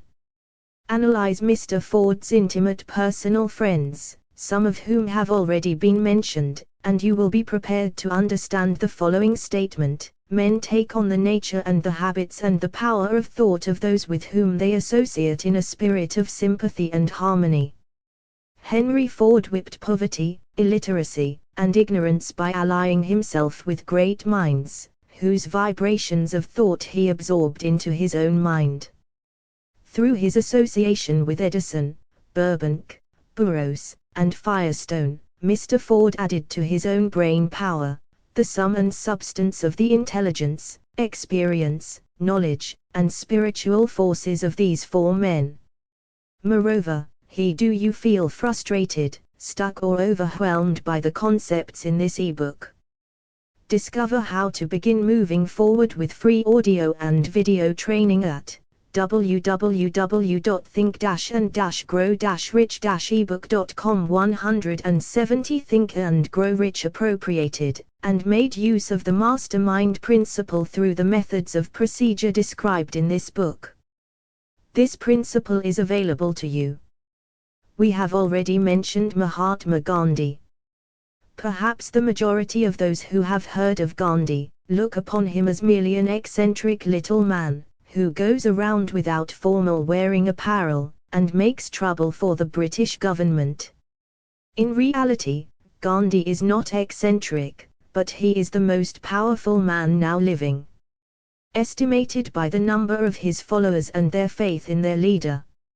Moreover, he is probably the most powerful man who has ever lived. His power is passive, but it is real. Let us study the method by which he attained his stupendous power. It may be explained in a few words. He came by power through inducing over 200 million people to coordinate, with mind and body, in a spirit of harmony, for a definite purpose. In brief, Gandhi has accomplished a miracle, for it is a miracle when 200 million people can be induced, not forced, to cooperate in a spirit of harmony, for a limitless time. If you doubt that this is a miracle, try to induce any two people to cooperate in a spirit of harmony for any length of time. Every man who manages a business knows what a difficult matter it is to get employees to work together in a spirit even remotely resembling harmony.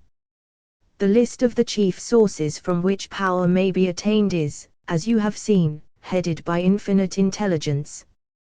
When two or more people coordinate in a spirit of harmony, and work toward a definite objective, they place themselves in position, through that alliance, to absorb power directly from the great universal storehouse of infinite intelligence. This is the greatest of all sources of power.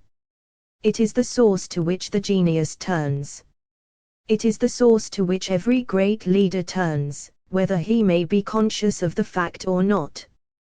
The other two major sources from which the knowledge, necessary for the accumulation of power, may be obtained are no more reliable than the five senses of man. The senses are not always reliable. Infinite intelligence does not In subsequent chapters, the methods by which infinite intelligence may be most readily contacted will be adequately described. This is not a course on religion. No fundamental principle described in this book should be interpreted as being intended to interfere either directly, or do you feel frustrated, stuck or overwhelmed by the concepts in this ebook. Discover how to begin moving forward with free audio and video training at www.think-and-grow-rich-ebook.com. 171 Think and Grow Rich Indirectly, with any man's religious habits. This book has been confined, exclusively, to instructing the reader how to transmute the definite purpose of desire for money, into its monetary equivalent. Read, think, and meditate as you read. Soon, the entire subject will unfold, and you will see it in perspective. You are now seeing the detail of the individual chapters. Money is as shy and elusive as the old-time maiden. It must be wooed and won by methods not unlike those used by a determined lover, in pursuit of the girl of his choice. And, coincidental as it is, the power used in the wooing of money is not greatly different from that used in wooing a maiden. That power, when successfully used in the pursuit of money, must be mixed with faith. It must be mixed with desire. It must be mixed with persistence. It must be applied through a plan, and that plan must be set into action. When money comes in quantities known as the big money, it flows to the one who accumulates it, as easily as water flows downhill. There exists a great unseen stream of power, which may be compared to a river, except that one side flows in one direction, carrying all who get into that side of the stream, onward and upward to wealth, and the other side flows in the opposite direction, carrying all who are unfortunate enough to get into it, and not able to extricate themselves from it, downward to misery and poverty. Every man who has accumulated a great fortune, has recognized the existence of this stream of life. It consists of one's thinking process. The positive emotions of thought form the side of the stream which carries one to fortune. The negative emotions form the side which carries one down to poverty. This carries a thought of stupendous importance to the person who is following this book with the object of accumulating a fortune. If you are in the side of the stream of power which leads to poverty, this may serve as an oar, by which you may propel yourself over into the other side of the stream.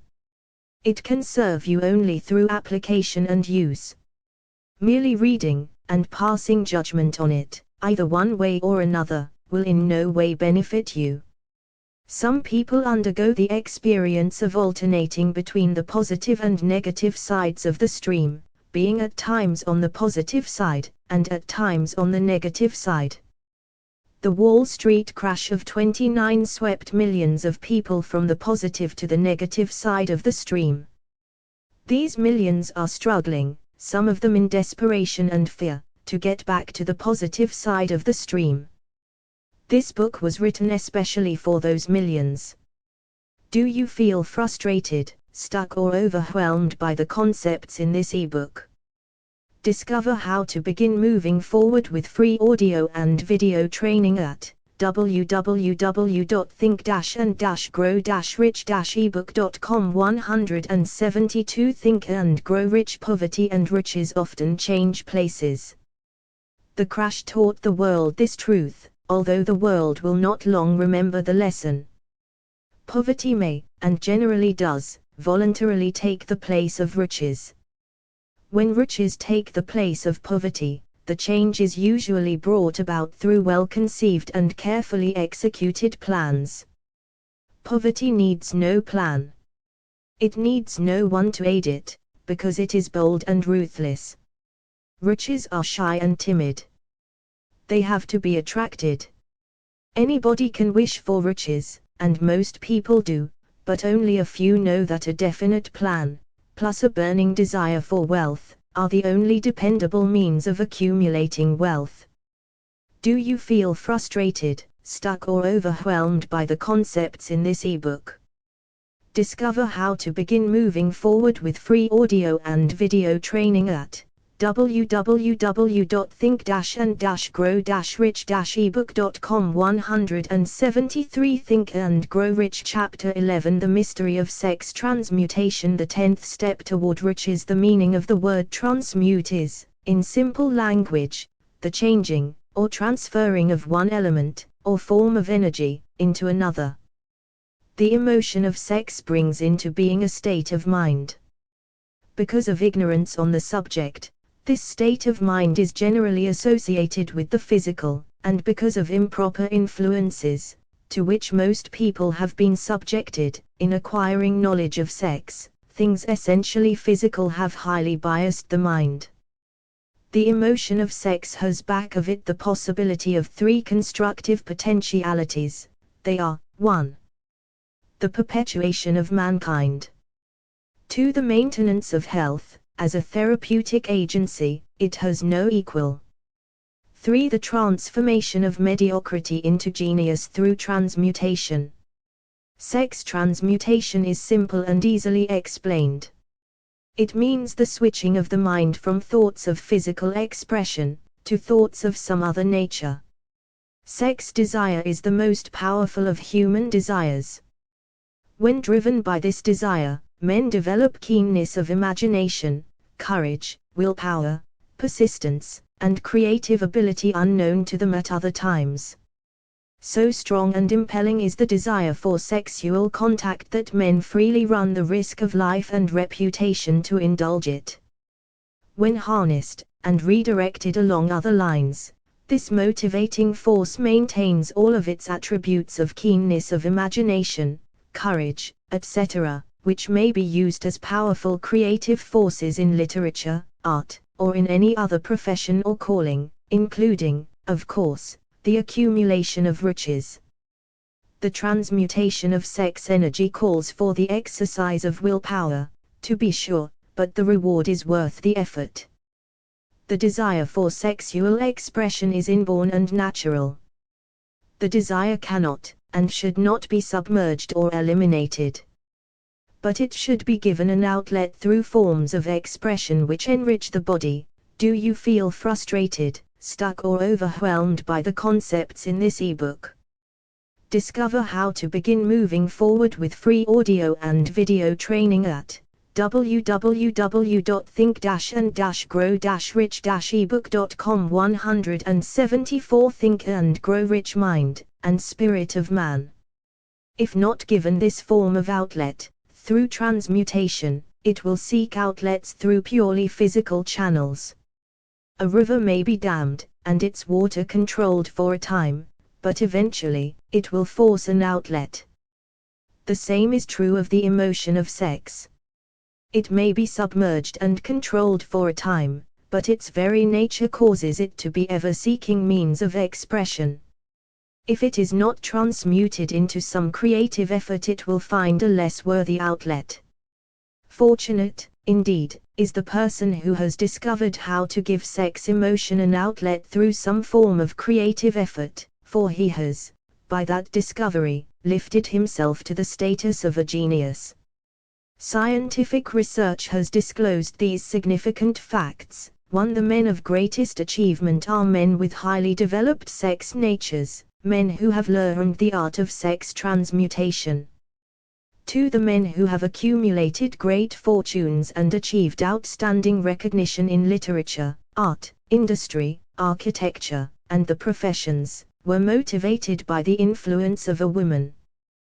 The research from which these astounding discoveries were made went back through the pages of biography and history for more than 2,000 years. Wherever there was evidence available in connection with the lives of men and women of great achievement, it indicated most convincingly that they possessed highly developed sex natures. The emotion of sex is an irresistible force against which there can be no such opposition as an immovable body. When driven by this emotion, men become gifted with a superpower for action. Understand this truth, and you will catch the significance of the statement that sex transmutation will lift one to the status of a genius. The emotion of sex contains the secret of creative ability. Destroy the sex glands, whether in man or beast, and you have removed the major source of action. For proof of this, observe what happens to any animal after it has been castrated. A bull becomes as docile as a cow after it has been altered sexually. Sex alteration takes out of the male, whether man or beast, all the fight that was in him. Sex alteration of the female has the same effect. The 10 mind stimuli. Do you feel frustrated, stuck or overwhelmed by the concepts in this ebook? Discover how to begin moving forward with free audio and video training at www.think-and-grow-rich-ebook.com. 175 Think and Grow Rich. The human mind responds to stimuli, through which it may be keyed up to high rates of vibration, known as enthusiasm, creative imagination, intense desire, etc. The stimuli to which the mind responds most freely are: 1. The desire for sex expression. 2. Love. 3. A burning desire for fame, power, or financial gain, money. 4. Music. 5. Friendship between either those of the same sex, or those of the opposite sex. 6. A mastermind alliance based upon the harmony of 2 or more people who ally themselves for spiritual or temporal advancement. 7. Mutual suffering, such as that experienced by people who are persecuted. 8. Autosuggestion. 9. Fear. 10. Narcotics and alcohol. The desire for sex expression comes at the head of the list of stimuli, which most effectively step up the vibrations of the mind and start the wheels of physical action. 8 of these stimuli are natural and constructive. 2 are destructive. The list is here presented for the purpose of enabling you to make a comparative study of the major sources of mind stimulation. From this study, it will be readily seen that the emotion of sex is, by great odds, the most intense and powerful of all mind stimuli. This comparison is necessary as a foundation for proof of the statement that transmutation of sex energy may lift one to the status of a genius. Let us find out what constitutes a genius. Some wiseacre has said that a genius is a man who wears long hair, eats queer food, lives alone, and serves as a target for the joke makers. A better definition of a genius is a man who has discovered how to increase the vibrations of thought to the point where he can freely communicate with sources of knowledge not available through the ordinary rate of vibration of thought.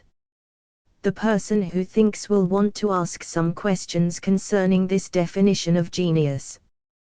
The first question will be, how may one communicate with sources of knowledge which are not available through the ordinary rate of vibration of thought? Do you feel frustrated, stuck or overwhelmed by the concepts in this ebook?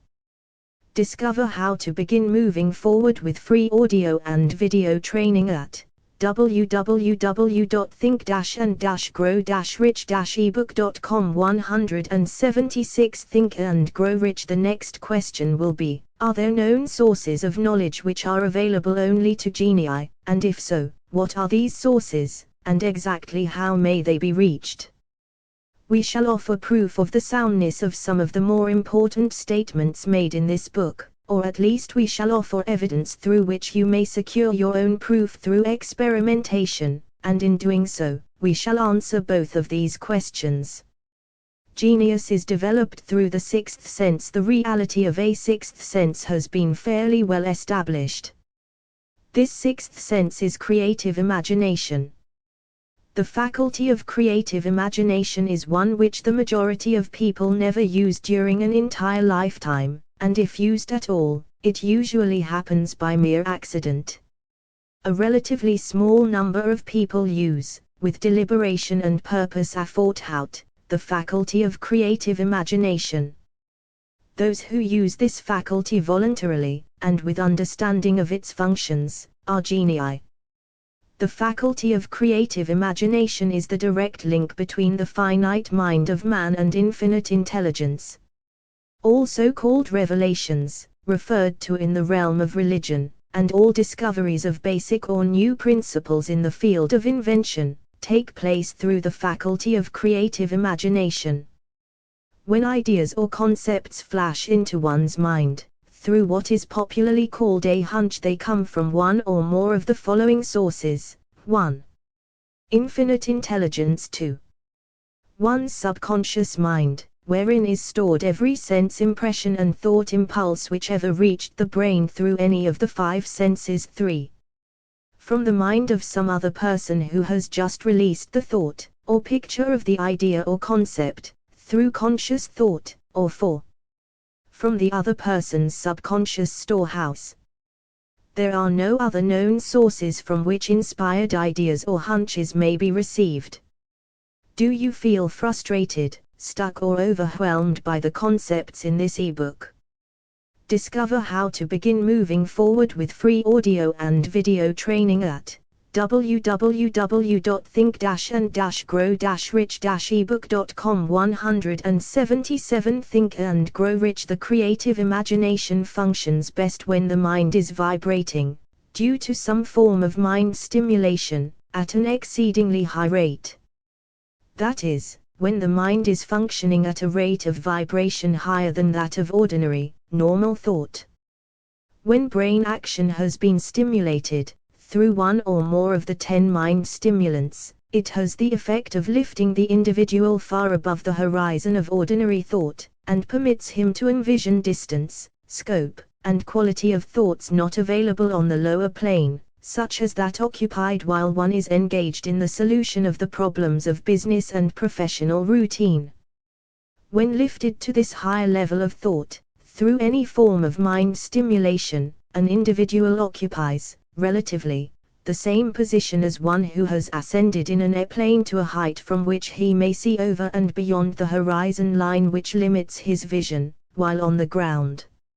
Moreover, while on this higher level of thought, the individual is not hampered or bound by any of the stimuli which circumscribe and limit his vision while wrestling with the problems of gaining the 3 basic necessities of food, clothing, and shelter.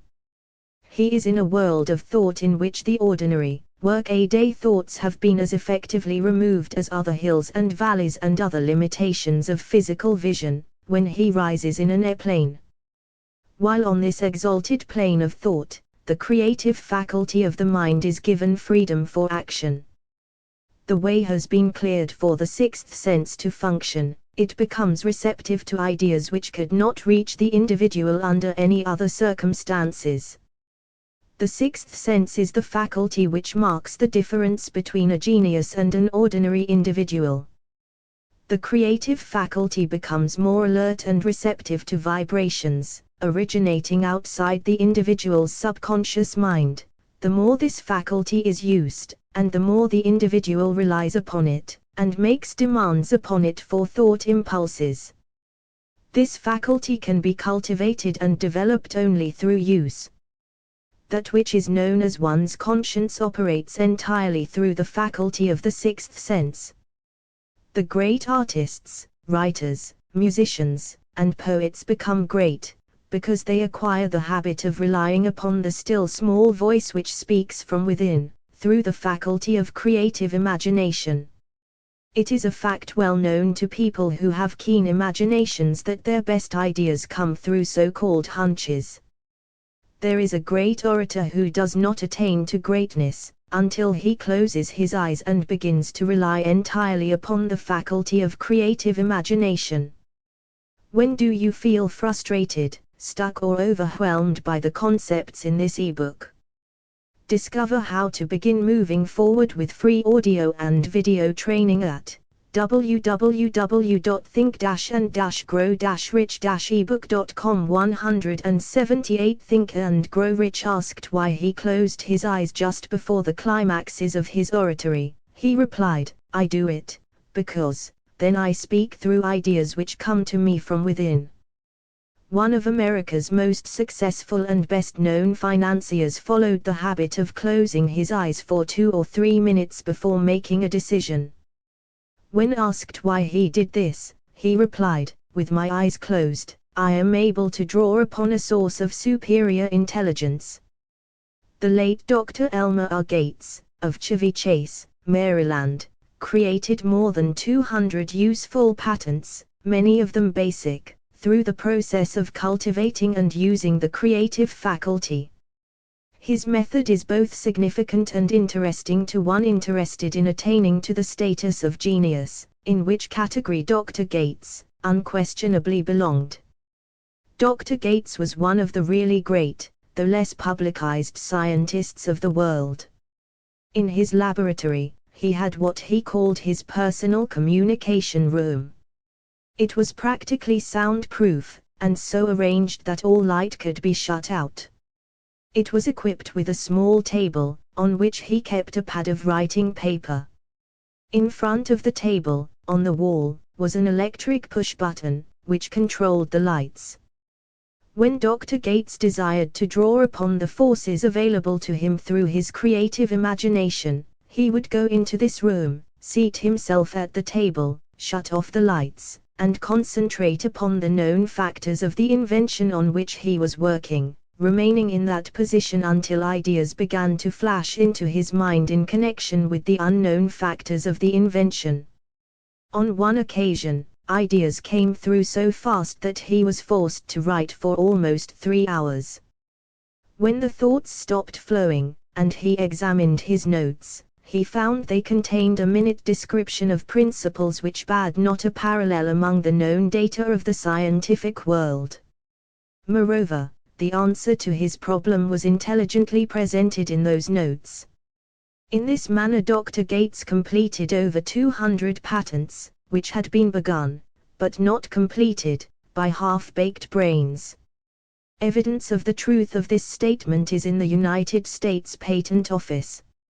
Dr. Gates earned his living by sitting for ideas for individuals and corporations. Some of the largest corporations in America paid him substantial fees, by the hour, for sitting for ideas. The reasoning faculty is often faulty, because it is largely guided by one's accumulated experience. Not all knowledge, which one accumulates through experience, is accurate. Ideas received through the creative faculty are much. Do you feel frustrated, stuck or overwhelmed by the concepts in this ebook? Discover how to begin moving forward with free audio and video training at www.think-and-grow-rich-ebook.com. 179 Think and Grow Rich more reliable, for the reason that they come from sources more reliable than any which are available to the reasoning faculty of the mind.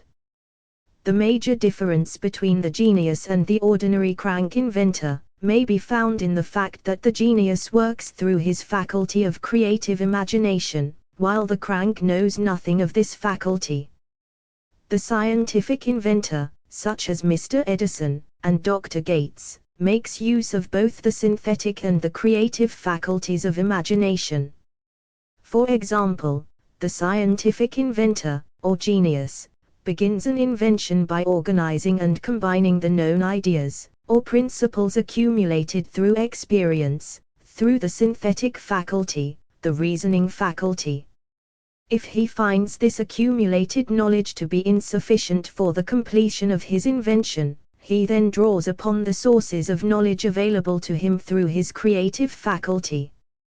The method by which he does this varies with the individual, but this is the sum and substance of his procedure. 1. He stimulates his mind so that it vibrates on a higher than average plane, using one or more of the 10 mind stimulants or some other stimulant of his choice.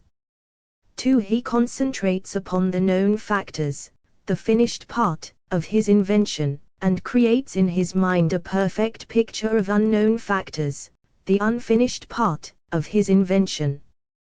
He holds this picture in mind until it has been taken over by the subconscious mind, then relaxes by clearing his mind of all thought, and waits for his answer to flash into his mind. Sometimes the results are both definite and immediate. At other times, the results are negative, depending upon the state of development of the sixth sense or creative faculty. Mr. Edison tried out more than 10,000 different combinations of ideas through the synthetic faculty of his imagination before he tuned in through the creative faculty, and got the answer which perfected the incandescent light. His experience was similar when he produced the talking machine. There is plenty of reliable evidence that the faculty of creative imagination exists. This evidence is available through accurate analysis of men who have become leaders in their respective callings, without having had extensive educations.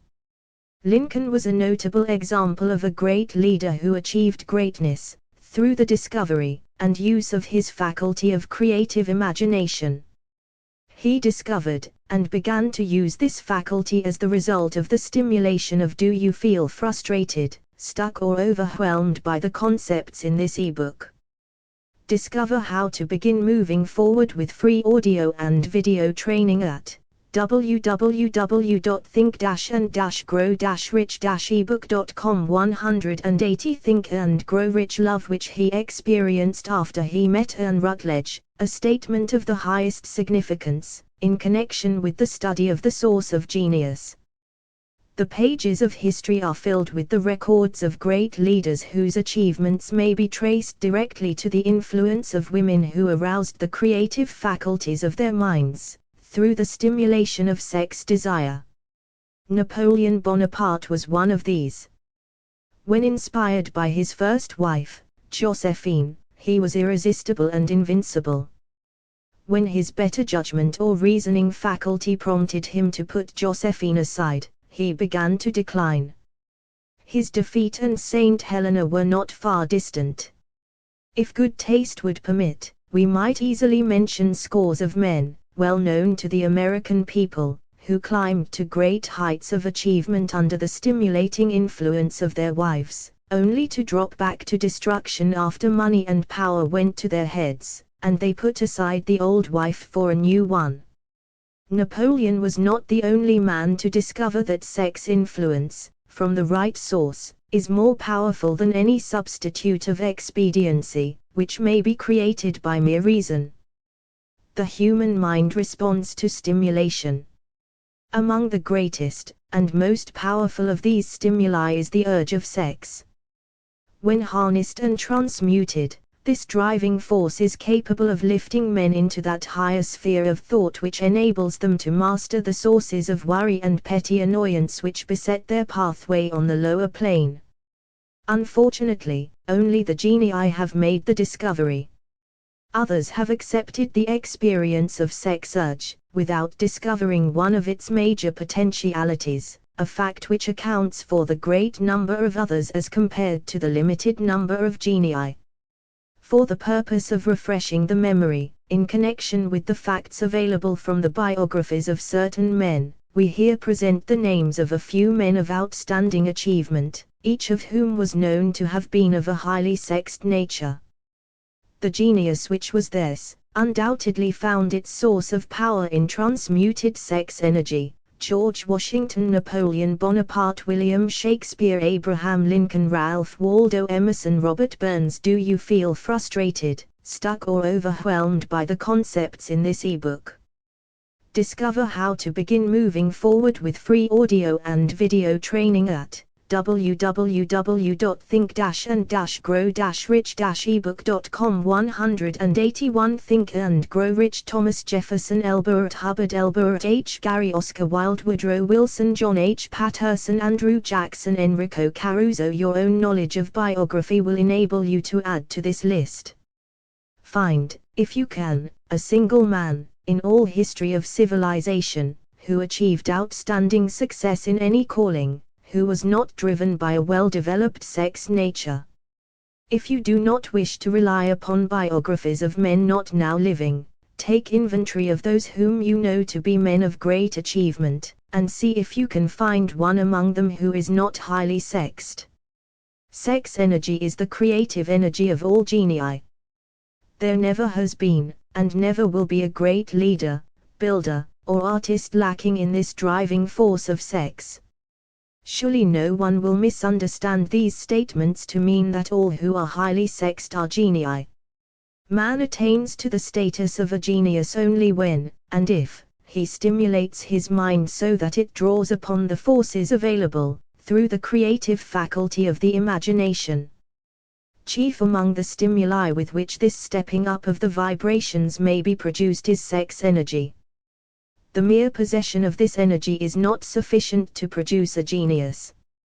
The energy must be transmuted from desire for physical contact, into some other form of desire and action, before it will lift one to the status of a genius. Far from becoming genii, because of great sex desires, the majority of men lower themselves, through misunderstanding and misuse of this great force, to the status of the lower animals. Why men seldom succeed before 40. I discovered, from the analysis of over 25,000 people, that men who succeed in an outstanding way, seldom do so before the age of 40, and more often they do not strike their real pace until they are well beyond the age of 50. This fact was so astounding that it prompted me to go into the study of its cause. Do you feel frustrated, stuck or overwhelmed by the concepts in this ebook? Discover how to begin moving forward with free audio and video training at www.think-and-grow-rich-ebook.com. 182 Think and Grow Rich. Most carefully, carrying the investigation over a period of more than 12 years. This study disclosed the fact that the major reason why the majority of men who succeed do not begin to do so before the age of 40 to 50, is their tendency to dissipate their energies through overindulgence in physical expression of the emotion of sex.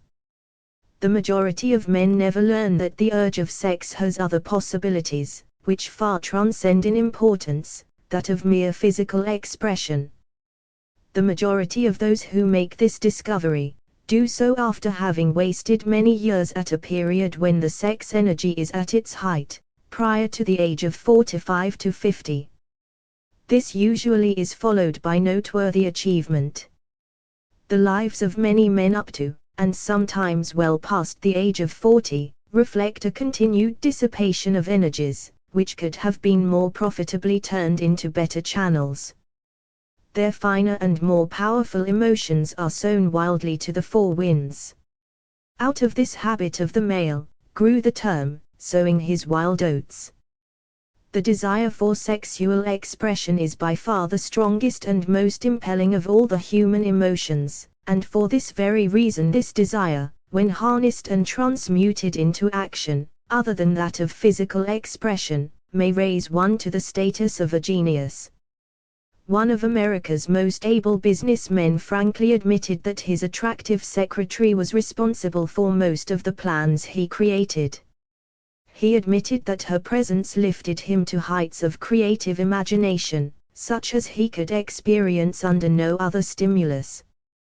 One of the most successful men in America owes most of his success to the influence of a very charming young woman, who has served as his source of inspiration for more than 12 years. Everyone knows the man to whom this reference is made, but not everyone knows the real source of his achievements. History is not lacking in examples of men who attained to the status of genii, as the result of the use of artificial mind stimulants in the form of alcohol and narcotics. Edgar Allan Poe wrote The Raven while under the influence of liquor, dreaming dreams that mortal never dared to dream before. James Whitcomb Riley did his best writing while under the influence of alcohol.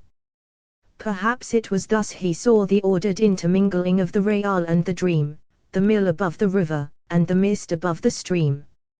Robert Burns wrote best when intoxicated, for auld lang syne, my dear, we'll take a cup of kindness yet, for auld lang syne. Do you feel frustrated, stuck or overwhelmed by the concepts in this ebook? Discover how to begin moving forward with free audio and video training at www.think-and-grow-rich-ebook.com. 183 Think and Grow Rich. But let it be remembered that many such men have destroyed themselves in the end. Nature has prepared her own potions with which men may safely stimulate their minds so they vibrate on a plane that enables them to tune into fine and rare thoughts which come from no man knows where.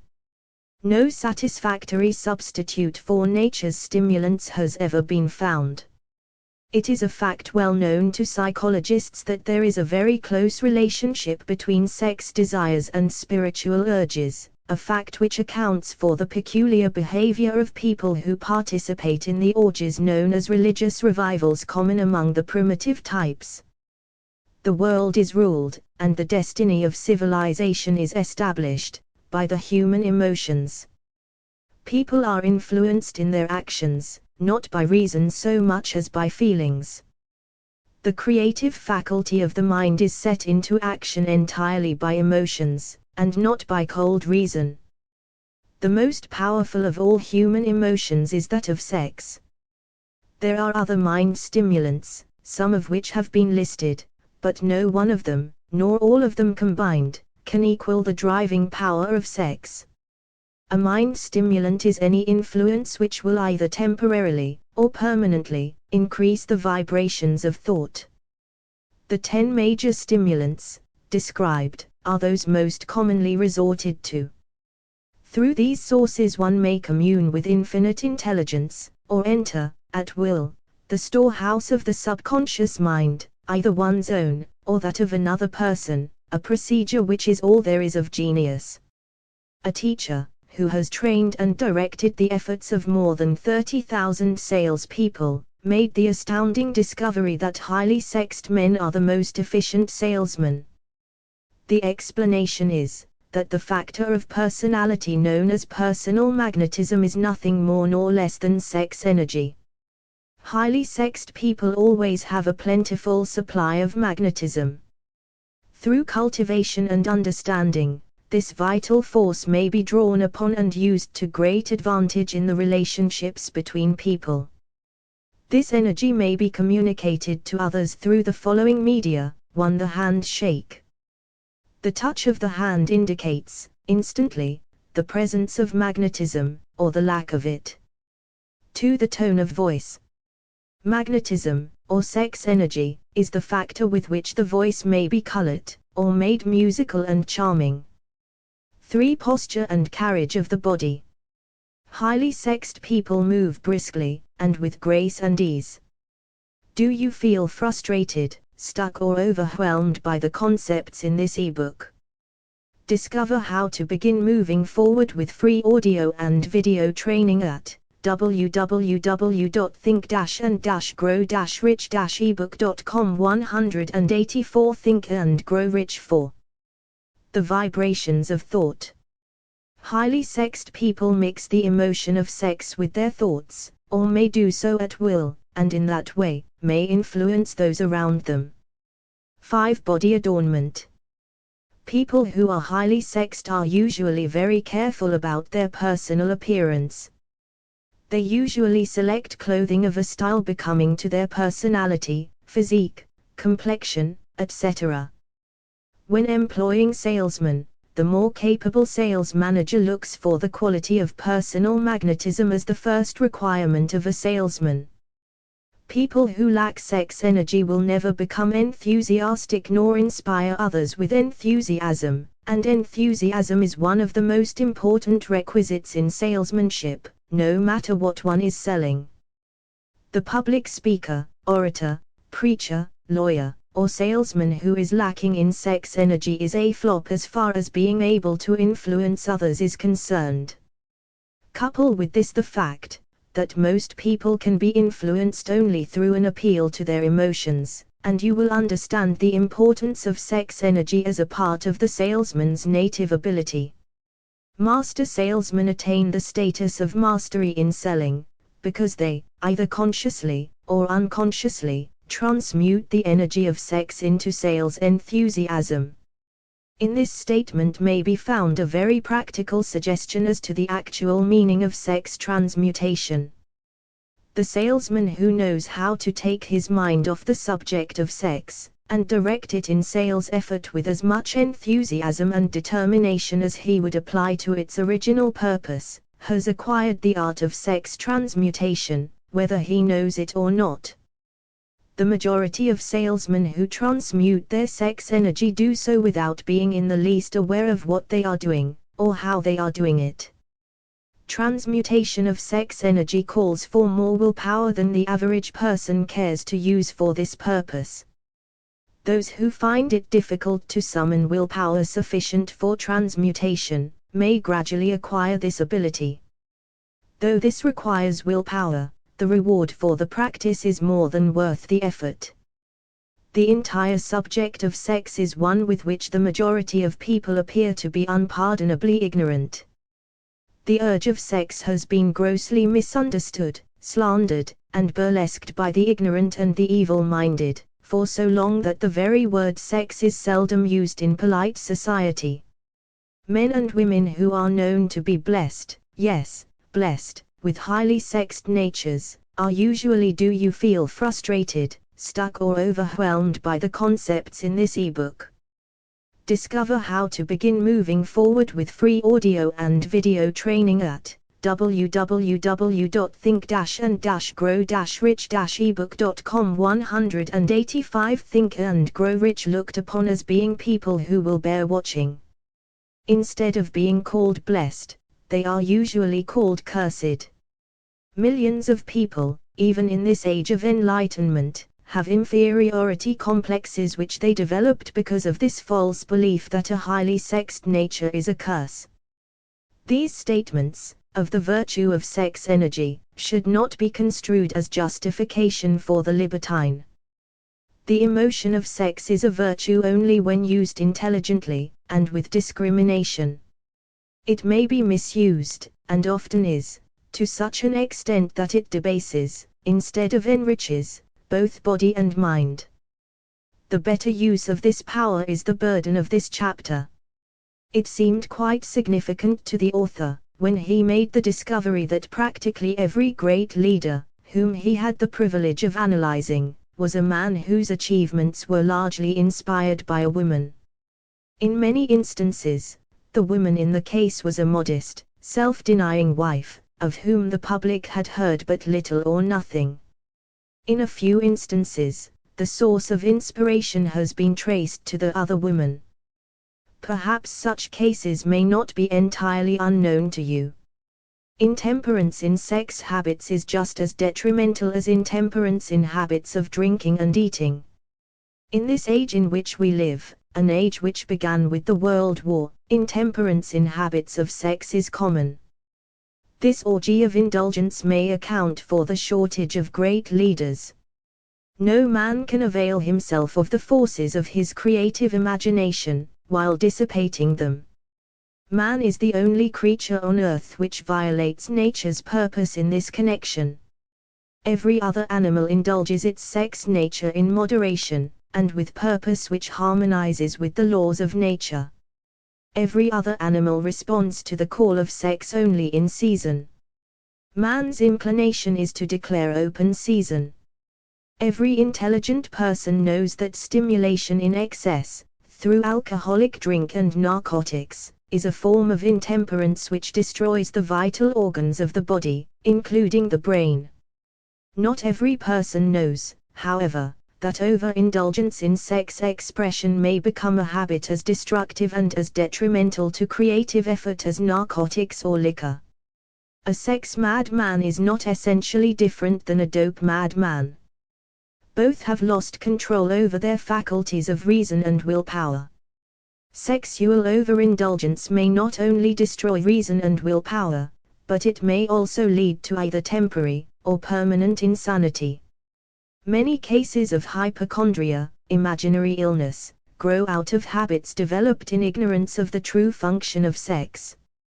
Do you feel frustrated, stuck or overwhelmed by the concepts in this ebook? Discover how to begin moving forward with free audio and video training at www.think-and-grow-rich-ebook.com. 186 Think and Grow Rich. From these brief references to the subject, it may be readily seen that ignorance on the subject of sex transmutation forces stupendous penalties upon the ignorant on the one hand, and withholds from them equally stupendous benefits, on the other. Widespread ignorance on the subject of sex is due to the fact that the subject has been surrounded with mystery and beclouded by dark silence. The conspiracy of mystery and silence has had the same effect upon the minds of young people that the psychology of prohibition had. The result has been increased curiosity, and desire to acquire more knowledge on this verboten subject, and to the shame of all lawmakers, and most physicians. By training best qualified to educate youth on that subject, information has not been easily available. Seldom does an individual enter upon highly creative effort in any field of endeavor before the age of 40. The average man reaches the period of his greatest capacity to create between 40 and 60. These statements are based upon analysis of thousands of men and women who have been carefully observed. They should be encouraging to those who fail to arrive before the age of 40, and to those who become frightened at the approach of old age around the 40-year mark. The years between 40 and 50 are, as a rule, the most fruitful. Man should approach this age, not with fear and trembling, but with hope and eager anticipation. If you want evidence that most men do not begin to do their best work before the age of 40, study the records of the most successful men known to the American people, and you will find it. Henry Ford had not hit his pace of achievement until he had passed the age of 40. Andrew Carnegie was well past 40 before he began to reap the reward of his efforts. James J. Hill was still running a telegraph key at the age of 40. His stupendous achievements took place after that age. Biographies of American industrialists and financiers are filled with evidence that the period from 40 to 60 is the most productive age of man. Between the ages of 30 and 40, man begins to learn, if he ever learns, the art of sex transmutation. This discovery is generally accidental, and more often than otherwise, the man who makes it is totally unconscious of his discovery. He may observe that his powers of achievement have increased around the age of 35 to 40, but in most cases, he is not familiar with the cause of this change, that nature begins to harmonize the emotions of love. And do you feel frustrated, stuck or overwhelmed by the concepts in this ebook? Discover how to begin moving forward with free audio and video training at www.think-and-grow-rich-ebook.com. 187 Think and Grow Rich. Sex in the individual, between the ages of 30 and 40, so that he may draw upon these great forces, and apply them jointly as stimuli to action. Sex, alone, is a mighty urge to action, but its forces are like a cyclone, they are often uncontrollable. When the emotion of love begins to mix itself with the emotion of sex, the result is calmness of purpose, poise, accuracy of judgment, and balance. What person, who has attained to the age of 40, is so unfortunate as to be unable to analyze these statements, and to corroborate them by his own experience. When driven by his desire to please a woman, based solely upon the emotion of sex, a man may be, and usually is, capable of great achievement, but his actions may be disorganized, distorted, and totally destructive. When driven by his desire to please a woman, based upon the motive of sex alone, a man may steal, cheat, and even commit murder. But when the emotion of love is mixed with the emotion of sex, that same man will guide his actions with more sanity, balance, and reason. Criminologists have discovered that the most hardened criminals can be reformed through the influence of a woman's love. There is no record of a criminal having been reformed solely through the sex influence. These facts are well known, but their cause is not. Reformation comes, if at all, through the heart, or the emotional side of man, not through his head, or reasoning side. Reformation means a change of heart. It does not mean a change of head. A man may, because of reason, make certain changes in his personal conduct to avoid the consequences of undesirable effects, but genuine reformation comes only through a change of heart, through a desire to change. Love, romance, and sex are all emotions capable of driving men to heights of superachievement. Love is the emotion which serves as a safety valve, and ensures balance, poise, and constructive effort. When combined, these three emotions may lift one to an altitude of a genius. There are genii, however, who know but little of the emotion of love. Most of them may be found engaged in some form of action which is destructive, or at least, not based upon justice and fairness toward others. If good taste would permit, a dozen genii could be named in the field of industry and finance, who ride ruthlessly over the rights of their fellow men. They seem totally lacking in conscience. The reader can easily supply his own list of such men. The emotions are states of mind. Nature has provided man with a chemistry of the mind which operates in a manner similar to the principles of chemistry of matter. It is a well-known fact that, through the aid of chemistry of do you feel frustrated, stuck or overwhelmed by the concepts in this ebook? Discover how to begin moving forward with free audio and video training at www.think-and-grow-rich-ebook.com. 188 Think and Grow Rich Matter. A chemist may create a deadly poison by mixing certain elements, none of which are, in themselves, harmful in the right proportions. The emotions may, likewise, be combined so as to create a deadly poison. The emotions of sex and jealousy, when mixed, may turn a person into an insane beast. The presence of any one or more of the destructive emotions in the human mind, through the chemistry of the mind, sets up a poison which may destroy one's sense of justice and fairness. In extreme cases, the presence of any combination of these emotions in the mind may destroy one's reason.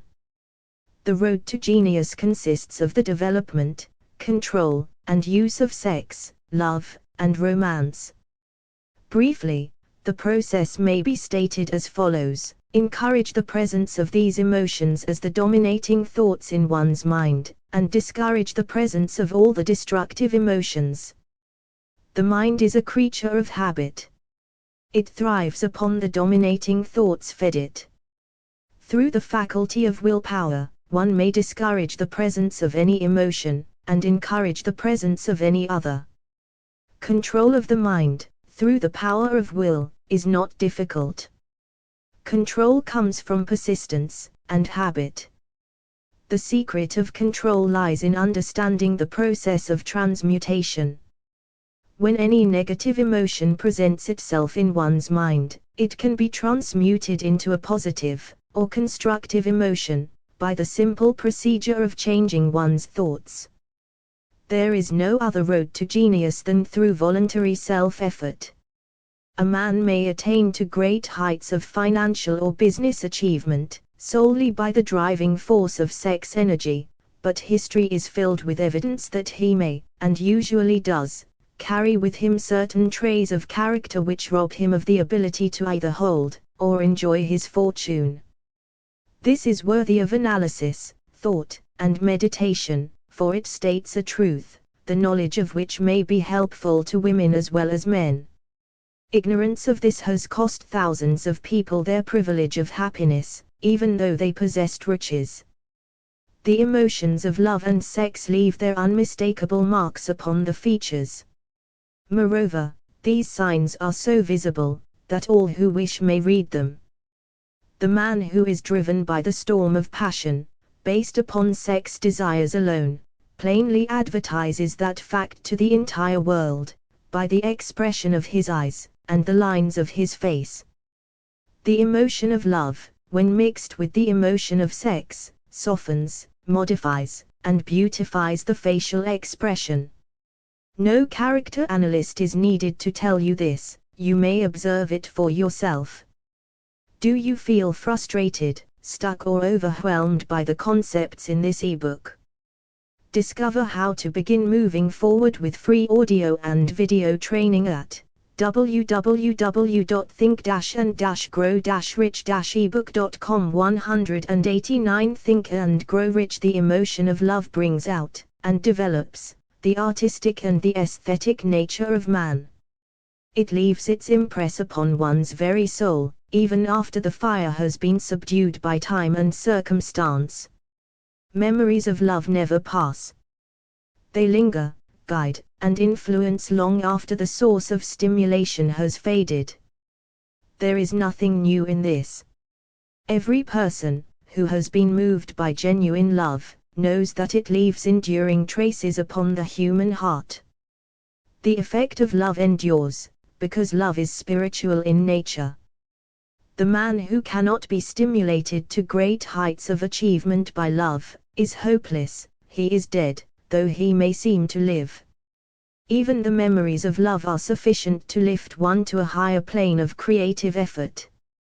The major force of love may spend itself and pass away, like a fire which has burned itself out, but it leaves behind indelible marks as evidence that it passed that way. Its departure often prepares the human heart for a still greater love. Go back into your yesterdays, at times, and bathe your mind in the beautiful memories of past love. It will soften the influence of the present worries and annoyances. It will give you a source of escape from the unpleasant realities of life, and maybe, who knows, your mind will yield to you, during this temporary retreat into the world of fantasy, ideas, or plans which may change the entire financial or spiritual status of your life. If you believe yourself unfortunate, because you have loved and lost, perish the thought. One who has loved truly, can never lose entirely. Love is whimsical and temperamental. Its nature is ephemeral, and transitory. It comes when it pleases, and goes away without warning. Accept and enjoy it while it remains, but spend no time worrying about its departure. Worry will never bring it back. Dismiss, also, the thought that love never comes but once. Love may come and go, times without number, but there are no two love experiences which affect one in just the same way. There may be, and there usually is, one love experience which leaves a deeper imprint on the heart than all the others, but all love experiences are beneficial, except to the person who becomes resentful and cynical when love makes its departure. There should be no disappointment over love, and there would be none if people understood the difference between the emotions of love and sex. The major difference is that love is spiritual, while sex is biological. No experience, which touches the human heart with a spiritual force, can possibly be harmful, except through ignorance, or jealousy. Do you feel frustrated, stuck or overwhelmed by the concepts in this ebook? Discover how to begin moving forward with free audio and video training at www.think-and-grow-rich-ebook.com 190 Think and Grow Rich. Love is, without question, life's greatest experience. It brings one into communion with infinite intelligence. When mixed with the emotions of romance and sex, it may lead one far up the ladder of creative effort. The emotions of love, sex, and romance are sides of the eternal triangle of achievement-building genius. Nature creates genii through no other force. Love is an emotion with many sides, shades, and colors. The love which one feels for parents or children is quite different from that which one feels for one's sweetheart. The one is mixed with the emotion of sex, while the other is not. The love which one feels in true friendship is not the same as that felt for one's sweetheart, parents, or children, but it, too, is a form of love. Then, there is the emotion of love for things inanimate, such as the love of nature's handiwork. But the most intense and burning of all these various kinds of love is that experienced in the blending of the emotions of love and sex. Marriages, not blessed with the eternal affinity of love, properly balanced and proportioned with sex, cannot be happy ones, and seldom endure. Love, alone, will not bring happiness in marriage, nor will sex alone. When these two beautiful emotions are blended, marriage may bring about a state of mind, closest to the spiritual that one may ever know on this earthly plane. When the emotion of romance is added to those of love and sex, the obstructions between the finite mind of man and infinite intelligence are removed. Then a genius has been born. What a different story is this, than those usually associated with the emotion of sex. Here is an interpretation of the emotion which lifts it out of the commonplace, and makes of it potter's clay in the hands of God, from which he fashions all that is beautiful and inspiring. It is an interpretation which would, when properly understood, bring harmony out of the chaos which exists in too many marriages. The disharmonies often expressed in the form of nagging, may usually be traced to lack of knowledge on the subject of sex. Where love, romance and the proper understanding of the emotion and function of sex abide, there is no disharmony between married people.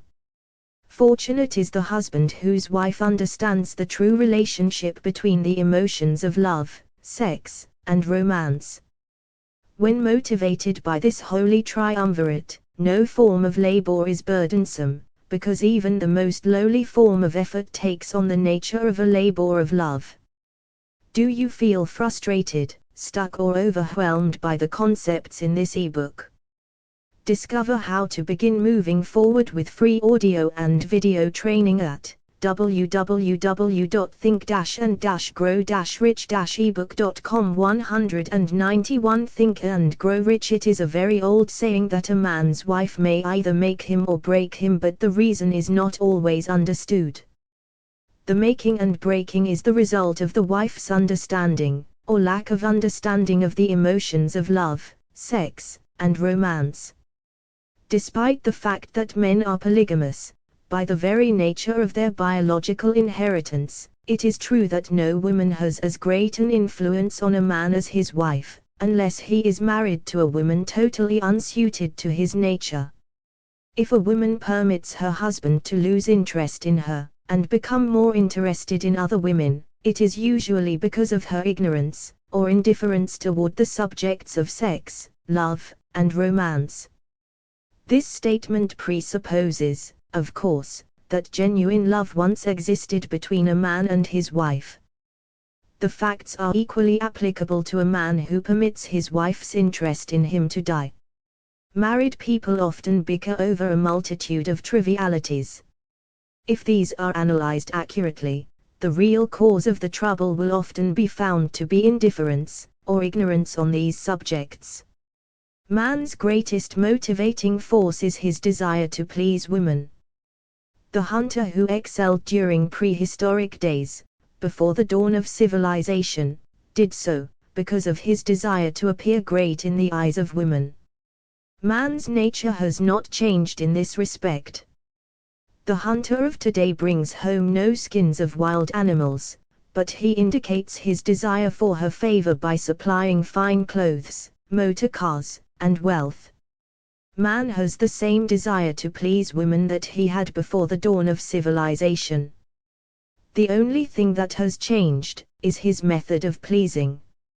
Men who accumulate large fortunes and attain to great heights of power and fame do so, mainly, to satisfy their desire to please women.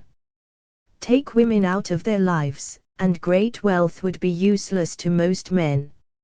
It is this inherent desire of man to please women, which gives women the power to make or break a man. The woman who understands man's nature and tactfully caters to it, need have no fear of competition from other women. Men may be giants with indomitable willpower when dealing with other men, but they are easily managed by the women of their choice. Most men will not admit that they are easily influenced by the women they prefer, because it is in the nature of the male to want to be recognized as the stronger of the species. Moreover, the intelligent woman recognizes this manly trait and very wisely makes no issue of it. Some men know that they are being influenced by the women of their choice, their wives, sweethearts, mothers or sisters, but they tactfully refrain. Do you feel frustrated, stuck or overwhelmed by the concepts in this ebook? Discover how to begin moving forward with free audio and video training at www.think-and-grow-rich-ebook.com. 192 Think and Grow Rich from rebelling against the influence because they are intelligent enough to know that no man is happy or complete without the modifying influence of the right woman. The man who does not recognize this important truth deprives himself of the power which has done more to help men achieve success than all other forces combined. Do you feel frustrated, stuck or overwhelmed by the concepts in this ebook?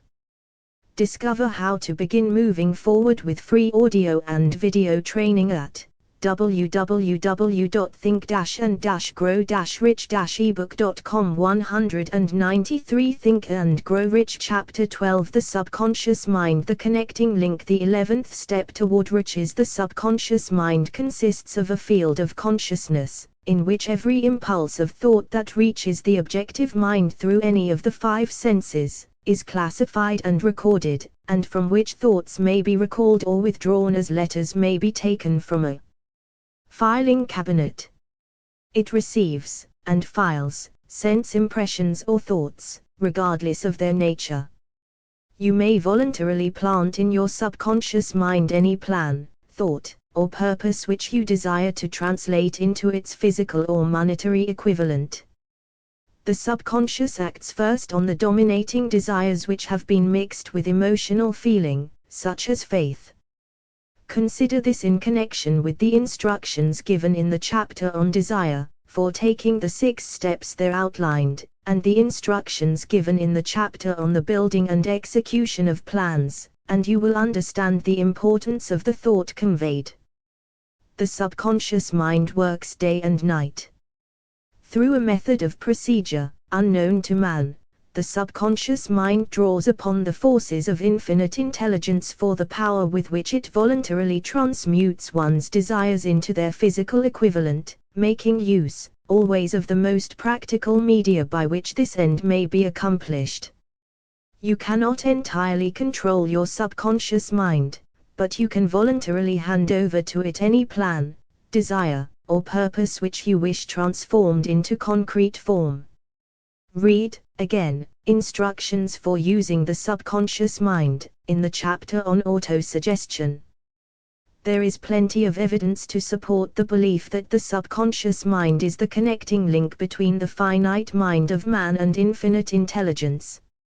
It is the intermediary through which one may draw upon the forces of infinite intelligence at will. It, alone, contains the secret process by which mental impulses are modified and changed into their spiritual equivalent.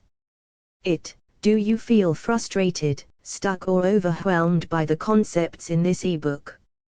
Discover how to begin moving forward with free audio and video training at www.think-and-grow-rich-ebook.com. 194 Think and Grow Rich alone is the medium through which prayer may be transmitted to the source capable of answering prayer. The possibilities of creative effort connected with the subconscious mind are stupendous and imponderable. They inspire one with awe. I never approach the discussion of the subconscious mind without a feeling of littleness and inferiority due, perhaps, to the fact that man's entire stock of knowledge on this subject is so pitifully limited. The very fact that the subconscious mind is the medium of communication between the thinking mind of man and infinite intelligence is, of itself, a thought which almost paralyzes one's reason. After you have accepted, as a reality, the existence of the subconscious mind, and understand its possibilities, as a medium for transmuting your desires into their physical or monetary equivalent, you will comprehend the full significance of the instructions given in the chapter on desire. You will also understand why you have been repeatedly admonished to make your desires clear, and to reduce them to writing. You will also understand the necessity of persistence in carrying out instructions. The 13 principles are the stimuli with which you acquire the ability to reach, and to influence your subconscious mind. Do not become discouraged, if you cannot do this upon the first attempt. Remember that the subconscious mind may be voluntarily directed only through habit, under the directions given in the chapter on faith. You have not yet had time to master faith. Be patient. Be persistent. A good many statements in the chapters on faith and autosuggestion will be repeated here, for the benefit of your subconscious mind. Remember, your subconscious mind functions voluntarily, whether you make any effort to influence it or not. This, naturally, suggests to you that thoughts of fear and poverty, and all negative thoughts serve as stimuli to your subconscious mind, unless you master these impulses and give it more desirable food upon which it may feed. The subconscious mind will not remain idle. If you fail to plant desires in your subconscious mind, it will feed upon the thoughts which reach it as the result of your neglect. We have already explained that thought impulses, both negative and positive, are reaching the subconscious mind continuously, from the 4 sources which were mentioned in the chapter on sex transmutation. For the present, it is sufficient if you remember that you are living daily, in the midst of all manner of thought impulses which are reaching your subconscious mind, without your knowledge. Some of these impulses are: do you feel frustrated, stuck or overwhelmed by the concepts in this ebook? Discover how to begin moving forward with free audio and video training at www.think-and-grow-rich-ebook.com. 195 Think and Grow Rich negative, some are positive. You are now engaged in trying to help shut off the flow of negative impulses, and to aid in voluntarily influencing your subconscious mind, through positive impulses of desire. When you achieve this, you will possess the key which unlocks the door to your subconscious mind. Moreover, you will control that door so completely, that no undesirable thought may influence your subconscious mind. Everything which man creates, begins in the form of a thought impulse. Man can create nothing which he does not first conceive in thought. Through the aid of the imagination, thought impulses may be assembled into plans. The imagination, when under control, may be used for the creation of plans or purposes that lead to success in one's chosen occupation. All thought impulses, intended for transmutation into their physical equivalent, voluntarily planted in the subconscious mind, must pass through the imagination, and be mixed with faith. The mixing of faith with a plan, or purpose, intended for submission to the subconscious mind, may be done only through the imagination.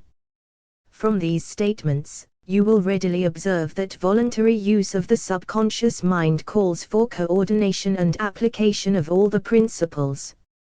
Ella Wheeler Wilcox gave evidence of her understanding of the power of the subconscious mind when she wrote, "You never can tell what a thought will do in bringing you hate or love, for thoughts are things, and their airy wings are swifter than carrier doves. They follow the law of the universe, each thing creates its kind, and they speed o'er the track to bring you back whatever went out from your mind." Mrs. Wilcox understood the truth, that thoughts which go out from one's mind, also imprint themselves deeply in one's subconscious mind, where they serve as a magnet, pattern, or blueprint by which the subconscious mind is influenced while translating them into their physical equivalent. Thoughts are truly things, for the reason that every material thing begins in the form of thought energy. Do you feel frustrated, stuck or overwhelmed by the concepts in this ebook? Discover how to begin moving forward with free audio and video training at www.think-and-grow-rich-ebook.com. 196 Think and Grow Rich. The subconscious mind is more susceptible to influence by impulses of thought mixed with feeling or emotion, than by those originating solely in the reasoning portion of the mind. In fact, there is much evidence to support the theory that only emotionalized thoughts have any action influence upon the subconscious mind. It is a well-known fact that emotion or feeling rules the majority of people. If it is true that the subconscious mind responds more quickly to, and is influenced more readily by thought impulses which are well mixed with emotion, it is essential to become familiar with the more important of the emotions. There are 7 major positive emotions, and 7 major negative emotions. The negatives voluntarily inject themselves into the thought impulses, which ensure passage into the subconscious mind. The positives must be injected, through the principle of autosuggestion, into the thought impulses which an individual wishes to pass on to his subconscious mind. Instructions have been given in the chapter on autosuggestion. These emotions, or feeling impulses, may be likened to yeast in a loaf of bread, because they constitute the action element, which transforms thought impulses from the passive to the active state. Thus may one understand why thought impulses, which have been well mixed with emotion, are acted upon more readily than thought impulses originating in cold reason. You are preparing yourself to influence and control the inner audience of your subconscious mind, in order to hand over to it the desire for money, which you wish transmuted into its monetary equivalent. It is essential, therefore, that you understand the method of approach to this inner audience. You must speak its language, or it will not heed your call. It understands best the language of emotion or feeling. Let us, therefore, describe here the 7 major positive emotions, and the 7 major negative emotions, so that you may draw upon the positives, and avoid the negatives, when giving instructions to your subconscious mind. The 7 major positive emotions: the emotion of desire, the emotion of faith, the emotion of love, the emotion of sex, the emotion of enthusiasm. Do you feel frustrated, stuck or overwhelmed by the concepts in this ebook? Discover how to begin moving forward with free audio and video training at www.think-and-grow-rich-ebook.com. 197 Think and Grow Rich. The emotion of romance, the emotion of hope. There are other positive emotions, but these are the 7 most powerful, and the ones most commonly used in creative effort. Master these 7 emotions. They can be mastered only by use, and the other positive emotions will be at your command when you need them. Remember, in this connection, that you are studying a book which is intended to help you develop a money consciousness by filling your mind with positive emotions. One does not become money conscious by filling one's mind with negative emotions. The 7 major negative emotions, to be avoided, the emotion of fear, the emotion of jealousy, the emotion of hatred, the emotion of revenge, the emotion of greed, the emotion of superstition, the emotion of anger. Positive and negative emotions cannot occupy the mind at the same time. One or the other must dominate. It is your responsibility to make sure that positive emotions constitute the dominating influence of your mind. Here the law of habit will come to your aid. Form the habit of applying and using the positive emotions. Eventually, they will dominate your mind so completely that the negatives cannot enter it. Only by following these instructions literally and continuously can you gain control over your subconscious mind. The presence of a single negative in your conscious mind is sufficient to destroy all chances of constructive aid from your subconscious mind. If you are an observing person, you must have noticed that most people resort to prayer only after everything else has failed. Or else they pray by a ritual of meaningless words. And, because it is a fact that most people who pray, do so only after everything else has failed, they go to prayer with their minds filled with fear and doubt, which are the emotions the subconscious. Do you feel frustrated, stuck or overwhelmed by the concepts in this ebook? Discover how to begin moving forward with free audio and video training at www.think-and-grow-rich-ebook.com. 198 Think and Grow Rich Mind acts upon, and passes on to infinite intelligence. Likewise, that is the emotion which infinite intelligence receives, and acts upon. If you pray for a thing, but have fear as you pray, that you may not receive it, or that your prayer will not be acted upon by infinite intelligence, your prayer will have been in vain. Prayer does, sometimes, result in the realization of that for which one prays. If you have ever had the experience of receiving that for which you prayed, go back in your memory, and recall your actual state of mind, while you were praying, and you will know, for sure, that the theory here described is more than a theory. The time will come when the schools and educational institutions of the country will teach the science of prayer. Moreover, then prayer may be, and will be reduced to a science. When that time comes, it will come as soon as mankind is ready for it, and demands it. No one will approach the universal mind in a state of fear, for the very good reason that there will be no such emotion as fear. Ignorance, superstition, and false teaching will have disappeared, and man will have attained his true status as a child of infinite intelligence. A few have already attained this blessing. If you believe this prophecy is far-fetched, take a look at the human race in retrospect.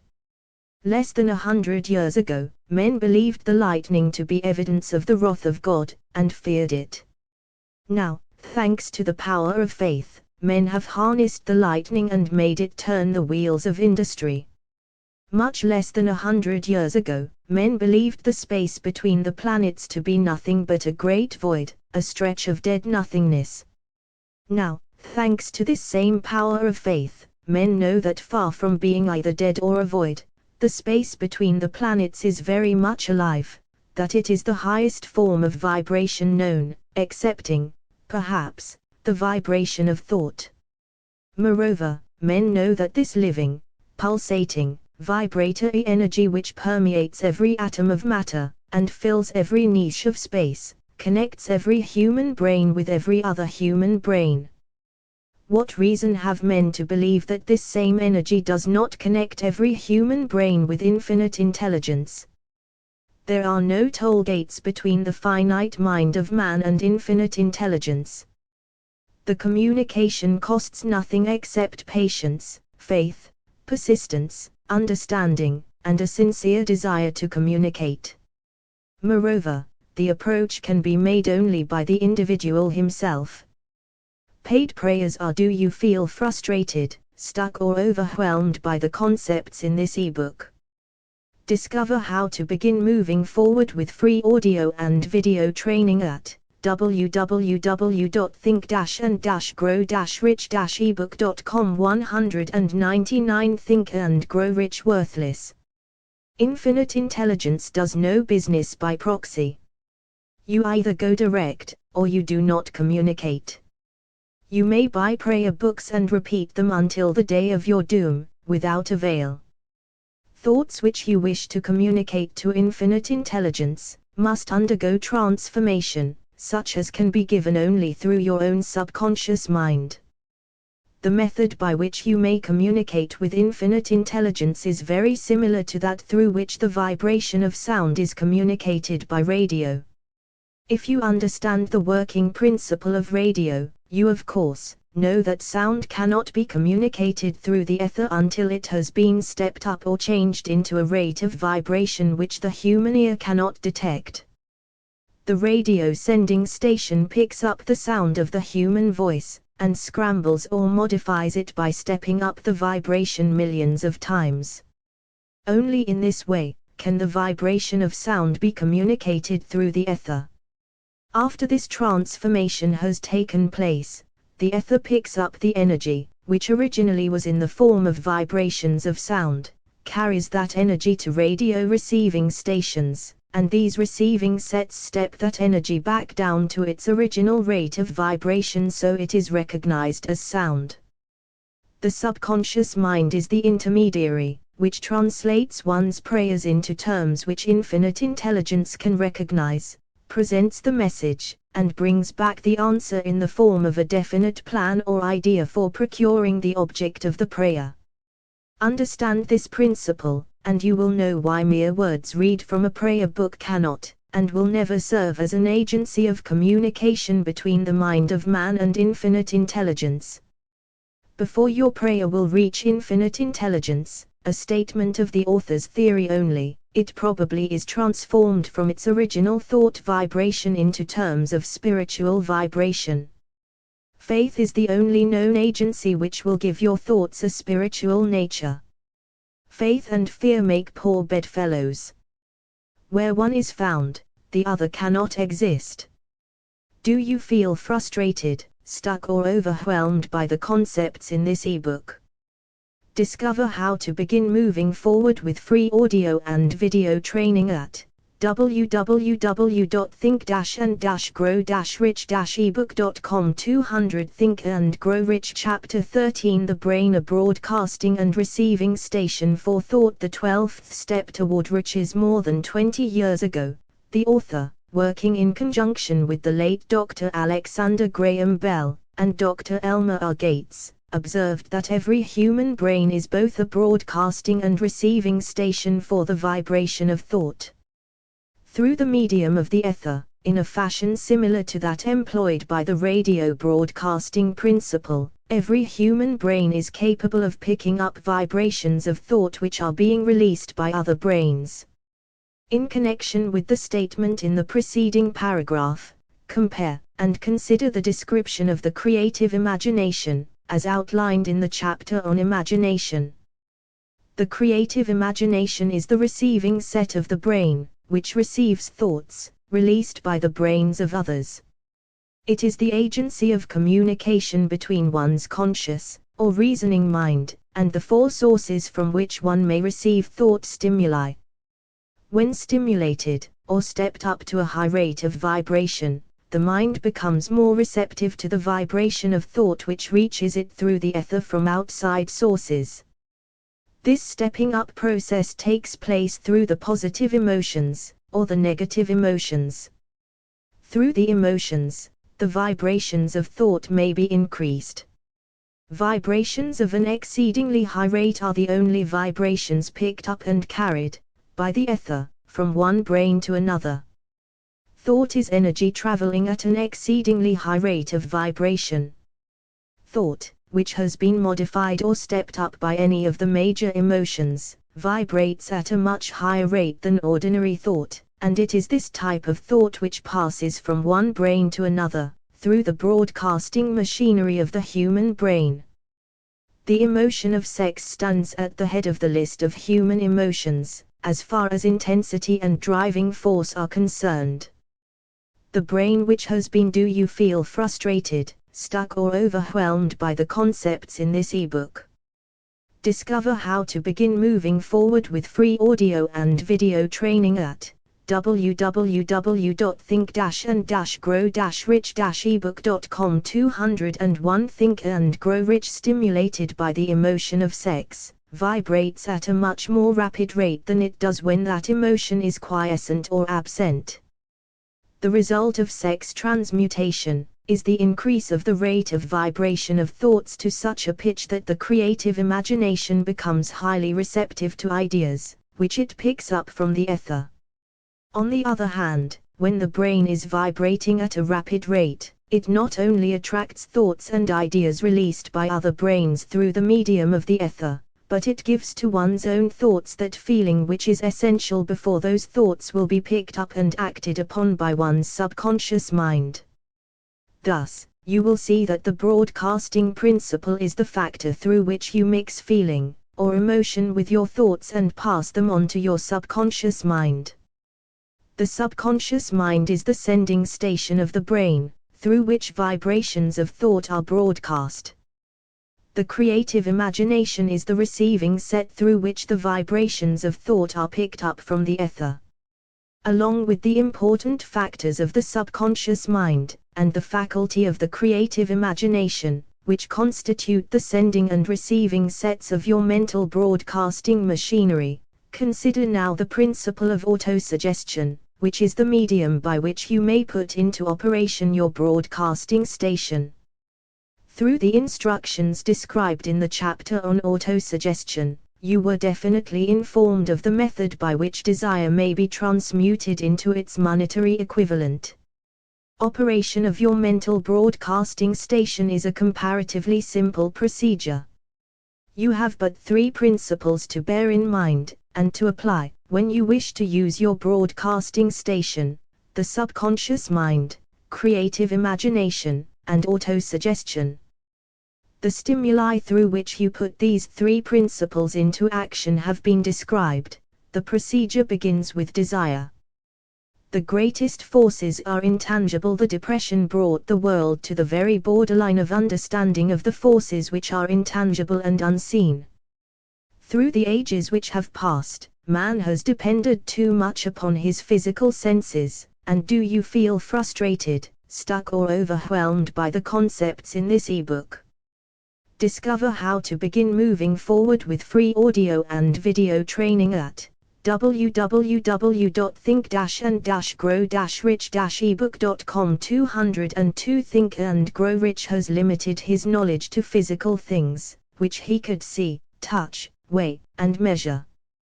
We are now entering the most marvelous of all ages, an age which will teach us something of the intangible forces of the world about us.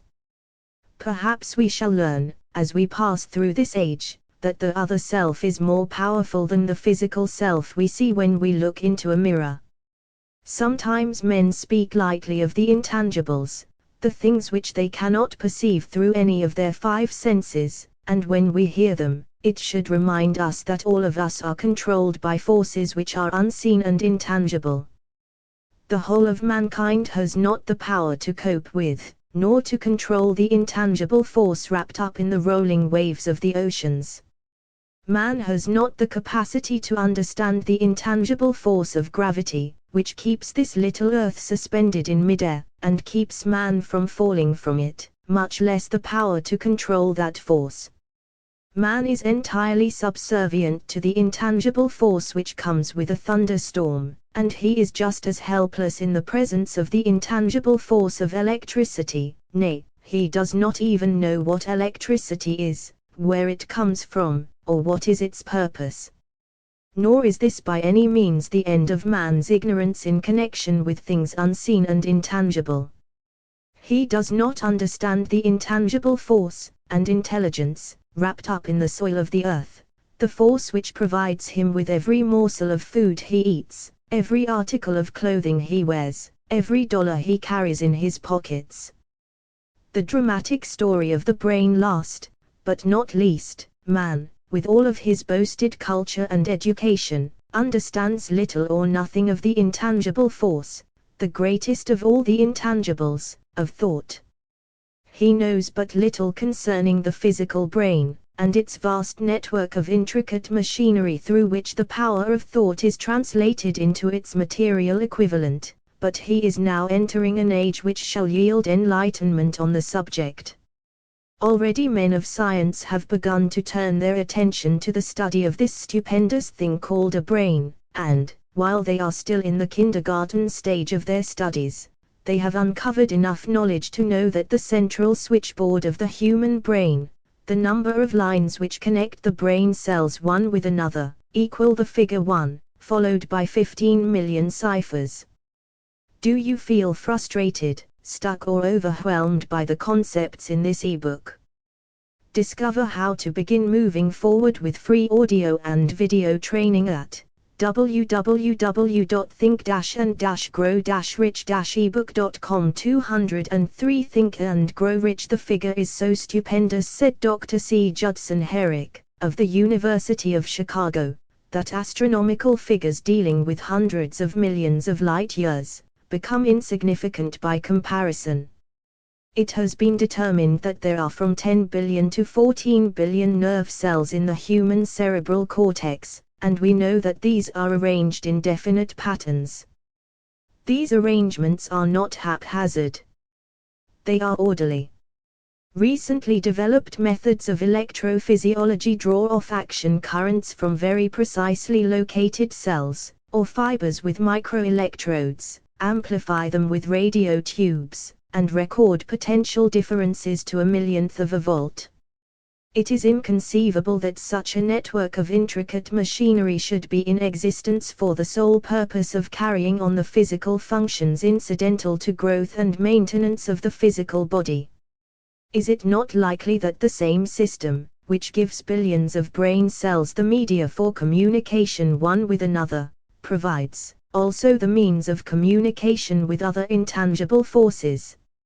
After this book had been written, just before the manuscript went to the publisher, there appeared in the New York Times an editorial showing that at least one great university, and one intelligent investigator in the field of mental phenomena, are carrying on an organized research through which conclusions have been reached that parallel many of those described in this and the following chapter. The editorial briefly analyzed the work carried on by Dr. Rhine and his associates at Duke University, viz., what is telepathy? A month ago we cited on this page some of the remarkable results achieved by Professor Rhine and his associates in Duke University from more than 100,000 tests to determine the existence of telepathy and clairvoyance. These results were summarized in the first two articles in Harper's Magazine. In the second, which has now appeared, the author, E. H. Wright, attempts to summarize what has been learned, or what it seems reasonable to infer, regarding the exact nature of these extrasensory modes of perception. The actual existence of telepathy and clairvoyance now seems to some scientists enormously probable as the result of Rhine's experiments. Various percipients were asked to name as many cards in a special pack as they could without looking at them and without other sensory access to them.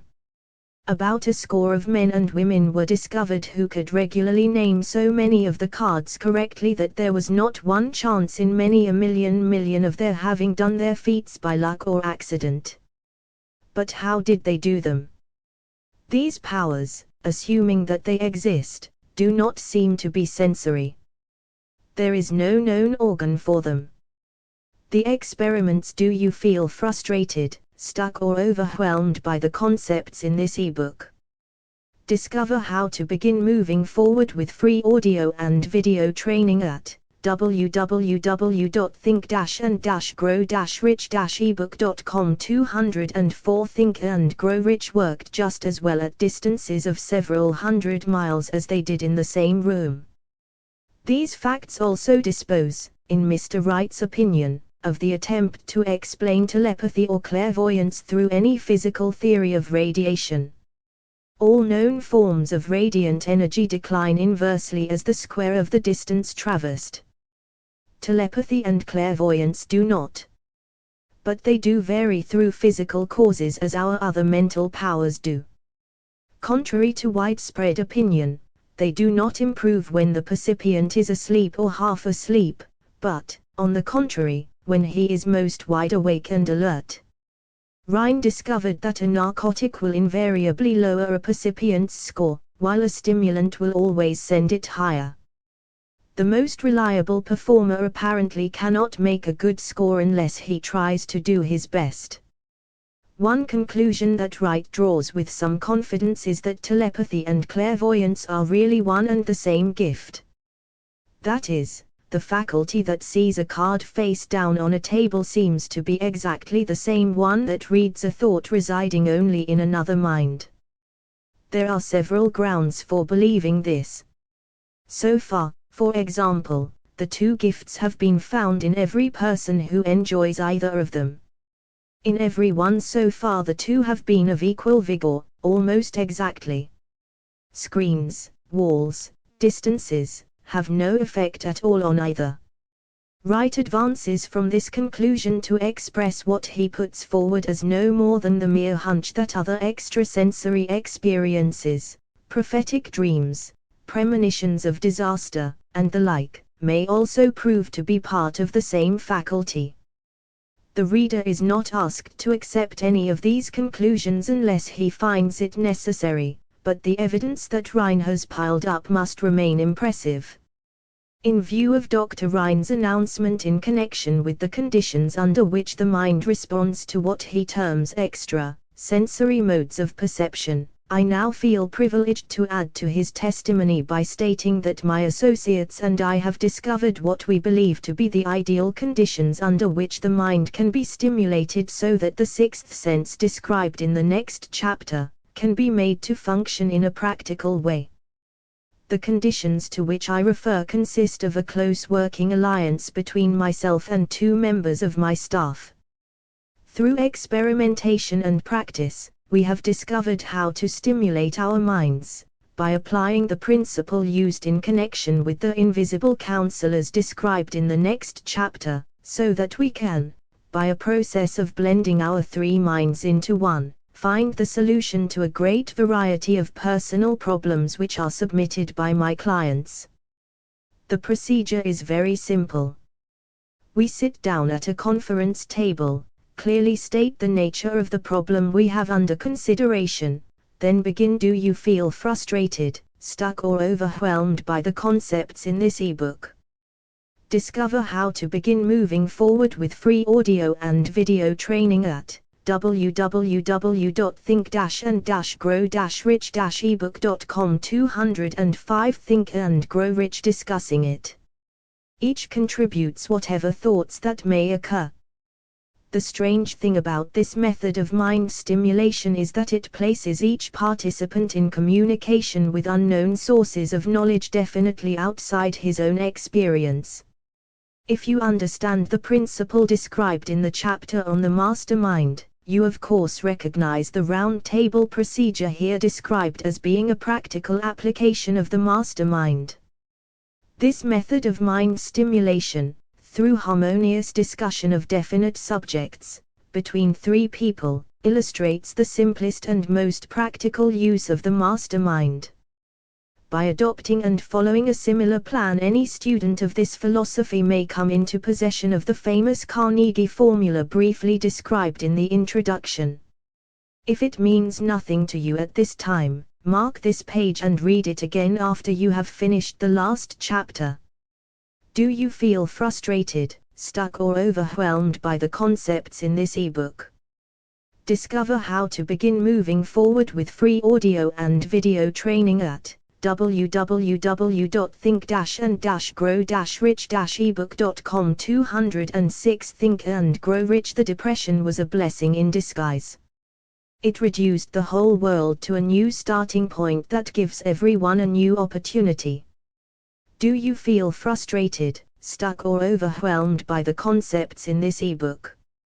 Discover how to begin moving forward with free audio and video training at www.think-and-grow-rich-ebook.com. 207 Think and Grow Rich. Chapter 14 The Sixth Sense, the Door to the Temple of Wisdom. The 13th step toward riches. The 13th principle is known as the Sixth Sense. through which infinite intelligence may, and will communicate voluntarily, without any effort from, or demands by, the individual. This principle is the apex of the philosophy. It can be assimilated, understood, and applied only by first mastering the other 12 principles. The sixth sense is that portion of the subconscious mind which has been referred to as the creative imagination. It has also been referred to as the receiving set through which ideas, plans, and thoughts flash into the mind. The flashes are sometimes called hunches or inspirations. The sixth sense defies description. It cannot be described to a person who has not mastered the other principles of this philosophy, because such a person has no knowledge, and no experience with which the sixth sense may be compared. Understanding of the sixth sense comes only by meditation through mind development from within. The sixth sense probably is the medium of contact between the finite mind of man and infinite intelligence, and for this reason, it is a mixture of both the mental and the spiritual. It is believed to be the point at which the mind of man contacts the universal mind. After you have mastered the principles described in this book, you will be prepared to accept as truth a statement which may, otherwise, be incredible to you, namely, through the aid of the sixth sense, you will be warned of impending dangers in time to avoid them, and notified of opportunities in time to embrace them. There comes to your aid, and to do your bidding, with the development of the sixth sense, a guardian angel who will open to you at all times the door to the temple of wisdom. Do you feel frustrated, stuck or overwhelmed by the concepts in this ebook? Discover how to begin moving forward with free audio and video training at www.think-and-grow-rich-ebook.com. 208 Think and Grow Rich. Whether or not this is a statement of truth, you will never know, except by following the instructions described in the pages of this book, or some similar method of procedure. The author is not a believer in, nor an advocate of miracles, for the reason that he has enough knowledge of nature to understand that nature never deviates from her established laws. Some of her laws are so incomprehensible that they produce what appear to be miracles.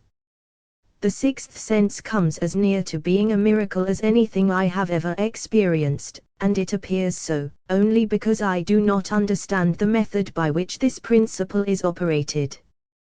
This much the author does know, that there is a power, or a first cause, or an intelligence, which permeates every atom of matter, and embraces every unit of energy perceptible to man, that this infinite intelligence converts acorns into oak trees, causes water to flow downhill in response to the law of gravity, follows night with day, and winter with summer, each maintaining its proper place and relationship to the other. This intelligence may, through the principles of this philosophy, be induced to aid in transmuting desires into concrete, or material form. The author has this knowledge, because he has experimented with it, and has experienced it. Step by step, through the preceding chapters, you have been led to this, the last principle. If you have mastered each of the preceding principles, you are now prepared to accept, without being skeptical, the stupendous claims made here. If you have not mastered the other principles, you must do so before you may determine, definitely, whether or not the claims made in this chapter are fact or fiction. While I was passing through the age of hero worship, I found myself trying to imitate those whom I most admired. Moreover, I discovered that the element of faith, with which I endeavored to imitate my idols, gave me great capacity to do so quite successfully. I have never entirely divested myself of this habit of hero worship, although I have passed the age commonly given over to such. My experience has taught me that the next best thing to being truly great, is to emulate the great, by feeling and action, as nearly as possible. Long before I had ever written a line for publication, or endeavored to deliver a speech in public, I followed the habit of reshaping my own character, by trying to imitate the 9 men whose lives and life works had been most impressive to me. These 9 men were Emerson, Paine, Edison, Darwin, Lincoln, Burbank, Napoleon, Ford, and Carnegie. Do you feel frustrated, stuck, or overwhelmed by the concepts in this ebook? Discover how to begin moving forward with free audio and video training at www.think-and-grow-rich-ebook.com. 209 Think and Grow Rich. Every night, over a long period of years, I held an imaginary council meeting with this group whom I called my invisible counselors. The procedure was this. Just before going to sleep at night, I would shut my eyes and see, in my imagination, this group of men seated with me around my council table. Here I had not only an opportunity to sit among those whom I considered to be great, but I actually dominated the group, by serving as the chairman. I had a very definite purpose in indulging my imagination through these nightly meetings. My purpose was to rebuild my own character so it would represent a composite of the characters of my imaginary counselors. Realizing, as I did, early in life, that I had to overcome the handicap of birth in an environment of ignorance and superstition, I deliberately assigned myself the task of voluntary rebirth through the method here described. Building character through autosuggestion. Being an earnest student of psychology, I knew, of course, that all men have become what they are, because of their dominating thoughts and desires. I knew that every deeply seated desire has the effect of causing one to seek outward expression through which that desire may be transmuted into reality.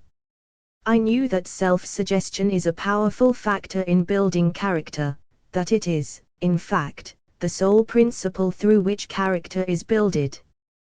With this knowledge of the principles of mind operation, I was fairly well armed with the equipment needed in rebuilding my character.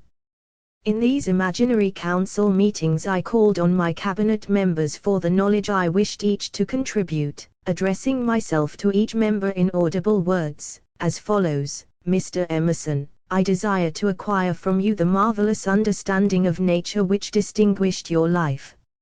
I ask that you make an impress upon my subconscious mind, of whatever qualities you possessed, which enabled you to understand and adapt yourself to the laws of nature. I ask that you assist me in reaching and drawing upon whatever sources of knowledge are available to this end.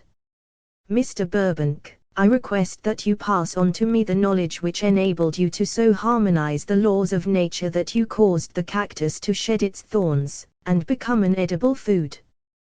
Give me access to the knowledge which enabled you to make 2 blades of grass grow where but one grew before. Do you feel frustrated, stuck, or overwhelmed by the concepts in this ebook?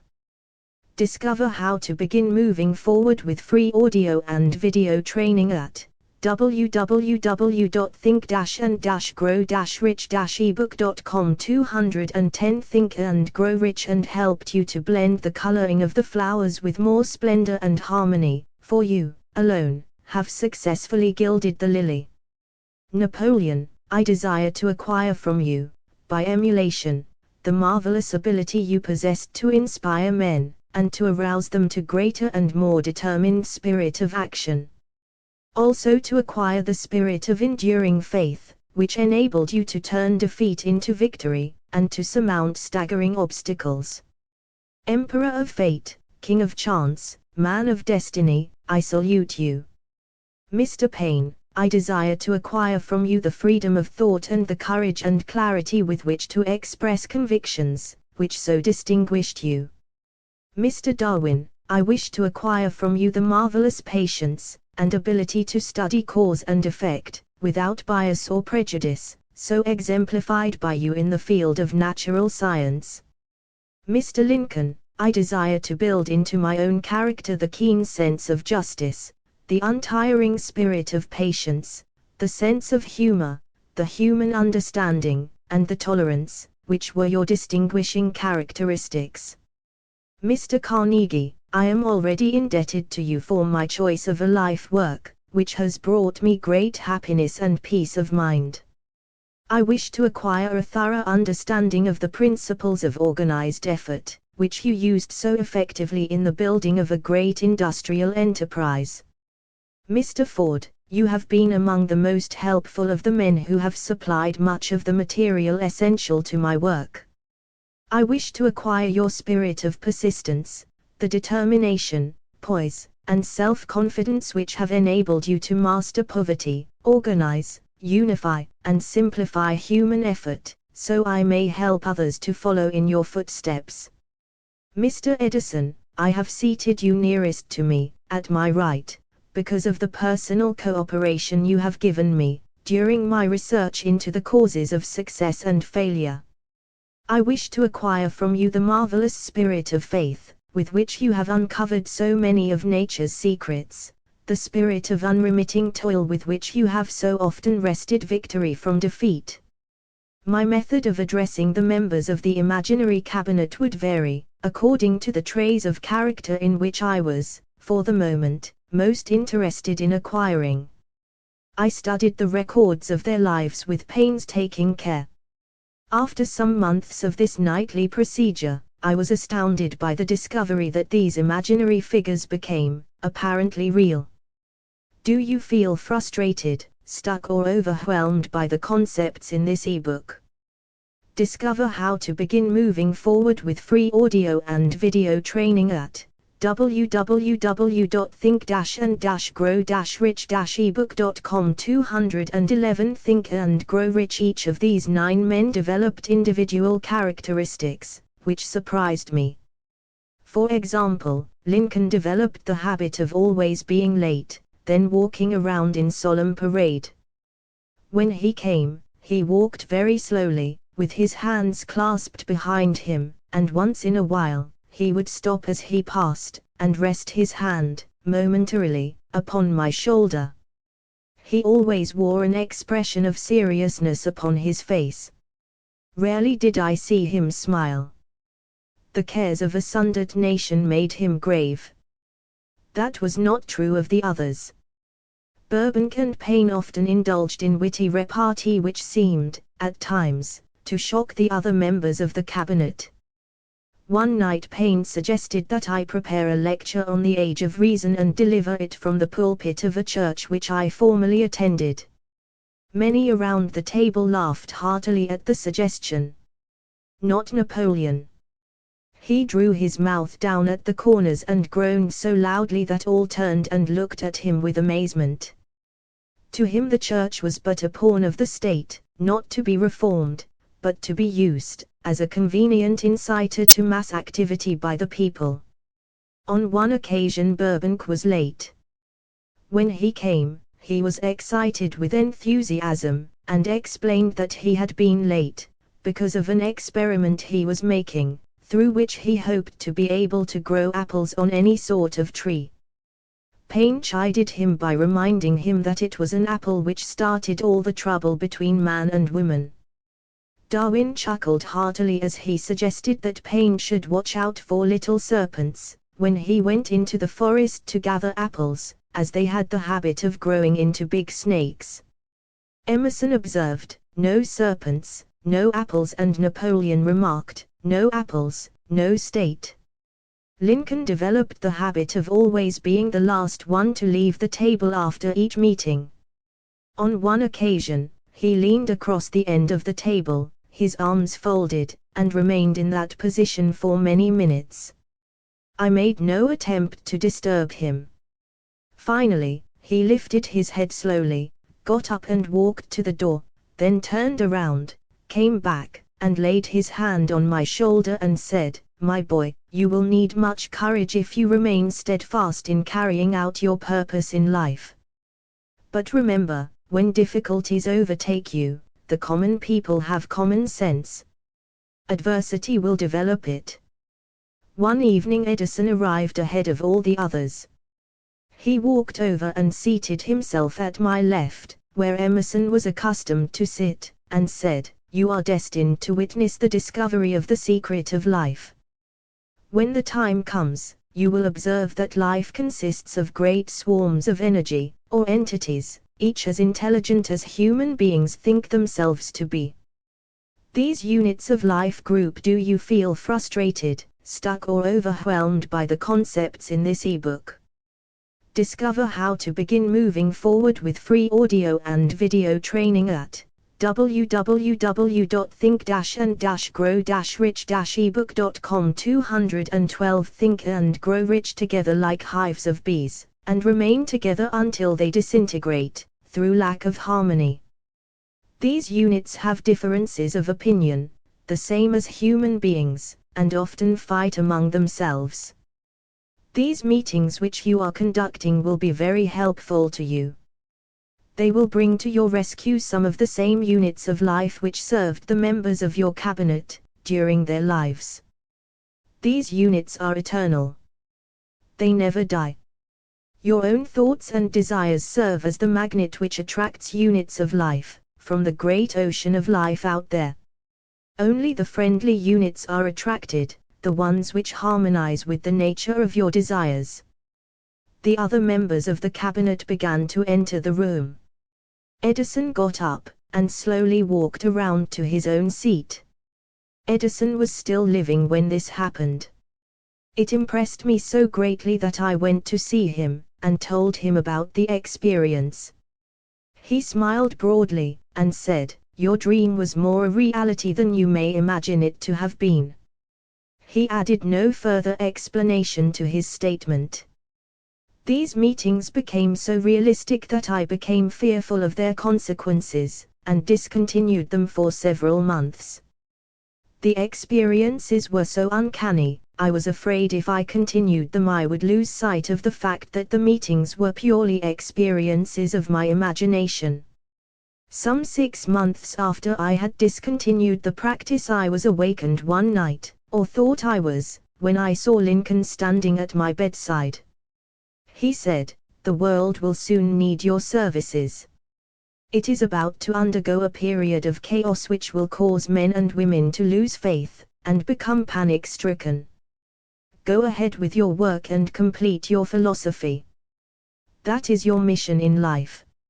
If you neglect it, for any cause whatsoever, you will be reduced to a primal state, and be compelled to retrace the cycles through which you have passed during thousands of years."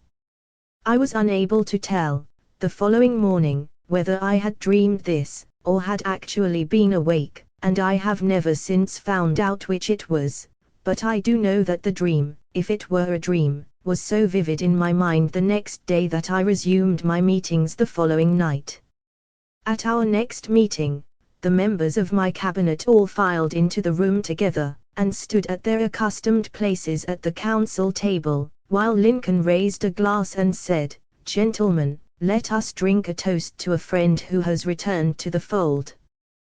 Do you feel frustrated, stuck or overwhelmed by the concepts in this ebook?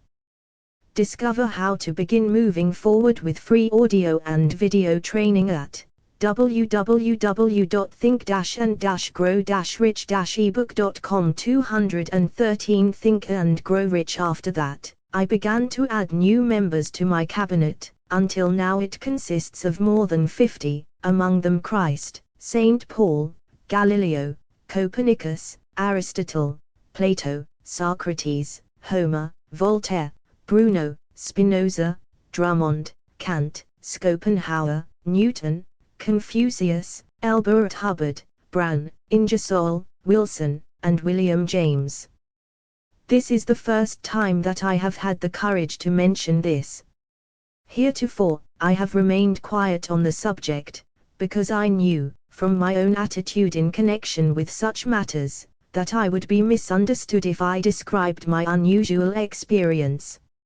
I have been emboldened now to reduce my experience to the printed page, because I am now less concerned about what they say than I was in the years that have passed. One of the blessings of maturity is that it sometimes brings one greater courage to be truthful, regardless of what those who do not understand may think or say. Lest I be misunderstood, I wish here to state most emphatically that I still regard my cabinet meetings as being purely imaginary, but I feel entitled to suggest that, while the members of my cabinet may be purely fictional, and the meetings existent only in my own imagination, they have led me into glorious paths of adventure, rekindled an appreciation of true greatness, encouraged creative endeavor, and emboldened the expression of honest thought. Somewhere in the cell structure of the brain is located an organ which receives vibrations of thought ordinarily called hunches. So far, science has not discovered where this organ of the sixth sense is located, but this is not important. The fact remains that human beings do receive accurate knowledge through sources other than the physical senses. Such knowledge, generally, is received when the mind is under the influence of extraordinary stimulation. Any emergency which arouses the emotions, and causes the heart to beat more rapidly than normal may, and generally does, bring the sixth sense into action. Anyone who has experienced a near accident while driving, knows that on such occasions, the sixth sense often comes to one's rescue, and aids, by split seconds, in avoiding the accident. These facts are mentioned preliminary to a statement of fact which I shall now make, namely, that during my meetings with the invisible counselors I find my mind most receptive to ideas, thoughts, and knowledge which reach me through the sixth sense. I can truthfully say that I owe entirely to my invisible counselors full credit for such ideas, facts, or knowledge as I received through inspiration. Do you feel frustrated, stuck or overwhelmed by the concepts in this ebook? Discover how to begin moving forward with free audio and video training at www.think-and-grow-rich-ebook.com. 214 Think and Grow Rich. On scores of occasions, when I have faced emergencies, some of them so grave that my life was in jeopardy, I have been miraculously guided past these difficulties through the influence of my invisible counselors. My original purpose in conducting council meetings with imaginary beings was solely that of impressing my own subconscious mind, through the principle of autosuggestion, with certain characteristics which I desired to acquire. In more recent years, my experimentation has taken on an entirely different trend. I now go to my imaginary counselors with every difficult problem which confronts me and my clients. The results are often astonishing, although I do not depend entirely on this form of counsel. You, of course, have recognized that this chapter covers a subject with which a majority of people are not familiar. The sixth sense is a subject that will be of great interest and benefit to the person whose aim is to accumulate vast wealth, but it need not claim the attention of those whose desires are more modest. Henry Ford undoubtedly understands and makes practical use of the sixth sense. His vast business and financial operations make it necessary for him to understand and use this principle. The late Thomas Edison understood and used the sixth sense in connection with the development of inventions, especially those involving basic patents, in connection with which he had no human experience and no accumulated knowledge to guide him, as was the case while he was working on the talking machine and the moving picture machine. Nearly all great leaders, such as Napoleon, Bismarck, Joan of Arc, Christ, Buddha, Confucius, and Mohammed, understood, and probably made use of the sixth sense almost continuously. The major portion of their greatness consisted of their knowledge of this principle. The sixth sense is not something that one can take off and put on at will. Ability to use this great power comes slowly, through application of the other principles outlined in this book. Seldom does any individual come into workable knowledge of the sixth sense before the age of 40. More often the knowledge is not available until one is well past 50, and this, for the reason that the spiritual forces, with which the sixth sense is so closely related, do not mature and become usable except through years of meditation, self-examination, and serious thought. No matter who you are, or what may have been your purpose in reading this book, you can profit by it without understanding the principle described in Do You Feel Frustrated, Stuck or Overwhelmed by the Concepts in this ebook? Discover how to begin moving forward with free audio and video training at www.think-and-grow-rich-ebook.com. 215 Think and Grow Rich. This chapter. This is especially true if your major purpose is that of accumulation of money or other material things. The chapter on the sixth sense was included, because the book is designed for the purpose of presenting a complete philosophy by which individuals may unerringly guide themselves in attaining whatever they ask of life. The starting point of all achievement is desire. The finishing point is that brand of knowledge which leads to understanding of self, understanding of others, understanding of the laws of nature, recognition and understanding of happiness. This sort of understanding comes in its fullness only through familiarity with, and use of the principle of the sixth sense, hence that principle had to be included as a part of this philosophy, for the benefit of those who demand more than money. Having read the chapter, you must have observed that while reading it, you were lifted to a high level of mental stimulation. Splendid. Come back to this again a month from now, read it once more, and observe that your mind will soar to a still higher level of stimulation. Repeat this experience from time to time, giving no concern as to how much or how little you learn at the time, and eventually you will find yourself in possession of a power that will enable you to throw off discouragement, master fear, overcome procrastination, and draw freely upon your imagination. Then you will have felt the touch of that unknown something which has been the moving spirit of every truly great thinker, leader, artist, musician, writer, statesman. Then you will be in position to transmute your desires into their physical or financial counterpart as easily as you may lie down and quit at the first sign of opposition. Faith vs. Fear. Previous chapters have described how to develop faith, through autosuggestion, desire and the subconscious.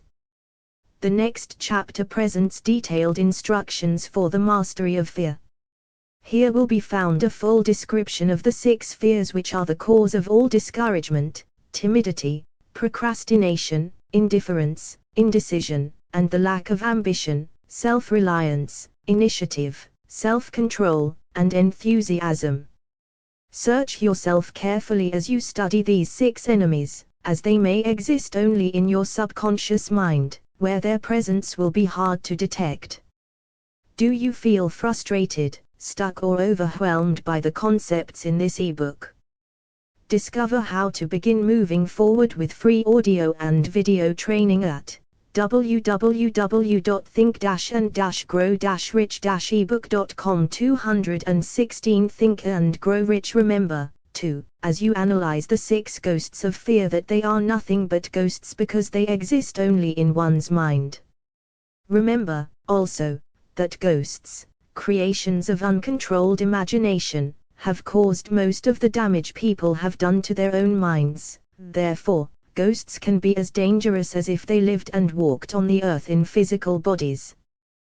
The ghost of the fear of poverty, which seized the minds of millions of people in 1929, was so real that it caused the worst business depression this country has ever known.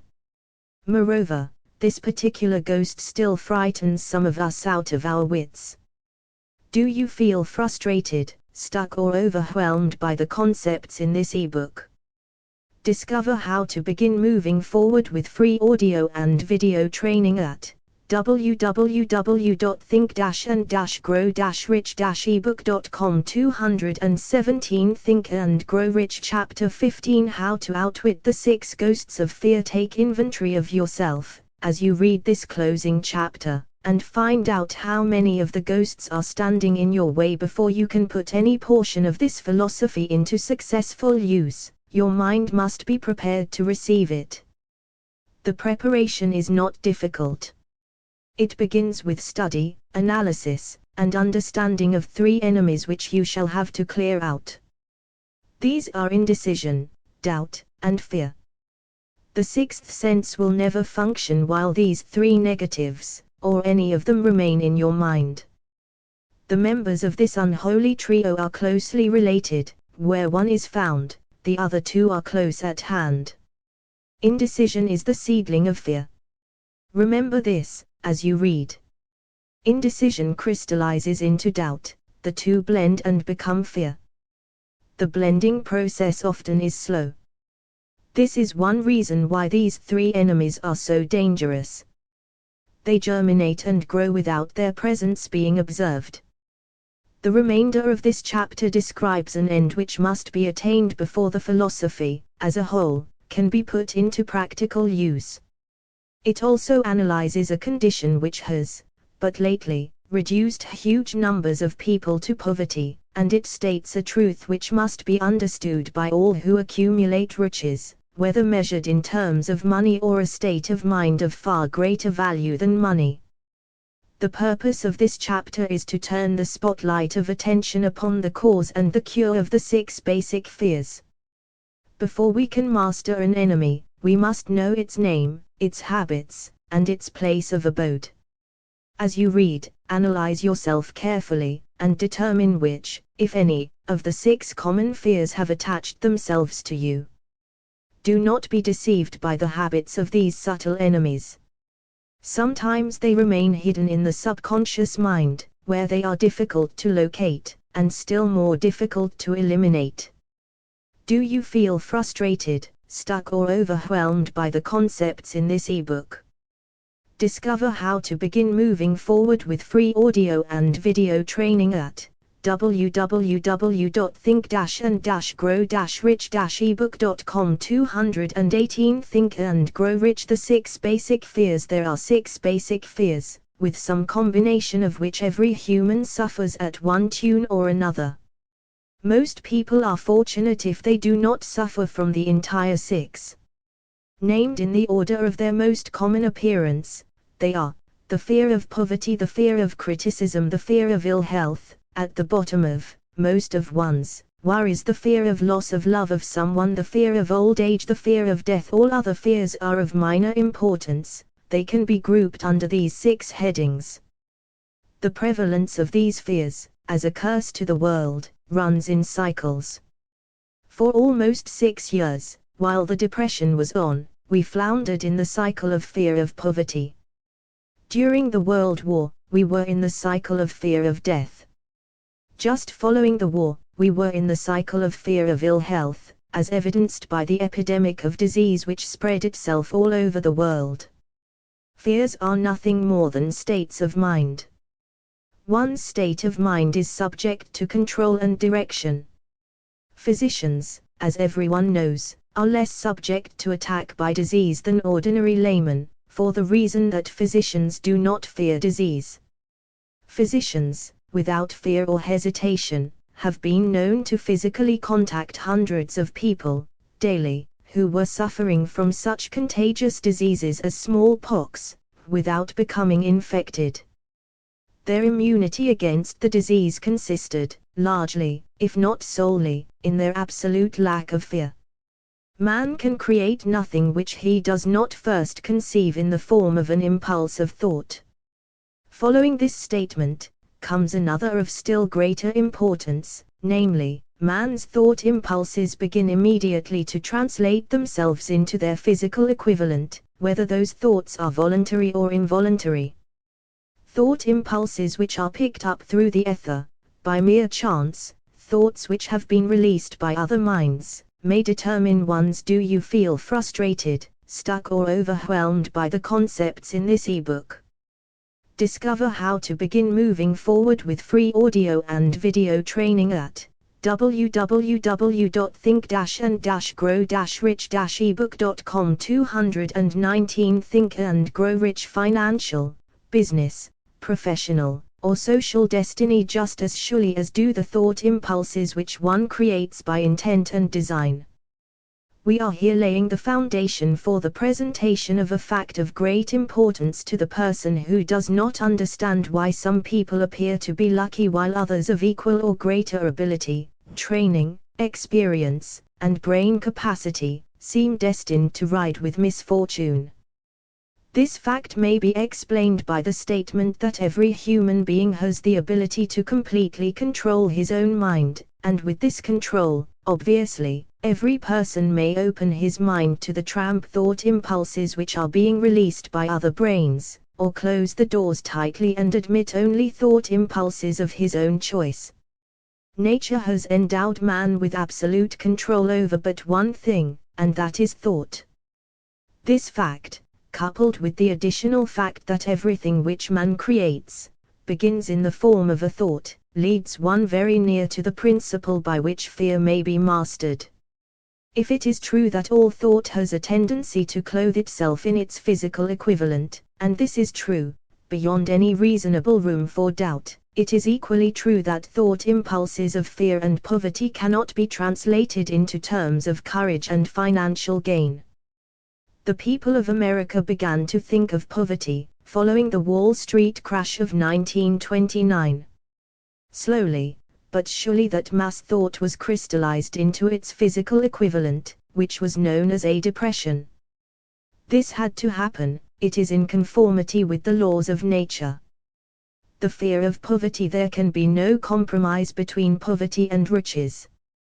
The two roads that lead to poverty and riches travel in opposite directions. If you want riches, you must refuse to accept any circumstance that leads toward poverty. The word riches is here used in its broadest sense, meaning financial, spiritual, mental and material estates.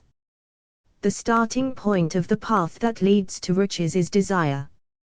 In Chapter 1, you received full instructions for the proper use of desire.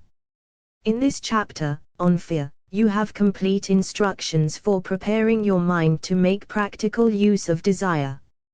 Here, then, is the place to give yourself a challenge which will definitely determine how much of this philosophy you have absorbed. Here is the point at which you can turn prophet and foretell, accurately, what the future holds in store for you. If, after reading this chapter, you are willing to accept poverty, you feel frustrated, stuck or overwhelmed by the concepts in this ebook. Discover how to begin moving forward with free audio and video training at www.think-and-grow-rich-ebook.com. 220 Think and Grow Rich may as well make up your mind to receive poverty. This is one decision you cannot avoid. If you demand riches, determine what form, and how much will be required to satisfy you.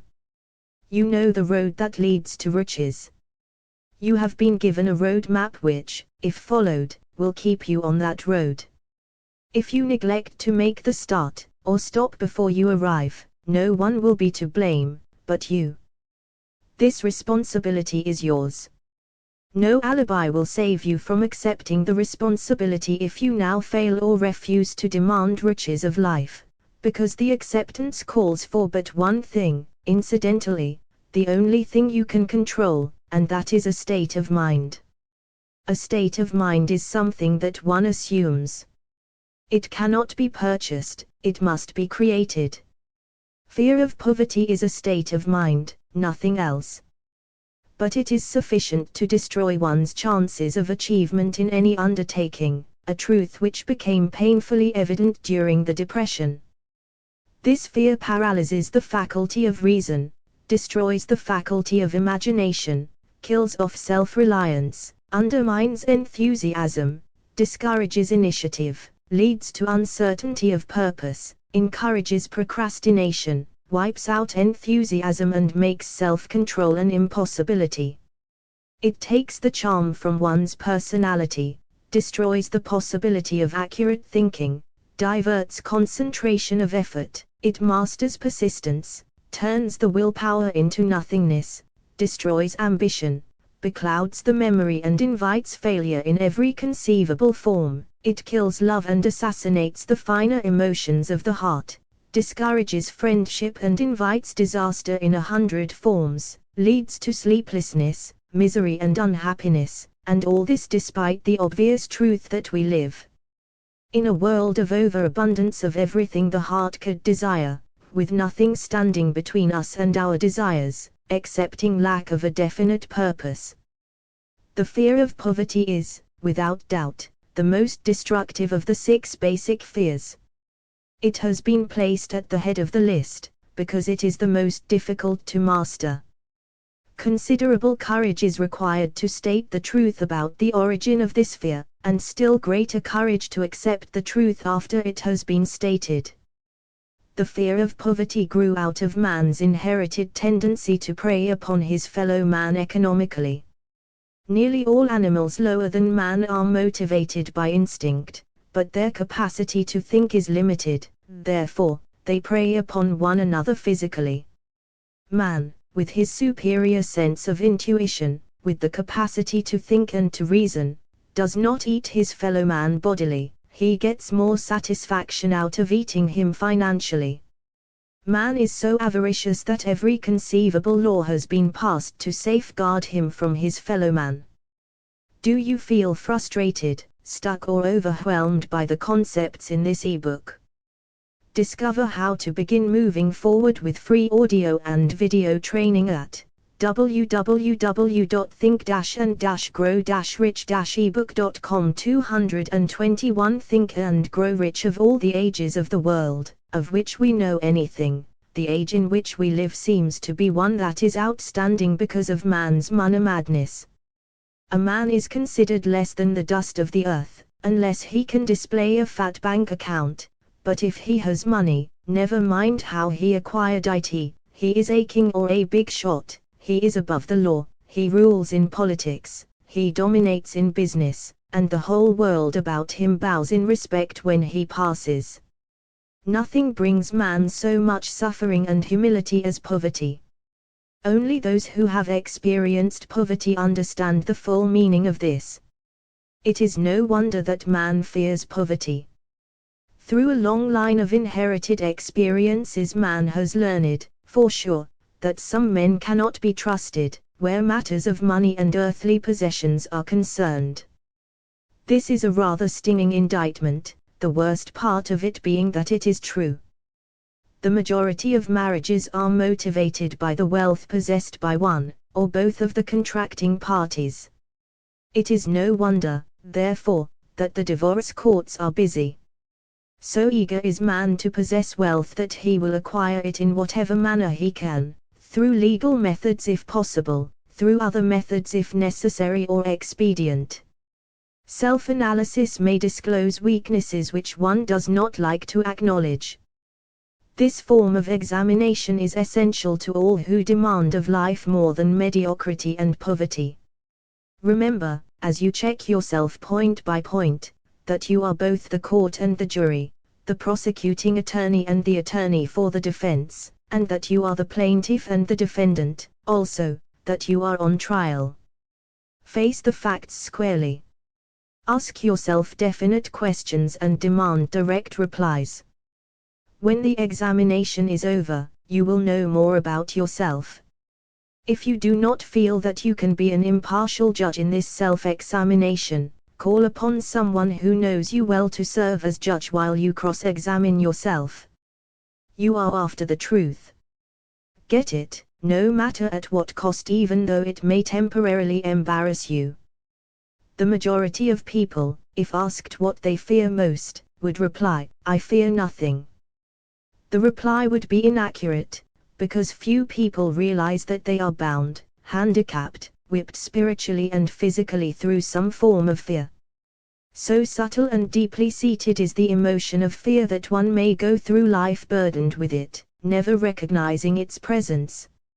Only a courageous analysis will disclose the presence of this universal enemy. When you begin such an analysis, search deeply into your character. Here is a list of the symptoms for which you should look. Do you feel frustrated, stuck or overwhelmed by the concepts in this ebook? Discover how to begin moving forward with free audio and video training at www.think-and-grow-rich-ebook.com. 222 Think and Grow Rich. Symptoms of the Fear of Poverty. Indifference. commonly expressed through lack of ambition, willingness to tolerate poverty, acceptance of whatever compensation life may offer without protest, mental and physical laziness, lack of initiative, imagination, enthusiasm and self-control in decision. The habit of permitting others to do one's thinking. Staying on the fence. Doubt. Generally expressed through alibis and excuses designed to cover up, explain away, or apologize for one's failures, sometimes expressed in the form of envy of those who are successful, or by criticizing them. Worry. Usually expressed by finding fault with others, a tendency to spend beyond one's income, neglect of personal appearance, scowling and frowning, intemperance in the use of alcoholic drink, sometimes through the use of narcotics, nervousness, lack of poise, self-consciousness and lack of self-reliance. Overcaution. The habit of looking for the negative side of every circumstance, thinking and talking of possible failure instead of concentrating upon the means of succeeding. Knowing all the roads to disaster, but never searching for the plans to avoid failure. Waiting for the right time to begin putting ideas and plans into action, until the waiting becomes a permanent habit. Remembering those who have failed, and forgetting those who have succeeded. Seeing the hole in the donut, but overlooking the donut. Pessimism, leading to indigestion, poor elimination, auto-intoxication, bad breath and bad disposition. Procrastination. The habit of putting off until tomorrow that which should have been done last year. Spending enough time in creating alibis and excuses to have done the job. This symptom is closely related to overcaution, doubt and worry. Refusal to accept responsibility when it can be avoided. Willingness to compromise rather than put up a stiff fight. Compromising with difficulties instead of harnessing and using them as stepping stones to advancement. Bargaining with life for a penny, instead of demanding prosperity, opulence, riches, contentment and happiness. Planning what to do if and when do you feel frustrated, stuck or overwhelmed by the concepts in this ebook. Discover how to begin moving forward with free audio and video training at www.think-and-grow-rich-ebook.com. 223 Think and Grow Rich overtaken by failure, instead of burning all bridges and making retreat impossible. Weakness of, and often total lack of self-confidence, definiteness of purpose, self-control, initiative, enthusiasm, ambition, thrift and sound reasoning ability. Expecting poverty instead of demanding riches. Association with those who accept poverty instead of seeking the company of those who demand and receive riches. Money talks. Some will ask, why did you write a book about money? Why measure riches in dollars alone? Some will believe, and rightly so, that there are other forms of riches more desirable than money. Yes, there are riches which cannot be measured in terms of dollars, but there are millions of people who will say, give me all the money I need, and I will find everything else I want.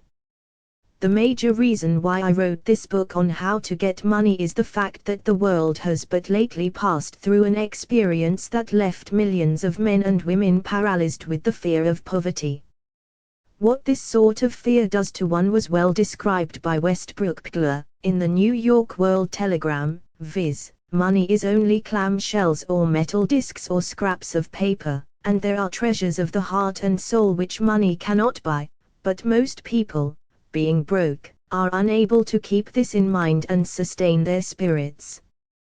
When a man is down and out and on the street, unable to get any job at all, something happens to his spirit which can be observed in the droop of his shoulders, the set of his hat, his walk and his gaze.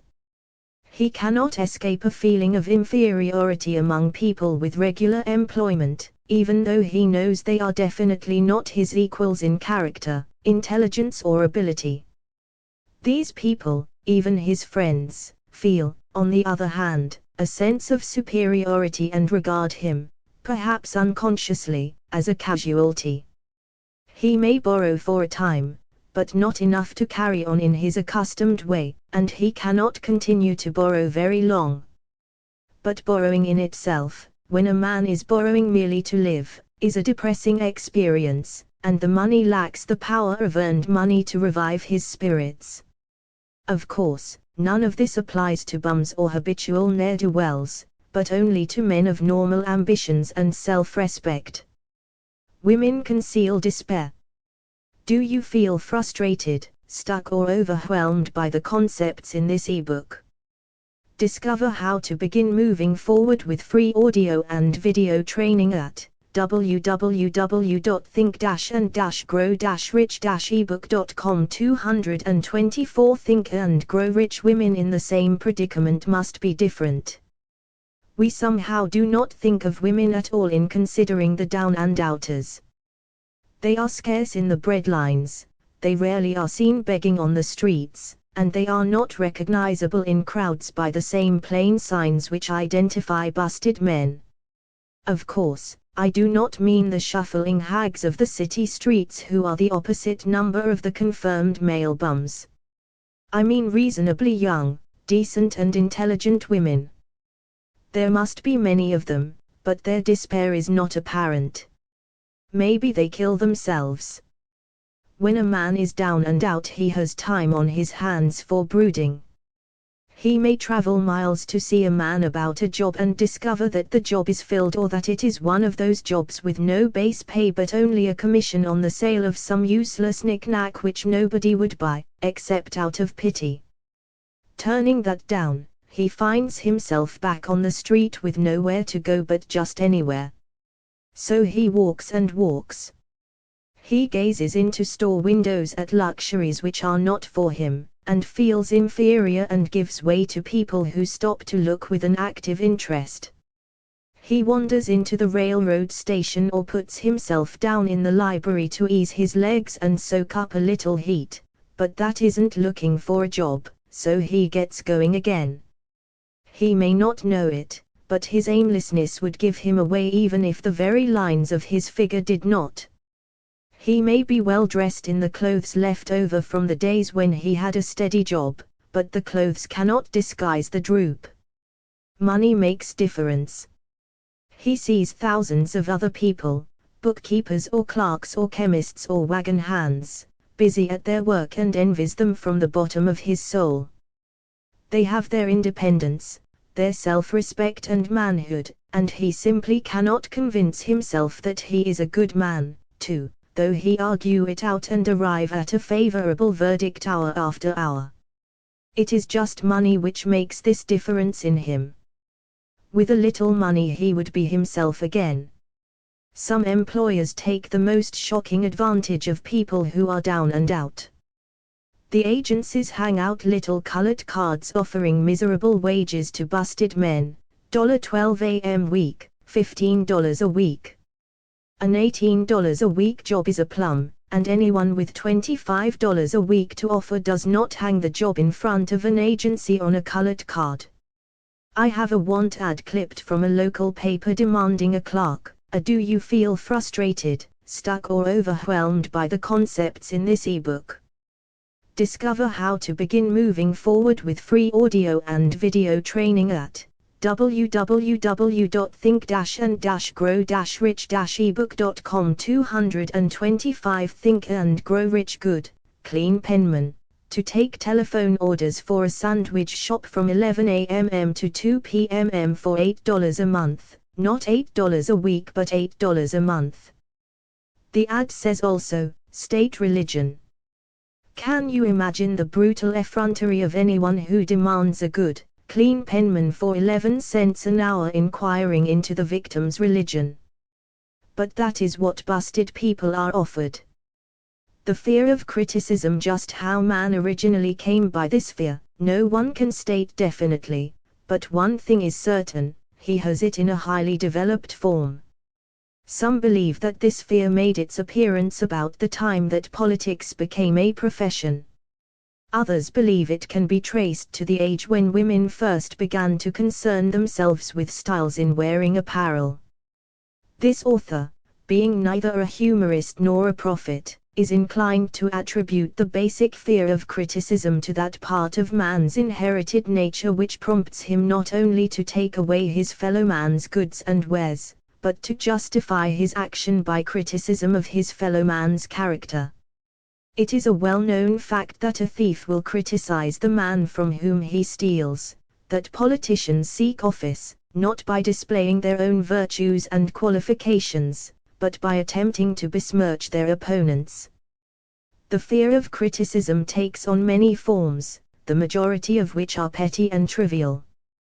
Bald-headed men, for example, are bald for no other reason than their fear of criticism. Heads become bald because of the tight-fitting bands of hats which cut off the circulation from the roots of the hair. Men wear hats, not because they actually need them, but mainly because everyone is doing it. The individual falls into line and does likewise, lest some other individual criticize him. Women seldom have bald heads, or even thin hair, because they wear hats which fit their heads loosely, the only purpose of the hats being adornment. But, it must not be supposed that women are free from the fear of criticism. If any woman claims to be superior to man with reference to this fear, ask her to walk down the street wearing a hat of the vintage of 1890. The astute manufacturers of clothing have not been slow to capitalize this basic fear of criticism, with which all mankind has been cursed. Every season the styles in many articles of wearing apparel change. Who establishes the styles? Certainly not the purchaser of clothing, but the manufacturer. Why does he change the styles so often? The answer is obvious. He changes the styles so he can sell more clothes. Do you feel frustrated, stuck or overwhelmed by the concepts in this ebook? Discover how to begin moving forward with free audio and video training at www.think-and-grow-rich-ebook.com. 226 Think and Grow Rich. For the same reason the manufacturers of automobiles, with a few rare and very sensible exceptions, change styles of models every season. No man wants to drive an automobile which is not of the latest style, although the older model may actually be the better car. We have been describing the manner in which people behave under the influence of fear of criticism as applied to the small and petty things of life. Let us now examine human behavior when this fear affects people in connection with the more important events of human relationship. Take for example practically any person who has reached the age of mental maturity, from 35 to 40 years of age, as a general average, and if you could read the secret thoughts of his mind, you would find a very decided disbelief in most of the fables taught by the majority of the dogmatists and theologians a few decades back. Not often, however, will you find a person who has the courage to openly state his belief on this subject. Most people will, if pressed far enough, tell a lie rather than admit that they do not believe the stories associated with that form of religion which held people in bondage prior to the age of scientific discovery and education. Why does the average person, even in this day of enlightenment, shy away from denying his belief in the fables which were the basis of most of the religions a few decades ago? The answer is, because of the fear of criticism. Men and women have been burned at the stake for daring to express disbelief in ghosts. It is no wonder we have inherited a consciousness which makes us fear criticism. The time was, and not so far in the past, when criticism carried severe punishments. It still does in some countries. The fear of criticism robs man of his initiative, destroys his power of imagination, limits his individuality, takes away his self-reliance, and does him damage in 100 other ways. Parents often do their children irreparable injury by criticizing them. The mother of one of my boyhood chums used to punish him with a switch almost daily, always completing the job with the statement, "You'll land in the penitentiary before you are 20. He was sent to a reformatory at the age of 17. Criticism is the one form of service, of which everyone has too much. Everyone has a stock of it which is handed out, gratis, whether called for or not. One's nearest relatives often are the worst offenders. It should be recognized as a crime. In reality it is a crime of the worst nature, for any parent to build inferiority complexes in the mind of a child, through unnecessary criticism. Employers who understand human nature, get the best there is in men, not by "Do you feel frustrated, stuck or overwhelmed by the concepts in this ebook?" Discover how to begin moving forward with free audio and video training at www.think-and-grow-rich-ebook.com. 227 Think and Grow Rich Criticism, but by constructive suggestion. Parents may accomplish the same results with their children.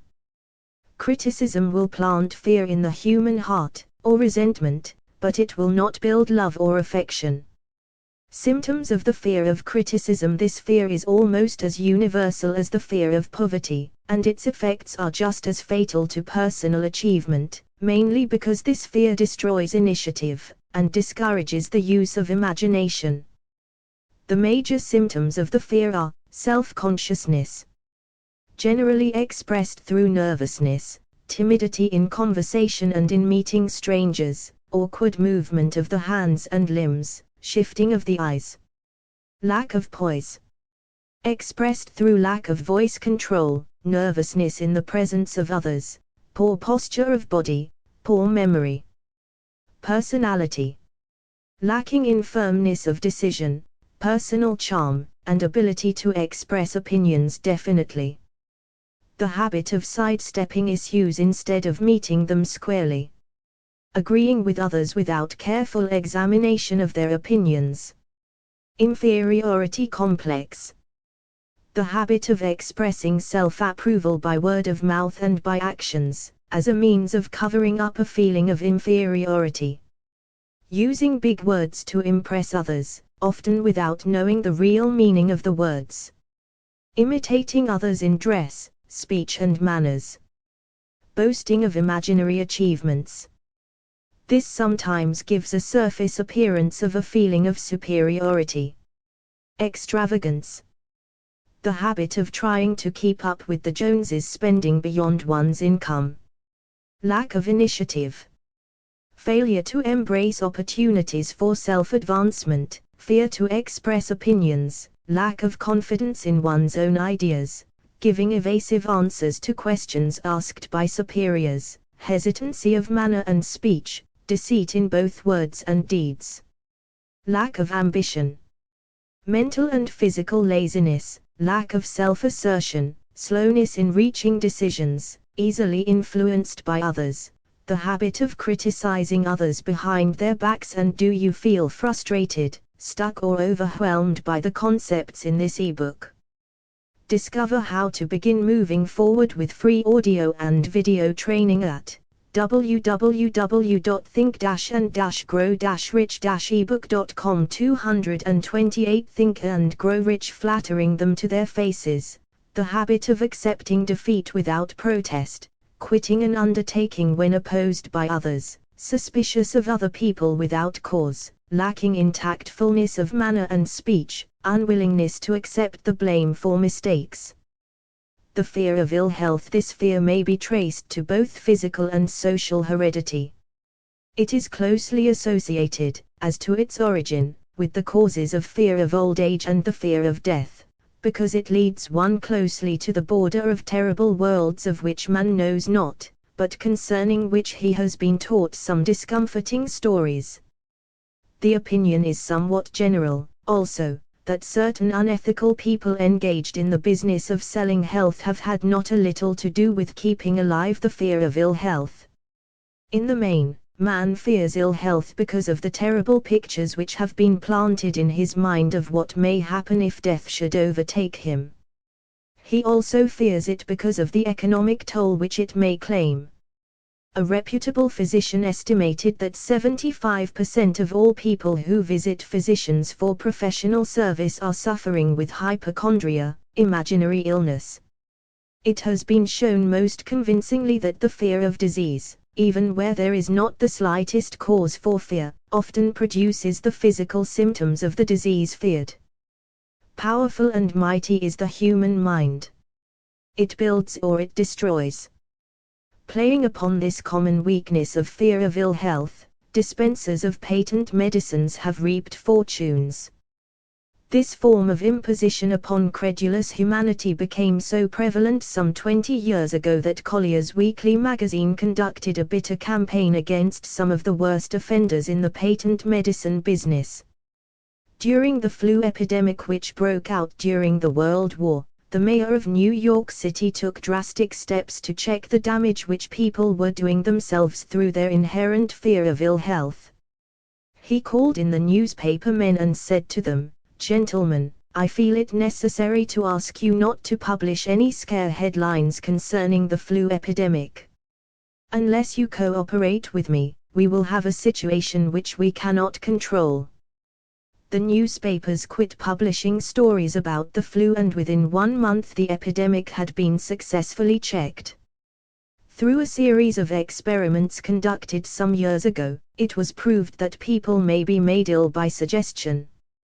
We conducted this experiment by Do you feel frustrated, stuck or overwhelmed by the concepts in this ebook?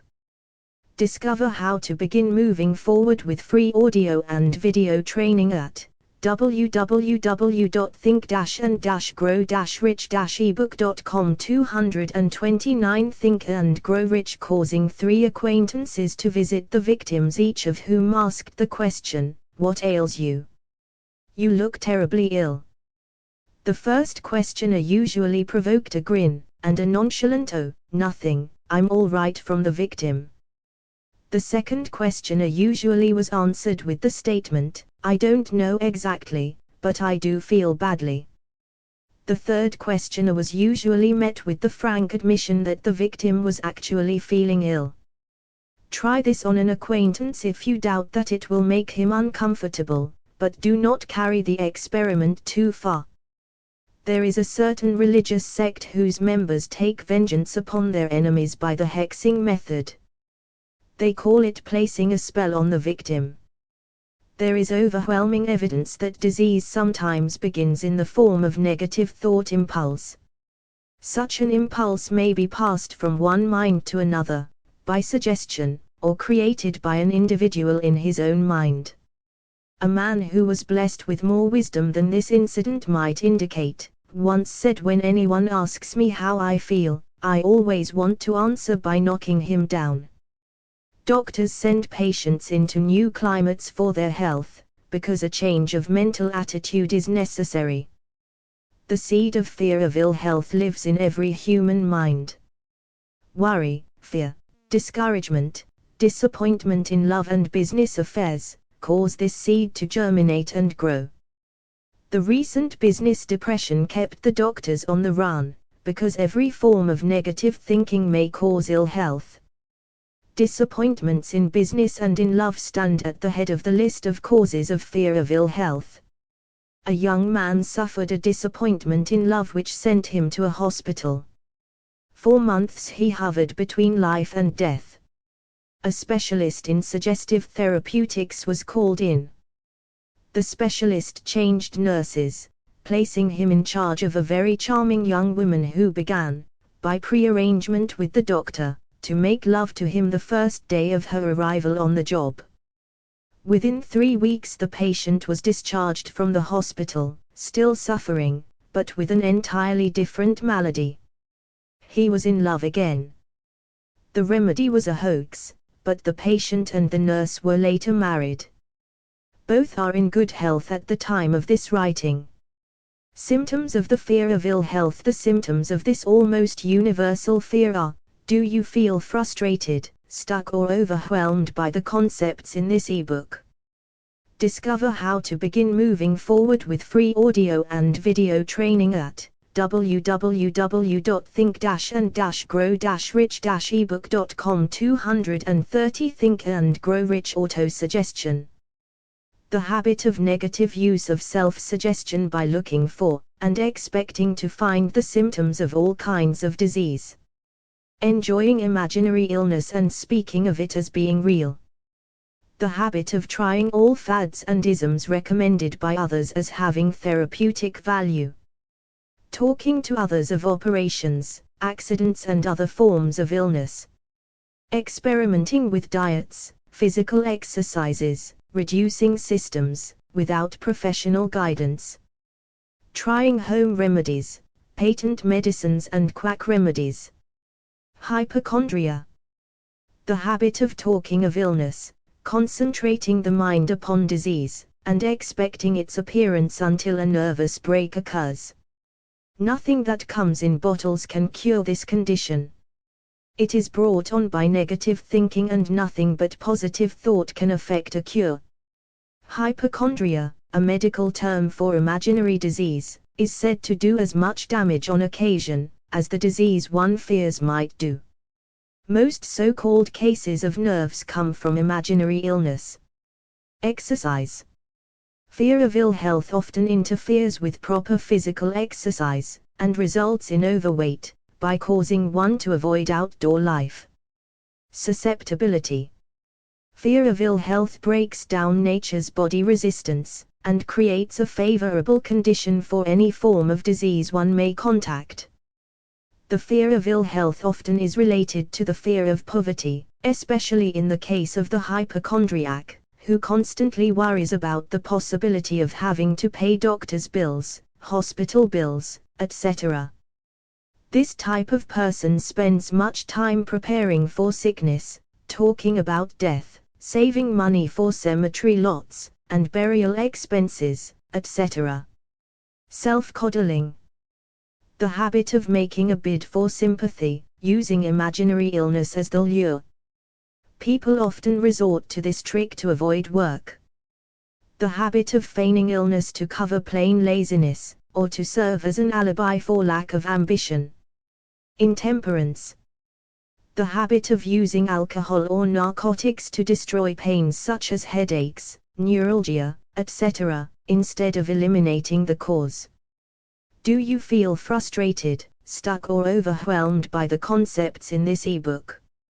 Discover how to begin moving forward with free audio and video training at www.think-and-grow-rich-ebook.com 231 Think and Grow Rich. The habit of reading about illness and worrying over the possibility of being stricken by it. The habit of reading patent medicine advertisements. The fear of loss of love. The original source of this inherent fear needs but little description, because it obviously grew out of man's polygamous habit of stealing his fellow man's mate, and his habit of taking liberties with her whenever he could. Jealousy, and other similar forms of dementia precox grow out of man's inherited fear of the loss of love of someone. This fear is the most painful of all the 6 basic fears. It probably plays more havoc with the body and mind than any of the other basic fears, as it often leads to permanent insanity. The fear of the loss of love probably dates back to the Stone Age, when men stole women by brute force. They continue to steal females, but their technique has changed. Instead of force, they now use persuasion, the promise of pretty clothes, motor cars, and other bait much more effective than physical force. Man's habits are the same as they were at the dawn of civilization, but he expresses them differently. Careful analysis has shown that women are more susceptible to this fear than men. This fact is easily explained. Women have learned, from experience, that men are polygamous by nature, that they are not to be trusted in the hands of rivals. Symptoms of the fear of loss of love. The distinguishing symptoms of this fear are jealousy, the habit of being suspicious of friends and loved ones without any reasonable evidence of sufficient grounds. Jealousy is a form of dementia precox which sometimes becomes violent without the slightest cause. The habit of accusing wife or husband of infidelity without grounds.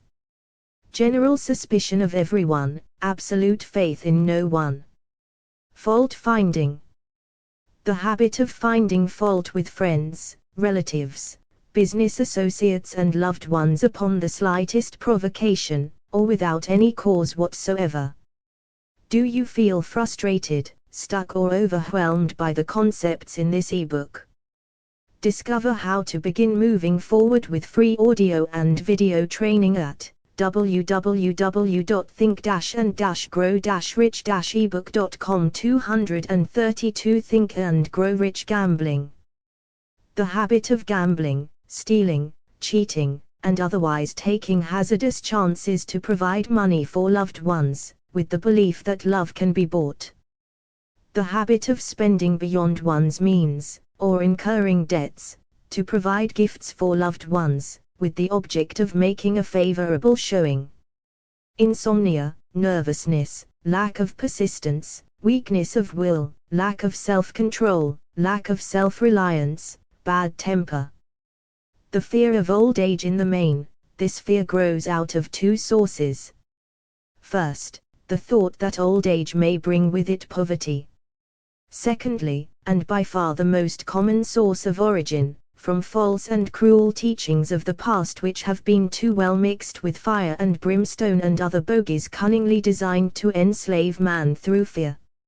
In the basic fear of old age, man has two very sound reasons for his apprehension, one growing out of his distrust of his fellowman, who may seize whatever worldly goods he may possess, and the other arising from the terrible pictures of the world beyond, which were planted in his mind, through social heredity before he came into full possession of his mind.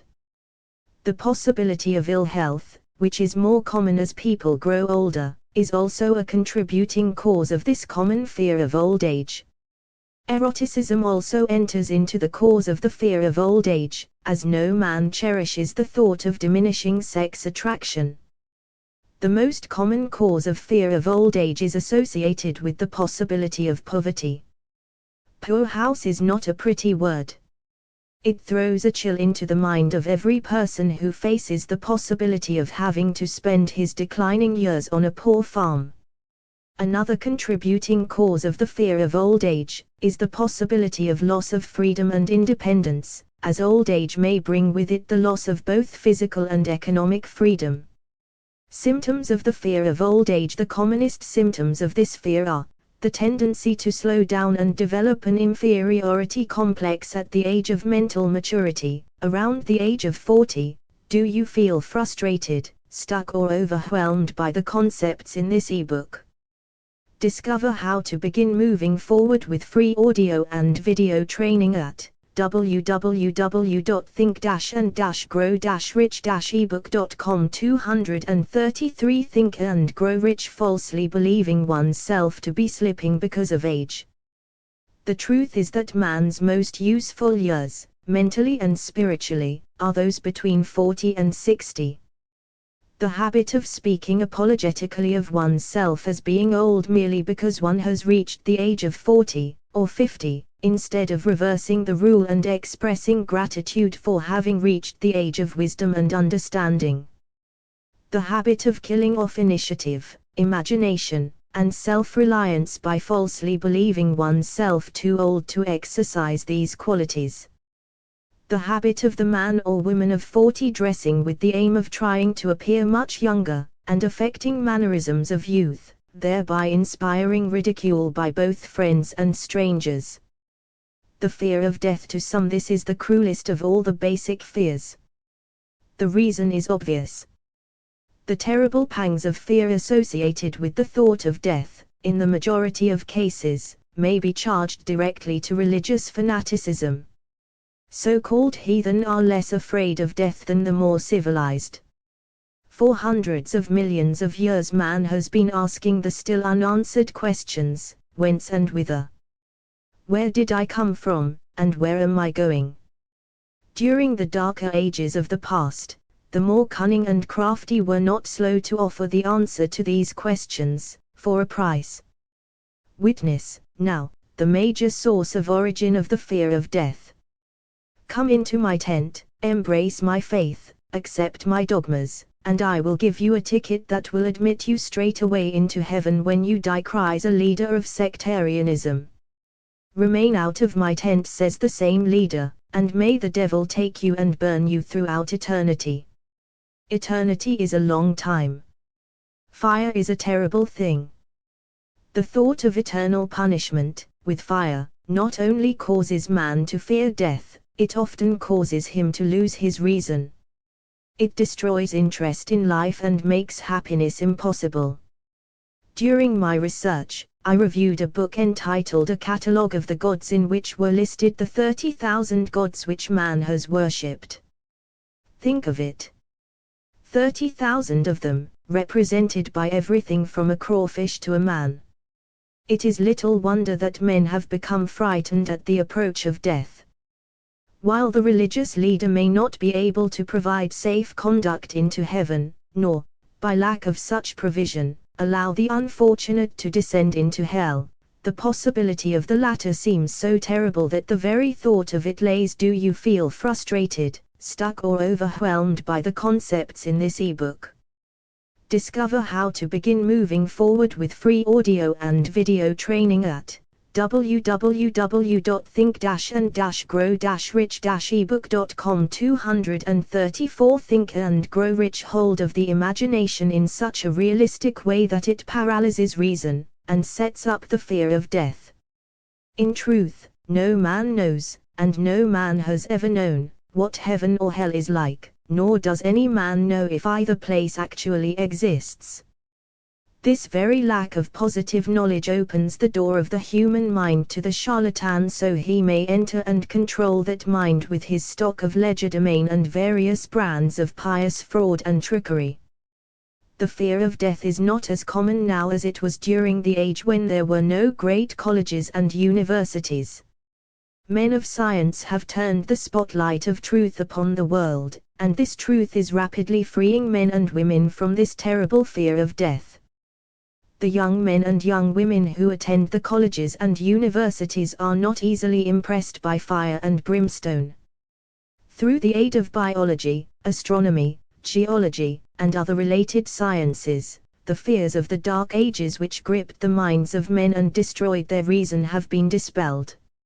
Insane asylums are filled with men and women who have gone mad, because of the fear of death. This fear is useless. Death will come, no matter what anyone may think about it. Accept it as a necessity, and pass the thought out of your mind. It must be a necessity, or it would not come to all. Perhaps it is not as bad as it has been pictured. The entire world is made up of only two things, energy and matter. In elementary physics we learn that neither matter nor energy, the only two realities known to man, can be created nor destroyed. Both matter and energy can be transformed, but neither can be destroyed. Life is energy, if it is anything. If neither energy nor matter can be destroyed, of course life cannot be destroyed. Life, like other forms of energy, may be passed through various processes of transition, or change, but it cannot be destroyed. Death is mere transition. If death is not mere change, or transition, then nothing comes after death except a long, eternal, peaceful sleep, and sleep is nothing to be feared. Thus you may wipe out, forever, the fear of death.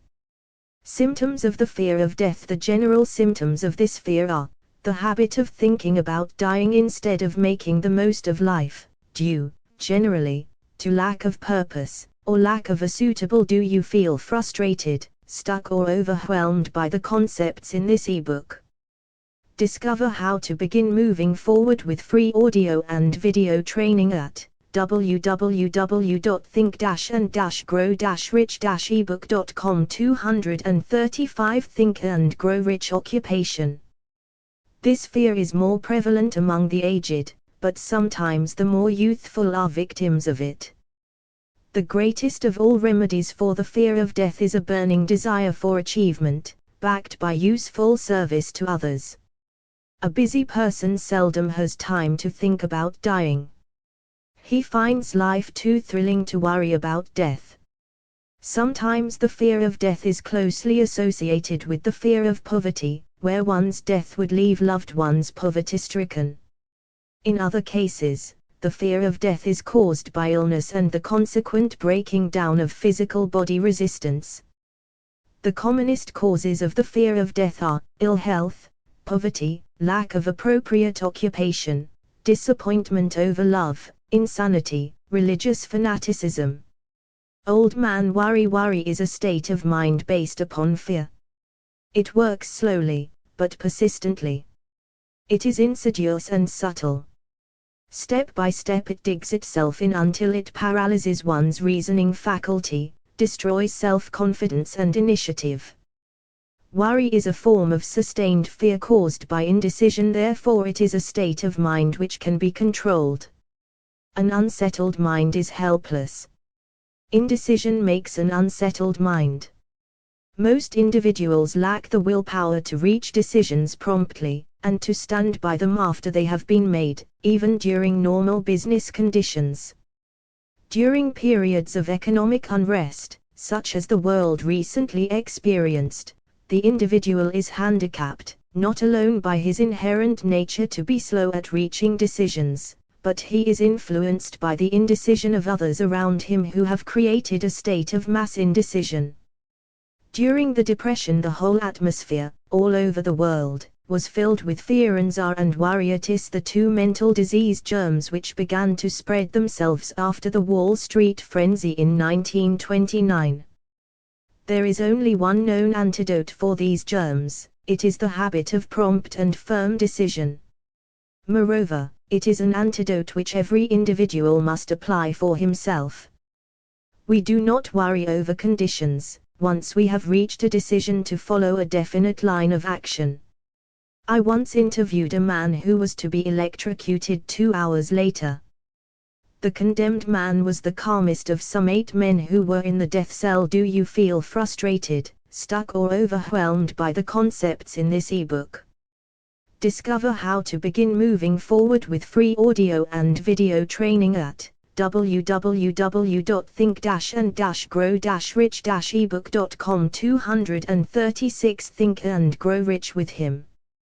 His calmness prompted me to ask him how it felt to know that he was going into eternity in a short while. With a smile of confidence on his face, he said, "It feels fine. Just think, brother, my troubles will soon be over. I have had nothing but trouble all my life. It has been a hardship to get food and clothing. Soon I will not need these things. I have felt fine ever since I learned for certain that I must die. I made up my mind then, to accept my fate in good spirit." As he spoke he devoured a dinner of proportions sufficient for 3 men, eating every mouthful of the food brought to him, and apparently enjoying it as much as if no disaster awaited him. Decision gave this man resignation to his fate. Decision can also prevent one's acceptance of undesired circumstances. The 6 basic fears become translated into a state of worry, through indecision. Relieve yourself, forever, of the fear of death, by reaching a decision to accept death as an inescapable event. Whip the fear of poverty by reaching a decision to get along with whatever wealth you can accumulate without worry. Put your foot upon the neck of the fear of criticism by reaching a decision not to worry about what other people think, do, or say. Eliminate the fear of old age by reaching a decision to accept it, not as a handicap, but as a great blessing which carries with it wisdom, self-control, and understanding not known to youth. Acquit yourself of the fear of ill health by the decision to forget symptoms. Master the fear of loss of love by reaching a decision to get along without love, if that is necessary. Kill the habit of worry, in all its forms, by reaching a general, blanket decision that nothing which life has to offer is worth the price of worry. With this decision will come poise, peace of mind, and calmness of thought which will bring happiness. A man whose mind is filled with fear not only destroys his own chances of intelligent action, but he transmits these destructive vibrations to the minds of all who come into contact with him, and destroys also their chances. Even a dog or a horse knows when its master lacks courage. Moreover, a dog or a horse will pick up the vibrations of fear thrown off by its master, and behave accordingly. Lower down the line of intelligence in the animal kingdom, one finds this same capacity to pick up the vibrations of fear. A honeybee immediately senses fear in the mind of a person. For reasons unknown, a bee will sting the person whose mind is releasing vibrations of fear, much more readily than it will molest the person whose mind registers no fear. Do you feel frustrated, stuck or overwhelmed by the concepts in this ebook? Discover how to begin moving forward with free audio and video training at www.think-and-grow-rich-ebook.com. 237 Think and Grow Rich. The vibrations of fear pass from one mind to another just as quickly and as surely as the sound of the human voice passes from the broadcasting station to the receiving set of a radio, and by the self-same medium. Mental telepathy is a reality. Thoughts pass from one mind to another, voluntarily, whether or not this fact is recognized by either the person releasing the thoughts, or the persons who pick up those thoughts. The person who gives expression, by word of mouth, to negative or destructive thoughts is practically certain to experience the results of those words in the form of a destructive kickback. The release of destructive thought impulses, alone, without the aid of words, produces also a kickback in more ways than one. First of all, and perhaps most important to be remembered, the person who releases thoughts of a destructive nature must suffer damage through the breaking down of the faculty of creative imagination. Secondly, the presence in the mind of any destructive emotion develops a negative personality which repels people, and often converts them into antagonists. The third source of damage to the person who entertains or releases negative thoughts lies in this significant fact: these thought impulses are not only damaging to others, but they imprint themselves in the subconscious mind of the person releasing them, and they become a part of his character. One is never through with a thought, merely by releasing it. When a thought is released, it spreads in every direction, through the medium of the ether, but it also plants itself permanently in the subconscious mind of the person releasing it. Your business in life is, presumably, to achieve success. To be successful, you must find peace of mind, acquire the material needs of life, and above all, attain happiness. All of these evidences of success begin in the form of thought impulses.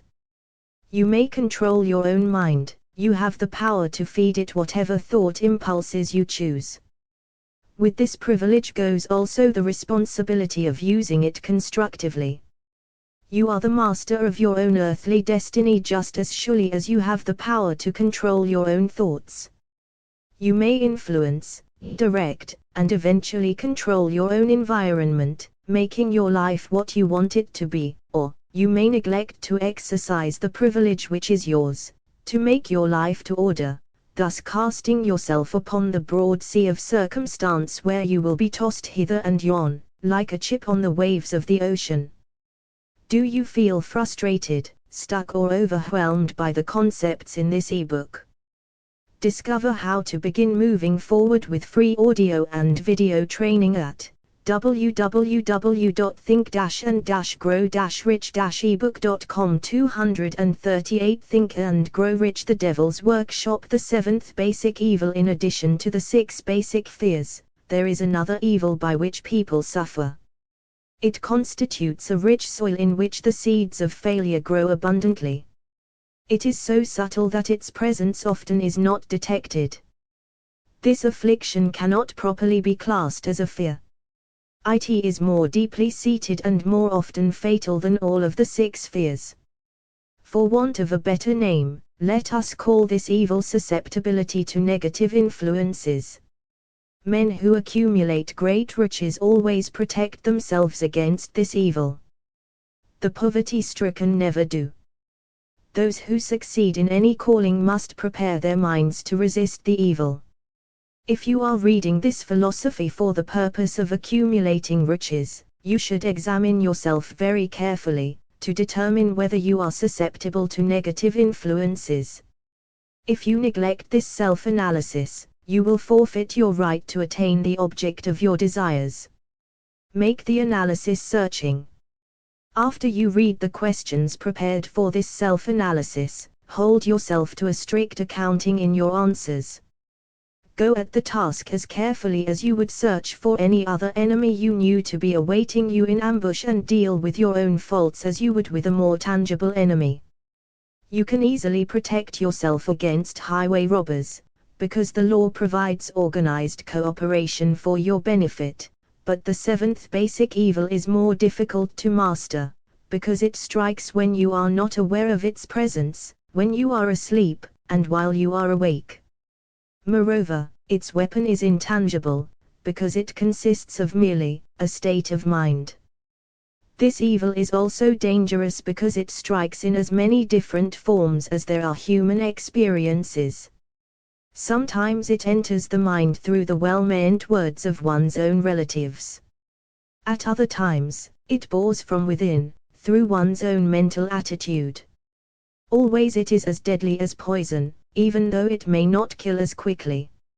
How to protect yourself against negative influences? To protect yourself against negative influences, whether of your own making, or the result of the activities of negative people around you, recognize: do you feel frustrated, stuck or overwhelmed by the concepts in this ebook?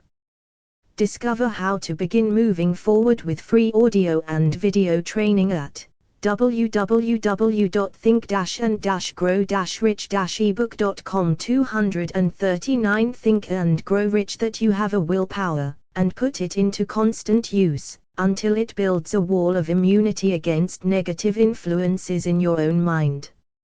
Recognize the fact that you, and every other human being, are, by nature, lazy, indifferent, and susceptible to all suggestions which harmonize with your weaknesses. Recognize that you are, by nature, susceptible to all the 6 basic fears, and set up habits for the purpose of counteracting all these fears. Recognize that negative influences often work on you through your subconscious mind, therefore they are difficult to detect, and keep your mind closed against all people who depress or discourage you in any way. Clean out your medicine chest, throw away all pill bottles, and stop pandering to colds, aches, pains and imaginary illness. Deliberately seek the company of people who influence you to think and act for yourself. Do not expect troubles, as they have a tendency not to disappoint. Without doubt, the most common weakness of all human beings is the habit of leaving their minds open to the negative influence of other people. This weakness is all the more damaging, because most people do not recognize that they are cursed by it, and many who acknowledge it, neglect or refuse to correct the evil until it becomes an uncontrollable part of their daily habits. To aid those who wish to see themselves as they really are, the following list of questions has been prepared. Read the questions and state your answers aloud, so you can hear your own voice. This will make it easier for you to be truthful with yourself. Self-analysis test questions. Do you complain often of feeling bad, and if so, what is the cause? Do you find fault with other people at the slightest provocation? Do you frequently make mistakes in your work, and if so, why? Are you sarcastic and offensive in your conversation? Do you deliberately avoid the association of anyone, and if so, why? Do you feel frustrated, stuck or overwhelmed by the concepts in this ebook? Discover how to begin moving forward with free audio and video training at www.think-and-grow-rich-ebook.com 240 Think and Grow Rich. Do you suffer frequently with indigestion? If so, what is the cause? Does life seem futile and the future hopeless to you? If so, why? Do you like your occupation? If not, why? Do you often feel self-pity, and if so, why? Are you envious of those who excel you? To which do you devote most time, thinking of success, or of failure? Are you gaining or losing self-confidence as you grow older? Do you learn something of value from all mistakes? Are you permitting some relative or acquaintance to worry you? If so, why? Are you sometimes in the clouds and at other times in the depths of despondency? Who has the most inspiring influence upon you? What is the cause? Do you tolerate negative or discouraging influences which you can avoid? Are you careless of your personal appearance? If so, when and why? Have you learned how to drown your troubles by being too busy to be annoyed by them? Would you call yourself a spineless weakling if you permitted others to do your thinking for you? Do you neglect internal bathing until auto-intoxication makes you ill-tempered and irritable? How many preventable disturbances annoy you, and why do you tolerate them? Do you resort to liquor, narcotics, or cigarettes to quiet your nerves? If so, why do you not try willpower instead? Does anyone nag you, and if so, for what reason? Do you have a definite major purpose, and if so, what is it, and what plan have you for achieving it? Do you suffer from any of the 6 basic fears? If so, which ones? Do you feel frustrated, stuck or overwhelmed by the concepts in this ebook? Discover how to begin moving forward with free audio and video training at www.think-and-grow-rich-ebook.com 241 Think and Grow Rich. Have you a method by which you can shield yourself against the negative influence of others? Do you make deliberate use of autosuggestion to make your mind positive? Which do you value most, your material possessions, or your privilege of controlling your own thoughts? Are you easily influenced by others, against your own judgment? Has today added anything of value to your stock of knowledge or state of mind? Do you face squarely the circumstances which make you unhappy, or sidestep the responsibility? Do you analyze all mistakes and failures and try to profit by them, or do you take the attitude that this is not your duty? Can you name 3 of your most damaging weaknesses? What are you doing to correct them? Do you encourage other people to bring their worries to you for sympathy? Do you choose, from your daily experiences, lessons or influences which aid in your personal advancement? Does your presence have a negative influence on other people as a rule? What habits of other people annoy you most? Do you form your own opinions or permit yourself to be influenced by other people? Have you learned how to create a mental state of mind with which you can shield yourself against all discouraging influences? Does your occupation inspire you with faith and hope? Are you conscious of possessing spiritual forces of sufficient power to enable you to keep your mind free from all forms of fear? Does your religion help you to keep your own mind positive? Do you feel it your duty to share other people's worries? If so, why? Do you feel frustrated, stuck or overwhelmed by the concepts in this ebook? Discover how to begin moving forward with free audio and video training at www.think-and-grow-rich-ebook.com 242 Think and Grow Rich. If you believe that birds of a feather flock together, what have you learned about yourself by studying the friends whom you attract? What connection, if any, do you see between the people with whom you associate most closely, and any unhappiness you may experience? Could it be possible that some person whom you consider to be a friend is, in reality, your worst enemy, because of his negative influence on your mind. By what rules do you judge who is helpful and who is damaging to you? Are your intimate associates mentally superior or inferior to you? How much time out of every 24 hours do you devote to ABCDE? Your occupation, sleep, play and relaxation, acquiring useful knowledge, plain waste. Who among your acquaintances, ABCD, encourages you most, cautions you most, discourages you most, helps you most in other ways? What is your greatest worry? Why do you tolerate it? When others offer you free, unsolicited advice, do you accept it without question, or analyze their motive? What, above all else, do you most desire? Do you intend to acquire it? Are you willing to subordinate all other desires for this one? How much time daily do you devote to acquiring it? Do you change your mind often? If so, why? Do you usually finish everything you begin? Do you feel frustrated, stuck or overwhelmed by the concepts in this ebook? Discover how to begin moving forward with free audio and video training at www.think-and-grow-rich-ebook.com. 243 Think and Grow Rich. Are you easily impressed by other people's business or professional titles, college degrees, or wealth? Are you easily influenced by what other people think or say of you? Do you cater to people because of their social or financial status? Whom do you believe to be the greatest person living? In what respect is this person superior to yourself?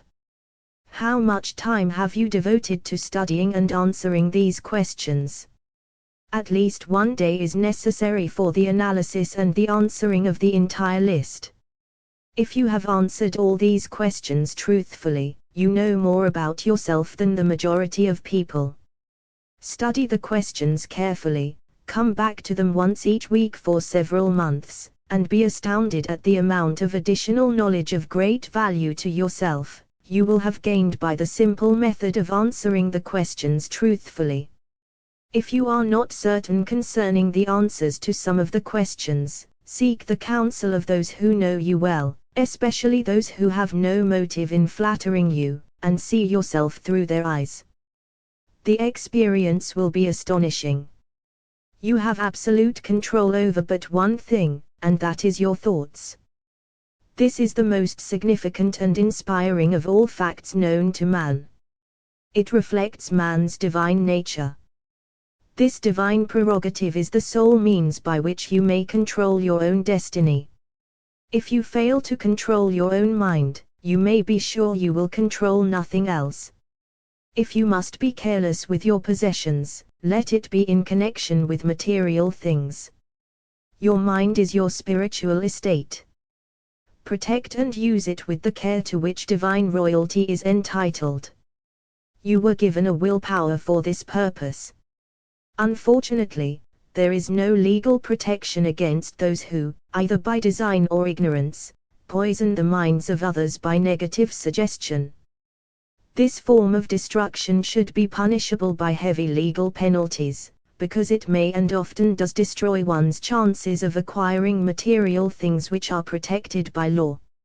Men with negative minds tried to convince Thomas Edison that he could not build a machine that would record and reproduce the human voice, because they said, no one else had ever produced such a machine.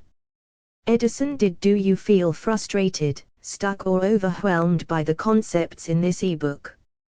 Discover how to begin moving forward with free audio and video training at www.think-and-grow-rich-ebook.com. 244 Think and Grow Rich. Not believe them. He knew that the mind could produce anything the mind could conceive and believe, and that knowledge was the thing that lifted the great Edison above the common herd. Men with negative minds told F.W. Woolworth he would go broke trying to run a store on 5 and 10-cent sales. He did not believe them. He knew that he could do anything, within reason, if he backed his plans with faith. Exercising his right to keep other men's negative suggestions out of his mind, he piled up a fortune of more than $100 million.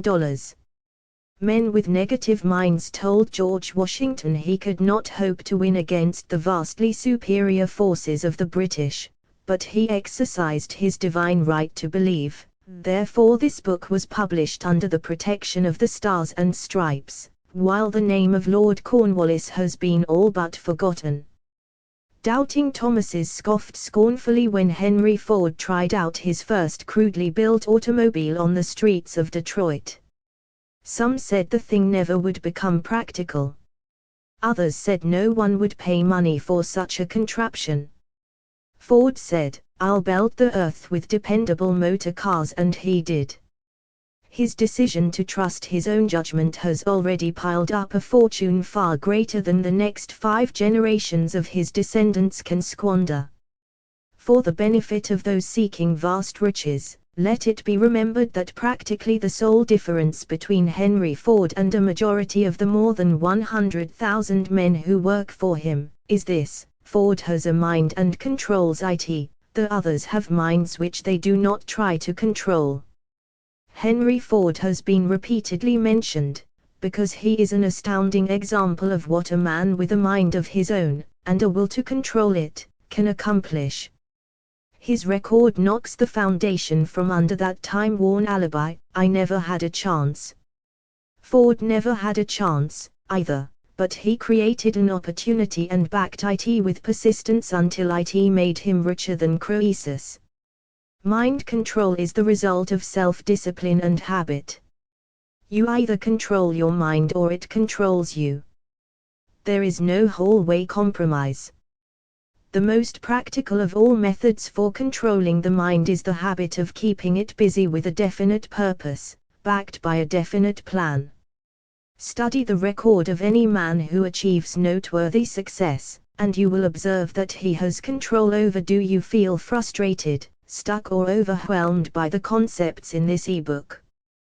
Discover how to begin moving forward with free audio and video training at www.think-and-grow-rich-ebook.com. 245 Think and Grow Rich. His own mind, moreover, that he exercises that control and directs it toward the attainment of definite objectives. Without this control, success is not possible. 57 Famous Alibis by Old Man. If people who do not succeed have one distinguishing trait in common, they know all the reasons for failure, and have what they believe to be airtight alibis to explain away their own lack of achievement. Some of these alibis are clever, and a few of them are justifiable by the facts. But alibis cannot be used for money. The world wants to know only one thing: have you achieved success? A character analyst compiled a list of the most commonly used alibis.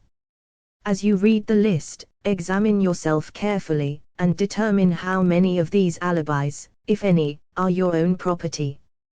Remember, too, the philosophy presented in this book makes every one of these alibis obsolete. If I didn't have a wife and family. If I had enough pool. If I had money. If I had a good education. If I could get a job. If I had good health. If I only had time. If times were better. If other people understood me.